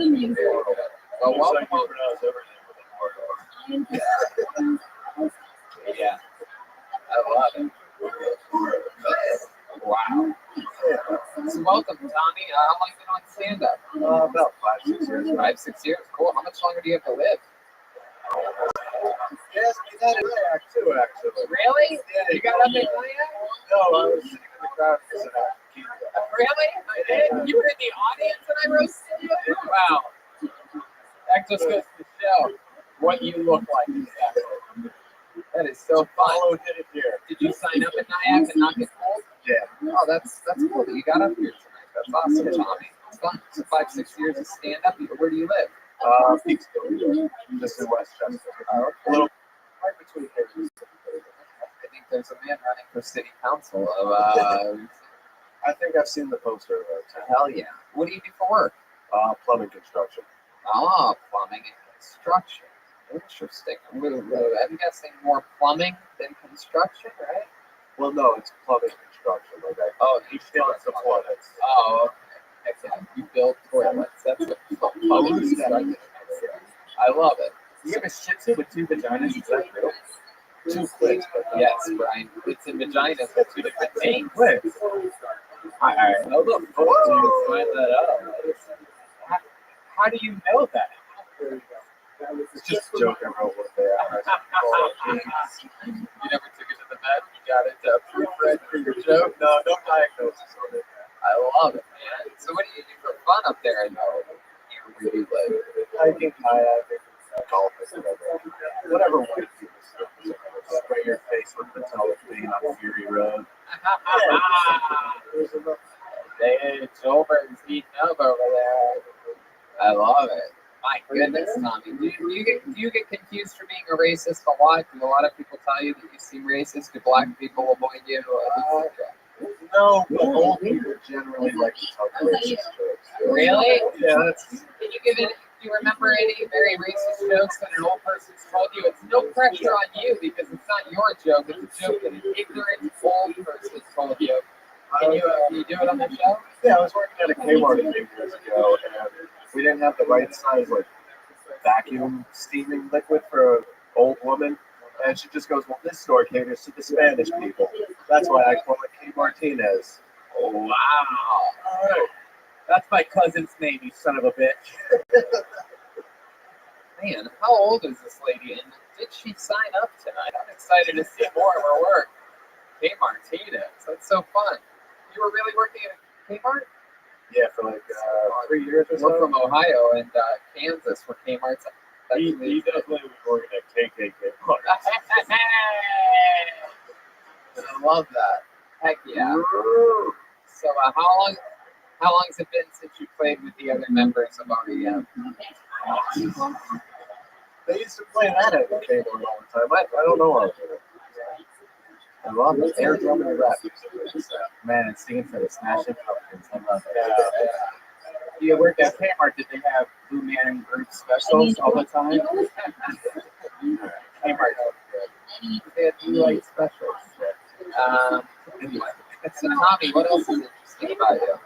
What kind of dirt bike do you drive? I never got a dirt bike. I was more of an ATV guy. Yeah. You have an Asking the guy?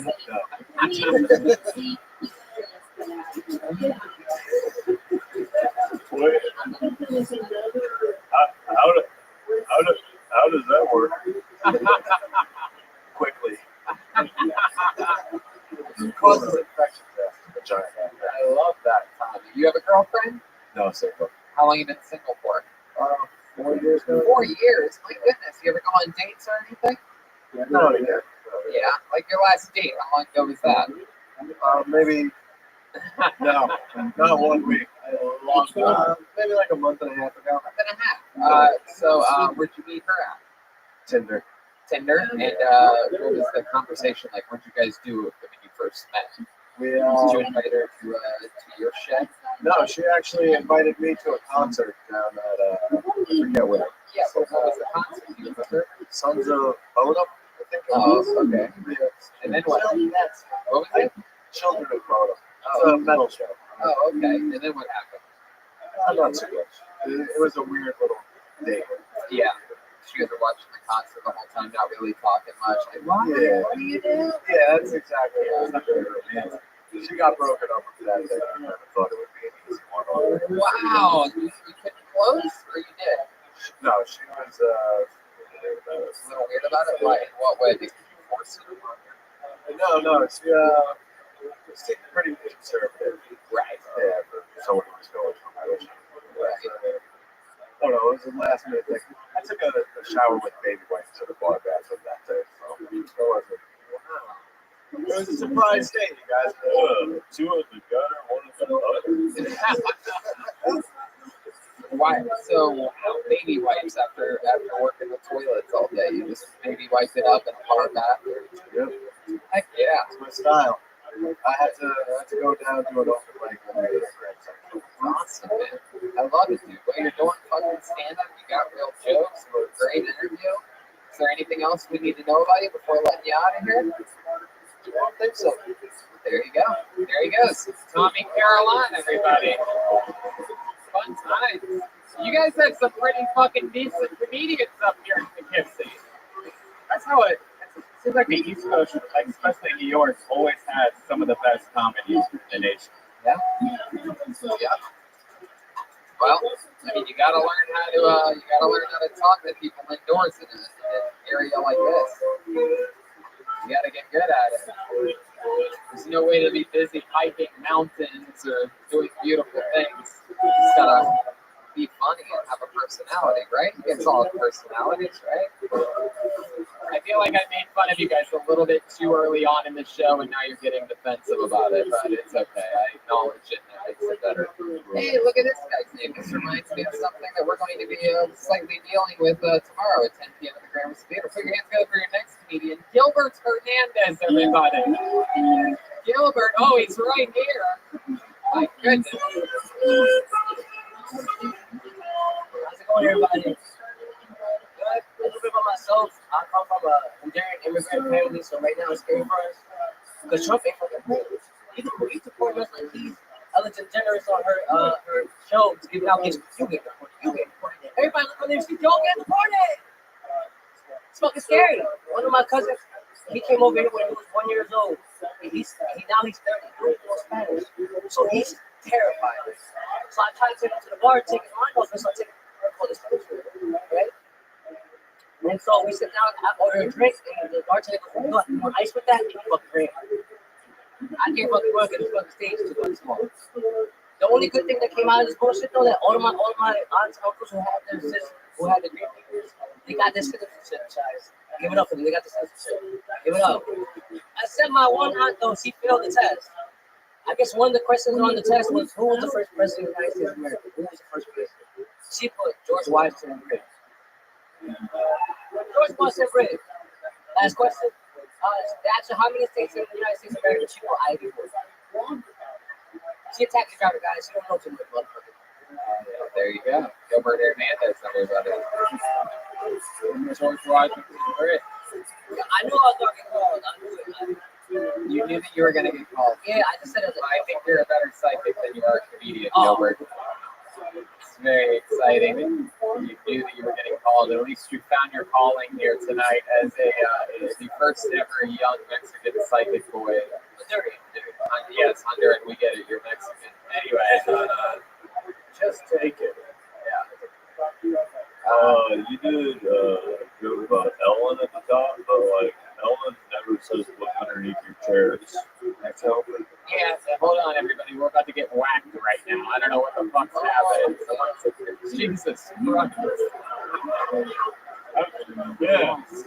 I feel like I was in a pinball game. I didn't know Poughkeepsie had so many bison here.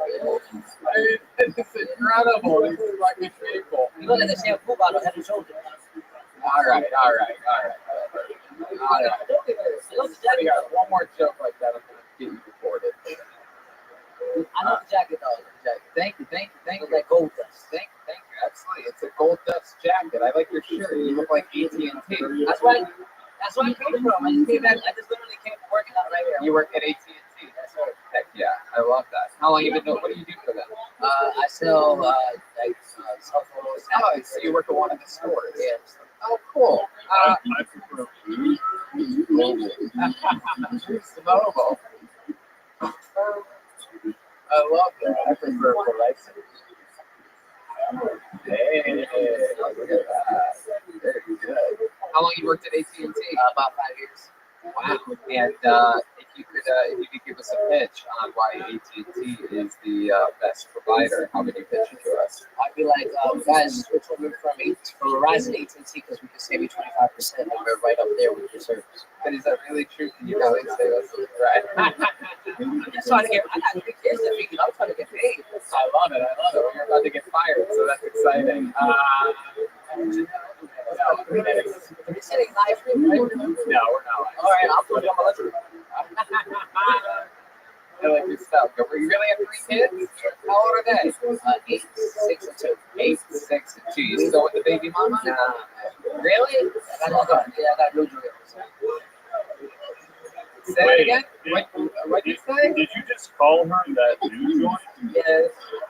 That new joint, yeah. That's gonna make her feel good. And yeah, I have that new joint. Look at that. She's straightening a delicious Corona, the drink of choice of all Hondurans. That is as close as I'm going to get to Mexico on this tour. We're Latino. We're getting warmer now. He's admitting to being Latino. Yes. I just came back from my cousin's quinceañera at Big Shop. Yeah. Uh-huh. Yeah. I tried to say that. Yeah. It's okay. Got it. So 8, 6, and 2, and they're all with the mom? Well, we were living together, but yeah, now they're with the mom. How long have you been broken up with her for? A couple months. A couple months. Is there something that happened in particular that ended the entire thing? Yeah, I just toxic. Too many arguments. I don't want the kids watching that.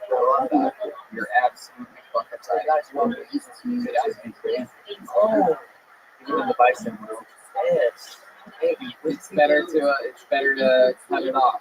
Cut it off. It's better to cut it off. A lot like an AT&T phone call. She used to beat you? Yes. Is that true? Really? Can you give us some examples? Really? Oh my God. And she like Mike Tyson. Was she on stage tonight? Mike Bison? Nah, she was here out, guys. Mike Bison. Oh shit. Joelberg's hitting them people. I don't know what you guys are doing out there. It's like the more you describe your ex, like the more like of a dude, like she becomes fake. Oh yeah. One time she control her at me, hit me so hard I said stars. Whole time she like Wow. I got you. Yes. That joke was more than. I love it. So can you give us an example of it? Something you did one time that she really beat you up good? Alright, so I told her, I was like, yo, I'm go out with the boys.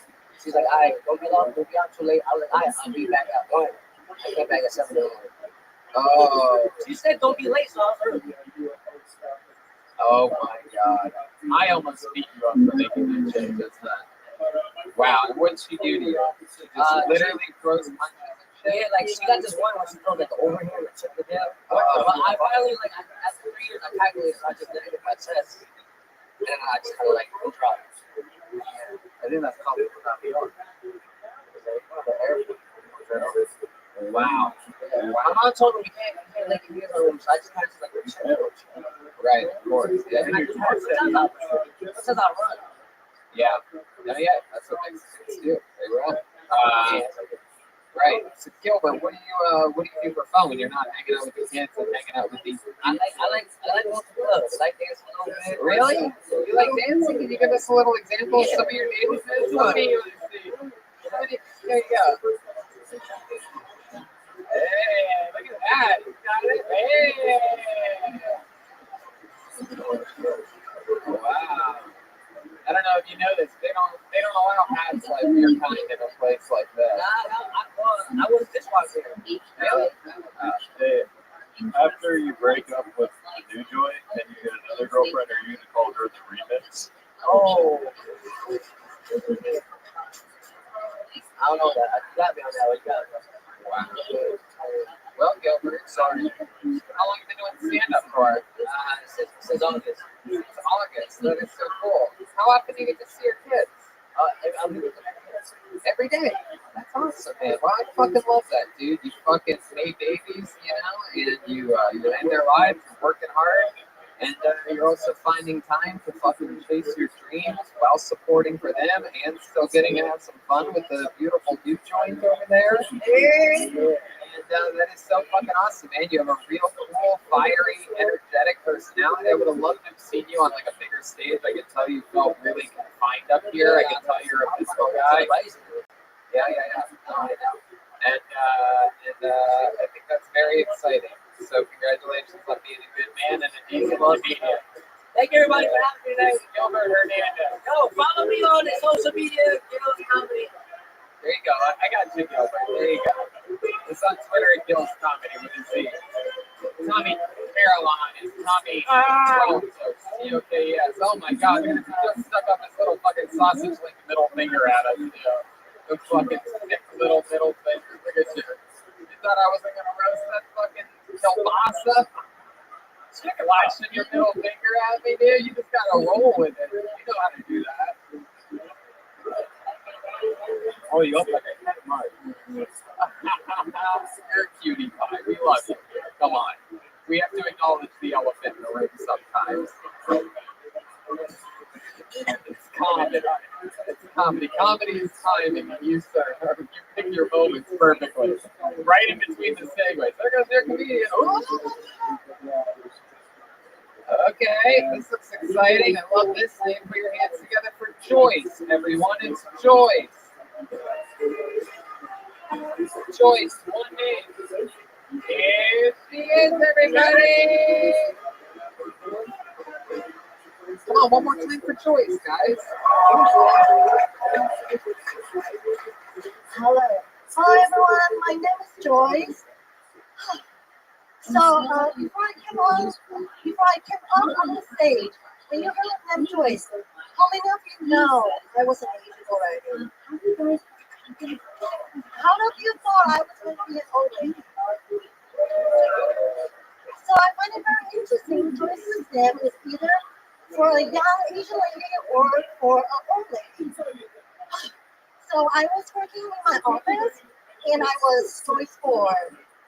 And Joyce 1 is a really, really old white lady. And after a couple of years, I became Joyce 3 because Joyce 1 died. So I feel like it's just a matter of time. After a couple of years, Joyce is going to be a name only for old ladies. Heck yeah. 51 seconds from Joyce. Interesting that you came in a little bit short on time because I thought you were going to be performing a long time. You are adorable. You are such a sweet little thing. Look at you. I was really nervous. Of course, you're so likable and lovable. Look at you. My goodness. Hell yeah. So, welcome. How long have you been on stand-up for? First time. Whoa, first time. Look at that. Oh, yeah. She brought the broccoli and I brought the beef. Wow. It's Joyce, like, the name you were given for real? No, I picked the name for no reason. Why would you pick Joyce? Because he was really popular in Asia, so I thought to call him. Yeah. And once I got here, I realized it's a really old name. No, I wouldn't know, so yeah. It's a fine name. It's a fine name. So first time doing stand-up. How long have you lived in America? 6 years. 6 years. And you're originally from? Taiwan. Very cool. You've only been here 6 years. And you decided on Poughkeepsie? I mean, We live in the city. So New York City? Oh, very cool. Yeah. I love that. We listened to from the first episode to like the most recent episode, like 3 times. I love that. Are you coming to tomorrow's 10 p.m. show by any chance? We'll see. Depends on the Tickets are still available. If you're wondering, tickets are still available. We did not sell out since we began the show. But it's cheap. It's cheaper today. I know. Oh, is that what it is? You run a little bit of a budget? Yeah. Let's put you on the guest list. How about that? Really? Yeah, absolutely. I have plus one. You have a boyfriend or something like that? President loves Asian women. Wait, watch out. You're going to end up in his green room tomorrow night. It's Special guest list. Yeah. You're going to be really excited when you find out that the secret guest is Ali Wong. Oh, no, I'm kidding. It's not. It definitely won't be. Margaret Cho. I also said it's a special guest, so it's not Ali Wong. Come on, how many Always Be My Baby fans are here tonight? It's actually surprising. Did you really watch it? Dude, it's so good. Do you really watch Keanu Reeves? It's the best cameo. One of the best films ever. So right One of the best. No. One of the biggest surprises that what the fuck, this is great. What a difference that is. One of the biggest surprises from one of the greatest films ever. Yes, I'm so out of control. I need to calm down. How did you why did you come to New York from Taiwan? And what made you go to New York? Like your creek just crashed here, or? I came here to study. Yeah, so I got my master's degree in New York. Like nail salon stuff. Is it? All right. She said she got a master's. You spent in nail salons. When did you get a master's degree? I got it in NYU. Heck yeah. And what? NYU. And what did you study? Marketing. Oh, marketing. Very good. Nail salon. I love your enunciation of that. You would have thought at some point while getting a master's in it, they would have been like, I could soften up on that T a little bit. Marketing. Marketing jokes. So that's awesome. You love living in the big city? You love living in the big city of New York? You're right in the mix of everything? Yeah, I love it. What part of town are you in? East Harlem. East Harlem. Heck yeah, that is so fucking cool. It's very different than Taiwan, right? Yeah, very different. Is there anything that you miss about Taiwan? Food. I miss food. Yeah. What's your favorite thing to eat in Taiwan? I do like stinky tofu. Stinky? Yeah. Sticky. Right.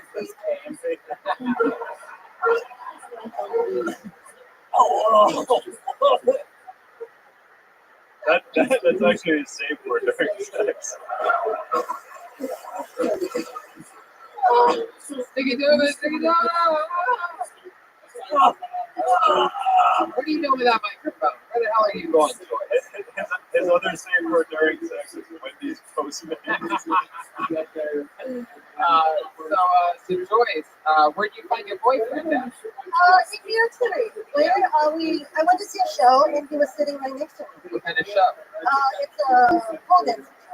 Whoa, look at you. Is this the regular, like, burlesque? Yeah, kind of. It's like an animal theme. Really? Is it bison theme?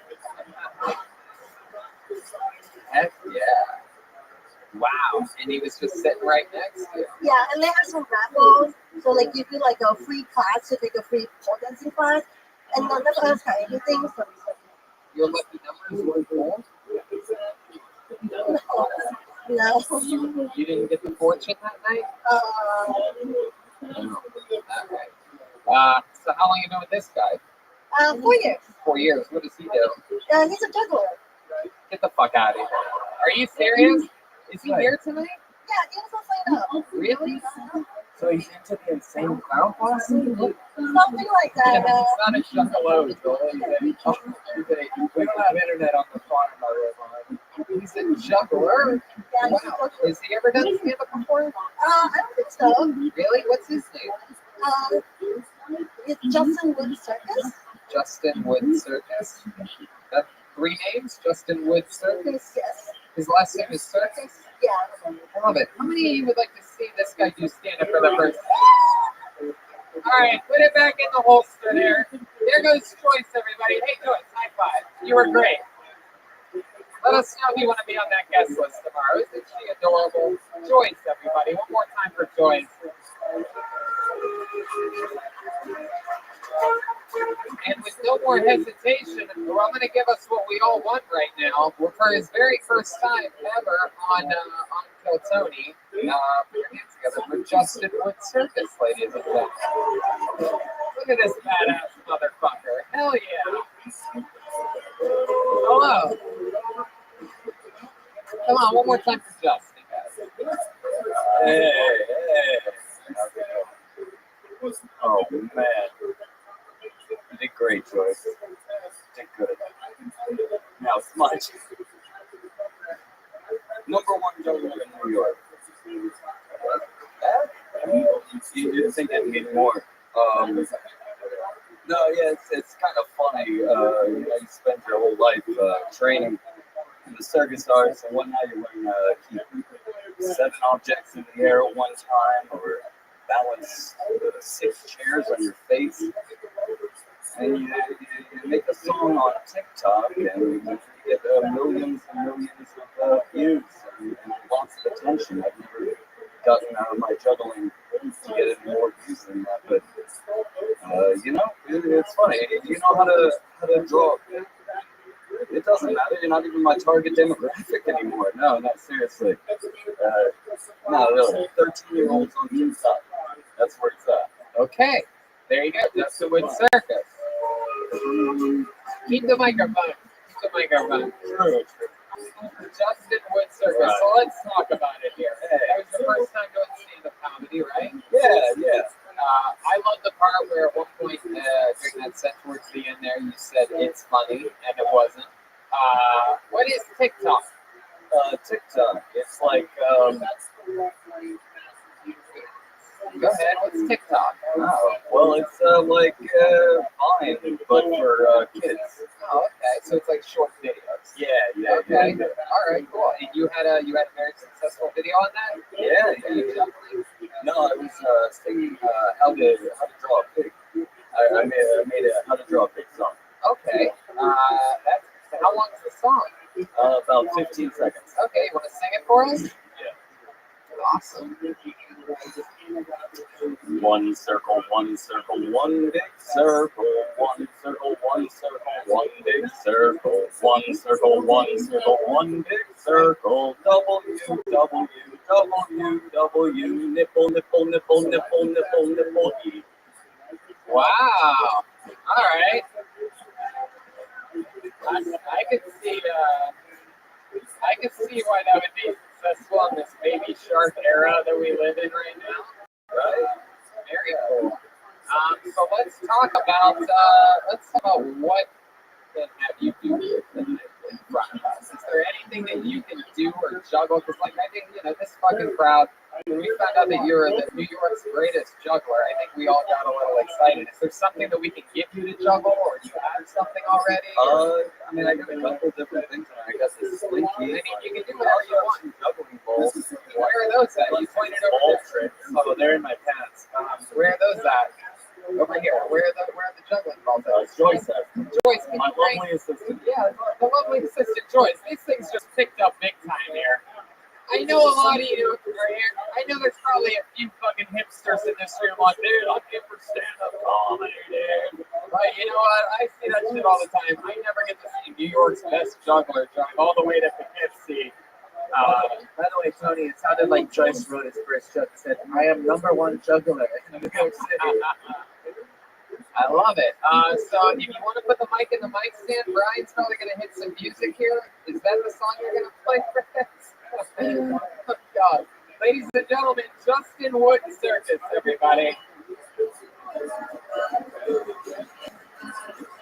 Wow. Threw one thing up there. All right. He's starting slow. I like it. He's building anticipation. There he is. Justin Wood Circus. Oh, he's dropping one ball at a time. Hell yeah. All right. Got 2 in one hand. Whoa! Wow! Look at that. Woo! Damn! That was fucking incredible. Literally, all those balls almost hit the ceiling. You're extremely professional with this.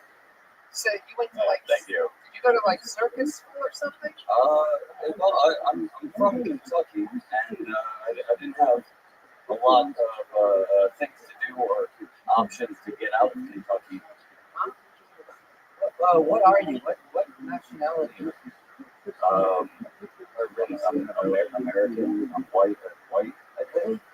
I don't know. People keep say that I look a little bit Asian myself. I guess I get You're reflecting something you keep.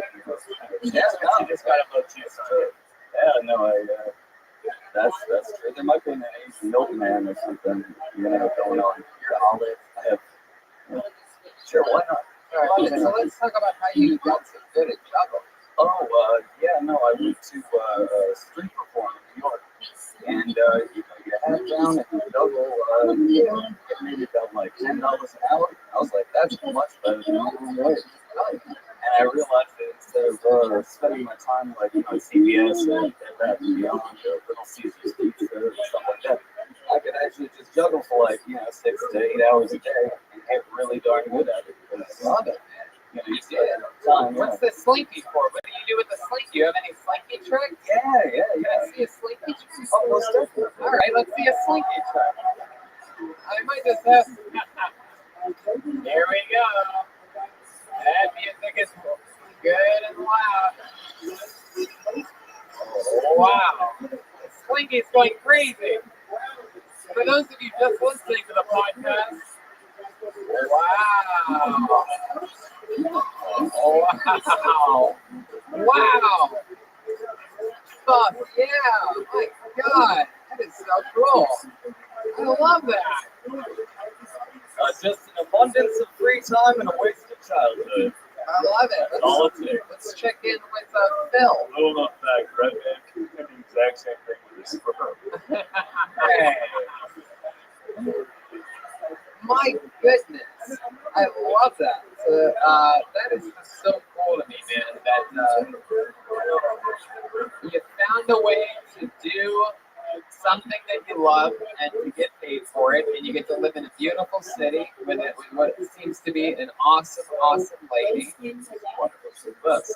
I love it. Yeah, she carries around that jungle gold. You know what's very interesting about you is that my girlfriend is also Asian, and she also has an old lady name. Like her name's Janice, and she hates it. Like, and it's the same thing too. Is I saw on Instagram that you sent earlier, and you were very amazing, man. I was so happy to meet you that you came on stage because I saw what you did earlier with the no smoking sign. Oh, and it's fucking awesome, man. I always wanted to get paid.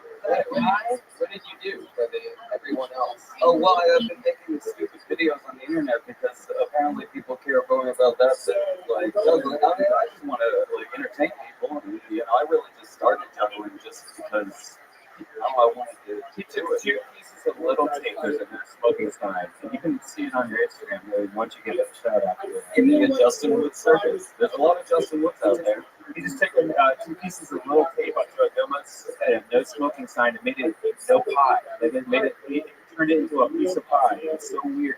Like, like you have to see to understand. It was cool. I saw it. It got taken down for vandalism on TikTok because little kids are like little police like that. They were like vandals. Nerds. Yeah, so then I made another one where I dressed up like a king and then made it more of like a story, and that was like, going a lot further. That is so interesting. Yeah. You found this that you're using the internet to use a lot of this circus and interesting stuff, and you're entertaining kids and fucking adults. Yeah, I feel like juggling in circus arts has a pretty bad name, other than like, circus so late taking it like this, and people are like really like blowing your mind. And I don't like that. But then the traditional like is just too corny and stiff. So I'm just trying to. Do you have dreams of ever doing that? Would you ever want to do circus somewhere like go full on? I worked for circuses before, but like I have my own 1 hour show that I'm trying to get off the ground now because it just doesn't pay to just live like little with like other people, and you get paid nothing to do like 5 minutes like 7 times a day. And do it, dude. Keep doing it. Keep getting good at it. Keep using that goddamn internet to get the word out there. Congratulations. How about one more time good enough for Justin Wood Circus? How fun. We never get to have fun like that. You people are like, I can tell you people think he's a shady circus guy, but I like that. I love it. And I'll see you guys tomorrow, man. You guys got on the guest list. See you too. All right? There you go. Look at that. How about one more time for Joyce and Justin Wood Circus?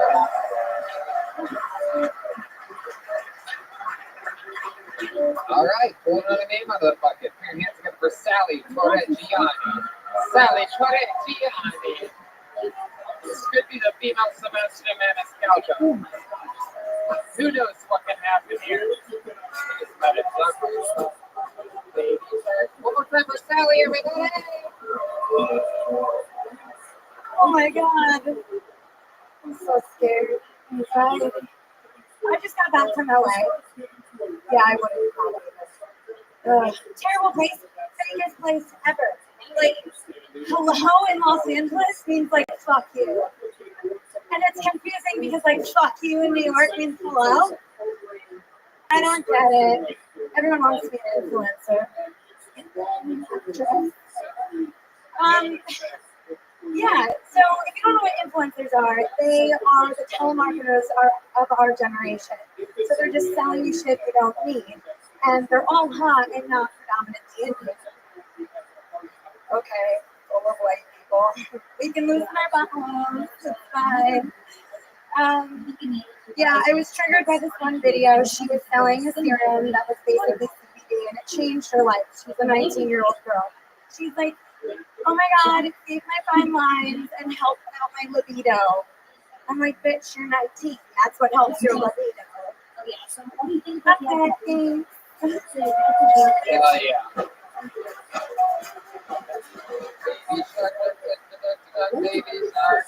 One more time for Sally, everybody. Hell yeah. Nice. Rolling right in with the fuck LA joke. That's interesting.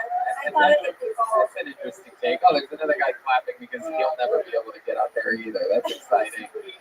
So what do you really, what were you doing in LA? It was my birthday. And so you went there for your birthday? Mm-hmm. What, have you ever been there before? Yeah. And you hate it so No. much that you went back for your birthday? I enjoyed it. It's kind of shitty. It kind of looks like Main Street, except like Beverly Hills. It's fun. But it's pretty dirty. You got Joel, little man. He's a Mexican born and raised in Los Angeles. I'm born and raised in LA. None of the shit people hate about LA has anything to do with my immediate circle. It's all people that moved there, that aren't from there, and they fuck it up. And it's a cool fucking spot, and I wish people would stop shitting on it. Wow, this guy will do anything to remind you he's not a real Mexican. LA. Dude, I live in Boise, Idaho. Wow. So Sally, wouldn't you agree that it's all in who you hang out with? Were you hanging out with influencers out there? No. Well, my friends like thought they were gonna like make it. Right. That was like their upstate mentality. They're like, I'm gonna be seen. Like, first problem. No. And then what happened? They weren't seen. I did a show out there. You did? Out there, you did stand up? How long have you been with stand up for? Like 4 months. That's so cool. Where'd you perform at? I performed at like Machos, something like a steakhouse in Glendale. Oh, cool. And they said they linked me and I can go to the time. I know, it's shit, but whatever. Is that where you stayed around Glendale? No, I stayed in shit. I stayed in downtown. You stayed in downtown like, I was Los right Angeles. by Skid Row. Why did you stay there of all places? I don't. For those people that don't know, downtown isn't really a downtown. It is the farthest east point of Los Angeles. It's far from the ocean and it's far from where I've lived there for 13 years. Been there 3 times. Like you don't want to go. If you watch The Walking Dead, that's what it's like. No, it's I don't like it. Yeah. People that live in LA really never go downtown. No, I've never spent a single night of my life downtown. I've lived in LA for well over a decade, and you've spent more time downtown than me. You live in Well, if you'd like my exact address, no, I live in the Hollywood, Beverly Hills, Wilshire, mid-Wilshire area. Where did you say you were from? I'm from Hyde Park, so. Well, your voice sounds like you grew up with a Newport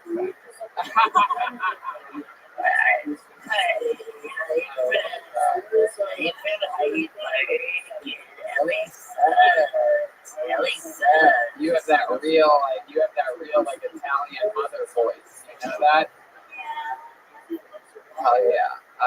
So now, how far is Hyde Park from here? It's like 20 minutes. 20 minutes north. What do you do for work? I own a fitness studio. Really? Wow. How long have you been doing it for? Yeah. I know.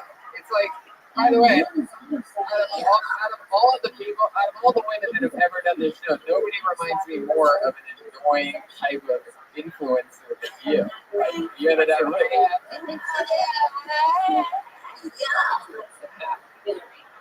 Thank goodness. What was the joke that you tried to make about Indians at one point? I'm excited to hear. How influencers are the telemarketers of our generation, but they're all hot and not wrong. Oh, yep. I mean, statistically, that is correct. It's funny now as I thought it was the first time, but now at least I understand sort of what you were talking about. So what? I would love if she like was a teacher at MIT and taught like molecular biology, like with that voice. Hi, class. Welcome to the molecular biology. It's been such a lot of day. Today we're going to be slicing atoms. Yeah. I've had my atoms split so many times. On my butt cheeks. Yeah. Have you seen that new Transformer proton? So much fun. So Sally, what scares you? What are you afraid of? The most intense question. That's good.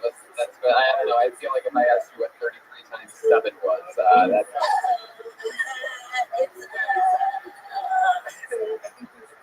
What kind of cigarettes? I've never smoked a cigarette. Who are you hanging out with? Smoke stack? What is Brick Factory? I've never smoked a cigarette in my life, but I took a vacation in Chernobyl once. But I love car tailpipes. I hate it in there, but I only go there for my birthday. It sucks. Sally, what do you like to do? Cigar shop, it's wild. What do you like to do for fun, Sally? I do gymnastics. Really? Yeah. My goodness, is there any type of gymnastic that you could do that you could show us here on this? I could walk on my hands. Really? Would you be willing to walk on your hands across this floor? How many of you want to see this young lady walk on her hands? This is so cool. We've never had anybody walk on their hands in the history of the show. Sure, yeah, that'd be great. This is going to be great for the camera in the back. You're about to see a pair of feet float above the people's heads. Come on, make some noise for Sally. Wow. Wow. That's incredible. Wow. Oh my goodness. Incredible job. And I'd like to congratulate you. Your shirt went down just enough for Redman to invite you on tomorrow night's guest list. I think her udders fell out. Wow, that is so cool. You've been doing gymnastics since you were a kid? Can I try and walk on my hooves? I love that. Jeremiah wants to walk on his hooves. Do you think? Do that, Jeremiah? I don't know. We'll see. Really? Oh, God. All right, you guys all be careful. Make sure he doesn't knock over your drinks, okay? Yeah, be careful. I'm serious. Sir, keep it on.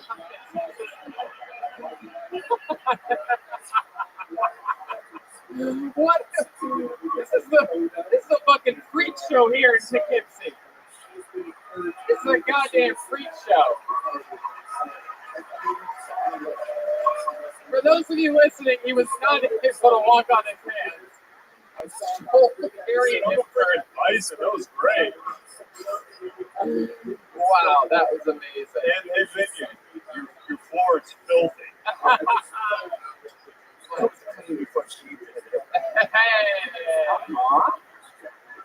Sally, do you sleep with a lot of men?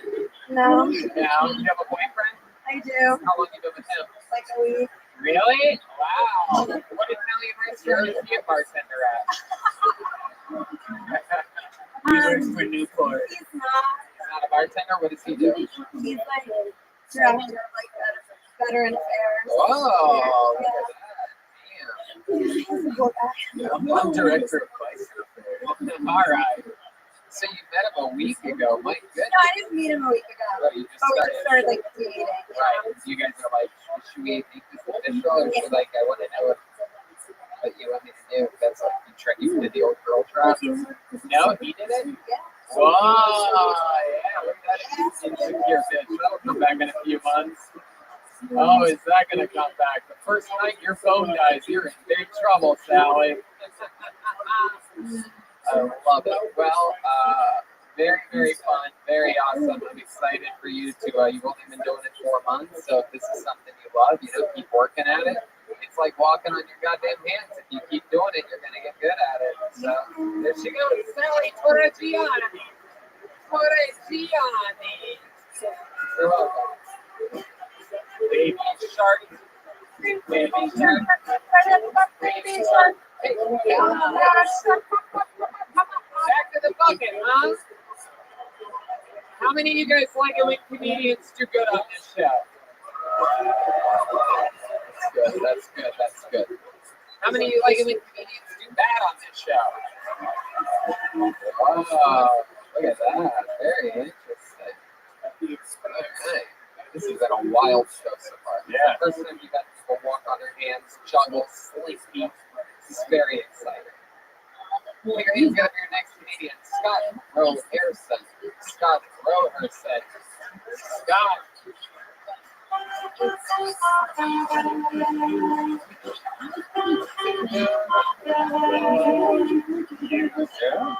No, Anything happening there? First blacklist? Wow. Wow. There you go. Blacklisted. There you go. All right. On to the next one. no, there it is. Oh, here he comes. Scott Roherson, everybody.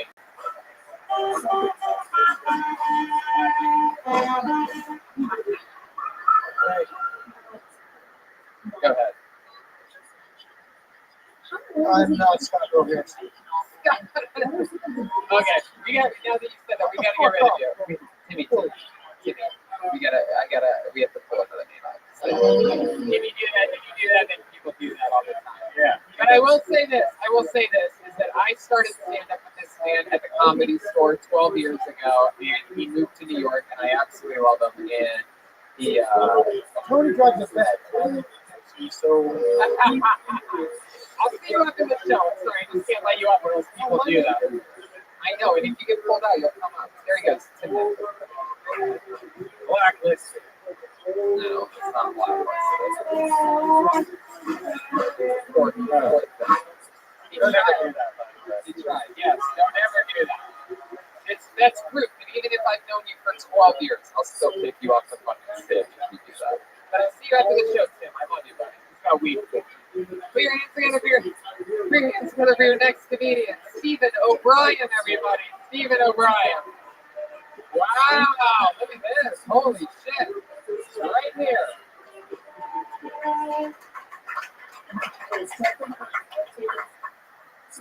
Brian, you can't come over and play on 64. Not sorry. Exactly. I'm just as confused as you. He decided to steal my favorite Vicky Ice cream. I forgot everything I was going to say. So I'm kind of just shitting out my brain. I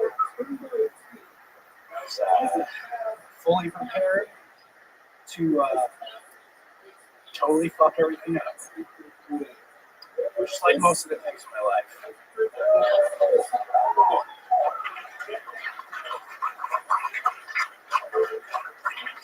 I kind of feel like there's a fan inside my head right now. It's just kind of going around.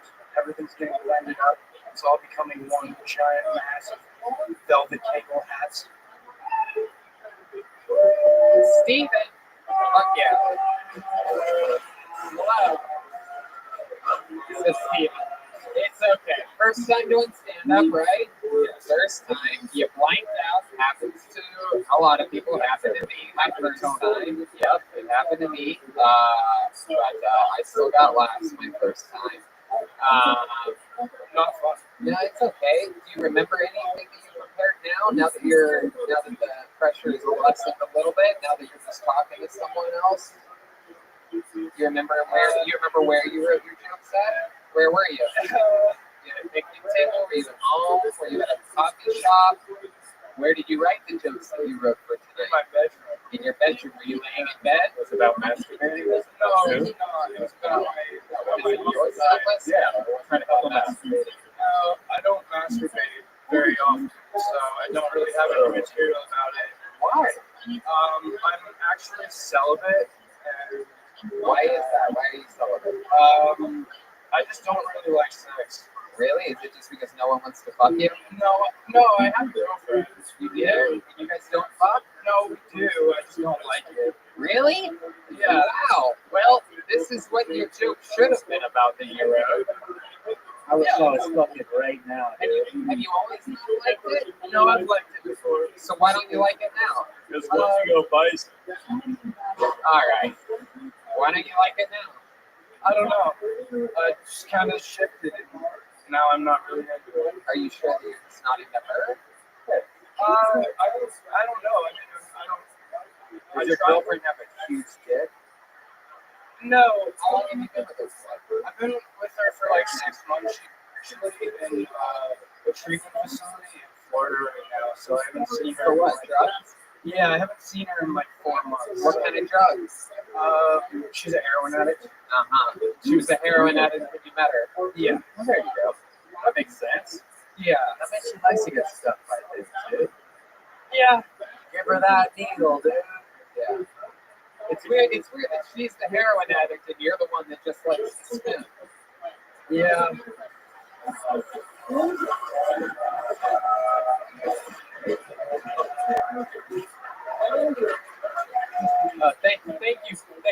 Thank you, Bison, for the vows. I'm kind of having a panic attack right now. It's okay. You're okay, dude. You're okay. You gotta weather the storm. You're up here. Half of the people on this stage have panic attacks regularly. I'm not gonna tell you which half. Is he getting better? I mean, like the worst place to get out of office. I'm well aware. It's a good program that they have. They get you on heroin and on the crystal meth. She's not coming back. How do you know that? She told me. She said she's going to live in Florida. Yeah. I mean, who knows what the situation really is? She's obviously. Oh, I know. How do you know? Because she's told me several times. Why are you saying she's never coming back there? Why are you saying that she's been gone for 4 months, yet you've been dating for 6 months? I mean, because I still talk to her every day. Well, the good news is you can keep wearing her blouse while she's gone. Steven, so that is one thing. Yes, I don't have it very well. I used to be very fat, so most of my clothes are really big. How do you lose the weight? Drugs. You do drugs still? Not anymore. I've been sober for 5 years. Sober for 5 years. That's awesome, man. Congratulations. What drugs were you doing? I did a lot of research chemicals and MDMA and drank a shitload. Right. Research chemicals. Wait a second. Like random shit sent to me by Chinese guys that didn't necessarily know what they were making. What's the best or worst thing that ever happened to you while on those drugs? I did this drug one time and I felt like, okay, so I guess my cat crawled inside of my chest and then I went into the bathtub and I ended up throwing up in the bathtub 15 times. So I'm just sitting in a tub full of hot, well not even hot anymore, it was just room temperature water, vomit and piss, and I was there for 2 hours and I thought I was gonna die. It felt like I was flipping inside out over and over and over. What was the bad part of that? That sounds fucking awesome. That's amazing. Hell yeah. Dude, that drug's called one time. I'm gonna try that. My goodness. So you talk to this girl every day. Do you love her? I don't know. Do you ever tell her that you love her? Do you guys tell each other that you love each other at the end of your conversation? Yeah, it's just that I think that she's a lot different than me. Yeah. Yeah, it might be the best. Wait, how do you hear Chinese research drugs? You just kind of skip over that. They gave it to us for free, so we tested it. Yeah, how did Joyce give you those drugs? What? How did Joyce, the Asian woman that was up here earlier, how did she give you those drugs? You signed up on from the internet? Yeah, I did. It was like a job kind of, but I got paid in drugs. Oh, like you? They would send us stuff, and I would write like a report. There you go. On what it did to me, and we would send it back. Let's get back to this shit now that we've covered this. You are conducting research studies on yourself. Yes. Yep. Yeah. They give you the drug. They tell you to write a report. Wow. That's why I don't do drugs anymore. Okay, stick with me over here. Steven, over here. So you tell this girl that you love her every time you talk once a day, right? No. But you have told each other that you love each other before. Yes. But now you don't know whether you love her. Yeah. And I've been just questioning it a lot recently. Just certain things that she does and the way that I feel recently. I've been doing a lot of different things in my life. Like what? Stop. Let him answer these fucking questions. I've actually recently joined a church with Mormons. Finally.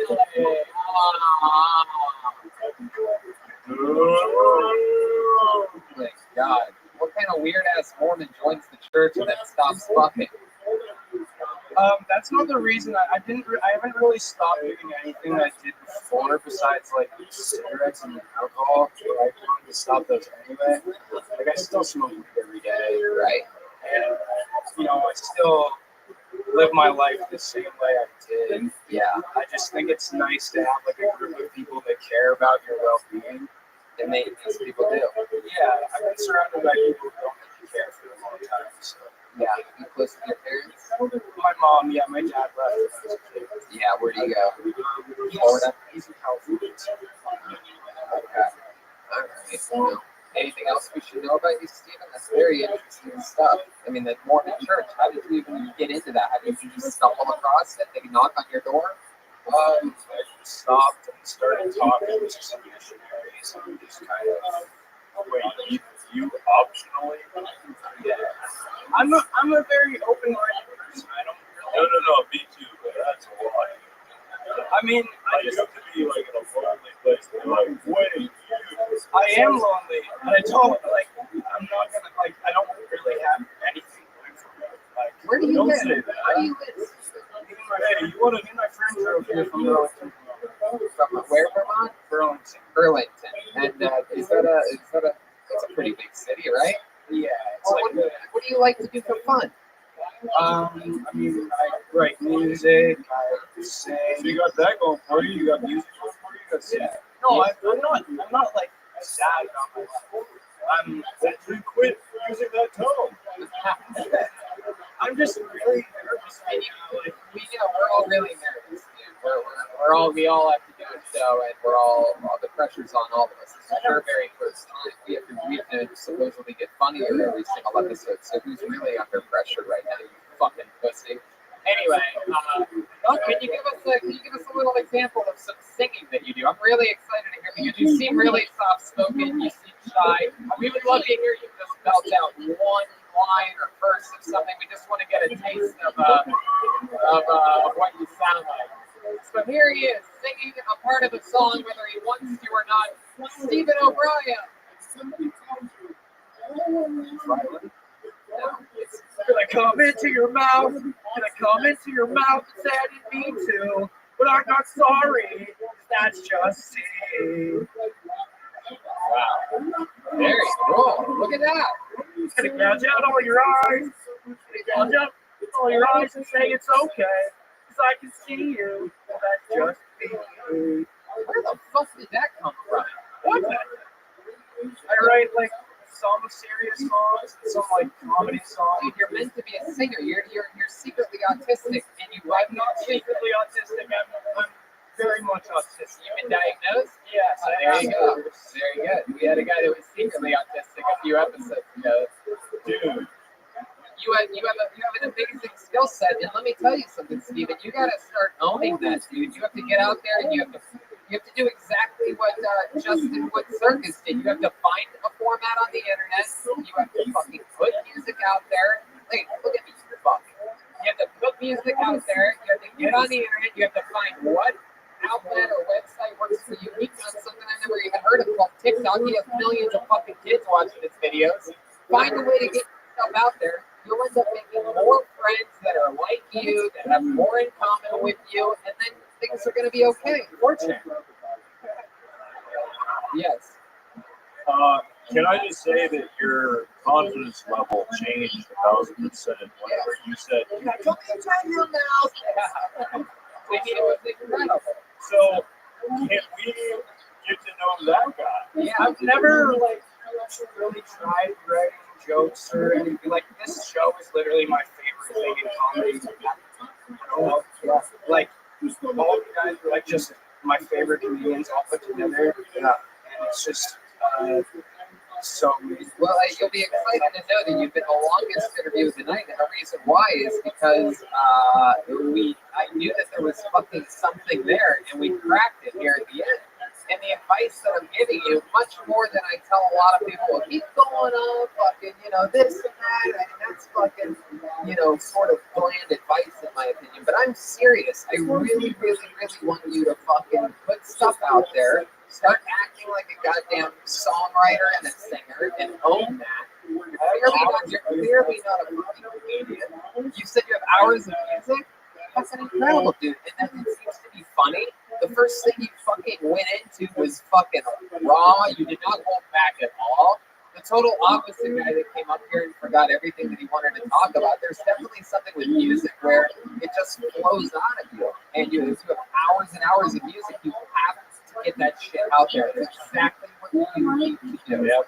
All right? So it's us. You just told us we're your 4 favorite comedians, that this is your favorite show, and we are purposely not just giving you advice, we are giving you a mission to fucking do that. All right? Yeah, my goal was to come up here and bomb so that I could really just hear and get the confidence to move forward with. Well, you did it. You do it. You went above and beyond your goals, my friend. You bumped your goddamn ass off. Break up with that girl, though. Stephen O'Brien. Yeah, get rid of that girl. Wait. Let's check in with Phil. And if you more initiative, if you tweet at us when you're strong, we will happy to. Yeah, I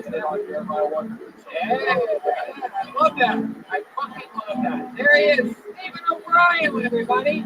He's on Twitter at KidKrass. KYDKRASS.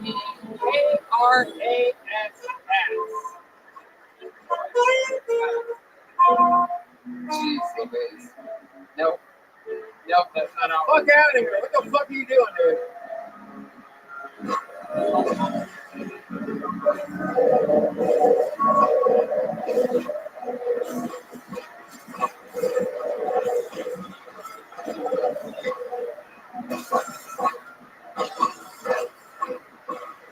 Okay.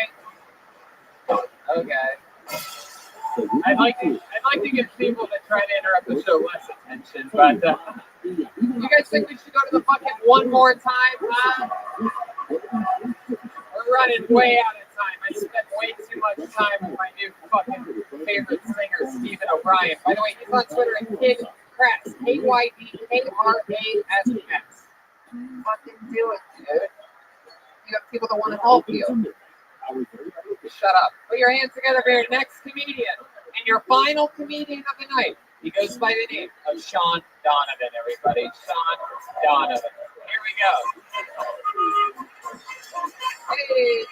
What's up, guys? Keep it going for Kill Tony. Damn, all the way to the kids scene. Yeah. I just went to court today, and I went for like a phone ticket.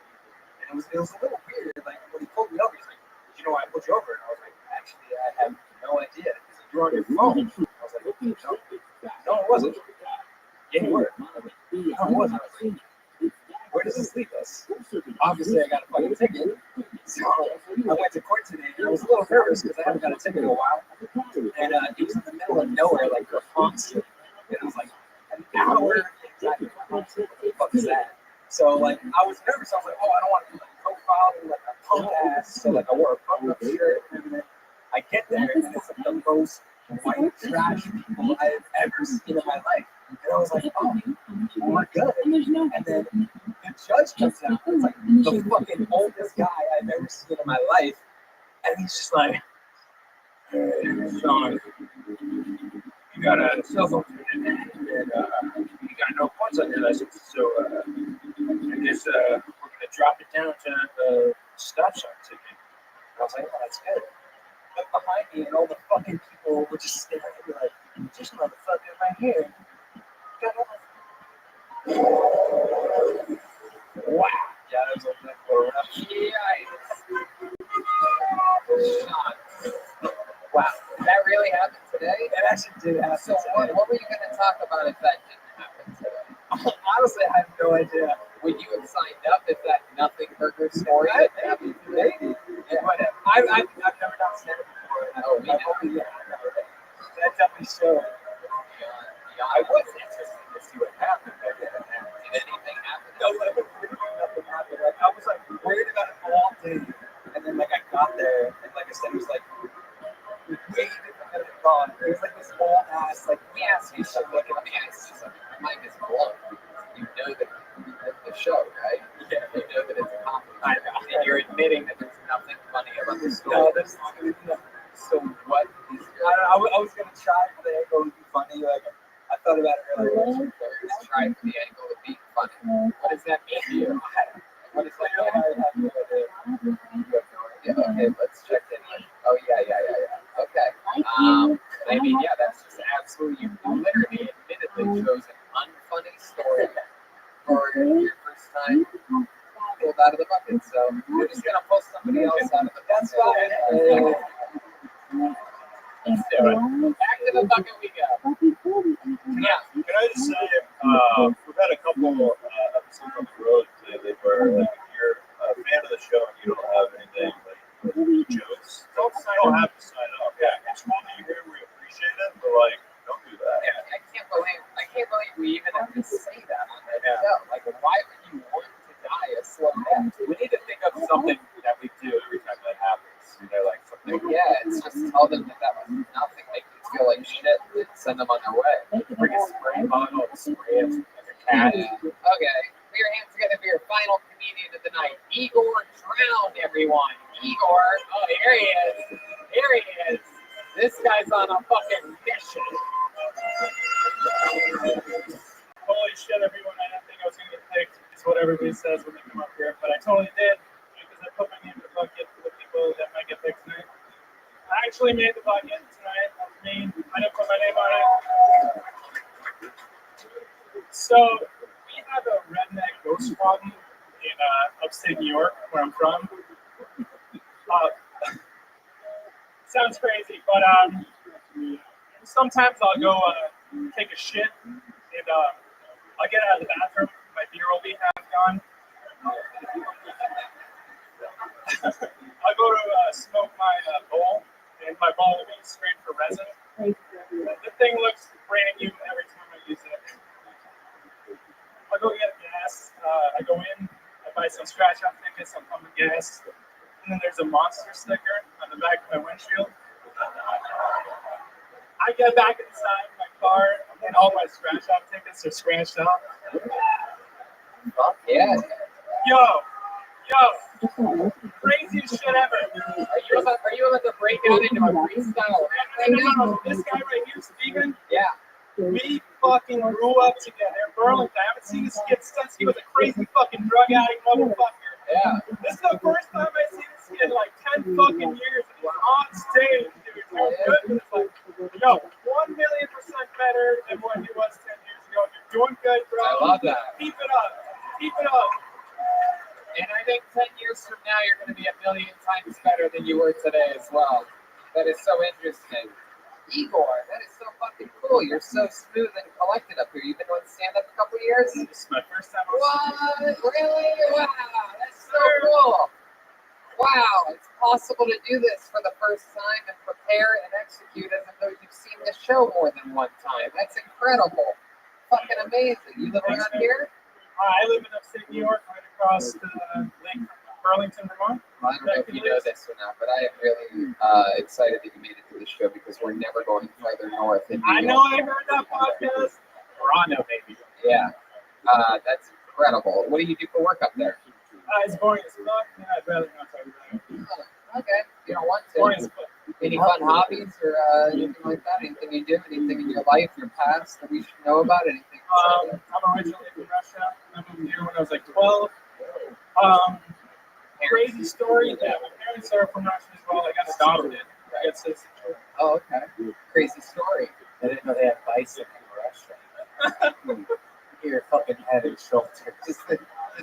You're a boba teacher if I've ever seen one. This crazy story better not have to do with you getting pulled over while texting. Oh, one time when I was in high school, I got arrested for smoking pot, and they put me on probation, and I had to speak to a probation worker. And I was really political at the time. I was 16, and I told the probation worker somebody got to shoot the president, which was George Bush at the time. And Secret Service came to my fucking school, dragged me out of school, brought me to my house, searched my whole house, and told me to kill my entire family.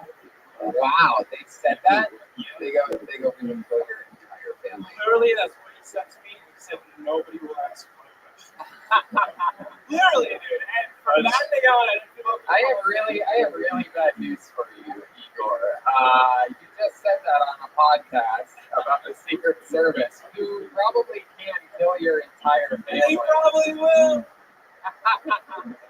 This is such a crazy way to murder your family. It's like hilarious. I just mad at it at the same time. Just in case they do one day, just so you guys know, that's what they're going to do. All right. Your name's Igor? Yeah. You're like if the machine was a cotton candy machine. All right, Mr. President, you gotta chill out for a bit. Igor, so the Secret Service did that, and then your parents are Russian. What are they doing here? My mom actually married an American guy. She got a divorce, and I got adopted. She got a divorce. That's how I got citizenship.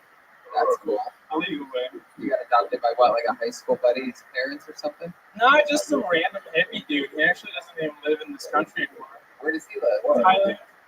Wow. Yeah. Was your mom a prostitute? Like a Russian prostitute? Starting to think so. Yeah. My goodness. I don't talk to her about it. But you must be really grateful for that guy that adopted you. No, I am. This country's great. I love America. Please don't do it. This guy sounds like a spy if I've ever heard. Yeah, for sure. The Secret Service can kill his family because they never existed. Yeah. It's incredible, Igor. What do you do for fun? Fun hobbies? You seem like a baseball assassin. I work all the fucking time, and I just listen to podcasts. And I've been listening to you guys since day one, first podcast. Wow. Yeah, I was gonna fly out to Cali this summer with my brother to see you guys, but then you guys just happened to be here. Oh, you have a brother? Yep. Your real brother, blood brother? I have 12 siblings altogether. Really? Did that one guy that moved to Thailand adopt all of you? No, he only adopted like 3 of us. Wow. Did he like pick like at a dog pound? Like, oh, that's cute. I'll take that one. The one with the tightest asshole. Like, Yeah. Or like that. Definitely got that vibe from him. No. Is that true? No. My older siblings are just older, and they weren't living with my parents all the time. Well, I fucking loved your set, man. Incredible for a first time. I mean, it's mind-boggling for a first-time set. I thought for sure 2 to 4 years, and you're so comfortable up here. Why do you think you feel so natural up I here? don't know. I thought I was gonna freak the fuck out when I came on here. I don't know. I've never been on stage before. That's crazy. Well, you gotta keep on doing it. Yeah, and certainly, I think we're all finding out that you have some very natural talent up here. Very rarely do more people get more calm when they hit the stage than you just did. One more time for your final comedian, Igor Drown. We did it. We fucking did it, people. And that's what it looks like. Thank you so much. The first ever Kill Tony Poughkeepsie. Thank you, everybody, for coming out. We're going to be back there taking pictures with you, slinging posters and pins. There's the brand spanking new Kill Tony pin available for you. And there's also a Tony Hinchcliffe pin. If you'd like, I can draw facial hair on it. It comes without facial hair, but I can put facial hair on and leave the spot in the middle of my mustache blank. Yeah, Jeremiah Watkins, everybody, make some noise for him. There he is. Jeremiah Wonders is his podcast. A new episode with P. Del Rey is out now. Another Roadcast coming up. A Jeff Ross episode coming up. He's got Jeremiah Watkins on YouTube. The new Reagan and Watkins album available at ReaganandWatkins.com. And you guys have some amazing tour dates coming up. Why don't you tell the listeners about that? Yeah, we'll be in San Diego. We'll be at Phoenix and Stand Up Live in mid-July, and Huntington Beach, and William Montgomery and Joel to the Huntington Beach shows. I love it. Jeremiah. How loud can this place get for the great Gilbert Joel Jimenez, huh? Gilbert's on Twitter mostly. This is his first time performing in Poughkeepsie. Shout out to John for riding the drums tonight. Hey, John! Fucking winner, chicken dinner. Heck yeah. And we love you guys. So fun. I mean, I gave you that information for a reason. 10 p.m. tomorrow. If you have the balls, we're so excited about who our guest is. So, a little inside information. How about one more time for Brian Griffin? He needs the love tonight. And thank you to you guys. Good night, everybody. Hey, guys.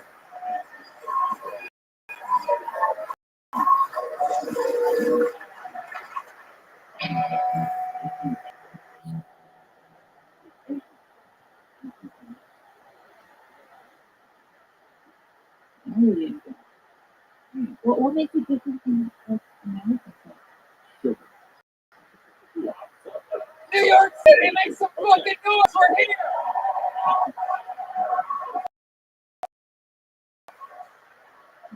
Hey, it's Brian Rabbi, everybody. Hey, what's up, guys? Exciting is this? The first ever non-skankless standalone Kill Tony in New York City. How about that? It's crazy. I have the fucking New York Urn of Destiny here, still waiting on those names to be cut up. Fucking a little bit of chaos. You guys excited at this shit or what? Live from the Gramercy Theater. Boy, oh boy, we've come a long way, Brian. How exciting is this? I fucking love it. It's so good to be here. It's all happening. Ryan J. You both couldn't make it tonight. However, we do have some amazing New York, very special prints made for you guys that are available after the show. We'll sign them and take things with you real quickly. So you got to get ready for another show today at 10 p.m. Tickets still available, by the way. A few tickets if anybody gets antsy and wants to live their dreams here tonight. And they got a huge surprise on the second show also. Yeah, a really, really big surprise, which is very exciting because it's a crazy weekend. How many of you are going to Skankfest this weekend? Huh? Oh boy, Red Band with a hard double arm lead. Look at that. A real reminder that you can get Wendy's on Postmates anytime. That's right. Anytime or place. Use the promo code Kill Tony. You can get fucking Postmates. How exciting is that? Cool. The Public Gramercy Theater. We made it. This is so good. You make it all the way to the top. This is what it's going to be like one day when we're in Madison Square Garden. We're going to be here and it's so great to be here. It's exciting. This is what it's like in the Midwest. You just got to deal with shit. Roll with it. So fun. What else? Did we cover anything else? Let's just get into it, right? Normally we go guest lists on these road shows, which is an exciting thing. But you know what? Since we're in New York City, I figured why not do something special and have a guest. So we're gonna have a guest tonight. I'm really, really excited about this. This guy, this is his first time guesting on Kill Tony. He is another one of the top young rising comedians in the world. This is a guy that I absolutely love. I adore. I consider him my West Coast brother. He's fucking hilarious, and I think you're going to be really excited when I tell you that tonight's guest is New York's very own Mark Normand. Everybody, what? That's crazy!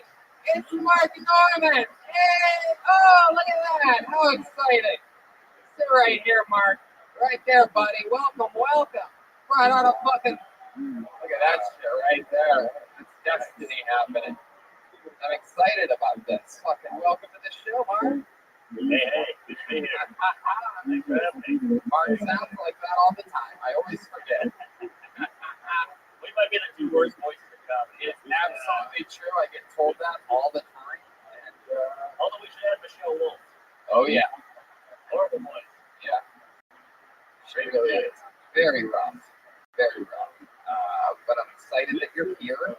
This is a lot of fun. You're a true New Yorker. And, fuck yeah. Thanks for having me. Sorry about Ari fail. I wasn't going to tell them that. He was a secret guest. Sorry. Wow. Anyway, it's still a secret guest on the 10 p.m. show. No, I didn't say Ari's the secret guest. I said there's a secret guest. Good. But it's a secret. No telling any more secrets. Sorry. We all hate Ari. I'm sorry Ari Shafir failed of Netflix fame 45 minutes before the show. You know him, you love him. It would have been more fun, but here we are. No, I'm kidding. We're gonna have fun tonight. I love it. I love it when it's people's first time seeing being this close to the chaos that is Kill Tony the Machine. And one of my favorite things, not one of my favorite, truly my favorite thing about this show is the fact that we have they're one of my favorite things in all of comedy, period. They truly fucking crack me up. Every single episode, they commit to be different characters. We never know what they're going to be or what they're going to do. Lately, it's been a lot of new characters. They were bison yesterday in Poughkeepsie. They looked a lot like cows, but they said they were bisons. Last week, on Monday at the Comedy Store with Brian Wilson, they were jocks. They all had the same Letterman jacket, and sometimes it's the return of some of the famous characters. You know, we never know what they're going to be beforehand. They had a separate dressing room. So, ladies and gentlemen, I present to you. We're all going to find out at the same time what we're dealing with tonight. Make some noise for the best band in the land. It's the Kill Tony Band. Jeremiah Watkins and Joel Jimenez. What's it gonna be tonight? Oh! What? Holy shit, it's Jolena and Salvador! Wow, it's been a long time. Two of the most famous characters in Kill Tony history. That is Salvador, the mariachi, everybody. And holy moly, I believe I have not seen you since Dublin, Ireland, young lady. It is Jolena. Hey, what's up, Rabbi York? Salvador, how's it going up there, buddy? Been a long time. Salvador, always at the party. Salvador, I haven't seen you, right? Dublin, Ireland, you have trouble with immigration? Always. My goodness, and Jolena, how about you? It was fine, man. I met a little leprechaun who stimulated my clitoris. Stuck it in your I think we have a baby coming on the way.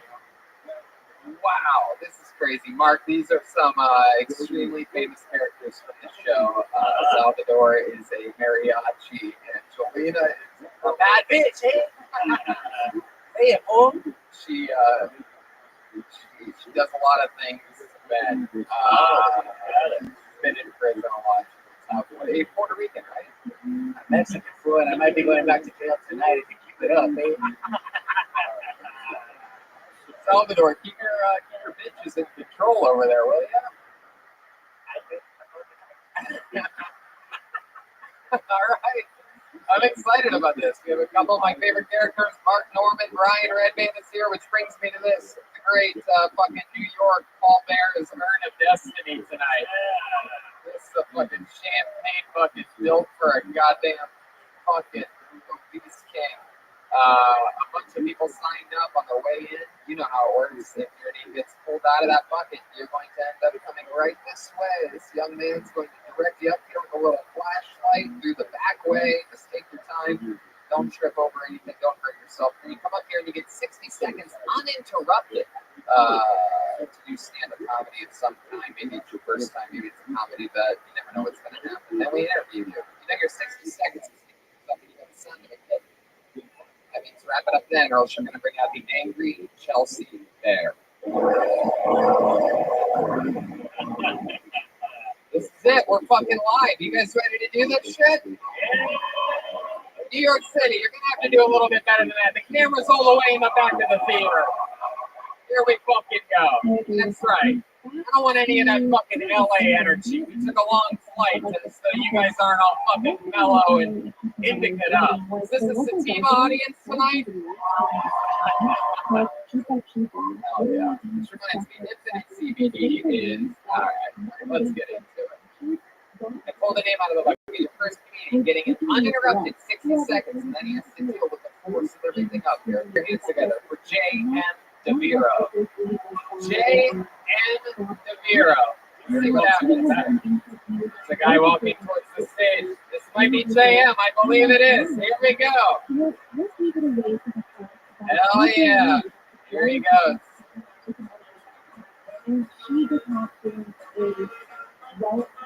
One more time for J.M. DeViro. Happy belated Father's Day. So recently I was actually a single dad. Not anymore. I met a beautiful wife. And we decided to kill my son. I had to go make it out in the rain tonight. When I was younger, I had this weird thing where I would put a signal on my back every time it was about to start raining. Just my uncle's way of letting me know I could stay in bed all day. Let's get political here, guys. Listen, say what you want about Trump. He's done one good thing, which is create Space Force, the sixth branch of the armed forces in space. The rumors are true. I got so excited about Space Force. I wrote the perfect slogan for Trump's Space Force. Black matter live. You can already imagine all the matter coming out of the woodworks. Technically, all matter lives. Thanks a lot. Wow, look at that. What a great way to kick off the show. A guy doing smart, well-written fucking material. Nice to meet you, J.M. How long have you been doing stand-up comedy for?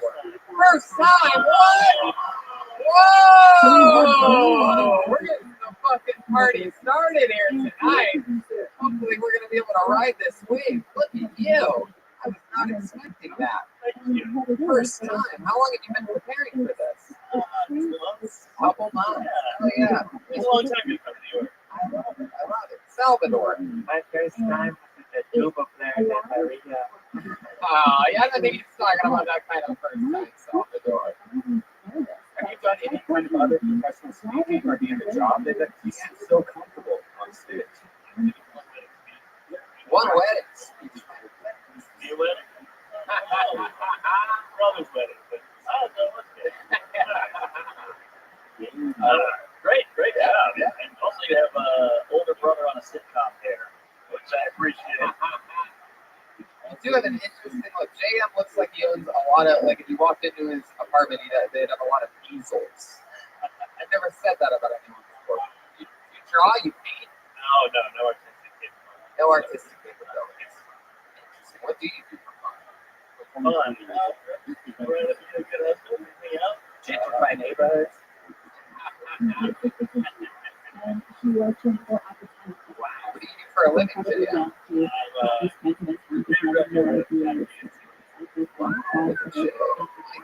That's a good paying job.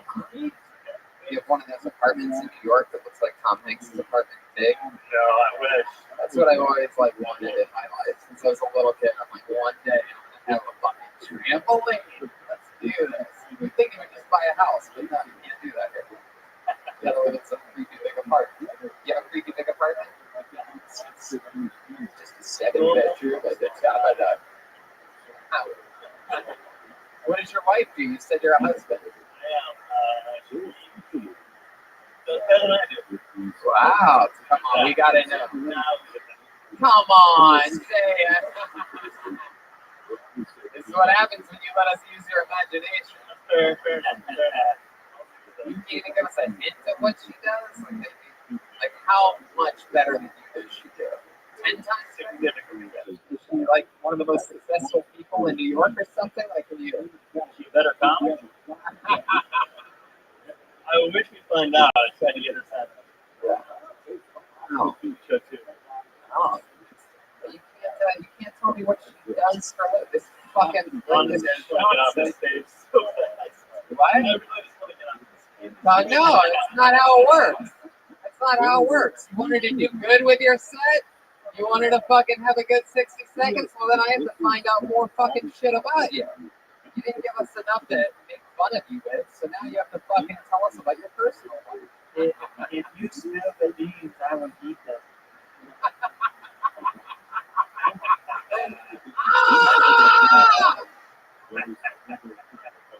Oh my god. Damn, you gotta let go of that mic stand, baby. The only thing keeping me standing right now. Holding on like that's his rich wife trying to leave him right now. I'll never let you go. He's always joking her. My goodness. So how long have you been with this such a successful woman that you can't even tell us what she does? Over 6 years total. Oh. Way back. Why was there a break? We did it a long time ago. Yeah, why was there a break? She made that name sound. Is this Maria? Is her name Maria? We met very young.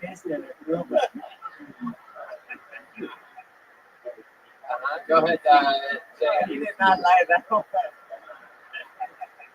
Go ahead, Jay. You've answered the question. We met fairly out of school. Had a great summer romance, and then our second ways for 5 years. What was she doing for work back then?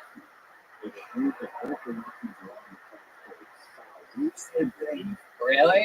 What is it? Did she come from a rich family? No. She's Is she here with you? She is here. Well, let me ask you this. Would you be willing to do me a favor? Can you say, sweetheart, is it okay if I tell these guys what you do? Because I think at this point, with the entire audience wanting to know, I have a feeling she might. She works at a company. She gave you permission? You can saw you a thumbs up or a middle finger. I'm not sure which one. Why wouldn't you be able to tell us that she works at a tech company? It's almost.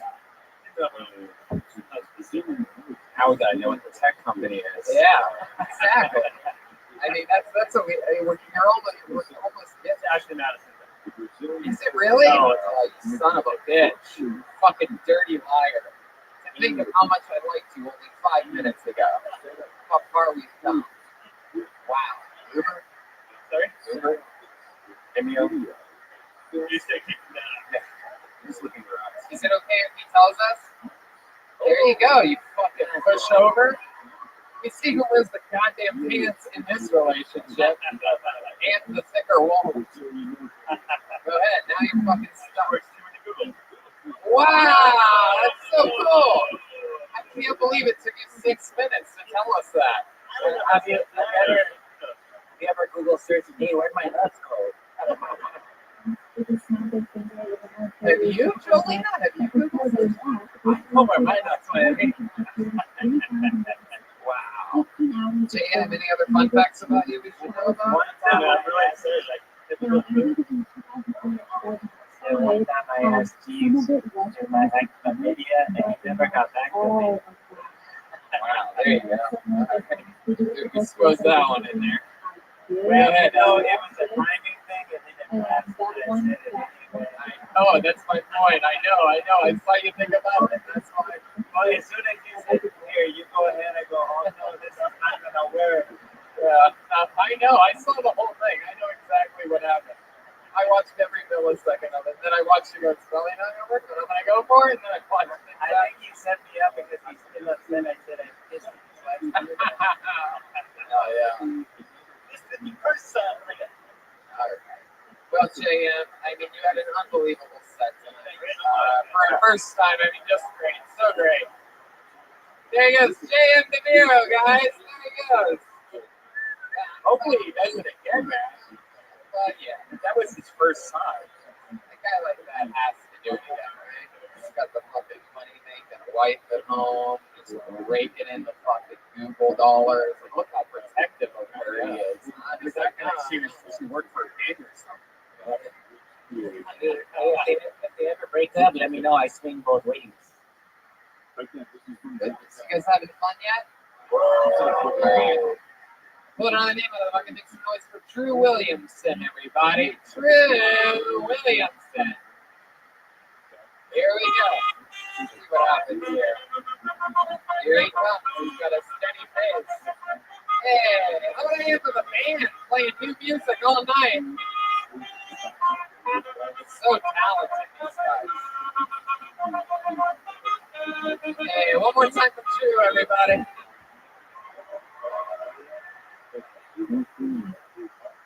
I like to keep my shoelaces loose just in case I have to kick it.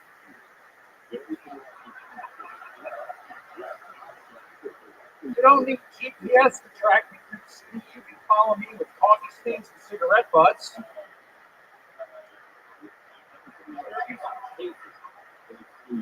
My wife is from Korea, and I've been trying to learn Korean. So this hat says, I have no fucking idea. I have no fucking idea what that hat says. I've come up with a new invention called the sling bit. You can put a condom on with the slingshot.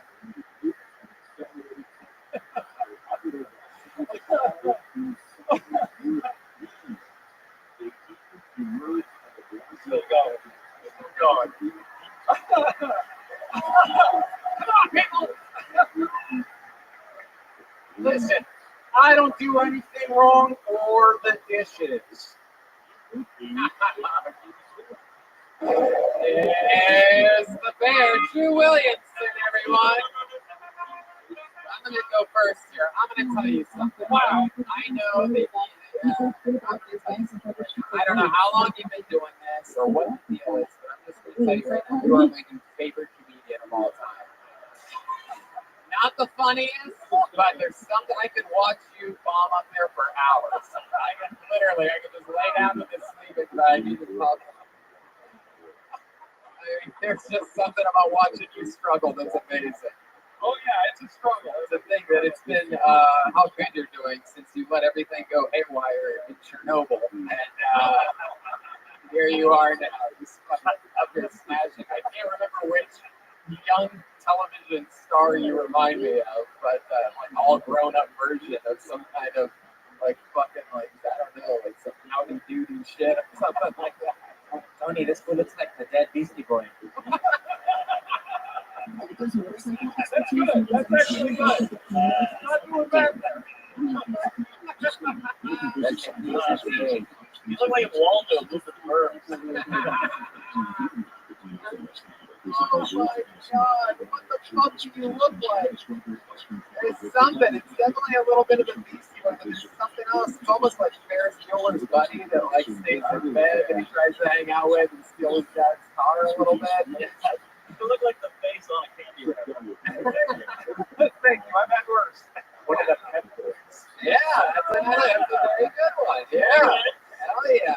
It's like that one guy from Revenge of the Nerds all grown up. Oh, yeah. With the cunnilingus braid. It's true. You are a powerful, fucking, confident nerd. You really are. True. How long have you been on stand-up for? My first. Oh, yeah. That makes sense. That's the only answer you could have given to get that kind of applause. Congratulations. And what school do you teach at? Professor of nothing. What? What do you do for work? I work backstage at a Broadway show. Really? Wow. Wow.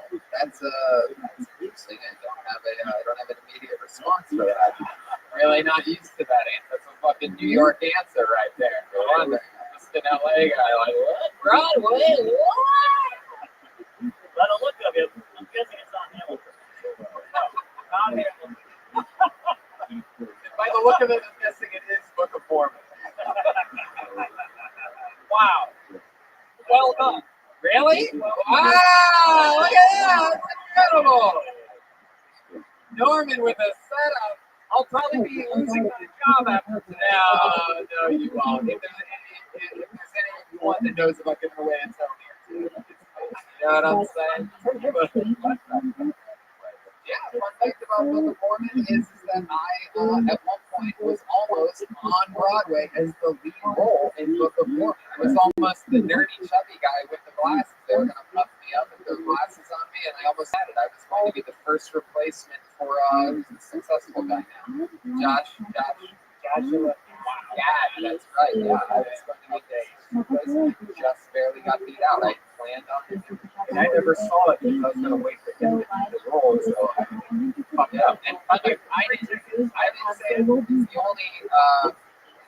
musical that I ever had seen live, and I never got to see it until I was in the running to be it. So I got to go. It was in LA when they were recasting the Broadway one, and I had to go see it because I was already auditioning for it. So that's a surreal thing.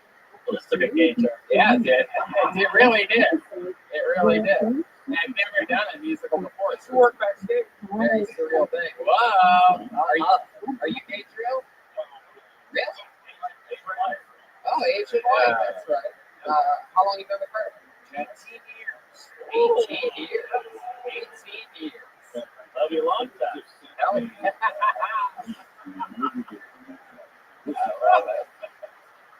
18 years. Where'd you meet her at? Was she in one of the boxes being shipped from Broadway? Yes, how did you know that? You met in Kansas City, right? What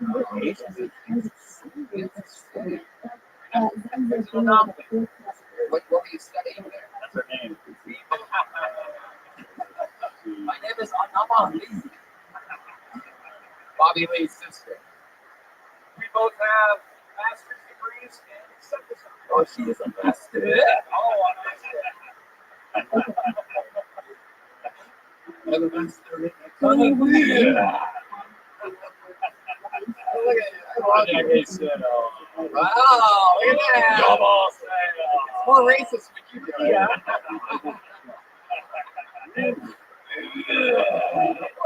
One of the jokes. Did you ever get loud jobs from her? Oh, no, we got a dirty mind over there. I love it. And you guys fell in love. You do anything? I cannot picture you having sex. Is there anything special that you do in the bedroom? Do you have any special moves? You're a tall guy, and she, of course, is one of those short Korean girls, right? And Chance, you got the fucking yao mate of Asian women. Role playing my house is me coming up to her and interrupting her studying, saying, "Okay, honey, it's time." First of all, you just wrote yourself a brand new opening joke. Well, hello, honey. It's time. That's like say before you murder people, dude. Oh my God. Interrupting her study, that is a foreplay. That really is. That's incredible. I interrupt her study and I tell her it's time. Wow, I'm going to see that in my nightmares tonight. Have you ever traveled to Korea? Or Been to Korea twice, actually. do you ever think about moving there or anything like that? So we were discussing retirement plans, but we discovered, she told me recently that home porn was illegal in Korea. Uh-oh. What's that playing out? Wow. What's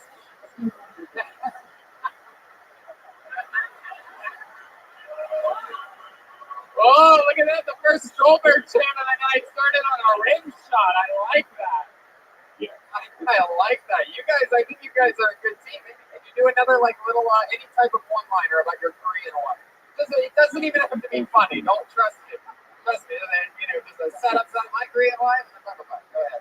My wife really speaks. No, wait. It's not fucking wife. You have to say it each thing. You have to do the complete reason. My Korean wife. My Korean wife doesn't know how to curse an American and recently called me a dick fucker.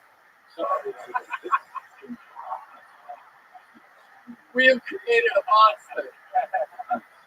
Come on, one more. I need one more good Korean wife one-liner from you. I know you don't have one. Just trust me. Trust me. The less you think about this, the funnier it's going to be. I'm telling you, the less sense it makes, the better it is. Just don't even think about it. Don't use your fucking super brain right now, all right?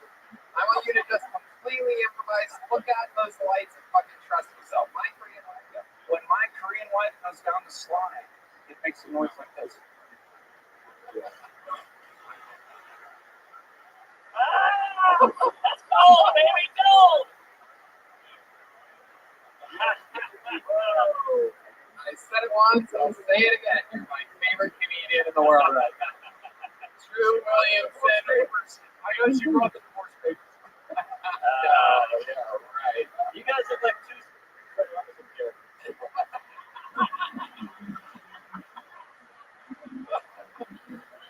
That's what it is. That's what it is. You motherfucker, Drew. I mean, you are just unbelievable. I can't believe I made it up. Not only did you make it up there, but you did exactly what I think a lot of people want to do, which is fucking have a good set and most importantly, a great interview. You know, the interview on this show is an underrated part of, you know, being honest and giving us something to work with, and it lasts 4, 5, 6, 7 times longer than the 60-second set does. So it's one of my favorite interviews of all time. You're such an interesting character from your books through your words. Drew Williamson, everybody. Damn. I don't know about you guys, but this is a fucking really fun start to this episode of the show, huh? We're in it. I promise you this. This is about as fun as it gets on a show in which anything can happen. How about one more time for my man Drew Williamson? It's first time ever on stage. All right. Pull another name out of the bucket. Let's see what happens here. Put your hands together for Rishi. R-I-S-H-I. Here we go. Come this way, Rishi. Okay. All right. Go that way. Is there any walkway there? There is, right? It's a little bit of room for walk there. A little bit. Yeah. That's a little deeper now. Here he comes. Come on up here. Here we go.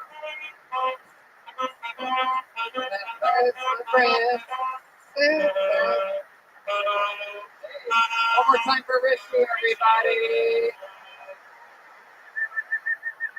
All right. My girlfriend took me to my first yoga class this year. I figured I'm Indian, an Hindu variety. I play Street Fighter exclusively with Taoism. So fuck it, let's do this.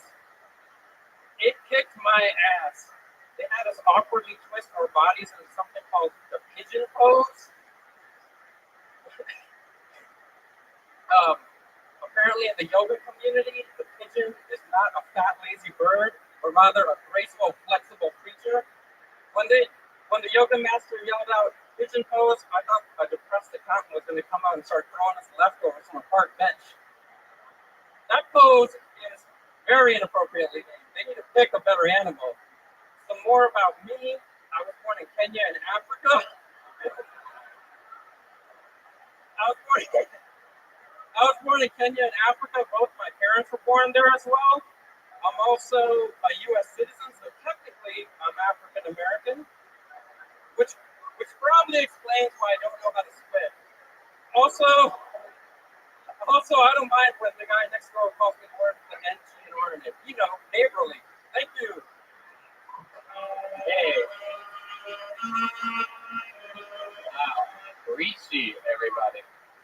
I like a guy with funny jokes, but there's something about a guy with funny segues that I love even more. I mean, I could tell you literally wrote out on the paper some more about me. Yeah, like it was the most pronounced and confident part of your entire set. Very fun. First time doing stand-up? First time. Hell yeah. Richie, everybody. I love it. My goodness. What do you do for work, Richie? I'm a project manager at IBM. Look at that. Someone not afraid to drop a name real quick. Richie, stand right on that yellow X so the audience can see what you look like exactly. Tony. I set you up for a joke that I'll give you in just seconds. But for right now, I'll say, how long have you been working at IBM? 18 years. 18 years. That's been the answer for so many questions so far. 18 years. And you can fuck it. Yeah, it's true. Tony, I'm just glad to see this fool alive. I was sad when the dragon burned you up on Game of Thrones. Just happy to have you here, man. Fuck. That was not a good way to go out. He has had a really hard life, getting stepped on by the Mario brothers, having green shells shot out of him. They got you a Koopa. What's funny is I couldn't think of the name of the thing, so I literally had to spell it out. I'm like, hope this works. And I would call him a Toompa or something like that, but I knew it wasn't Toompa. So, Richie, fucking fun. Interesting stuff. You're an interesting looking guy, but you know that, right? I'm well aware of it. You look like you're either broke or a Saudi prince of some kind. I can't really tell. Mark, what did you think of seeing Richie for his first time out there? For the first time, that was solid and very impressed. I was surprised to hear you were African. I thought it'd be more as like a Osama bin Diesel.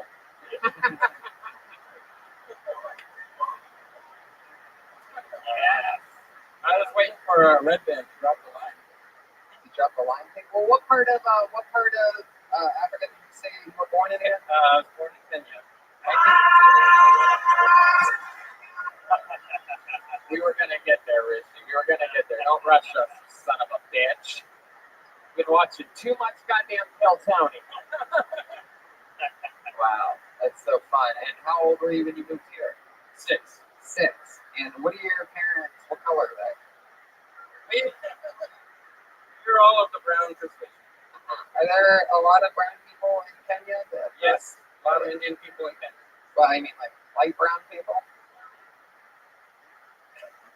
Do you have AIDS? That's what we're getting to. I love it. Richie, what do you do for fun, man? Besides dress up like a genie. I think I have to be blue for that, not brown. You pull it off just fine. I just like a lot of comedy. I'm a huge Tuesdays with Stories fan. Tony fan. Just watch a lot of comedy. I like to travel. I've been to 20 national parks in the last 4 years. Wow. What are some of your favorite parks? Definitely Grand Teton. Where's that? Wyoming areas. Oh, Wyoming, where there are bison. Little fun fact for you. I don't know if you know that. Right now, I've educated myself on everywhere that bison exists due to being in an argument with the rest of the cast of the show about it. That was great on the road trip. Thank you. But when you were in your time in Wyoming, did you happen to see a bison? We did. Oh, who would have fucking guessed? Quite a few bison. Who would have fucking guessed?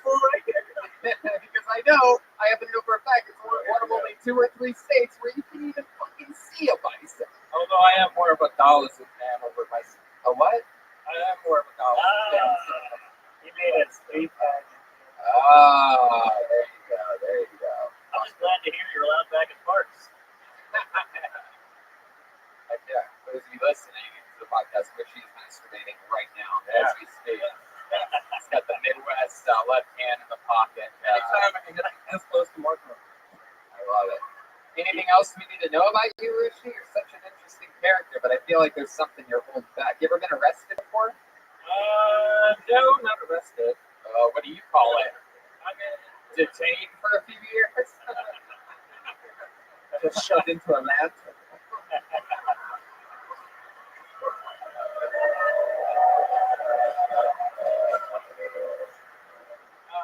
No, but I do get through that. Yeah. What's the worst thing ever had happened to you? They ever check your butt or anything like that? No, unfortunately, no. Love it. Rishi, very fun. Did it go how you thought it was going to go tonight? Like, how do you feel about this? How do you feel about this? I mean, it was my first but I mean, for my first time. Yeah, absolutely. So do we. Definitely. I'm just asking you. I'm not asking you what you thought of your set. I'm asking you if you had fun. Like, how do you feel? The blast, right? I mean, your show and a lot of things that got me. Can you just repeat that 9 more times, please? All right, Rishi. Well, I mean, amazing stuff, dude. Congratulations. We're popping a lot of cherries here. Thank you. We love it. I love it. Rishi, everybody. Hey. There he goes. Rishi. Move, bitch. Get out the way. Get out the way, bitch. Get out the way. Hey. How many of you like when comedians do good on this show? How many of you like it when people pulled out of the bucket do bad on this show? Wow, listen to that. It's an angry New York show. I like it. Let's keep it moving along. This is exciting. This looks like someone maybe Jolena met in her past life. Put your hands up your next comedian, Gio Perez, everyone. Oh, wow, look at this.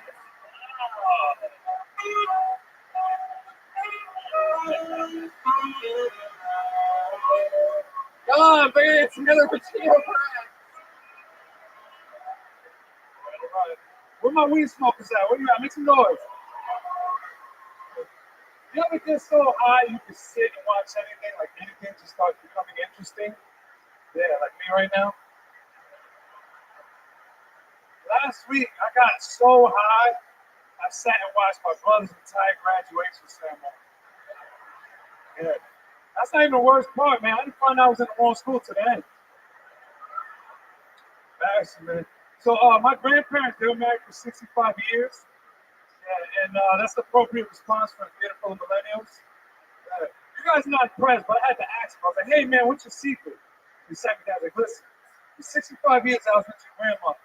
Not once while we were making love did I let her see my face while I was busting a nut. See, I didn't think it was that funny because I couldn't wrap my 8-year-old brain around that shit. It's terrible. So I tried Molly over New Year's in Alabama, and after being awake for 5 days, I found out I was actually trying crystal meth for the first time. All right, thank you. Fuck yeah, man. Wow, I love it. So many jokes. Well executed. Heck yeah. I love it. First time doing stand-up? No way, right? You've been doing it a couple years. Year and a half. Under a year. Year and a half. All here in New York. No, Alabama. Alabama? I'm from Alabama. Are you up here for Spank Fest? No, I just moved back a few weeks ago. Oh, you just moved back? Yeah. So you're originally from here? Yeah. And then you moved to Alabama for how long? 3 years. Let me ask you something, and I think you might know what this question's going to be. What the fuck and how the fuck does a guy that looks like you move to Alabama? For those of you listening to the podcast, not watching, this guy looks like a little Al Yankovic. He looks like if Darlene from Roseanne was just an all-out lesbian machine. He looks like Drake and Satchel Bob at a baby. When you went down to Alabama, they legalized abortion. That's the reason I left. I didn't like old white men tucking me through my uterus. Wow. That is my body, my choice. Am I right, ladies? Oh, yeah. This was pandering, eh? So, why did you move to Alabama? Man, I was fucking up in life and I had family down there, so it's just like, come move down here, and that's why I found comedy down there. So cool, so interesting. When you say you're fucking up in life. I got a couple drug sales. I was like in jail, 20s and teens, so oh man, try something different. buttholeless look like this bucket. I never made it to prison. I was just in jail. So Oh, I right. didn't So get that far. what did they do? Just stick a finger in your butt? Yeah, we never made it past second base. Oh, yeah. You said to make out with a lot of dudes. Wow. Scariest thing that ever happened to you during that time in jail or with drugs or anything? Anytime you were really frightened? So many. I got fucking PTSD from that shit. Yeah. I haven't sold drugs since like 2013. Statute of limitations almost up, people. Yeah, there you go. Heck yeah. So you're a quitter. Yeah, I love that you're so damaged that you think there's some undercover cop in here waiting. He's selling drugs right now. Enough with this super likable comedy show. I'm here for work. I'm just gonna tackle you when you're done. I love it. What was your favorite? I missed that. What was your favorite drug to sell? What was that? What was your favorite drug to sell? Favorite drug to sell? Heroin. Yeah. Fastest one. Wow. Did you get on that yourself? Yeah, I kind of fucked up a little bit. Started taking pills and it started slipping. I never shot it, by the way. It's on me on YouTube. So again, my boss is going to be watching this. It's always a funny thing that only former heroin addicts do, where they're like, I only swallowed it. I never put it directly in my bloodstream. For those of you that can relate to that, it's like either they do or they don't. It's not really a difference maker to us normies. Whoa, woo, you need to shoot it. I'm gonna swat spit with this guy right after the show. I love it. I only swallowed heroin. I didn't shoot it. Am I right, ladies? So, Gio, what do you do for work now? How do you make a living? You a SoundCloud rapper or something? No. That failed, so I tried comedy. That was Eureka Bodega. Yeah. Good call. I'm Dominican. Good call. Good call. Hey, nailed it. You can tell you've been in New York for a while. Big easy. You got to speak your cat around here. Yeah. Is that true? Do you really have a speaker there? No. Oh, what do you do for work? I work in a retail store. Retail store. Stock and shelves. Stock and shelves. Oh yeah. You work regular hours or you do the night crew? 4 to 1. 4 a.m. to 1 p.m. Interesting. So then you sort of sleep until like 6 or 7, and you do stand up. No, I drive straight out to the city and try to do some. Right. Oh, at 1 p.m. No. Yeah, 1 p.m. This mic's out here 2, 3 o'clock in the afternoon. I'm so confused now. I have no idea what the fuck time we're talking about. I don't know what time it's I think we tried to adjust with our LA time zone in one of your answers, and we lost each other. I don't think we'll ever find out exactly when you work shifts at your job. I'll never say if it's not on YouTube. Oh, well, that's the only job that if someone's going to check every retail store. Yeah. All right. Paranoia. Yeah, it really is. You seem like a defensive guy. Everyone. You have a girlfriend, Gio? No, I'm single right now. Been on a date recently? Nah, man, I just been doing this and working and taking care of my daughter. So. Oh, you have a daughter? Yeah. How's your daughter? 7. 7. Perfect. You can wear her t-shirts clearly. Love it. Does she look like her dad used to do heroin? Nah, I wait till she's like 16 to tell her. Right. But you'll tell her, like, look, I never shot it. I ate it, I shoved it up my ass a few times, but I never fucking went the needle to fucking Spiegel. What feels a hug from your daughter or heroin? You can all say you were there when Tony Hinchcliffe doubly fell in love with Mark Norman. That is my favorite question of all time ever asked on the show. And let me remind you, Gio, you have to answer honestly. Obviously, hugging my daughter on heroin. Hey! The old hug my daughter and heroin double up. I love it, Gio. You hit us with the fucking 1-2. Gio, I fucking loved it, man. You came out guns a-blazing. A lot of people that have been doing this many years end up feeling the pressure of the show when they get up here and they fucking stumble and they get in their heads, or sometimes they overthink it, pick the wrong set list. You did absolutely everything right. You came in guns a-fucking-blazing for one of the best sets of the night, if not the best so far. So thank you so much. I just gotta say, like, I felt no pressure because I'm used to being judged sitting for the white man. So it was like going to court without the suit. There you go. You had to get that one last fucking jab in there. All right, one more time for Gio Perez, everybody.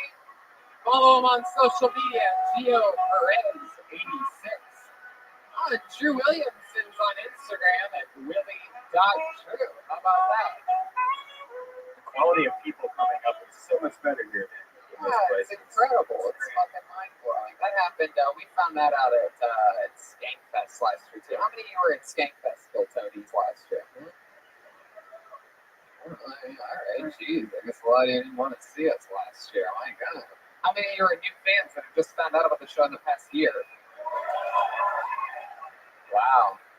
Jesus. All right. My goodness. Happy to be here. Hold on the name now. Make some noise for Michael Joseph, everybody. Michael Joseph. Wow. Loud. Yes. He's right here. He's got a whole crew that's excited for him. Wow. People are fist bumping each other over here. He's so excited. One more time for Michael Joseph. This is fucking terrifying.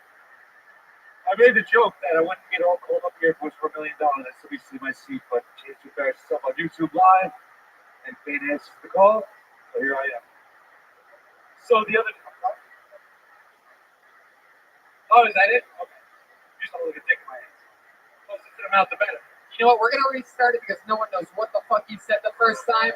Just don't say it again. But don't hold that mic. You gotta get a little bit of space. You see what I'm doing? See how that works? Don't fucking. You're not a fucking. No, I got it. Save all that fucking thunder. We're gonna reset it one more time for Michael Joseph, everybody. There we go. So what I was saying was that I would probably be sitting in my seat right now if this was for $1 million, but since it's the chance to embarrass yourself on live YouTube, here I am standing. Fane answers the call. This is fucking humiliating. So recently, the Wu-Tang Clan got a street named after themselves in Shaolin, or Staten Island. And I think for the first time in 60 years, that Martin Luther King Boulevard is going to have some competition for most violent street in America. Is that too much for 2019? Too much? So let's see what else we got here. I was on my way walking here, and I'm a big people watcher, people listener, and I heard two people over talking about someone had been diagnosed. I didn't really hear much of the conversation, so I'm trying to think, what they think got diagnosed with? I didn't hear anything, but it could have been anything positive. No one's ever said to you, you've been diagnosed as a millionaire. Getting worse. So let's make fun of myself, right? So recently, I got cheated on. Woo! So I've been single for a year, by choice, because I don't want to be humiliated again. But here I am being humiliated again. There you go, Michael Joseph. Hell yeah. Stick with me, Michael. Hell yes, Michael. First time ever doing stand-up. Fourth. First time in 2 years. First time in 2 years. Hell yeah, that's exciting, man. Why have you only done it 4 times? Just something you like to. The last time I did it was in Suffolk County, Long Island, and I did it to the back of people watching Crazy People. And I was kind of discouraged by that. I just figured I'd write jokes on my iPhone and delete them. I'm having flashbacks to Soprano episodes. I don't know whether to make fun of you or just put myself in the trunk of your car.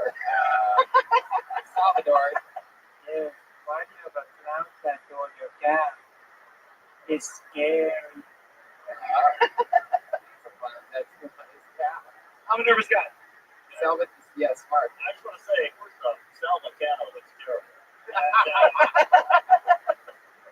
Yeah, they put you in a really bad prank on this one.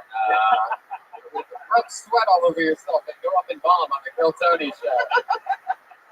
No. On this first one, we want you to just put the microphone right up against your mouth and just start saying words.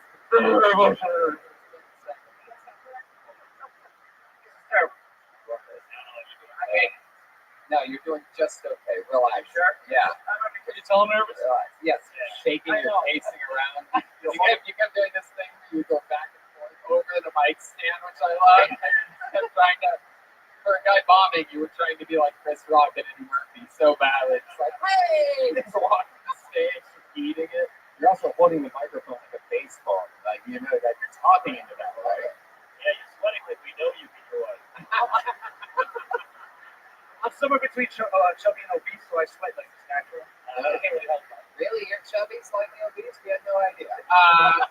Michael, you really found out that your wife cheated on you? Yeah, I did. My goodness. I feel bad until I tell her that she can fight.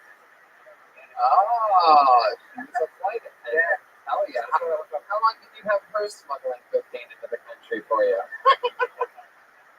Okay, well, what airline was she a flight attendant for? You sorry? No longer Virgin Airlines. Yeah.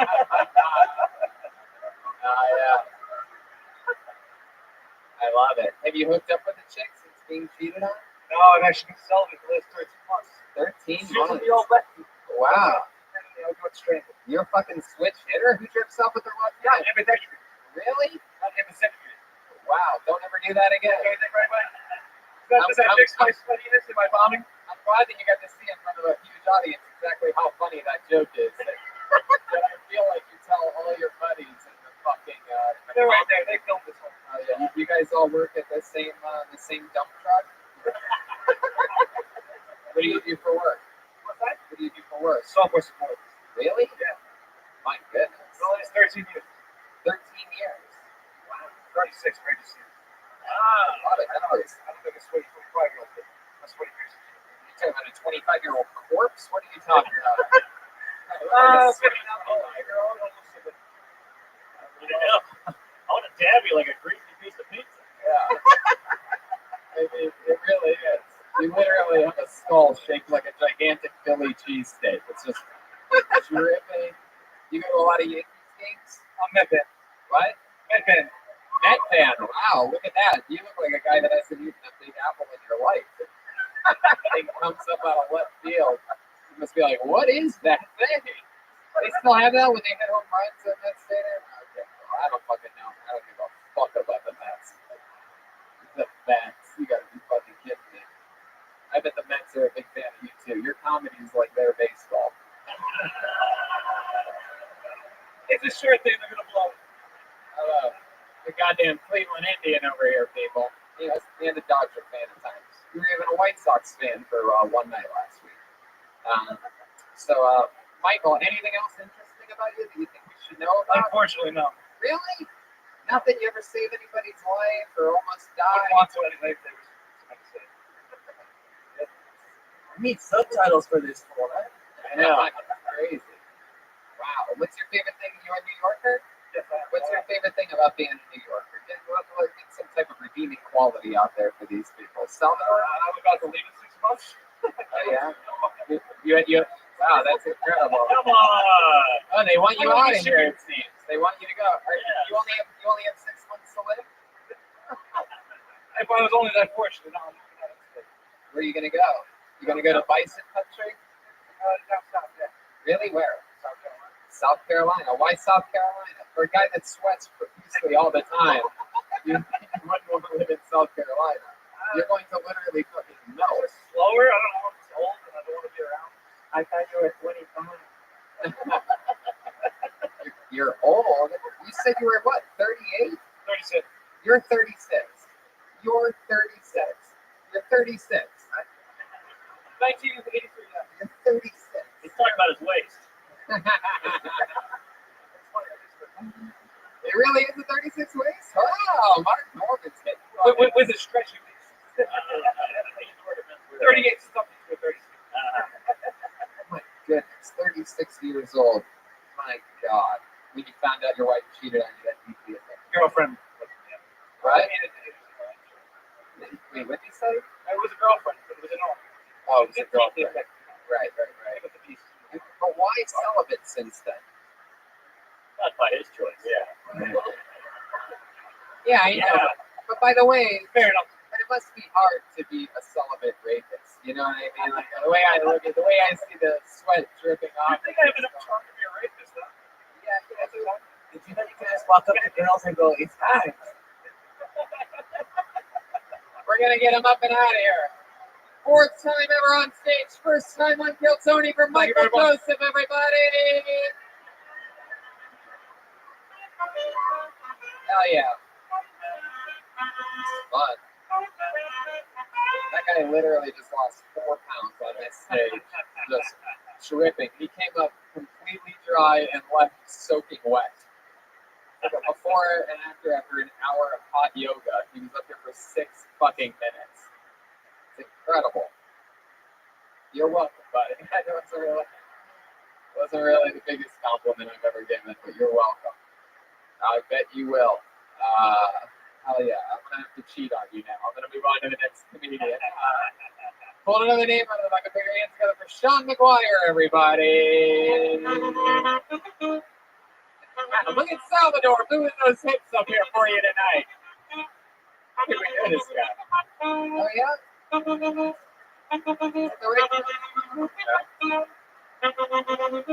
One more time for Sean McGuire, everybody. What's up, y'all? Good to be here in New York. So, thinking that we're finally there in technology. Couple sex robots we can do. But not for right now. I'm an older man, you know. Right now I gotta focus on what I got, for the organic route, you know, it's a long time. But I'm gonna reserve some fun, you know, for the old time. I definitely want one girl, the darkest possible option. I feel like I got some unfinished business. And one Asian girl. And then I definitely want a dude who just sits on the couch and just watches, or you know, I just look at him over this and that. Feel good about myself, you know. Also, as an old fella, I'll need to take some medications. I'll just keep those in the ass crack a while. All right, Sean McGuire. Wow. My goodness. Another guy who seems American, but I don't know what the fuck he really said up here. A lot of it. I don't know if you did either. That set was like CBD. Nothing happened. Yes, correct. It was incredible. Sean, I think you've been on the show before, right? You look familiar to us. Either that or you are a few times? All here in New York? No, one in Philly. One in Philly, another here. And what did we find out about you there? That you were at the top half of the centaur? Yeah. Is it? Did I ever tell you, Sean, that you look like the scary guy from the movie Ghost? Remember that? The long-faced. That is the smallest man bun I've ever seen. Yeah. He's like a white man. It's more like a man biscuit. Look at that. It's not even a bun. Is that a fucking man cupcake? What is that? What are you trying to do back there, huh? Okay, next question. So, Sean, what are some interesting things that we found out about you that we talked about the times that you've been on before? Remind us about you, Sean. Yes. So I fry donuts and fried chicken. That's my job. Oh, that's right. You are. I was also a barista, but I got fired from that job since last time. Oh yeah, why'd you get fired? So I had scheduled off to go up to Bill Tony and Nyack, and that did not really make it into the books there at work. Oh, so yeah. I noticed that the weekly schedule was published, so I said, I'm just gonna call out. I go to New York, and my friend Nikki is receiving me, but my boss's name is Nick. So my boss texts me, and I think it's my friend. I'm like, yeah, man, I'm on the way. Oh shit! And then my friend actually texts me an hour later, confused, out of job. Right. I would have fired you just for how long that story was. That was mind-boggling. That was just unbelievable. You are set for a life of frying donuts and chicken. Very, very fun. Have you been doing stand-up in between the times that we've seen you? Yep. Yeah, that's fun. So how long have you been doing it now? In total, about 10 months. 10 months. Did you start on Kill Tony or you started before? I started 6 months before. Very, very, very cool. Okay, so you did Nyack, Philly, and here. Philly. Very cool. Yeah, Jolena. How long have you been pretending to teach Bikram yoga? I am an actual certified yoga. I was just going to ask that. I was going to follow up. I did yoga on Heck yeah. Is there maybe a special yoga pose that you can do that's like really impressive that you could do? I think these people would be interested. I got one in mind. Perhaps see. They already showed us the downward bomb. Heck yeah, here he goes. For those of you just listening, he's emptying his pockets. Brian is playing a violin on GarageBand right now. So that's what yoga music sounds like. Wow, look at this.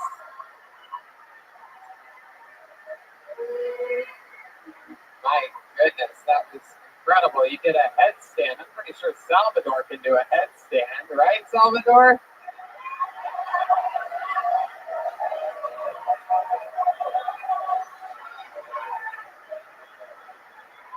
I think you got to keep the hat on for all this too, by the way, if you're wondering. How many of you want to see Salvador do a headstand there tonight? Woo! How many of you fucking love Jeremiah Watkins? How many of you have already listened to it or are going to order the new Reagan and Watkins album over ReaganandWatkins.com? Well, then I present to you from Salvador a headstand, everybody. Jolina, get your ass over here because he's going to fall. Here he goes. He's about to lift himself up.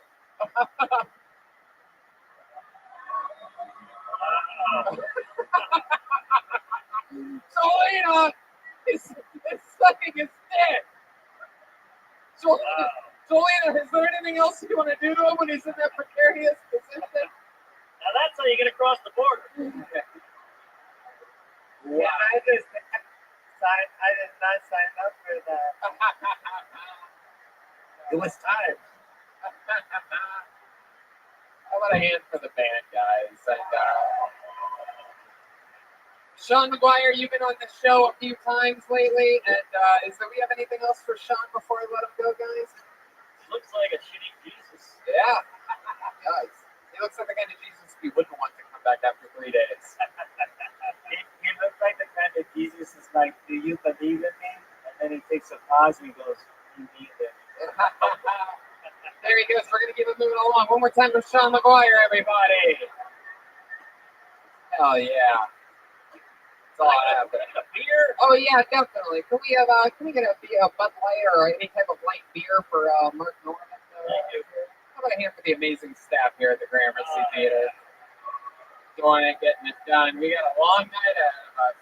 We got a whole nother show after this, and we're already in the heat of things right now. You guys are having fun here, right? It's fucking a humid, rainy, fucking thundery day in beautiful New York City. We're so happy to be here with you. We're used to very dry, sunshine, palm trees, cleanliness, not fucking garbage on the streets.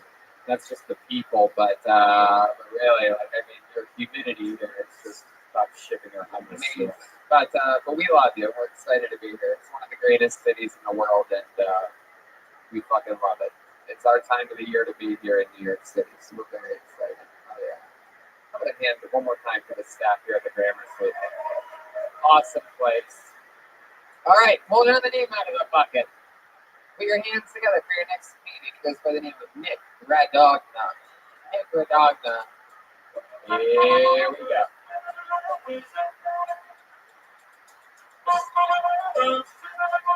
Hey.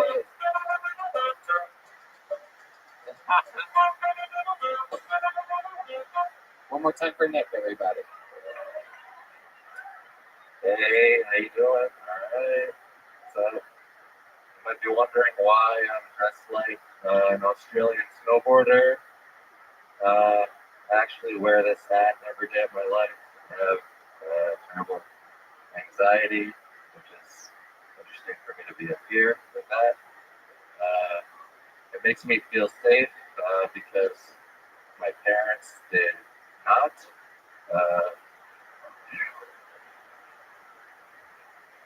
I moved to New York as quick as I could. I came here about 7 years ago. I've dated a lot of weird people since I've been here. I went out with a girl who was obsessed with Disney movies. She also happened to be a gutter punk. And one night we were in an alley behind an Italian restaurant, and she insisted we eat spaghetti like they did in Lady and the Tramp. Out of a dog's mouth. Thank you. Nick, red dog now, everybody. Hell yeah. Fun times, Nick. How are ya? Good, how you doing? How long you been doing stand-up for? I've only done it a handful of times since I've lived here. A handful. Hell yeah. How long have you been delivering coffee by bicycle? You hipster fuck, eh? Why only a handful of times, Nick? The anxiety, it's terrifying. Wow. And do you take medicine for it? I do. Do you do things that cause anxiety? Do you smoke? Not tobacco, weed, which sometimes will make me. Yeah, no shit.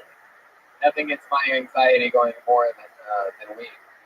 I've never, no matter how high my tolerance ever got, there was never a time where just for a second I thought I was going to fucking die.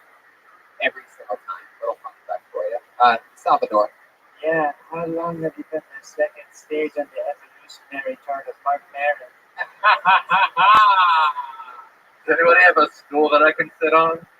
Picture, listeners, that's exactly what he looks like. Hey! Oh, he makes a face. Wow. See that, Salvador? You know how to make a Mark Maron face. That's incredible. I didn't even know there was one of those. Dude, all right, now be bitter. Goodness. Wow. So, Nick, how about coffee? You drink a lot of coffee? No, not really. No. What do you do to counteract your anxiety? Do you have full-blown panic attacks ever? Panic attacks are rare. Mostly I just need to think my way out of, logically think my way out of that. Like what? Is there something great, a big opportunity or something like that you've ever where it's really hit you hard and you're like, fuck, I'm just about to do this amazing thing? No, like I'm aware that it's like a chemical thing. Like I can wake up after having a really good night and immediately the moment I open my eyes I feel terrible and I just realize that it's just a Yeah. I don't know. You're bumming me out. Yeah, exactly. It's incredible. It's the first ever case. It's like outbreak of airborne depression just rolling through the air. If you could, I know. More to me, less funny. you could just think your way out of it. It's not like a problem. Yeah. I go to the hospital. Yeah. Joelberg here has such an incredible anxiety that he literally goes to the hospital, even though he knows that they're going to tell him it's anxiety. No, but they give you drugs there. By the way, I'll talk to you later. I have a prescription. I have a new friend, Xanax. Wow, what did they prescribe to you? One Xanax. And the Xanax doesn't work? The Xanax works. It's just I try not to use it because I don't want to get addicted to it. I just go to see it. You're even anxious about the anxiety medicine that they gave you. You're like, I don't know if I can take this. Doesn't make me feel quite right. This might do something bad to me. So interesting. So when do you take the Xanax? You take it today? No, not today. I've been drinking today. Look at the way you laugh. It's so funny. You're like a prettier version of Janine Garoppolo. It's really exciting. Wow.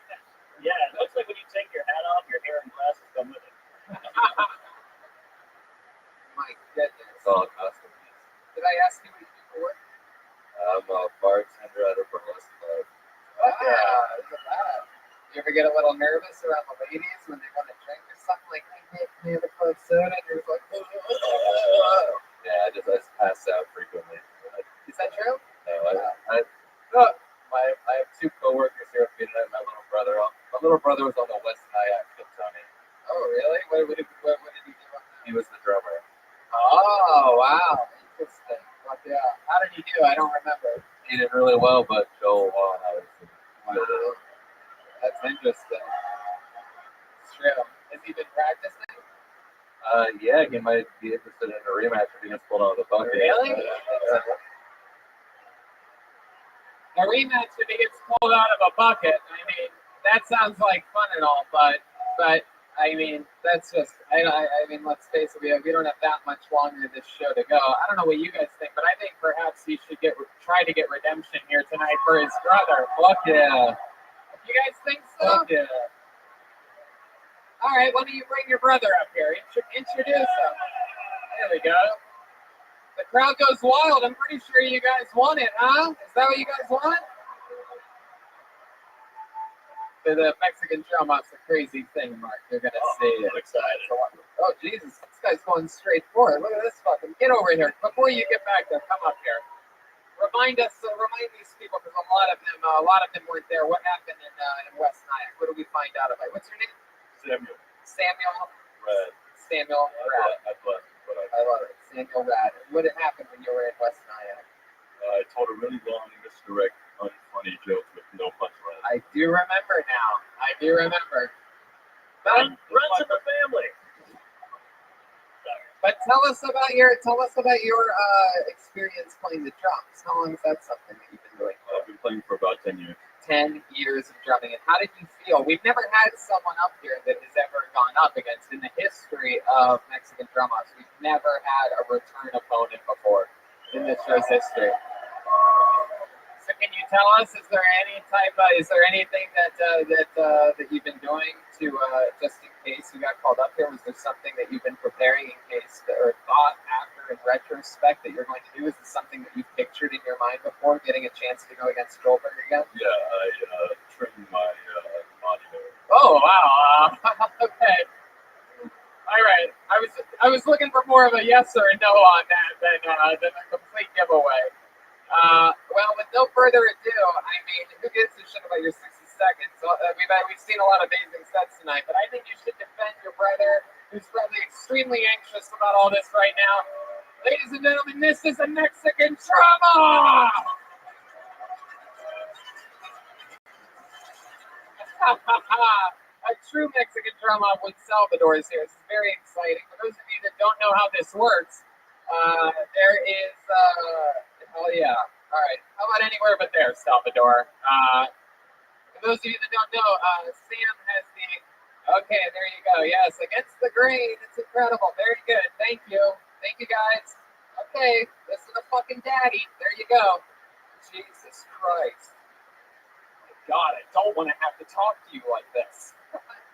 Anyway, for those of you that don't know, Sam now has the chance to become the new drummer on Kill Tony. That would mean that he's on shows, the second show, tonight at 10, with a super secret special guest. That would mean Saturday at Skankfest, Sunday at Skankfest, and it means that Sam would be flying back to Los Angeles with us on Monday. It means that he'd be at the Fillmore in Philadelphia on July 25th. It means that he would move into Joelberg's old apartment and start fucking his girlfriend. Yeah. Everything that Joel had is on the line. If he loses, everything stays the same. Nobody has ever beaten Joelberg before, but New York, you're a crazy fucking city. This is where the city where if you can make it here, you can make it anywhere. You guys excited about this? Now, let me remind you, it's about drums, it's about performance, it's about comedy. Anything goes. It's one big drum solo, and you guys decide in the end. Final question, are you ready? Then let it begin. It's a Mexican drum off, and drumming first tonight goes by the name of Samuel Rat. The first ever rematch.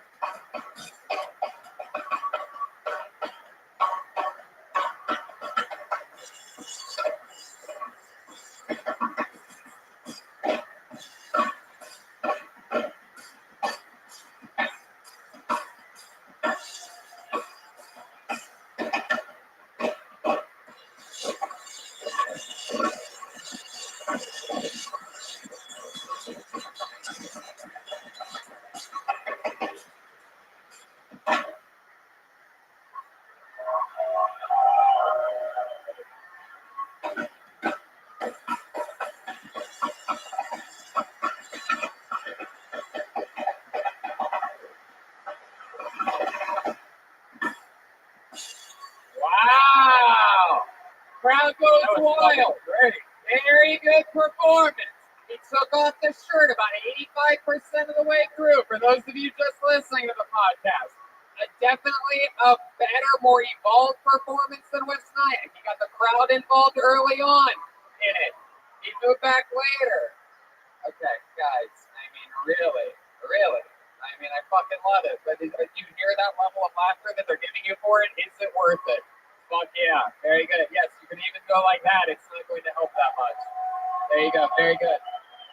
So, now, and in the middle of a segment, on top of all that, beautiful fucking timing. Cracks them up. Very good. Hell yeah. Love it. Very good. His opponent has never, ever been beaten in this. Joelberg is undefeated at all time in Mexican drum-offs. Now, while that is a more evolved performance than Samuel's performance in West Nyack, I think he might pull out some stops here in beautiful New York City. Ladies and gentlemen, I present to you the reigning defending drummer of Kill Tony. It's Joelberg Joel Jimenez. Here we go.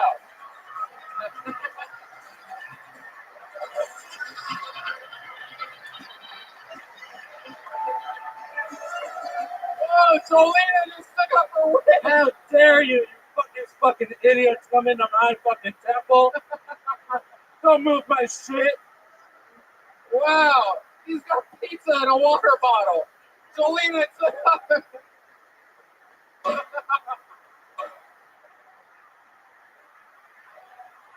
Jolena is pissed off right now. I've never seen her. When she gets mad, she takes off her wig. Look at her tits. Exposing that she has full-blown Mexican cancer. Wow, she's wearing barely any underwear. She took another bite of the pizza. She also trimmed her body hair. Yes. And she has a massive purple cock. She just sucked it. Breaking news, she just sucked the cock for a second. Oh, wow. Are you ready? Okay, you ready? I was fucking born ready, Tony. Here he is, Joelberg Joel Jimenez in New York City.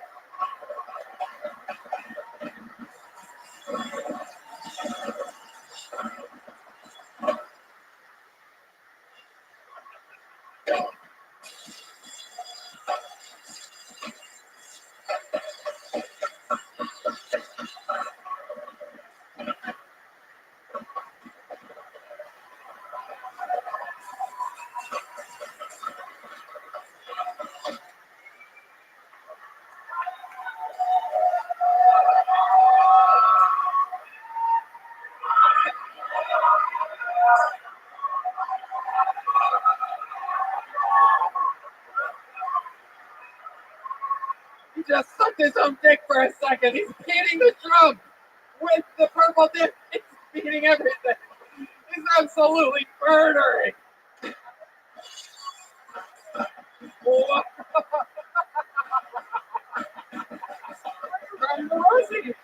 This is the most incredible drum up I've ever seen in my life.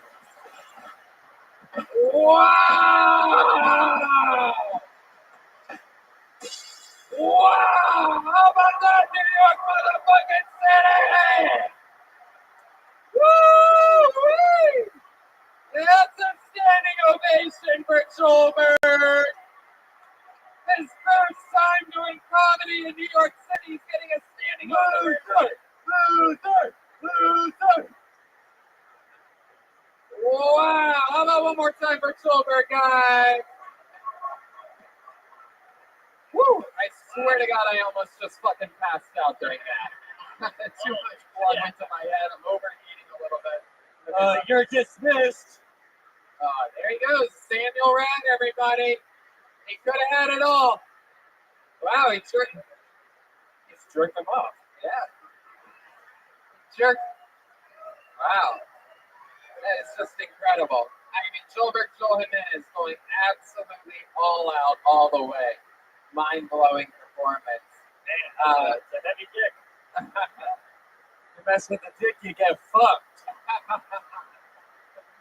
Joelberg takes this very, very seriously. And the funny thing, a little fun fact, is that he gets specifically mad when people aren't really there to do the stand-up are when they try to challenge him for his job without really I'm writing. ready to die for this shit, man.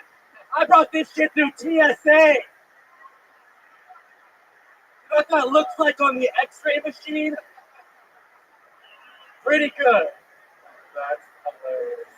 He brought it. He really did. I was standing next to him. We couldn't get our cameras out in time before we realized what was happening. But that did go through an X-ray machine in LAX. Salvador. Oh. I don't know. I'm doing that. Salvador's having some technical issues over there. I don't know how you got that through TSA. I got randomly selected. Oh, Salvador. And just for future challengers, just so you know, I keep that tag on me. In there.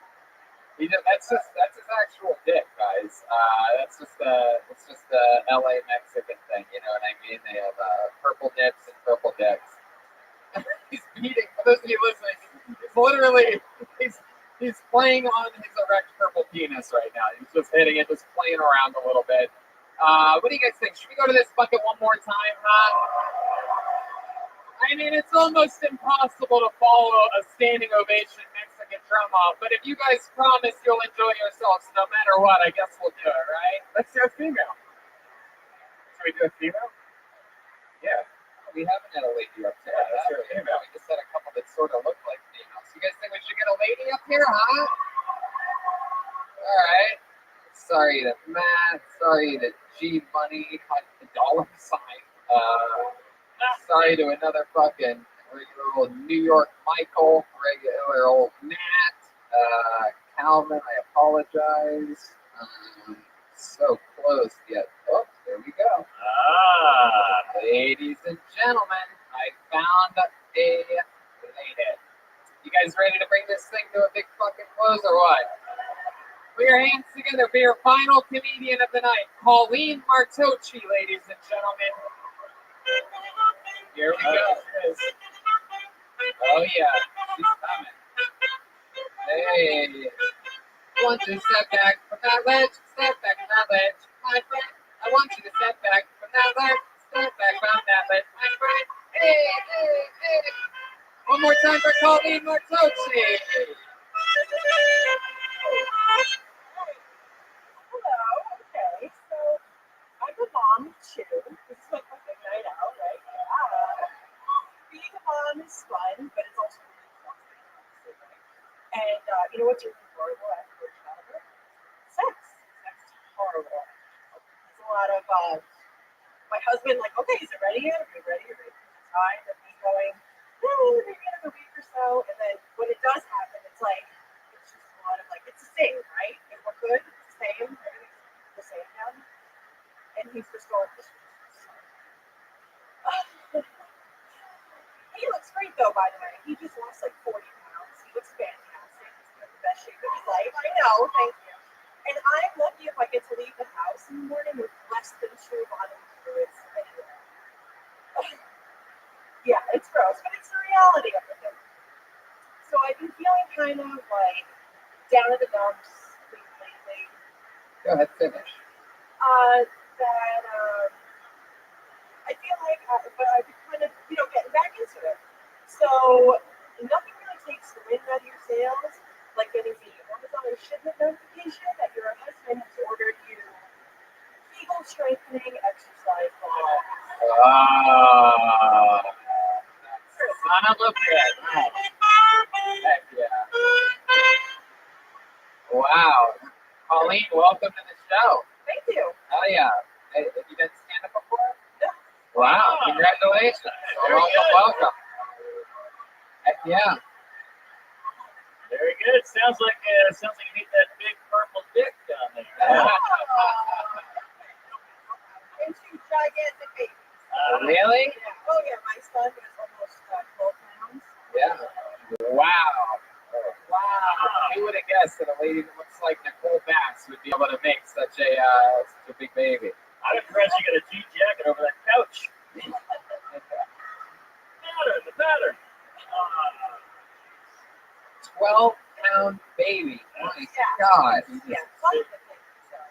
Yeah. Yeah, is the dad big too? Yeah, He's the guy. Wait, are you the dad? Or I'm confused. No, I'm just kidding. I'm kidding. Yeah. Black guy. White guy? Really? Can you show us on? Can you show us on that? Oh no. How tall is he? a little taller than me. A little taller than you. Can you show us on Jolina's purple penis? So you just. That's about right. Yeah. Really? The whole thing? All right. I guess. What's the answer? Google? I'm not getting an answer out of you. I'm just guessing. Must be Google. Okay. You ever thought about cheating on your husband? You're not having sex. You ever thought about cheating? You're not having sex with your kids. All right. So Yeah. it's like, Are you in the slow down. Are you in the middle-aged guys who do sound effects and are gross? Yeah. Do you like Wendy's? I love it. Yes. Would you be sitting? Would you date a guy shorter? Yeah. I don't love to. I like it though. Yeah. Just when you thought you couldn't have another giant baby in your household, you can have a red band there just farting around, pooping, laughing about it, farting again, pooping. That's pretty much what a vagina does now, right? After a 12-pound baby. Oh, great, man. So your baby's still baby. You have one of those like how old are your babies now? My son is 4 and my daughter's 6. 4, 2, and they're still big kids. Yeah. Like you have one of those like babies that like is already like smoking cigarettes and shit. It's like Yeah. My son looks like he's gonna be like 6'6". oh my god. Yeah. So what are you gonna hope that he gets into? You want him to be a professional wrestler or a figure skater? What are we talking about? Basketball? That's the joke in our house. That he'll probably be like a dancer. Yeah. He's like a baby. He's a baby. He's like a crybaby. You're saying your baby's a little bit gay? A little bit of a little bit of a gay baby? Yeah. Puts popsicles in his butt and whatnot? Whatever he wants, you know. Just saying. That's the last vagina he's gonna touch. Yeah. He's like, ew, this thing's huge and disgusting. Wow. He uses his second binky as a butt plug. He just like sucks on it like that. Wow, that's incredible. What makes you think you have a gay baby? No, you said earlier that you think your baby's gay. He's only 4, but you guys have feelings that he's gay. He's gonna be a dancer. He's gay. Yeah. Ooh, what a fancy word for a faggot. Oh yeah, those guys use the F word a lot in their personal lives. I was making a joke about a word that you can rarely say anymore, but you two took it a little too seriously. These 2 guys right here that look like they voted for Trump 6 times somehow. It's like, hey, I'll vote for Wisconsin if you vote in Tennessee. Do you get insulted or do you like the term MILF? Ooh, I like it. No, I like it. Yeah, I can embrace it. I got these kids that are not going anywhere, so I'll take it. Yeah. You're a MILF.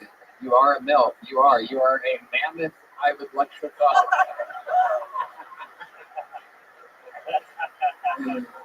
There's no one to fuck you though. That's right. That's more kind of point. I love it. Colleen, what do you do for work? I work with kids who are in foster care. Oh, cool. Yeah, and I try to get them adopted. Wow, that's awesome. So you're working with a lot of other future comedians. That's Yes. really cool. Yeah. Oh yeah. That's so fun. That must be a rewarding job. It is. Yeah. Hard sometimes too. Is there ever like some kids like that, like a dog shelter, like nobody wants, like that one. That's the population I work with, kids who are like hard to place. Right. AKA Dominican. Is business booming right now? Are there a lot of kids that people don't want? Yeah. In the last couple of years, the state has pushed to not bring kids into foster care, so there's been a lot of preventative measures. What is that? The dumpster? What's the other option?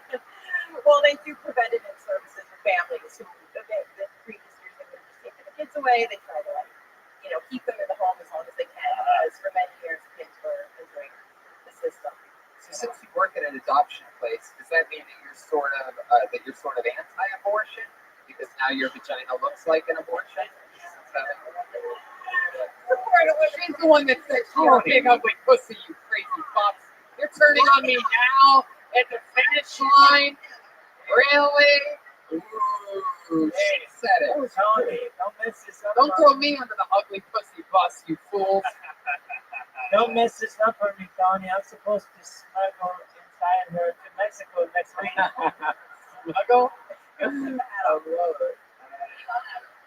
Okay, there you go. It's just the hat sticking out. Excuse me, miss. Before we let you to the border, we have to ask you, why is your vagina playing saxophone right now? We keep hearing careless whisper out of your pussy right now. That vagina could use some walls. Yeah. Mark motherfucking Norman. I love it. Colleen, you had your first time doing stand-up here. Clearly you know the show. You rolled with these punches immediately, and relentlessly, and it was just fucking fantastic. You laughed at everything. You're such a great sport. And congrats on bringing this show. It's not easy to follow a Mexican drum up. And she brought it all to a great close for us. One more time for Colleen Martucci, everybody. Yeah. How about one more time for the great Mark Norman, everyone? He's got motherfucking Tuesdays with Stories, right? Yes. And that's all. And all of his tour dates are at marknormancomedy.com. And he's going all over. He's one of my favorite comedians out there. A guy I don't get to hang out with enough. I'm always in LA. He's always in New York. Make sure you check him out. How about one more time for the great powerful Jeremiah Watkins, everybody? Make some noise! The new Reagan and Watkins album is at ReaganandWatkins.com. He's on YouTube at Jeremiah Watkins. He's on social media at Jeremiah Stand Up. Jeremiah also has dates coming up with Patty Reagan on the road. Why don't you tell them very quickly about that?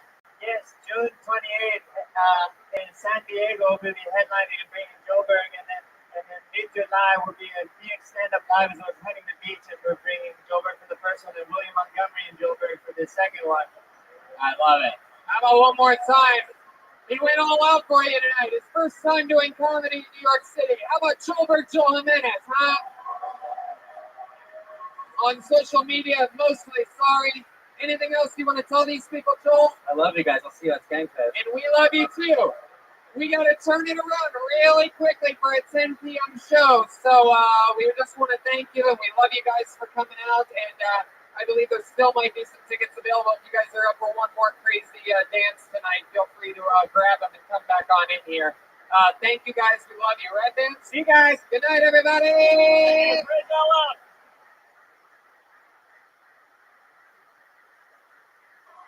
New York City Late Show. Let's fucking do this shit. Woo-wee! The great Brian Redman is here, ladies and gentlemen. Yowie, wowie. How exciting is this? You guys ready for a fucking special late night Gramercy Theater? Motherfucking New York City. Wow, is this exciting. This is so much fun. We're pumped to get into things. We have so much special fun planned for you. But first, I'm just going to remind the listeners of this podcast that July 25th, the Fillmore in Philadelphia, Pennsylvania, we're doing our biggest show ever. Over 2,200 people at the Fillmore in Philly, July 25th. That goes for you guys, too, if you're willing to make a drive, you fucking animals. And we just added a show in Plano, Texas for that run the first weekend or second weekend of July. Check it out. That's spot.tv, TonyHinchcliffe.com for tickets. A bunch of stand-up dates just got added to TonyHinchcliffe.com for Florida. Congratulations to you. I very rarely go there, but here we go. Yeah, nothing better than Florida in August and September. So fuck my agents, fuck my life. This is very exciting. But some training for the humidity here in New York today on this beautiful, rainy, thunderous night of destiny. I feel it. I feel you people.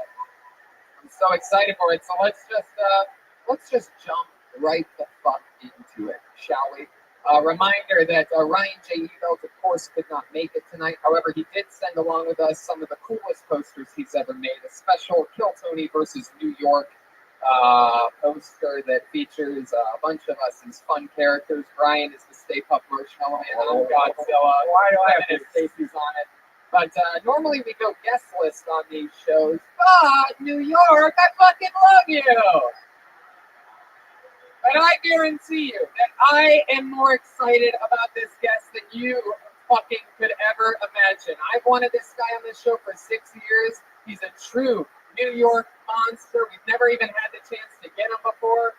And everybody is so pumped to have him here. We hope you're as excited as we are for the king of the aristocrats, the amazing roaster, the brilliant, brilliant comedian, the one, the only, Gilbert Gottfried.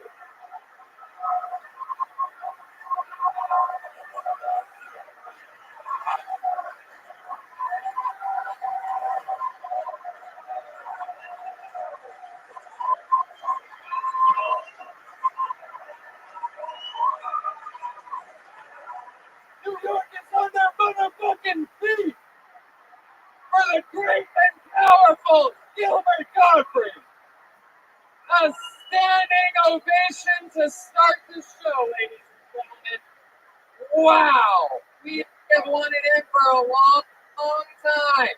Gilbert is the host of Gilbert Gottfried's amazing colossal podcast at gilbertpodcast.com, cameo.com, gilbertgottfried.com for tour dates, and you are with us on Kill Tony for the first time, Gilbert. Yeah, and now that I got my plugs in, I'm like, no sense talking, acting like I'm interesting. I want to sell some tickets, get the hell out. We'll get you in and out of here tonight. We're excited. I truly mean, I don't think the cast of this show's ever been this excited for guests. We're going to watch people try. Some of them are going to be doing stand-up comedy for the very first time tonight, Gilbert. I have a bunch of names in this bucket. But joining all of us tonight, believe it or not, Gilbert, this show, as crazy as it is, we also have a band on this show, ladies and gentlemen. You guys love them. I love them. They're one of my favorite things in all of comedy. Every single episode, they commit to being different characters. Sometimes it's a new character. Sometimes it's the return of one of their famous characters from previous episodes. So let's all find out what they are tonight together. Make some noise for the best damn band in the land, the Kill Tony Band. Jeremiah Watkins and Joel Jimenez. Here we go. Let's see what they are. Whoa!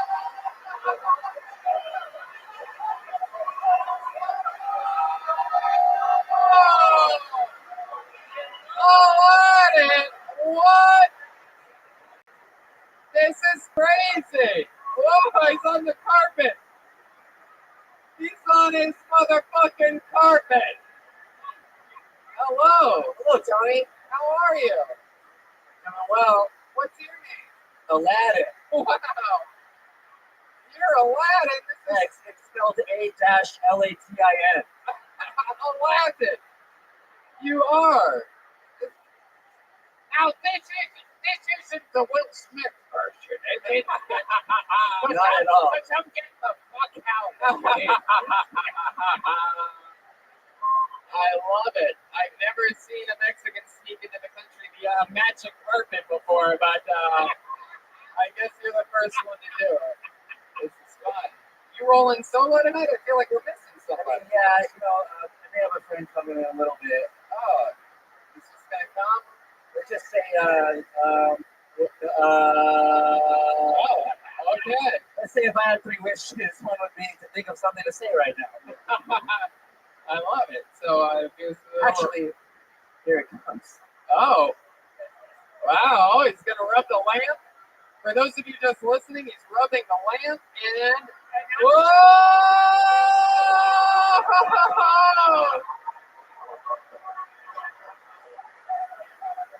Wow! Oh my goodness! Wow! How exciting! Wow! I've never seen this before. I didn't realize the Blue Man Group had such hard nipples. This is so exciting. Wow. Look at you. How exciting. He's excited to be here. Iago is Scripty. Wow. What's your name? Oh, you're the genie. I love it. So we got the genie, we got Aladdin. Heck yeah, some brand new characters tonight for the Late Show in Gramercy. I'm excited about this. So they're gonna stay up here with us the whole time, Gilbert. We got Red Band on sound, which brings me to this little tiny bucket of destiny. I downgraded it from the first show. I downgraded from the giant bucket that we had the first show. I didn't want to obstruct people in the front row's views of my beautiful, beautiful skull.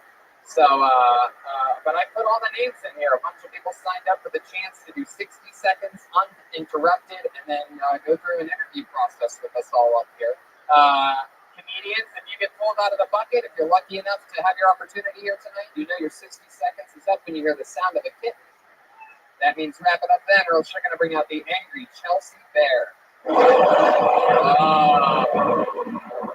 You guys ready for this? It's the Late Show, baby! With Gilbert motherfucking Godfrey. Wow! Johnny, you ever seen that genie that's going through chemo? I know. My goodness. It's pretty wild. It's very scary. I didn't realize that. I mean, how did you do that? It's falling out. Pretty wild. Okie dokie. You guys ready to start this thing? I pulled a name out of the bucket. We're going to get started with a lady. Your first comedian, getting it uninterrupted. 60 seconds tonight goes by the name of Jane Riccobono. Here we go. We're getting the party started. There she is. You're coming up front, and then you're going that way. The entranceway is right over here. So remember that for the rest of the night. Yeah, all right. Come on, Late Show. You guys ready for this shit or what? Here she is, Jane Riccobono.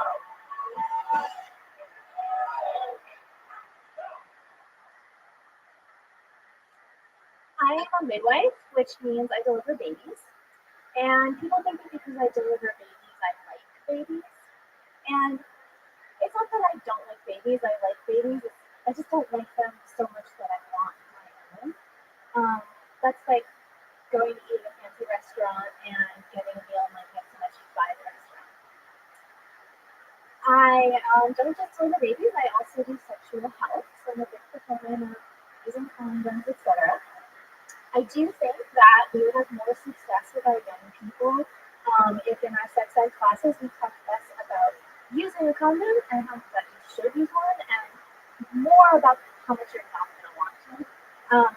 Using a condom is like having a delicious ice cream cone and bringing it to your mouth, and right before you take a bite, put the plastic bag over it. I recently went through a breakup, and I went through this like getting my groove back thing, and with yoga and meditation. My friend called me. She's like, "How are you?" I'm like, "You feel lighter. You feel good." She's like, "You got rid of all that baggage." I'm like, "No, I lost 15 pounds."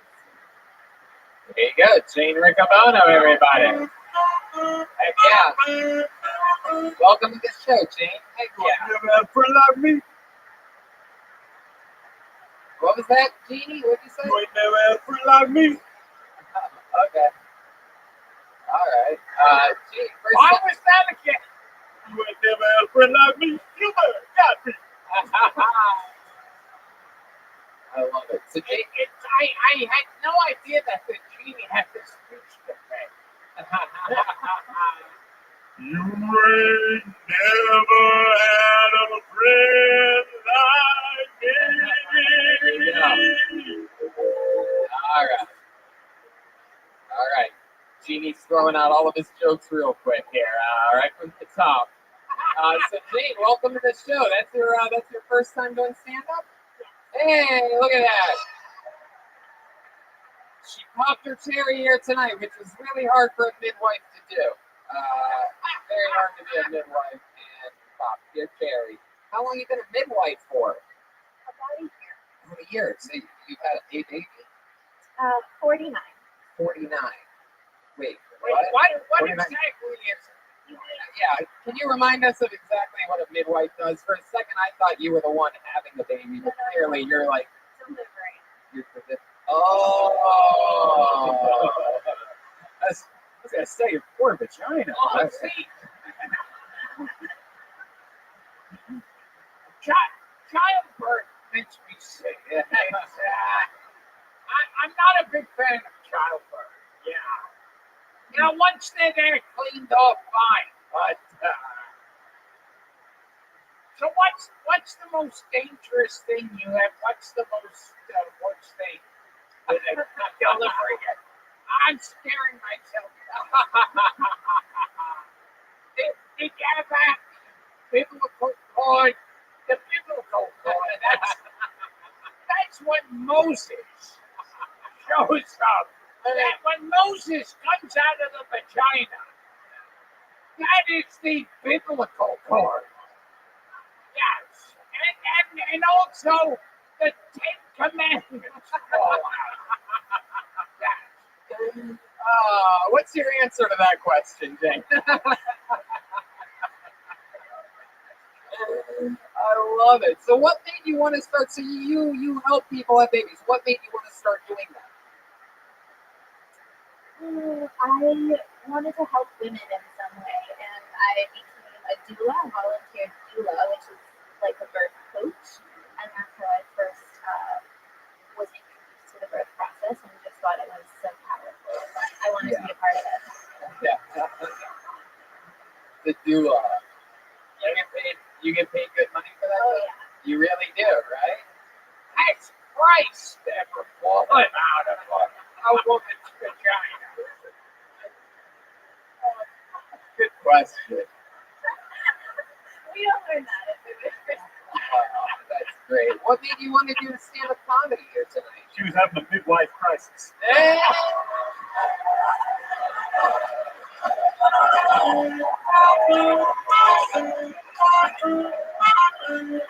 You ain't never had a friend like me.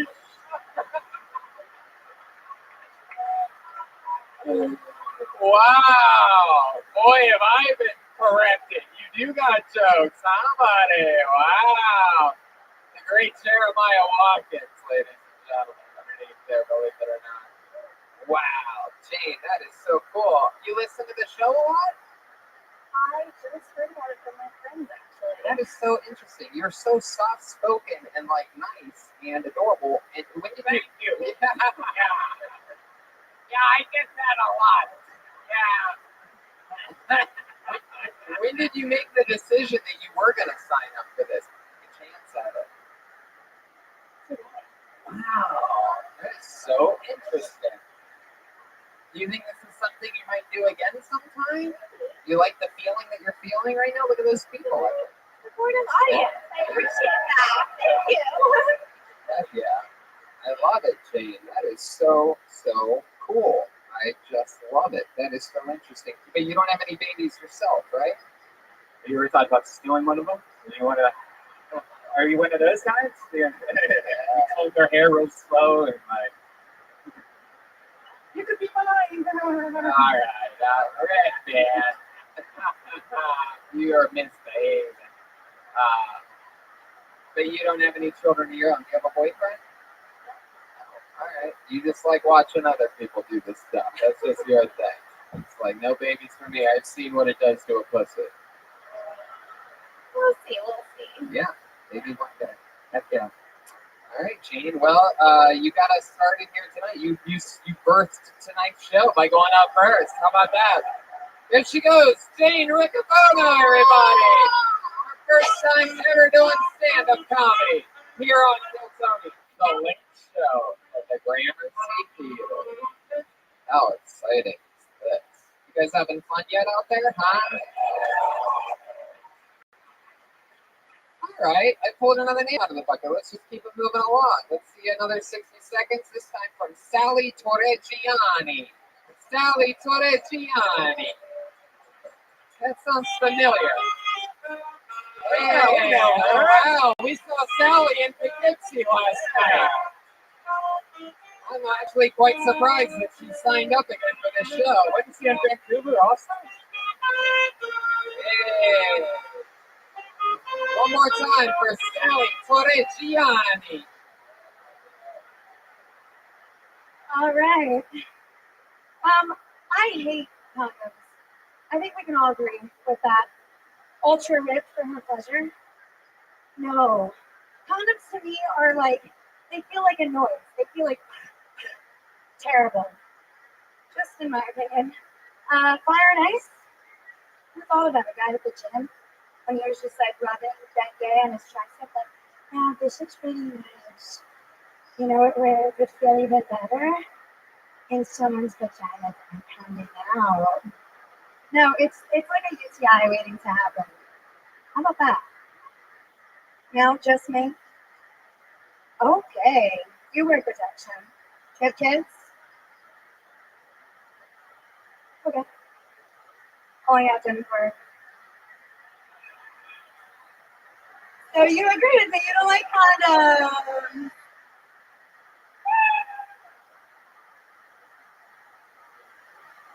All right. I don't know what the fuck's going on there, Sally.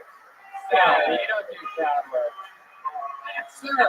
Sir, over here. Yeah, you. For the rest of the episode, shut the fuck up. Do I have to tell you that? Have you ever not listened to the fucking show before, sir? Oh, you're gonna cheers about that with this fucking slime ball?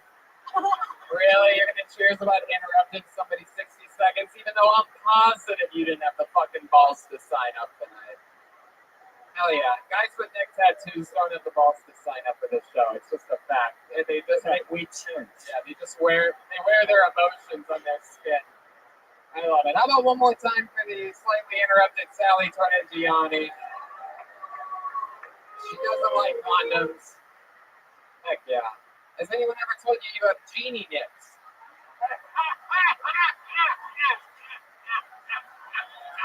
Heck yeah. I have an innie nipple. What? Yeah. Its name is Cedric. So like only one gets. Is it because that one's the entertainer?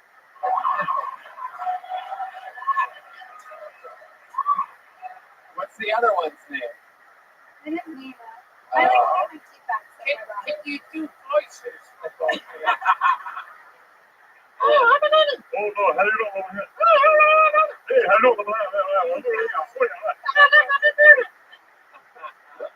I love it. So, Sally, you were on last night's show in Poughkeepsie.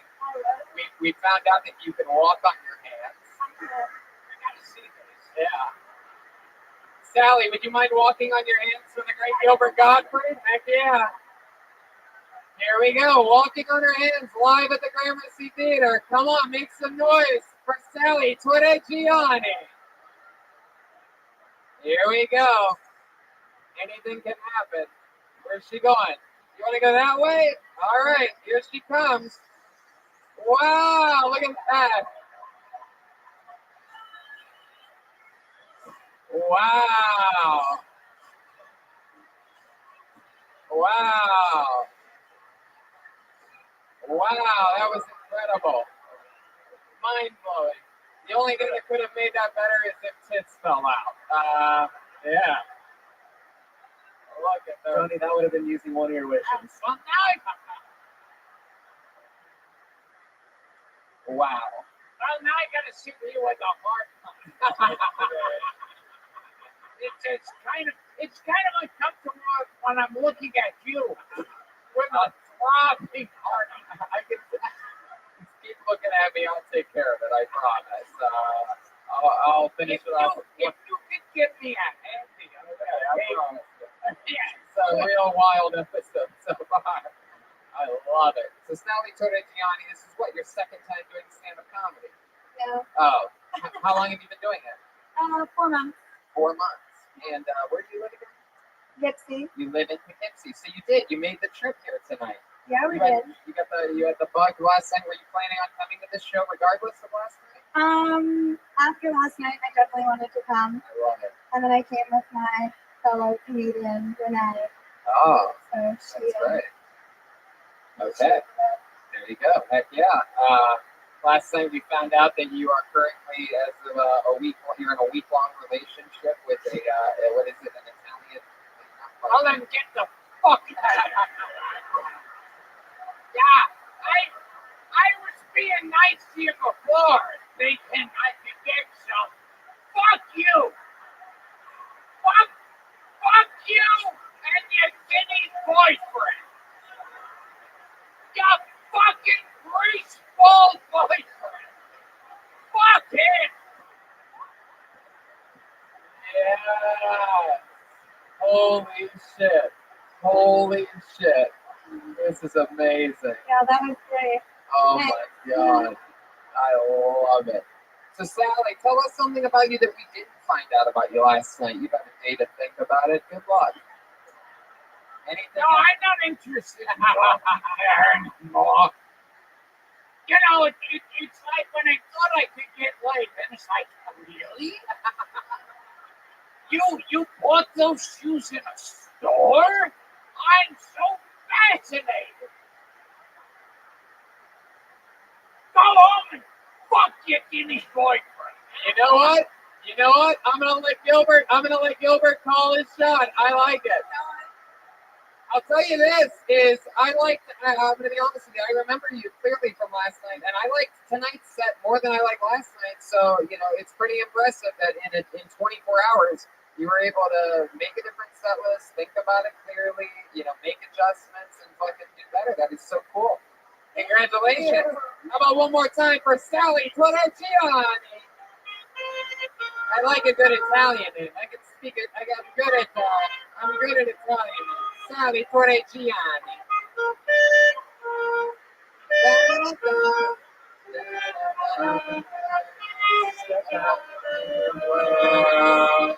How about a hand for the band making new music every episode? How many of you like it when comedians do good on this show with their 60 seconds? How many of you like it when people come up here, they sign up, and they bomb on this show? Wow. Whoa. You guys are ruthless. This really is the fucking Late Show, New York City. I like it. Put your hands together for your next comedian, Joe Verney, everybody. Joe Verney. Here he comes. Wow.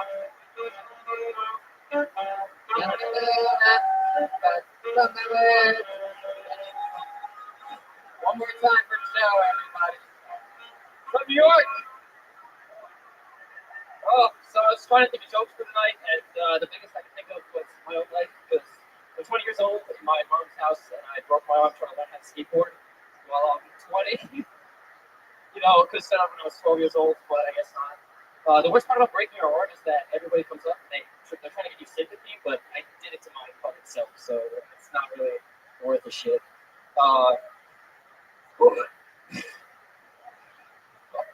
Okay. Oh my god. I got a couple bad jokes. I don't know. You like open the door open for people, but just standing in the way of the automatic sensor really doesn't have the same feel to it. Just kind of get the fuck out of my way. Oh man, Gilbert got through my next week. Got it. Oh. There you go, Joe Verney. Heck yeah. Feeling the heat. I love it. My goodness. Look at you. Look like a giant third grader. Look at you. The big purple cast. That's the one that you picked? Oh, yeah. My goodness. It looks like a casting call for Saturday Night Fever. Can you do a little disco in that thing for us? All you have to do is turn it upside down if you want to. You have to go like that. There you go. Very good. Hell yeah. I can't believe I had to explain that to you, Joe. Joe, how old are you? I'm 20 years old. 20 years old. Wow, you can't even drink yet. You have a broken purple arm. You really did that skateboarding at your mom's house. Yeah, no, my mom's house. Oh, your girlfriend's house. I thought you said, do you live with your mom? Yeah, you do. Okay, I misread you. I either misread you or it was just, I was just psychic. I could just tell that you live with your mom. So you're at your girlfriend's house skateboarding. Where were you skateboarding in the house? Not in the house. I was outside. They had a makeshift ramp. I actually broke my arm exactly how Jeremiah did, dropping it when I didn't have any idea that, Jeannie. You just said that. I mean, I didn't know. Jeremiah had a broken arm for a while because, it is true. He did try to trick that he didn't know how to do. But what do you think about this little 20-year-old punk telling you that? I wish we were not in the same category. I love it. Joe, you left-handed or right-handed?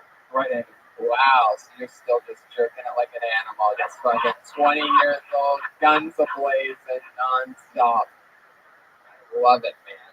And, my goodness, what do you do for work? Yeah, tell us. What is it, comedy? Okay. Just it's a really boring desk job. I have to computer all day. Just listen to podcasts to get through. What do you do at the computer? New Jersey. I do telephone poles. I make sure they get replaced. Telephone poles? Nope. No. Telephone poles in the street. I gotta make sure that they actually get fucking replaced. Kill me. Wow. Temporary, so I could start doing comedy eventually. Maybe. When you say start doing comedy, you mean First time. This was your first time? Yeah. Wow. That is so cool. And you really mean it. This is something that you want to do. This is something that in your head you plan to do full time, and you're just squeezing out this telephone pole job until you can do it. Yeah, absolutely. I'm just installing for just way too long. My goodness, that is so exciting that you chose here to start. How long have you been planning on doing this? 2 years. Planning, not really. But I'm telling you. Red Band nailing it. 2 years, man. So what else about you? Like, tell us more. What's it like being a fucking 20-year-old? You live here in New York City? No, I'm from Jersey. Oh, okay. Yeah. Wow. Born in a small town in Jersey. The best thing that ever happened there was Bruce Springsteen left. He was born and raised there.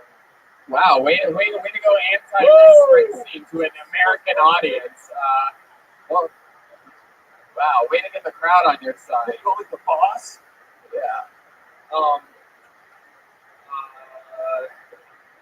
That was the big thing that you had loaded up. Yeah, the best thing about Jersey is Bruce Springsteen. Oh, Ricky.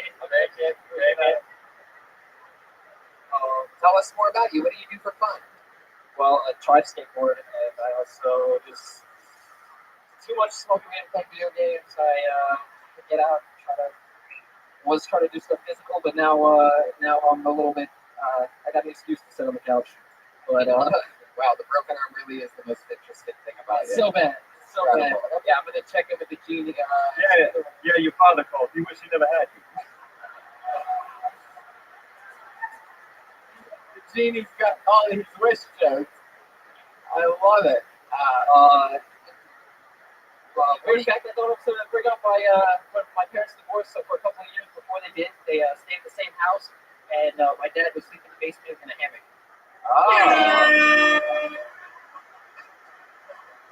So I'm on track. Wow, so I'll say it again. One more joke like that, I'll break your other arm. Not a joke. 100%. I love it. So your dad slept in a hammock for like years. This is crazy. My goodness. Could have had a better hustle. Right. I actually know something about that. When I was broke and when I first moved to LA, I had like in my budget like $150 for like a bed basically when I moved in with my brother. And we went to a Costco to see what we could do, and I saw a hammock, and I'm like, I'll put that hammock in my new little bedroom area, and it was the worst decision I ever made. It's literally, you cannot imagine the pain when you wake up every hour and a half sleeping on a hammock. Basically, my entire body was shaped like a letter C for 3 months of my life. It was crazy. So yeah, how old were you in your parents' divorce? I was probably in freshman year high school. Wow, freshman year high school. That must have broken your heart. Did you put it in a purple patch? Yeah. Have you used that eggplant on your girlfriend yet? Yeah. How long have you been with this girlfriend, and what base have you made it to with her? It's about probably 9 months now. 9 months. Heck yeah, you're about ready for a midwife to make you a baby. Oh, another fun fact I remembered. I was actually born in my house, so she could have helped deliver me. Wow, hey, another fun fact. I had a cucumber last week on a salad. I love your fun facts. They might be the least amount of fun I've ever had in my life. Here's another fun fact. Air has oxygen in it. What the fuck? No, I didn't take him to a hospital. I just laid a tarp out on the ground or something. Your mom's shit all over the place. Oh, come on. Red man. Jesus, someone needs to lay off the Red Bull over here.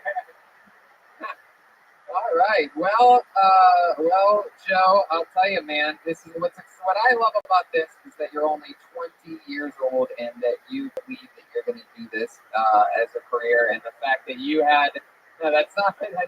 I guess it is sort of a joke. We'll find out in a few years how funny it was because I have a feeling starting at 20 and chasing your dreams, I really think that you have probably a promising future ahead of you.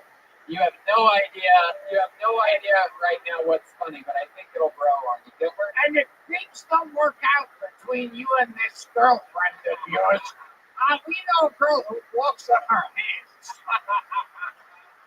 Heck yeah. Well, Joe, congratulations, and go live your life, dude. 20 years old. There you go. Joe Verney, everybody. Yeah. We're in it to win it tonight. This is a wild one. I'm excited about this. Heck yeah. How many of you, this is the first Kill Tony you've ever been to? How many of you have been to a show before live? Oh, there you go. 50-50. Interesting. I love this. This is an interesting name. I know a wild name when I see one, and this looks like it's all one word. I'm gonna say it like it's one word. Put your hands together for Michaela Lazewski. Michaela Lazewski. Someone just got up right over there. Here we go. While she's coming up here, I'm gonna mention some Gilbert Godfrey dates coming up. Tomorrow night is in Petoskey, Michigan, June 27th, and Teaneck, New Jersey. Keep playing, guys. June 28th and 29th at the Stress Factory in Bridgeport, Connecticut. July 5th and 6th at Silver Birches in Holly, PA. July 20th at McGuire's in Bohemia, New York. August 2nd, the Gathering of the Juggalos in Springfield, Indiana. August 3rd in Indiana. One more time for Kayla Lazewski, ladies and gentlemen. How we all doing? Had a good time? Fucking Kill Tony. I made it, right? My accent's a little hard to place, but I'm actually from New York, from Staten Island. We're the borough of parks and racism. I recently started visiting this food court store. It's like a deli, a huge variety of meat. Amazing selection. It's called Tinder. The samples are fantastic. Oh, Jesus, I love to just swipe on my phone. I went on a date with this magician actually, and I don't hate magicians, but don't try and fool me. The best part of the date was sex. I don't know if anyone's ever had magic sex, but that's when at the end, all of a sudden, poof, they disappear. That's fucking kind. Thank you guys. Michaela Lazewski, ladies. Heck yeah. All right. This is the first time on Kill Tony, right? Yep. First time in the Gramercy Theater, not going by the name Lisa Loeb. Yep, pretty much. Yep. Heck yeah. First time doing stand-up comedy? I've been doing it for about 3 months. Oh, cool. 3 months. That's so awesome. How's it been going for you? Pretty good. I've done New York Comedy Club a couple times. Very cool. Got a couple shows next month. Yeah. Here and there. That's awesome. Are you originally from New York, born and raised? Staten Island, baby. Wow, Staten Island, baby. Yeah. Yeah. I like the baby that you put on there. Exactly, yeah. Really spiced it up, librarian style. Staten Island, baby. I love it. Wow, what do you really do for work? I work at a tattoo shop, actually. I'm not a tattoo artist. I'm just shop bitch. So. You're a tattoo artist. You're just what? I'm not a tattoo artist. I'm just a shop bitch. What? Oh. I manage the money. I pay the artist. Oh. I manage everything. Oh wow. How do you get into that? You start dating a tattoo artist. And it's Hey, I want you at the shop. I don't want you fucking around with Mario. All right, you stay right fucking here with me. You're gonna manage everything. You pay everybody out. I'll make you feel real important. How do you think I afford my tattoos? Say that again. How do you think I afford the tattoos? What? They're mostly free. How do you think I afford them? Come on. Oh, I see. Yeah. They pay you in tattoos. What an amazing economical advantage you have figured out. Now is shop bitch your actual title? Is that self-proclaimed? You say that on your pay stub when you clock in, it goes, clock in, shop bitch. Exactly. That's, have the IRS done it. Shop bitch. All right, we got that. Wow. Look at you. Your voice is sexy and creepy at the same time. I know. You guys, you have no idea. I can't hear you over the lap. You gotta wait. You have no idea. It's very weird, to be when I'm on a date or something, and if you just made it, I'm just like, yo, that was so awesome. I've been working on it. I'm dating again. I just got out of a 9-year relationship. Oh wow, 9-year relationship. That's incredible. Let's check back into that genie over there. Yeah, I think she pretty sure she contacted my spirit once on Long Island Medium. Did we match on Tinder? I think we did. Yep. How's it going? Wow. The best time. Best time. I think the genie's right. There is something wild about your voice. Can you give us a little example of what your type of dirty talk might sound like? Can you give us some? I mean, it doesn't matter what you say. If you could just give us an example of something, really anything, really just anything. Yeah, just right into the tip of the microphone. Just say dirty talk. You guys made that dirtier than you should have. I wasn't expecting you to laugh there. That's just my way of making it audible for you all. Go ahead. How do you want your steak cooked? Medium or rare? I don't know what you said. I'm still completely soft right now. Let's check in with the genie over there real quick. Yeah, can you talk about ice cream cones like the Big White did?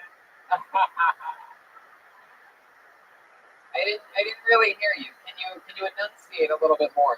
I'll try, but it's hard. The Staten Island, I'm so thoroughbred, sir. Like how you're talking right now. You got it. Right. Don't let these fucking things. I've only ever talked in front of about 30 people. So what up, everybody? Thank you so much. Thank you. Thank you very much. Everybody say hi, shop bitch. So Michaela, I'm going to ask you one more time. Give us an example of because your voice is intriguing. It's somewhere between Barbara Walters and Tony Soprano. I can't quite figure it out. Okay, except both of them. I kind of like that. Whoa, hell yeah, you're as damaged as someone that gets paid in tattoos. I love that. Can you come back again when you don't have a mouthful of Novocaine? I will try. I mean, I can't lie. I'm nervous. It's you, sir. Are you married? You married? Yeah. Wow. I was hoping We almost watched. I could get royalties. Wow, you think he would give you his royalties? You do not know Gilbert Gottfried.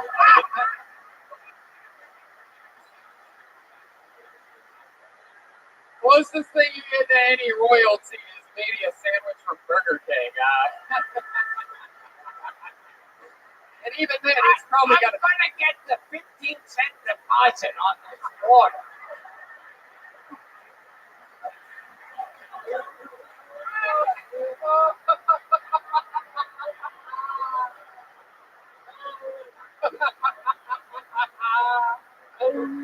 Oh my God! That reminds me.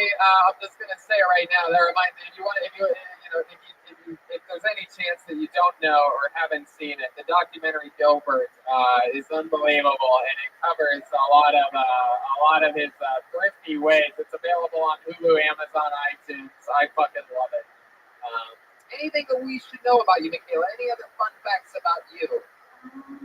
Fun fact. Let me ask you this: you said that you like to cry, you get hated tattoos. Why do you think you're so? Tattoo, but it comes with No, I know. But still, you obviously you don't see how trashy that is. No, but I guess my question is this: how do you trade the herpes medication with a tattoo? Okay. I was in the middle of a question. I didn't think it was that big. Michaela. So my question is this: what do you think? Why do you think you are that way? Why do you think you like to cry? Why do you think it turns you on? Why? Like, did something happen to you? Did anything traumatized? Nothing. Some shit has happened to me. I've been in a coma. I've been in some shit go down. How'd you get in a coma? You put us all in one for 60 seconds. Here we go. No, I'm kidding. Here we go. All right. How'd you end up in a coma? Did you get skateboarding lessons from the last guy? He's a little young for me, but I'm such a piece of shit. When I got meningitis, my own immune system was like, fuck this bitch, and it attacked my brain. Wow. I love it. Where? I'm living a lamp. Well, Michaela, now that you're newly single, I don't think it's going to be meningitis trying to attack your brain. I think you probably have a promising future in this. It's something that you love to do, right? Absolutely. Heck yeah. My only advice for you, Michaela, would be you'll notice it amongst Gilbert, me, all of us up here. When you get a chance to talk into that microphone, you might have the funniest thing to say. But if you don't really get it out there, if you don't project, if you wait for the sound guy to turn your mic up, a lot of great stuff could get lost. You could be the funniest person in the world, but if you're just saying it like this, like people won't ever really find out what you're saying. So it's a good note. I think that you can take with you. Thank you very much. That is very solid advice. I will get used to it more. Yeah. But thank you. You should just get tattooed right at the top of your mic finger. You should get a tattoo that says "Speak the fuck up." There she goes, Michaela Lesuski. Hell yeah! And we got drunken Cece Sabathia here, giving her a standing ovation. Jesus Christ. So much fun. I love it. All right. Pulling another name out of the bucket. You having fun, Gilbert? I forgot. I stopped paying attention a while ago. Yeah. You're the best. How cool is it to have Gilbert Gottfried on Keltown? We love it. Shout out to our mutual friend, the Roastmaster General Jeffrey Ross, for putting us all together in this. So exciting. Which reminds me, of course, make sure you check out Gilbert on Netflix's new historical roast. I don't want to say it, but Gilbert steals the entire series. It's fucking amazing. All right, I pulled another name out of the bucket. Make some noise for your next comedian, Ryan Anderson. Here we go. Ryan Anderson. Here he comes from far in the back. This is a big theater, ladies and gentlemen. Oh, that guy's going to the restroom. He's taking a shit. Oh, I'm not seeing any movement. We have a Ryan Anderson. Here he comes. Wow, he's from the farthest in the back. Come on, buddy. Come on, pal. He's Price is writing his way up here, high-fiving people. One more time, good and loud for Ryan Anderson.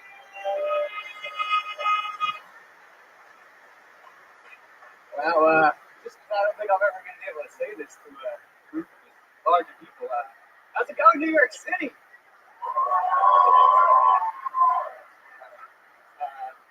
So I actually came here to talk about public health services.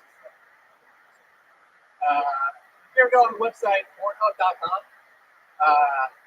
they have these recommendations, and they're like, supposed to tell you like what you're supposed to interest in.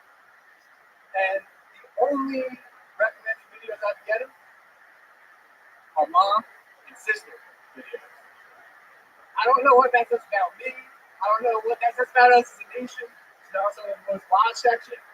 So it's I'm a little concerned about like just general ethical conflicts going on in the entire nation. I think it's like a fascinating, terrifying phenomenon. Ryan Anderson. He's got a good setup. Ryan clearly specializes in setups instead of punchlines. It's a great subject. You're getting recommended a lot of mom videos. Yeah, that's what you came up here to talk about. Yeah. I want to know how you do it. No, I get it. You just did it. I swear to God, if you talk one more fucking time, I'm having to move you to the nosebleeds. Don't fucking talk again. You gotta stop doing that. You're throwing off the fucking rhythm and these innocent. Look at this innocent soul. How could you fucking do that? We're gonna send you back to Rikers. Or the Bronx, wherever the fuck you came from. You gotta fucking chill out, dude. I get it. You took the train all the way from the fucking Bronx to be here tonight, but you gotta relax. All right, fucking Jennifer Lopez. All right, let's talk with you, Ryan. Are you close with your mom? Yeah. Is she good looking? Do you have a good looking mom? Do you have a good looking mom? Is she a good looking lady? Tell the truth. Yeah. Not personally. I doubt it. Yeah. She ever walk in on you maybe playing with yourself before? No. That's why there's not a lot of complications for me, so I'm really curious about why this is like. No, it's because you want to fuck your mom. That's why. Everything in your algorithm, which I'm guessing by the looks of you is the only rhythm you have.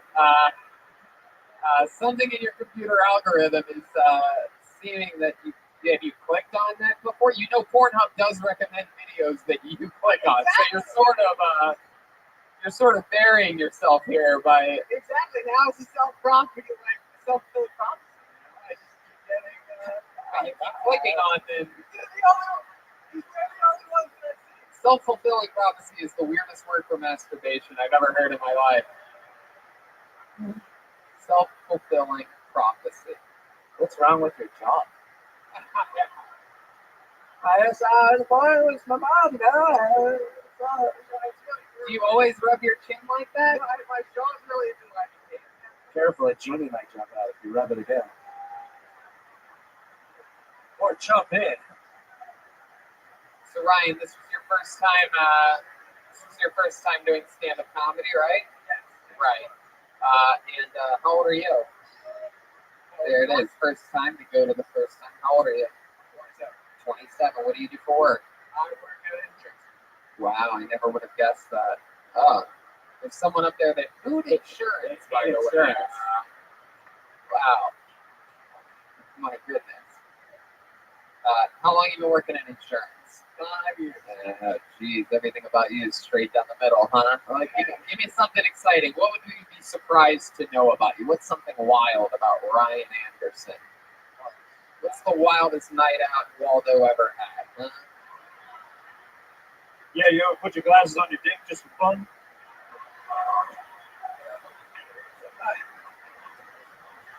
The genie is on fire tonight. Ryan, are you thinking of an answer to my question, or are you literally just massaging your chin until it falls off? What's something wild about you that we'd be surprised to know? There's been a couple of... Right to the tip of the fucking microphone, Ryan. Right here. You see how close the mic is to my mouth? There you go. Yeah, group sexual experiences. You have? You've had group sex before? Your mom, your stepmom. Yeah. Group sex doesn't have to be the stenographer in the corner taking notes. He calls masturbating with both hands group sex. Whoa, there's the first shoulder chain of this show. Ooh, the party has begun. Don't touch me again. Wow, so Ryan, how many people were in this group that you had sex with? You and 3 others. What's our girl to a guy ratio? What's our G to G on this? He named his hands to the others. 2 and 2? Yeah, 2 and 2. A little tag team match. Okay. So what's the what? Can you give us a little laydown of how did this begin? Like, did you guys have dinner beforehand? Do you know the other 3 people? Right. It was a date, and you were in a relationship with your girl, and then you do the other 2. Yeah, it was like a double date. Heck yeah. And then how did that? And then you guys had dinner, and then what? You went back to your place, started rubbing each other's chins. They were Asian, so it's. Did the other guy fuck your girl? Yeah. Wow. And you fucked his girl? Yeah. And then what's the closest you and him got throughout the evening? This is the part where the truth is gonna. Oh, this guy's gonna go jerk off real quick. There he goes. Somehow he ended up being gayer than you and the guy that you fucked. Tell us what your interaction with the guy in the group was. Yeah. What do you? Yeah, I bet. Come on. So you guys made out a little bit. What else? Yeah. Okay.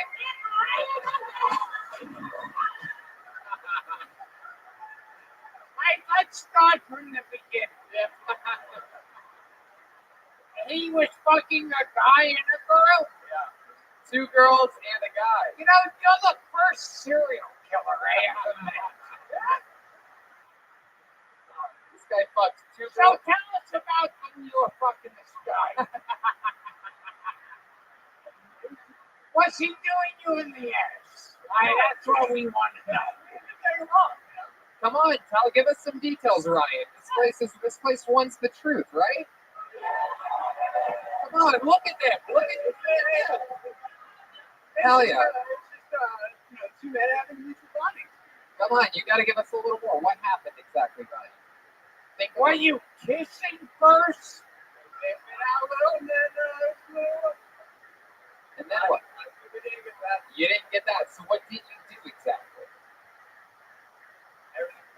Everything but sucking each other's dicks. He put his wiener in your butt? Wow, look at that. Look at these people. Look at this. Look at this.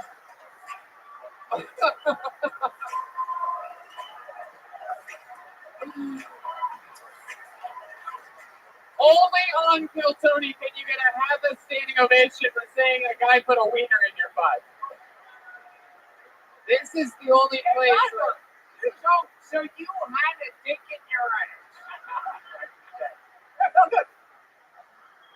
Yeah. I love it.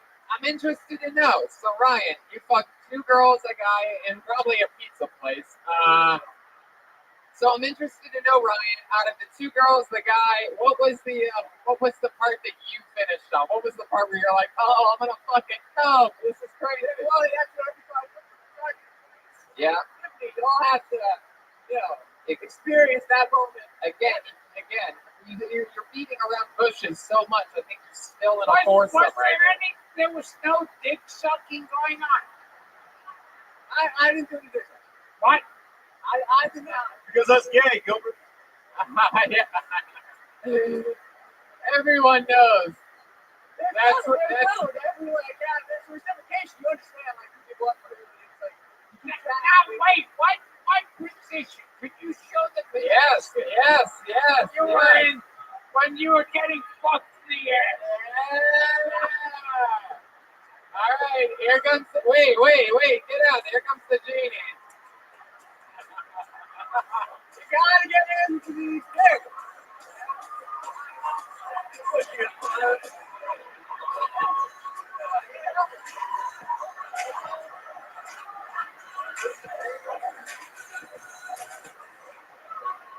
Wow, how about that? This might be the gayest episode of Kill Tony ever. Wow, I love it. This is shit you can only do on the late show. You couldn't do this at the 7 p.m. Wow, that is so fucking cool. And when you say it's a symphony, that just means I'm gonna ask one more time. So you were on all fours. getting fucked in the ass. So, you had to work sometimes. My goodness, this is mind blowing. It's not mine, son. I'm getting mine's are good. Mine's fine. I love it. Wow. Well, Ryan, and you came out clean after it all, huh? You ended up like shit dip or something. Well, yeah. Well, Ryan, your test came back clean. We just found that you have a weird chin rubbing disease that really hurts. I don't know why. Well, Ryan, I mean, your set was very, very, it's very rough your first time sometimes. But I'll tell you this, is one thing that you showed tonight, and you're the only person up here so far to get a half a standing ovation with your from your interview. And the reason why is because you showed the core of the show is being brutally honest. People can feel it when there's something that is true to you, and you did it. You showed it here tonight. How about another hand for the great? Oh, you have something else, Gilbert? And more importantly, you demonstrated what it looked like when you got fucked in. I love it. One more time for the great Ryan Anderson. Wow. So much fun. Oh my goodness. I love it. That is how you do an interview. That's great. Wow. Wow. Oh, hell yes. Okay. Did you get a strong comeback? This is so cool. This is another comedian that actually was at the Poughkeepsie show last night. He performed. He was very interesting. Even his girlfriend performed. Very entertaining guy. He was so funny. Him and his girlfriend were so funny that we literally put them on the guest list for tonight's show. Clearly, they signed up again. Put your hands together for him. It is Justin Wood Circus, everybody. Here he comes. Hell yeah. 2 nights in a row. Just another reason why you should go to every Kill Tony when we come near you. One more time for Justin Wood Circus, everyone. How's it going, New York? Number one juggler in New York radio, everybody. Don't mean to brag enough. Hey, come on. Oh, that's why I wear this stupid hat. I tried to find the stupidest hat I could find to signify that I'm an entertainer of sorts. And, this isn't the stupidest hat, it's the second stupidest hat. The first stupidest hat, like this. Let's be honest. Everybody hates the fedora. I can speak freely. I checked you out. There's no one wearing a fedora here. Stupidest hat. It's a subtle difference between this and this. Like here, it's like a fun logo. I don't take myself too seriously. Over here, I take myself a little bit too seriously. It's like it's a level of self-awareness. Like I go around, I know I'm an idiot, right? I know that I'm an idiot, but down here,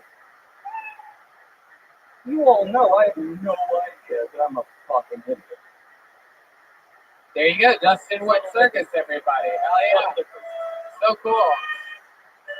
Now, I'm going to tell you this. I'm just going to jump right into it, Justin Wood. Last night was your first time ever doing pure stand-up comedy. Right? Yeah. And then you came out with a brand new minute here tonight. But I'm going to be honest with you. We found out a lot about you last night. We talked to you and your lady for a while. If it's okay with you, I'm going to plug the hell out of you. And can you do some more cool stuff for us? Justin Wood Circus was raised and went to circus school.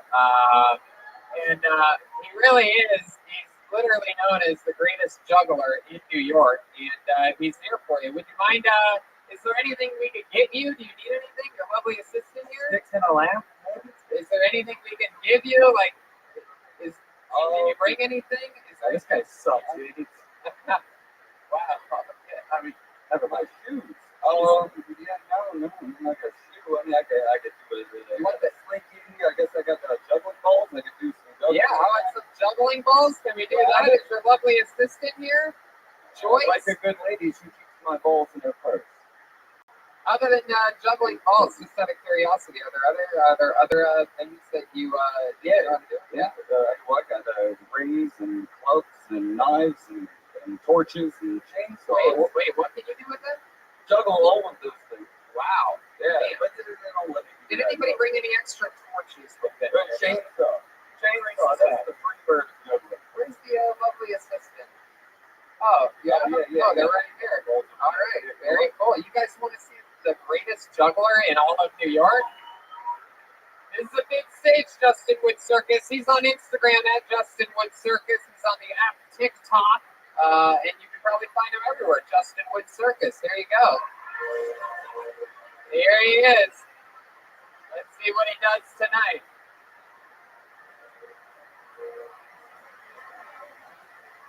All right, there he is. Oh, the anticipation is killing me. And the listeners. He's got one ball. He tosses it from one hand to the other. Oh, wow, he's got two. Oh, two in one hand. This is incredible. This is what the last comedian looked like during his foursome. Wow. My goodness. Wow. Hey. Wow.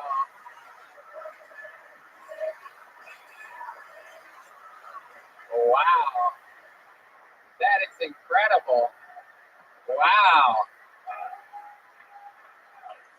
My goodness, he's still going. The fucking machine. That is mind-blowing. Wow. Justin Wood Circus, the only way you can top that, there's only one way to do it. Have you ever been fucked in the ass before? Speaking of juggling balls, there we go. Justin Wood Circus. No. Oh. I'm sorry you said brutally honest, Dad. No, I love it. Is there anything else that you'd like to talk with us about, or perhaps you'd like to ask Gilbert, the great Gilbert Godfrey, the question? Yeah, you know what? I actually do have a question. You know, I've seen a bunch of your shows. I go every single time I can. You called it the hipster hamburger in Swansea. I don't remember it, but it's pretty good. You were in Swansea, Massachusetts? Yeah, I gave the guy the lighter. You called me Johnny Depp. He said that I walked to the bar. No. Wait a second. I know my style of roasting, and I would not just call you Johnny Depp. There had to be something Johnny Depp with cancer. What was it? Well, I was walking to the bar, and he said, "Look, that guy is going to order another carrot for his shoulder." There you go. I didn't just call you. You can't just say like. Can you pretend you are the previous act and do something with the two apples?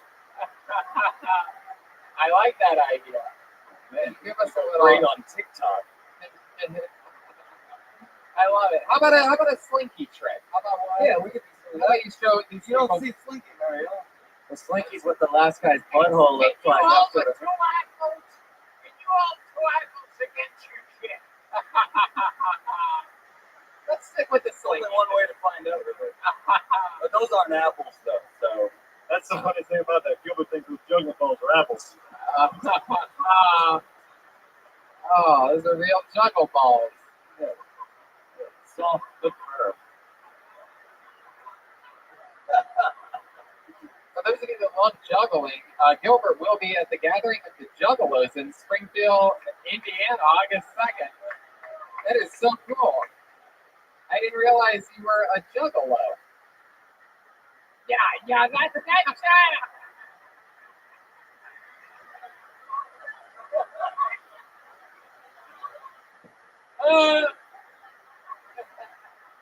oh my God, you're so amazing. There's a lot of things you don't know about Gilbert. His safe word during sex is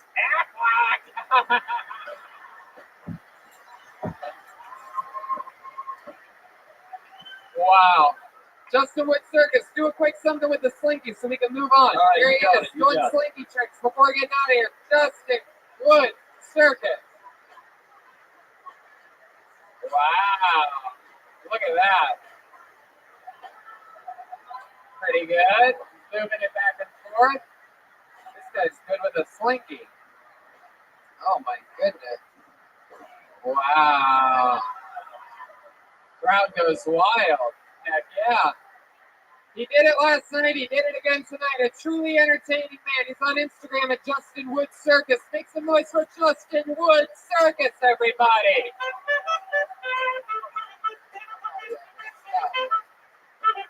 All right. Keep it moving along here. I see some faces that were the kingdom of. He's the winner of the night. He gave me a quarter. I love it. Put your hands together for your next comedian. He goes by the name of Blair Joseph, everyone. Blair Joseph. Here he comes. Here we go. I would tell you back on the list. Yo, what's good, New York? You good? You good tonight? So, yeah, I was just diagnosed with Lyme disease. Yeah, don't feel sad, though. Don't cheer either. Shut the fuck up. Tell me jokes. Okay, so, yeah, just diagnosed with Lyme disease. Don't feel bad, you know. Yeah, I always look on the bright side. That's part of, who I am. And I was looking up some fucking, some shit up about it. And, it's not that bad, honestly. But, fucking, best thing about it is I'm so glad I can't get scurvy, Fucking hate it, bro. Fucking all this citrus shit will be flowing. It'll be good. And I'm going to revert back to a citrus in a few weeks. So, it's better than a vegetable. It's more delicious. Have you seen any, Down syndrome people who are Asian? No, those don't exist. Mythical creatures. So there's 3 facts about life. White women love anal, and so does Ryan. And, and if you disagree with that, talk to my ex-wife. I couldn't handle the workload. And the second one is I have a massive penis. The third one is that there are no Asians with Down syndrome. Where did you get it? And all right. I don't know if that thing was ever going to end. Much like your penis, I don't know if you were ever going to end. Sorry, I was going to finish with he stole that kid from me. Mr. Gilbert with the big dick, right? I love it. So, Blair Joseph, how long have you been doing stand-up for? Oh, first time. First time, everybody. There you go. I love it. And you recently got diagnosed with Lyme? Oh, that's fake. Oh, no shit. That's a joke.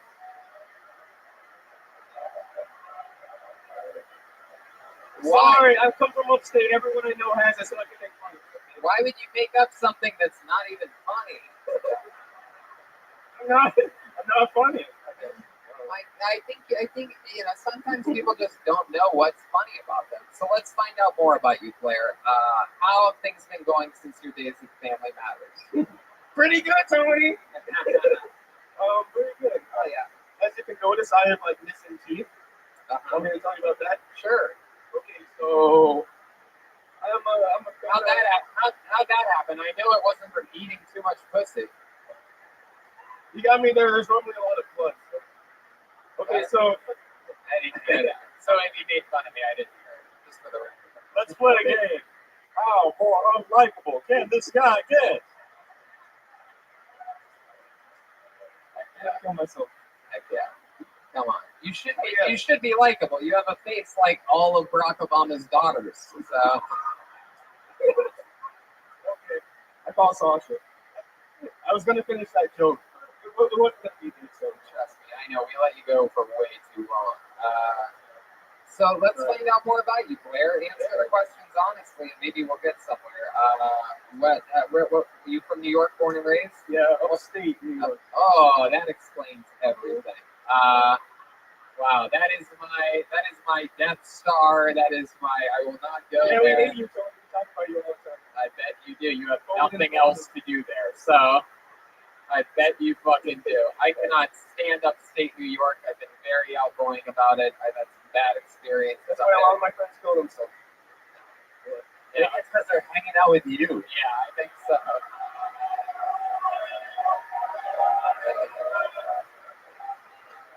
This This is net like National Geographic, the very rare unlikable black man on Kill Tony. It's incredible.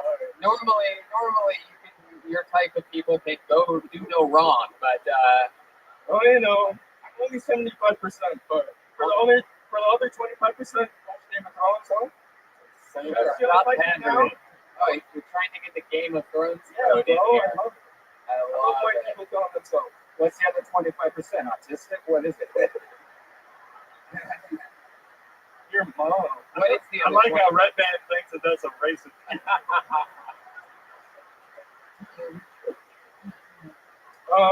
25 is like Irish and fucking British thing. I love it. What do you do for work, Blair? I'm a fucking barista at a fucking cafe. A barista. Fucking, you know, coffees and shit. Yeah, no, I know what a barista is. Steaks. I know, thank you. I would not like any of this time. I'm going to just have my coffee and go. You're naturally trying to upsell here, Blair. I love it. Love your tool, by the way. Cool shit. Sure, thanks. You're still bombing. I love it. Hate this guy. What were you trying to say about Down syndrome people that are Asian? I don't get it.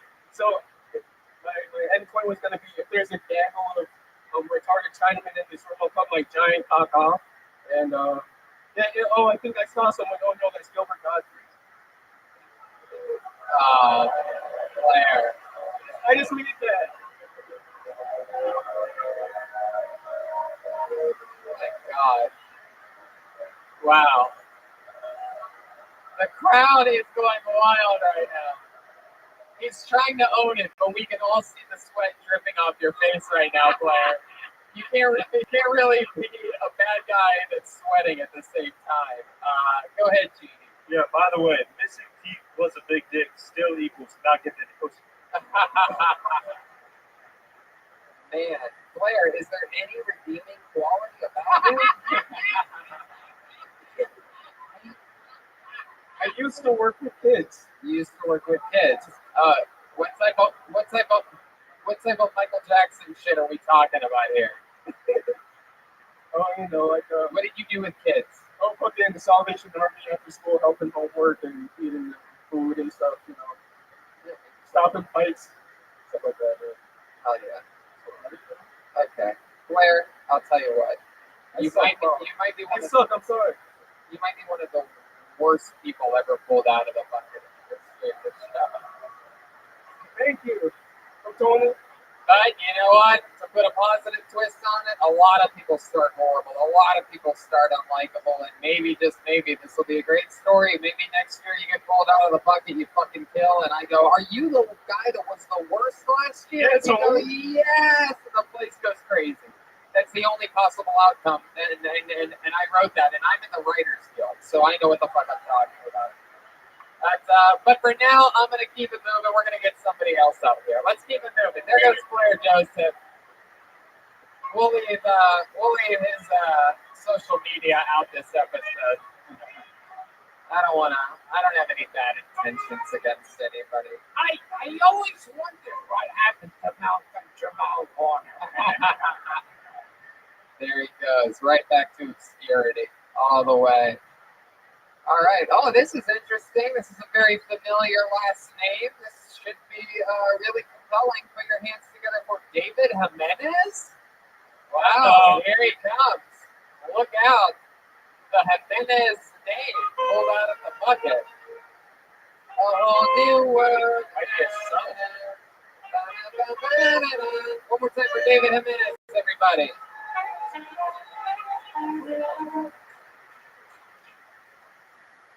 Nervous. Looking for silly Scott Miller. We're drinking it.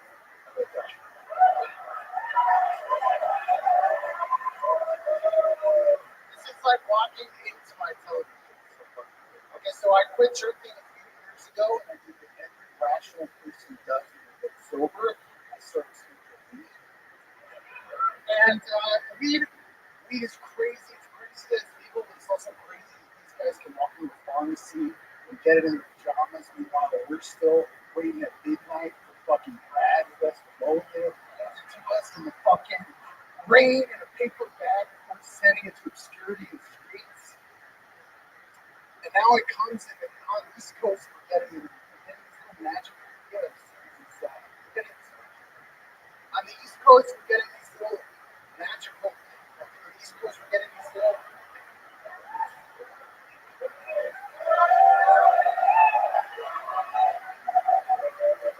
On the East Coast, we're getting these little magical gifts through the Underground Railroad. Everything looks like it's fucking Hank Stanton, Narnia, or some parallel paranoid, some parallel prankster dimension. And nobody could have anticipated this in the 90s.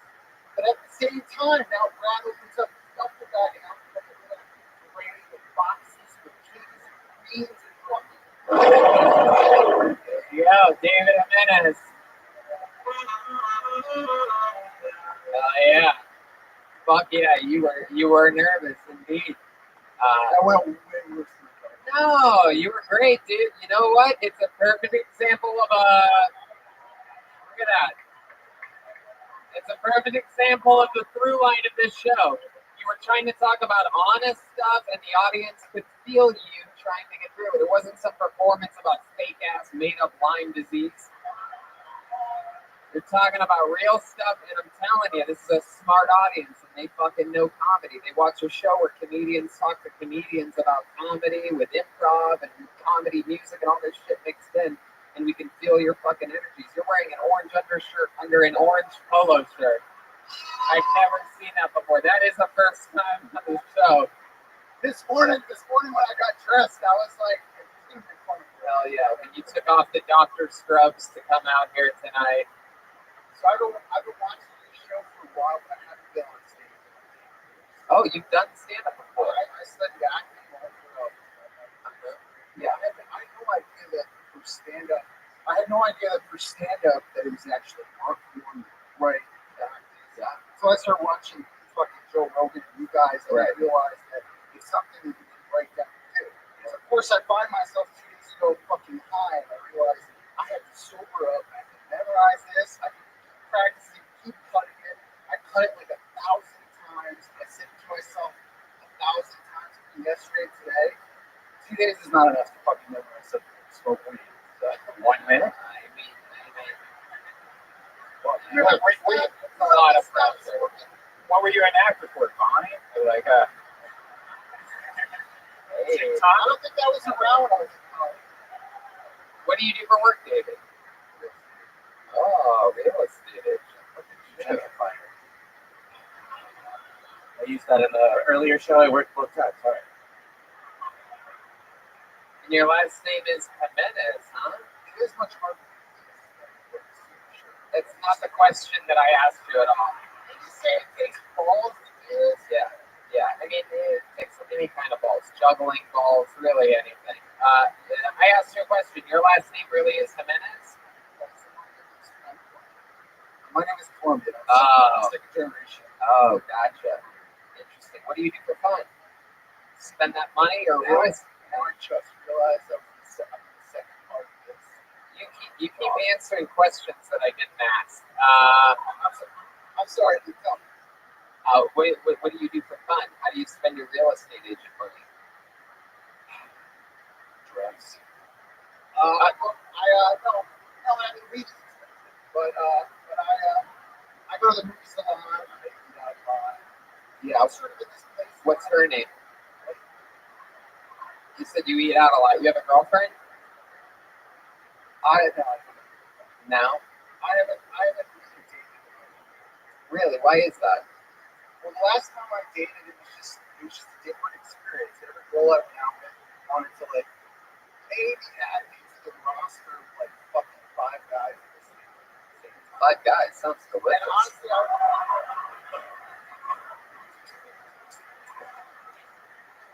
heck yeah. Everyone's just shopping around. I mean, I have no idea who the fuck I am. I'm going to be this future, so I just figured out. So instead of being on some chick's fuck roster, you'd rather just not do anything? Well, no, I used to be, like I said, straight. That's like going up to the coach and being like, I'm more of a bench guy, all right? Yeah. I want to figure out. By that, I mean bus bench, because I'm a real estate agent. Hey, see? You're so good. So when's the last time you kissed a girl? Last time I had sex and kissed a girl was about a year ago. Oh, both of them about Basically, I got sober from alcohol, and then I eventually 3 years ago, and then I eventually started dating again. I eventually started dating again, but then I stopped because I What did you figure out? I'm still trying to figure it out. Still trying to figure out.